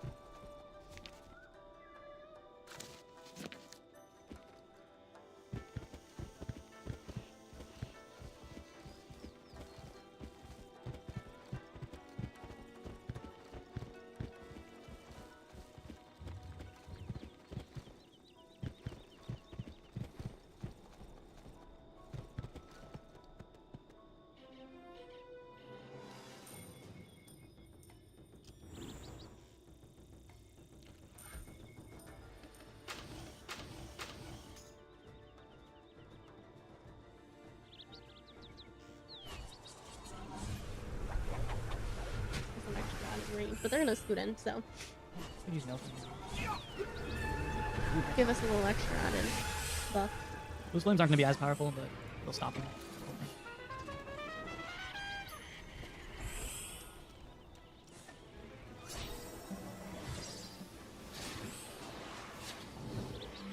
The buffin begins. I love the buffs in this game. They're so.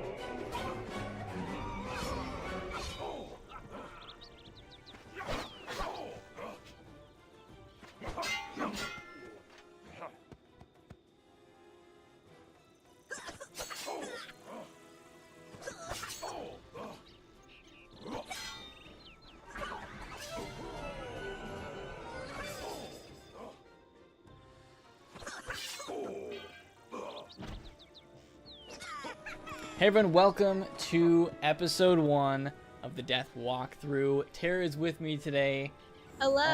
on the long journey to the final world, which is, I mean, I'm just telling you guys right.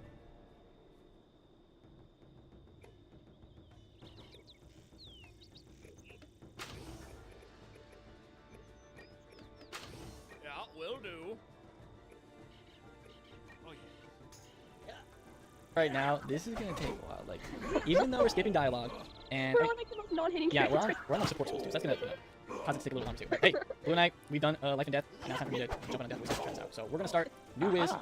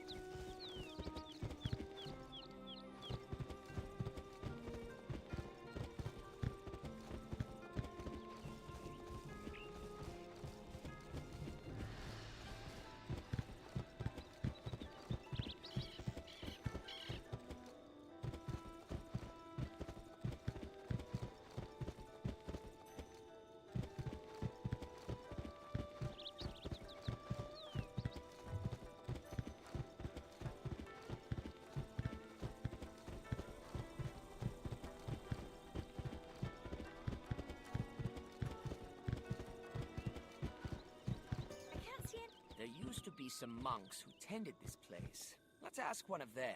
Monks always know things.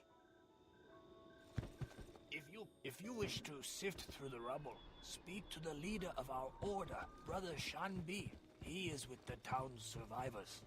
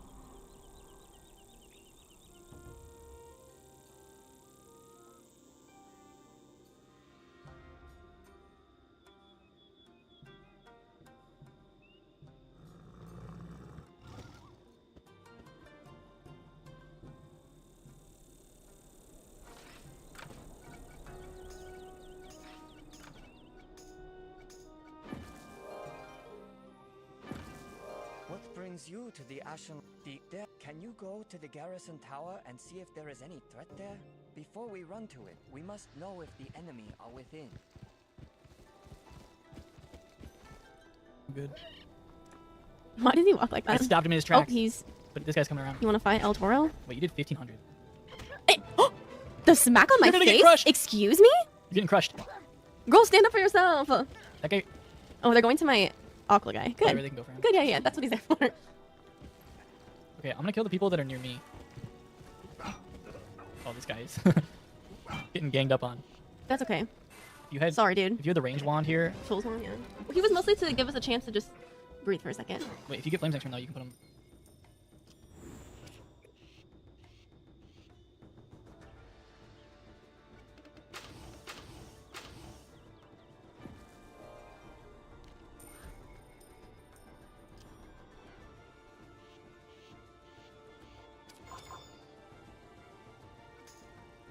Yeah, I'll get him, hopefully. We'll see. I didn't make secret. Sorry, Minotaur. Oh.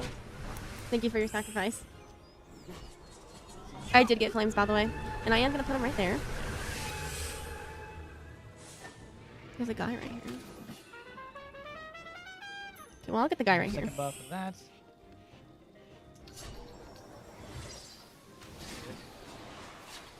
I don't know. I'm gonna save my AoE because I feel like we're gonna need it for this other guy.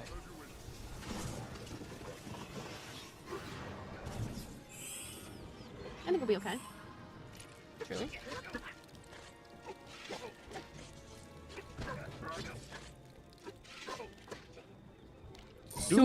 Super hit. International super spy. What the? He summons his people. I didn't even.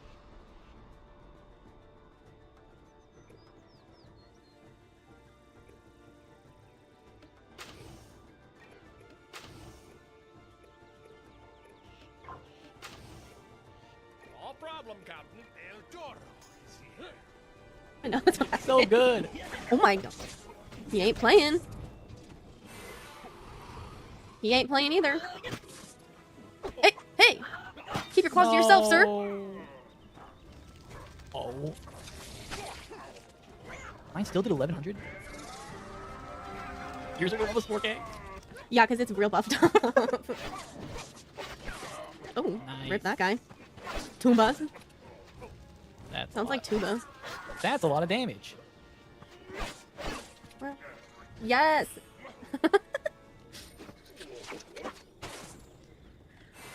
All right. Well, since I've range now, Go for tombs or whoever that is. I'm gonna.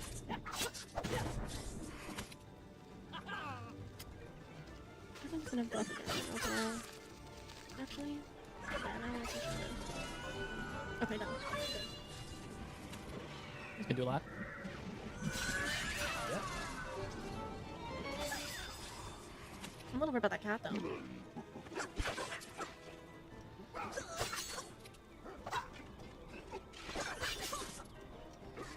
Oh my god, literally right in his face. How do you Poor survive? guy.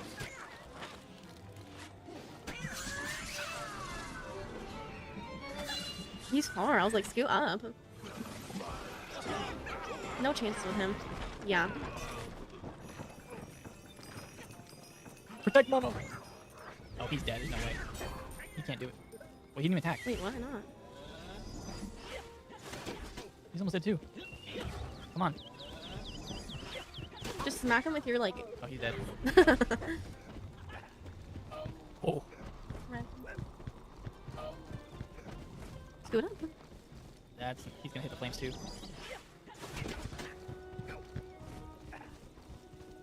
Get him. But I never even really trained my pet, to be honest with you. Mine has some talents, but I don't feel like it's that good. It's just this guy. Yeah. Everyone attack the one guy. Poor guy. Well, I'm just gonna skip. Hey, this is what he gets for not like scooting up earlier. Oh my gosh. He isn't gonna die with this. He's not very smart. Or maybe he is smart for surviving this long. But he still gets to get the old scratch. Lily gets the scratch. Well, that was...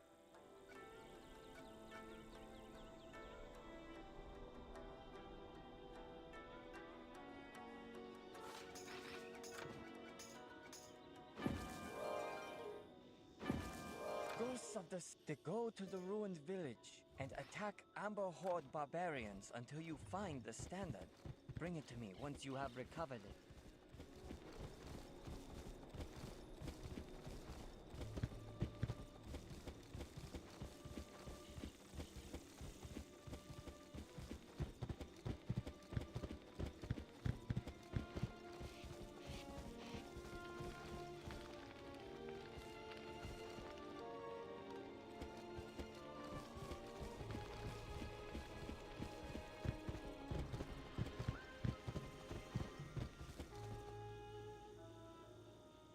Not too bad. I'm still sad about Mormo though. My bank is full.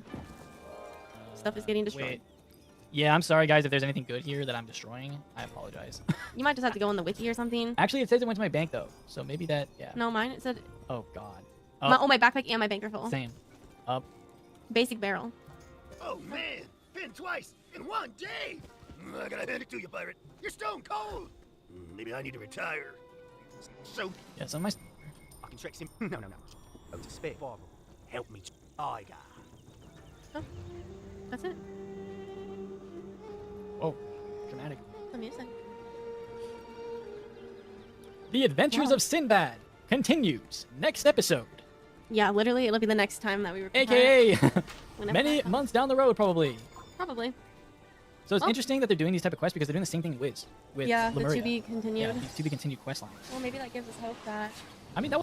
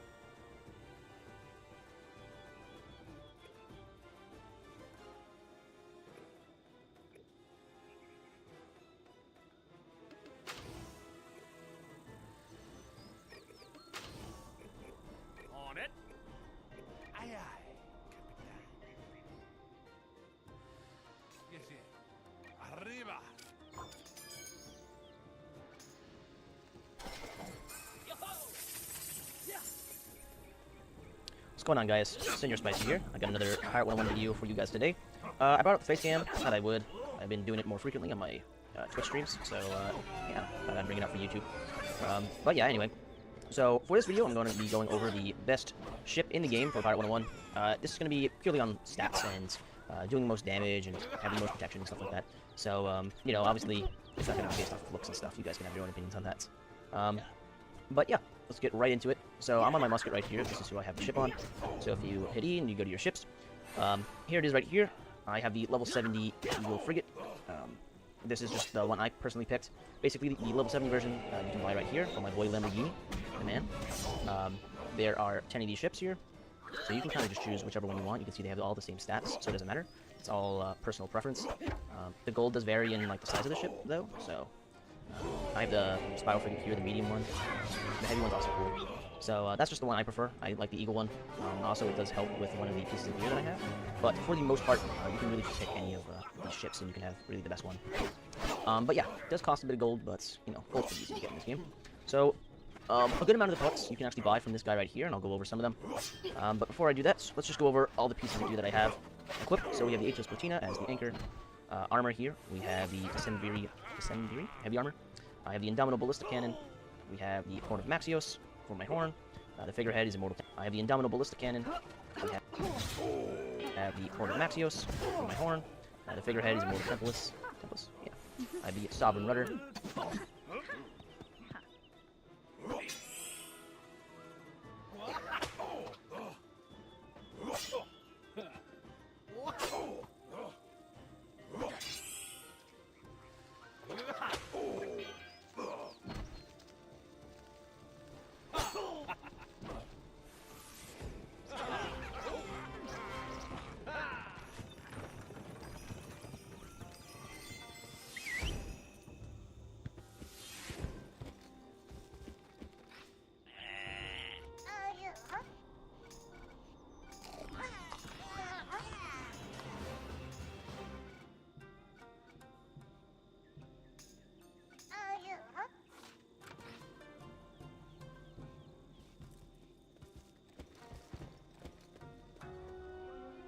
I have the Wings of Chaos here.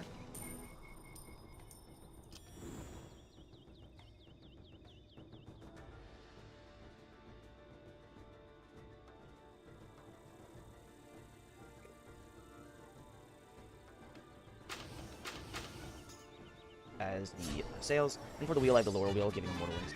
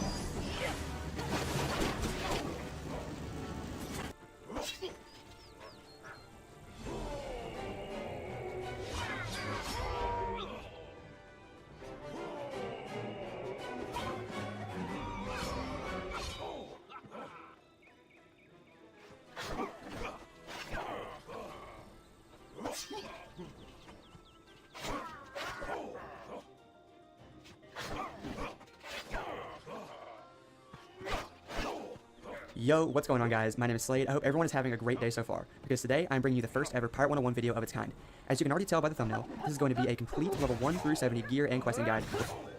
Alright, so starting off with level 1, we're going to go ahead and go in here to the Skull Island Bazaar, and we're going to actually head over to the Black Market over here, which is to the right, and we're going to go to this door. The Black Market is a little shop with a currency that uses script, so if you are a new pirate, you're not really going to have this currency, but if you are a returning pirate and you have like a max level character, you'll probably have some of this, so you can go check this guy out before you go to a new playthrough. He's got 3 good pieces of gear. He's got the Master Smuggler's Cowl for Mojo Mastery, he's got Master Smuggler's Visor for Weapon Mastery, and then he's got the Master Smuggler's Greaves for Fast. These two are probably going to be good for melee classes for that bonus movement range and bonus weapon power, whereas this one's going to be better for like Musketeer, Privateer, Witch Doctor, those who use spell power attacks for the most part. But yeah, that's what I would say for the Black Market are probably the 3 best pieces. But now we'll move on to the Bazaar, and the Bazaar is probably going to be good for level 1 all the way up through 65 if you don't want to like farm gear before level 65. You can run with the Bazaar gear all the way up, yes, you can. So what you'll do is go in here, and let's say I want to find a hat. Let's say I'm a level 15 Musketeer. I want to find a hat, for example. I'll click usable. I will sort by level, sort by class. So now I get all the Musketeer stuff. Scroll through a little bit, get down to level 15. And ideally for the hat, robe, and boots, the main 2 stats you're going to want to look for is, in my case, for Musketeer, I want weapon power and agility. Now, if it was a Buccaneer, like a Swashbuckler, or like a Witch Doctor Privateer, I want different, like Will for Privateer and Witch Doctor, and I want Strength instead of Agility for the Buccaneer. But weapon power is still going to kind of remain the constant. So for Musketeer, I'm going to look through and see level 15 gear, so like, you know, this one, not really what we're looking for, this one, not really, this one is. So Gunner Stetson, 6 agility, 2 weapon power, level 15. That's probably what you're going to want to see. Buccaneer, you'd see Strength instead of that. Witch Doctor, you'd see Will instead of that.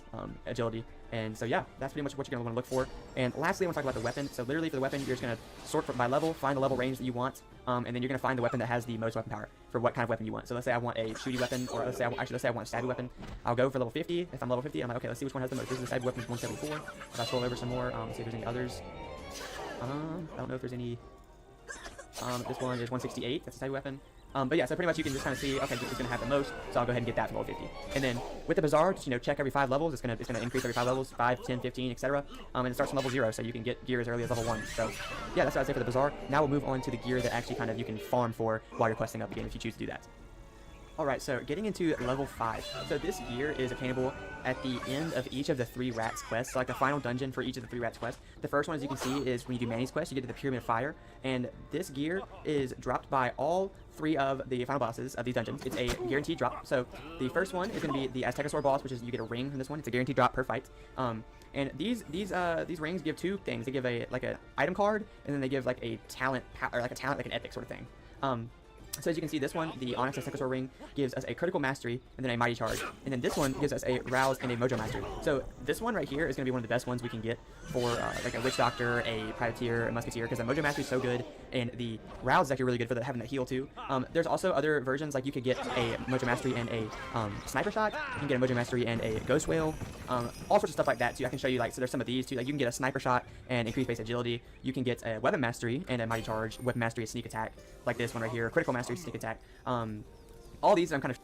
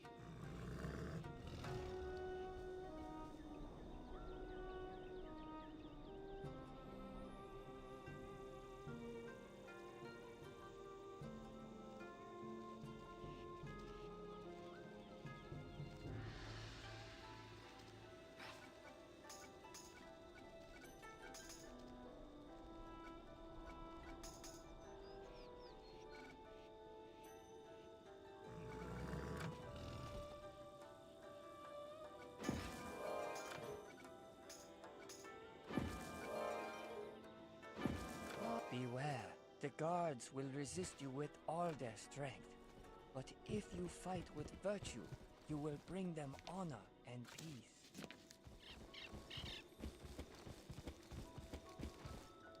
Showing you are like some of the best ones you can get, like once again the Rouse and Mojo Mastery. But yeah, these are like kind of all ones to look out for. There are some that are pretty bad, but like what I'm showing you here is there's some really good ones. Like the Weapon Mastery one's really good for melee classes. Once again, the Mojo Mastery one's really good for those classes that use the spell power items and stuff like that. And I'll show you what the on there too. Alright, now moving into the level 40 through 45 category. Up first we have General So, which is level 40, and he is going to be the final boss you fight at the end of the Khotan dungeon. And he drops some good gear just to keep note of. I mean, it's pretty good gear level 40, especially for some examples I'm going to show you for Musketeer and Witch Doctor. For Musketeer, he drops the Flame Kami's Veil, which gives big guns and 11 agility. It's just a pretty good hat. I mean, if you get this drop, definitely use it for Musketeer. And then for Witch Doctor, you get the Geomancer's hat, which gives you 11 will, and then also a big guns copy. And big guns is just really good to have. It's a really good ability. It gets buffed by spell power. I mean, these are two pieces to look out for from General So, but he also has other gear that's pretty helpful and gives like abilities like this for all the different classes too. So good stuff to look out for. Not necessarily to farm at this level, but I mean, if you want to, go for it. But if you don't, you just keep on questing and stuff. All right, up next we have the Metal and Water Guardian. This is the Metal Temple right here, and then right behind it over here is the Water Guardian's Temple. Both of these bosses have a pretty similar gear drop pool. And just a few examples of good gear that you can get from these bosses are going to be the, let's see, Vanguard's Greaves for Buccaneer. They give a Super Strike, 7 armor. Pretty good boots, I would say so, for Buccaneer. Then you also have the Earth Shoes for Privateer, gives a Mojo Storm and 11 will.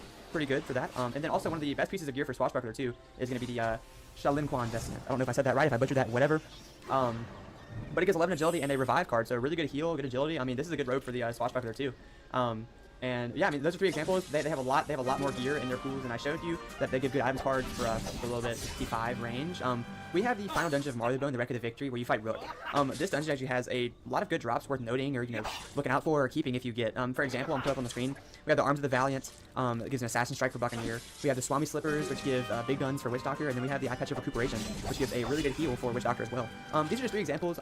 There's a lot of other gear that's dropped in this dungeon that could be really good too. I mean, for a lot of classes. So definitely when you're farming this, you get to fight Rook twice. So be on the lookout when you defeat him if you get any of these drops or any piece of gear that gives some good item cards on it. All right, entering the level 60 gear range. This gear is going to be kind of pretty much just all Aquila gear. There's actually a lot of good little spots here that you can get some good gear that is really can be used at max level.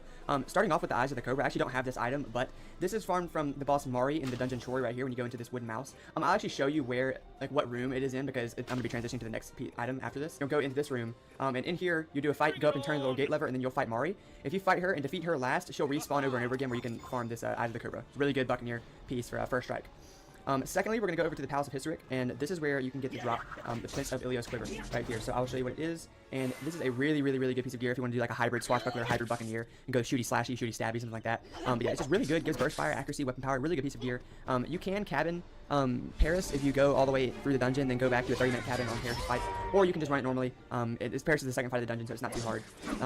But yeah, moving on to Manticore's Sting next.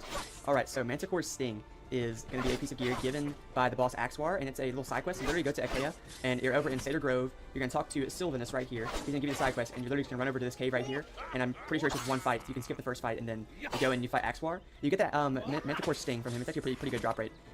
Gives Repel Border, 7 weapon power. This is primarily used for a Privateer if you want to go with the Repel 5 build, which actually knocks back the enemies of space if you hit them with Repel Borders. So it's a really good piece of gear. You're questing through Aquila, and you want to just grab it on a Privateer real quick. I mean, it's a pretty quick farm, and it's a very useful piece of gear at max if you're trying to go with the slashy Privateer Repel 5 build. Alright, next we have the dungeon Talos. This dungeon can drop 2 pieces of gear that are very good. Starting off with the Ring of Hercules right here. This Ring of Hercules is dropped from Talos himself, and it's one of the best rings you can get from Musketeer because it gives big guns which have unlimited range and do a lot of damage when buffed by spell power, and gives an additional 15 accuracy, which is really good. The drop rates of this are said to be really bad. So yeah, if you want to farm for it, Talos is a good spot. There's also, you can farm for it with the boss Xena in Achaea. She drops it too. But yeah, this is definitely a tough farm. But you can cabin Talos and you can farm for this ring. Next we have the Sword of Talos for Buccaneer. This is a level 60 weapon that gives Blade Storm, and 223 weapon power too, which is really good for level 60.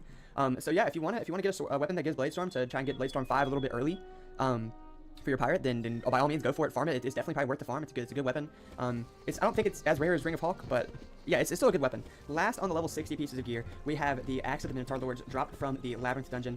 This axe is really good for Buccaneer as well. 223 weapon power once again, and gives follow through, which is basically Relentless, but it's just a duplicate of Relentless, but it doesn't actually stack with Relentless. But it's still really good. It's a really good ability. This axe, a lot of people get it easily. For me, it was a tough drop. But this axe has a chance to drop 6 times throughout this dungeon, because it drops by each of the Minotaurs when you fight them, and then it drops in any of the 3 chests that you get dropped when you do the final fight against all 3 of the Minotaurs. So a total of 6 chances to get this weapon drop. And it's a good weapon. I mean, if you really want it, I recommend running through maybe the labyrinth one extra time if you want to get it, just so you have 12 chances to get it dropped. But yeah, if you obviously if you're speed questing or whatever, you know, don't worry about it. But this is a really good weapon if you want to just like, you know, up your damage and get a little extra epic talent at level 60. So yeah. All right, we come to the moment a lot of you guys have probably been waiting for. Level 65, the Tower of Mu Manchu. This is a staple dungeon in Pyre 101. This massive tower we have in Mushu is accessible at level 55 from a side quest from Lord Chagatai. You have to do his first side quest in Subata where you get it from him, and then after you complete that, then you get the access to the tower. There's gear for every single class in this tower that I'm going to recommend. I'm going to go through all of that. Up first being the tower gear, and this gear is gained from this Nefarious fight, the Mu Manchu fight, other fights in the tower, and then it also is gained from these gauntlet chests that are on the way up. There's 2 of them. They take 4 players to unlock, and they guarantee a piece of gear from level 55 through 65. The level 65 gear being the best gear you can get. So let me go ahead and show you what you're going to want on all the classes. So for Musketeer, you're going to want the hat at level 65, you're going to want the robe, and you're going to want the totem, which is the Jewel of Mu Manchu. This is because all of these give hail cannonballs, which is just really good. The bombs that drop down, they do a lot of damage, and then they also leave behind bombs that do damage when enemies walk over them. Very, very good. The hat and robe give good agility. The totem gives accuracy, which is just, you know, all very good. So you're going to want these. You're going to want these pieces level 65 for Musketeer, and I even use this one at max level still. So, yeah, there's that. And I'm going to go over the other 4 classes, too. I'm just not going to have... I don't feel like switching over to those characters to show you the gear, but I'm going to kind of show you what you're going to want for each of those classes. I'm going to put images up on the screen for you. For Buccaneer, the best pieces are probably going to be the hat, the totem, and the ring. The hat and the totem both give a Vicious Charge and Super Strike, which is amazing. The ring gives a Super Strike and a Leviathan's Call, which, you know, is good. There's other rings that are probably better than this one, but at level 65, it is a good ring for that Super Strike. For Privateer, you're going to want the ring, the boots, and the robe. All of these items give the Big Guns ability. Big Guns is just amazing to have as Privateer when you, you know, have your spell power buffs on. That's going to do more damage. They leave behind fire. When an enemy walks over the fire, they get hit with extra damage. Very, very good. Also, they have infinite range. And then the boots and the robe give a good will, too, so increase the will. For Witch Doctor, the best piece is probably going to be the ring, the boots, and the necklace. So that you can see them on screen now. They all give Mojo Storm. Mojo Storm's just amazing. Especially if you have a 6 range wand, you can get 7 range on that Mojo Storm. And you can hit pretty much all the way across the map, and it obviously increases with the spell power buff as well. The damage on that does. And then you get goodwill from the boots, so yeah. Lastly, we have Swashbuckler, and you're going to want probably at level 65 the Corrupted Hat, the ring, and then the totem. The ring and totem give good weapon power, and then, you know, Assassin Strike, and plus the hide on the totem. And then the hat gives, you know, Assassins and hide, as well as some good agility on it. So those are probably going to be the tower pieces of gear you want. And lastly, we're going to go over the best drop of the entire game in the Tower of Mu Manchu, and that is going to be the Imperial Boots of Mu Manchu right here, the Tide Boots, as the street name for them. But yeah, so you get Frozen Tide, which in 14 agility and 18 dodge. This Frozen Tide is an amazing ability. I'd recommend these boots for Witch Doctor, Musketeer, and Privateer. Just because you can use Tide, you get an extra round of spell power buffs on you before the enemies are even able to start approaching. So it basically just gives you a free turn to buff up your spell power so you can hit for more damage next turn without the enemies actually coming and attacking you on that first turn. I don't know, it's just a really, really, really good power. Once again, best on Musketeer, best on Witch and Privateer. But yeah, this is, you know, we've done the percentages. It is a theorized 0.33% drop rate. So yes, a third of 1%, or a 1 in 300 chance to get these boots. Very, very rare. The only gear I'd recommend farming at 65 is just the tower gear. If you happen to get these boots at level 65 as a drop, I mean, oh my goodness, that's amazing. But if you don't, it's okay. You can always farm for them and waste your life farming for these once you get level 70. But yeah, tower gear probably going to be the best at 65. And then of course you have the Tide boots that. Yeah, Tide boots. That's nothing else I have to say about that.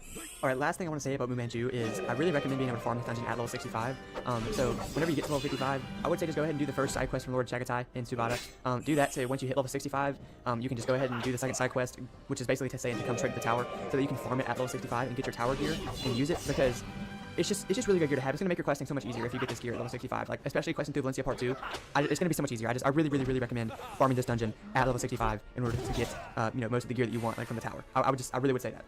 All right, we have arrived at level 70, max level. The first dungeon I want to talk about is Machine Core, aka King's Dungeon. The items from the dungeon are gonna be a little, like, you know, very minimal because there's just better items in the game. But for Pure Musketeer, I want to start off with that. We're going to start with the, I don't have the item, but the Nerja Campaign Hat. It gives 14 agility, and it gives True Grit and Quick Adjust. Very, very good hat if you're running Pure Musketeer for, that, you know, just the True Grit and Quick Adjust, which is very good abilities.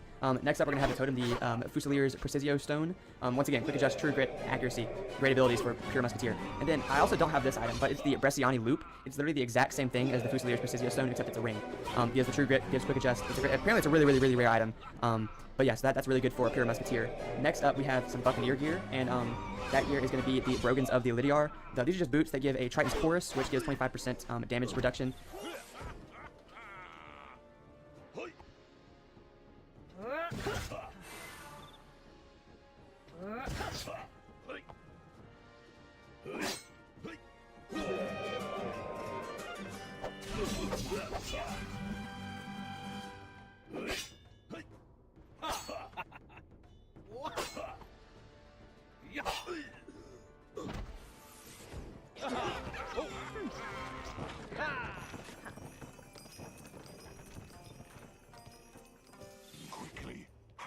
standard.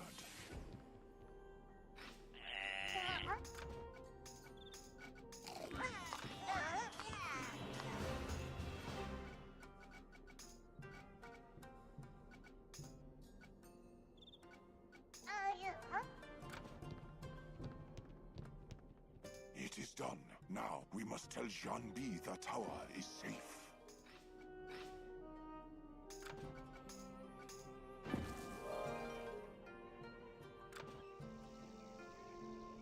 You have done, my people, throughout you. If you can bring those objects back to this place, I will lay upon you a blessing that will let you pass through the magic fog.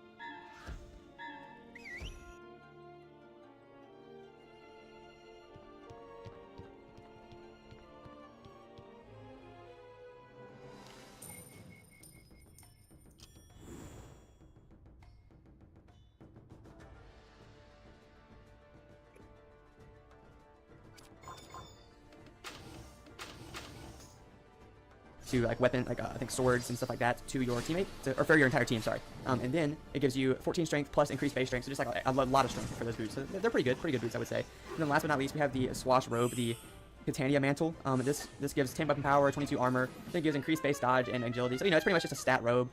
It's a good one to get for free. You don't have to purchase anything from the crown shop for it. I mean, it's definitely not the best robe for Swash, but it could be a good one if you just really want like something if you want to farm Kain, or if you happen to just get it on while you're questing through the game and you get this from Kain on your first time. And it's a good robe for Swash to keep around and you maybe use it 70 for a little bit until you get a better robe. But yeah, that's pretty much it for Kain. All right, next up we're gonna be going over Sinbad Part 1, 2, and 3. For Part 1, it's gonna be this dungeon in Devilfish Hollow, Crusher's Lair. It's gonna drop 2 things of notable intent. It's gonna be the Anchor Tanker and the Kraken's Breath set, but these you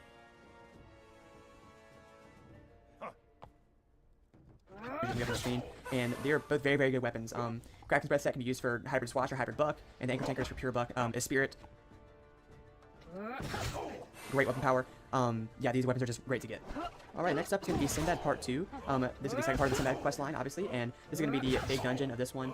It's going to drop a few things worth of note. First of all, it drops 5 eye patches for 5 different classes.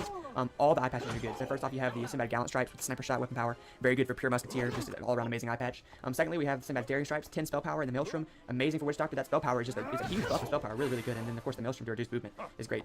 You have the Sinbad's Daring Stripes, which give the charge and the 18 dodge for Swashbuckler. Amazing for Swash, honestly. You have Sinbad's Bold Stripes, which gives the second chance for Buccaneer. Very good. Lastly, you have Sinbad's Heroic Stripes, very good for Privateer. Valor's Rampart gives a Valor's armor for every single person on the team, so it's really amazing.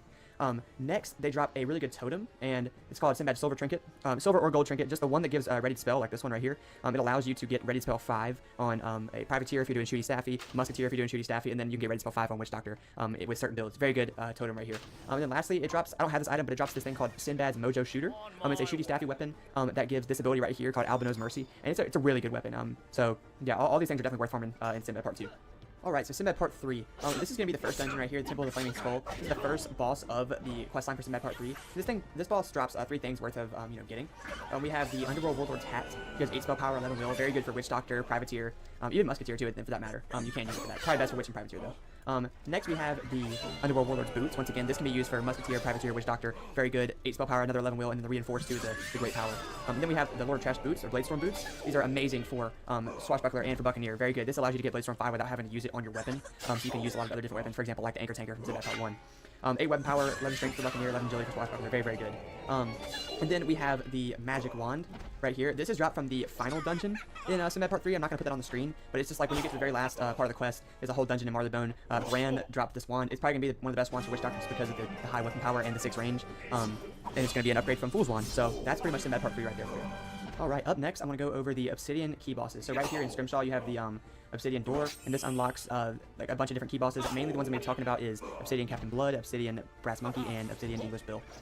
So starting off, Captain Blood drops his Obsidian Jacket, which gives Blood Flames, of course, one of the best pieces of gear probably for Witch Doctor, Musketeer, and Privateer in the game. Just a slightly increased stats from the Miranda Robe, still the same ability, so very, very good. Gonna have the Captain Blood Obsidian Hook, which is amazing for Privateer in the Repel 5 build. So that's probably what you want to go for if you're going to run Repel 5. Is Obsidian Hook, great drop from Blood. Next up, we're going to go over the Brass Monkey. So Obsidian Brass drops 3 versions of his Brass Medallion. You have the Will-based one, you have the Agility one, and then you have the Strength one. All these 3 are great, great, great pieces. I even use this. I even use the Will one for my Will-based Shooty Staffy Musketeer. Will one's good for Witch Doctor, Privateer. The Agility one's good for Pure Musket or Swashbuckler, and then you have the Strength one that's good for Buccaneer. Lastly, I'll put a picture up of the Obsidian English Bill's jacket, and that gives 2 ranks of True Grit, Quick Draw, and it gives some additional stats. It's a really good jacket for Pure Musketeer, so it's definitely worth the farm for that if you're running Pure Musket. And then you have the new key boss, which is the Obsidian Dutchman. It's located in a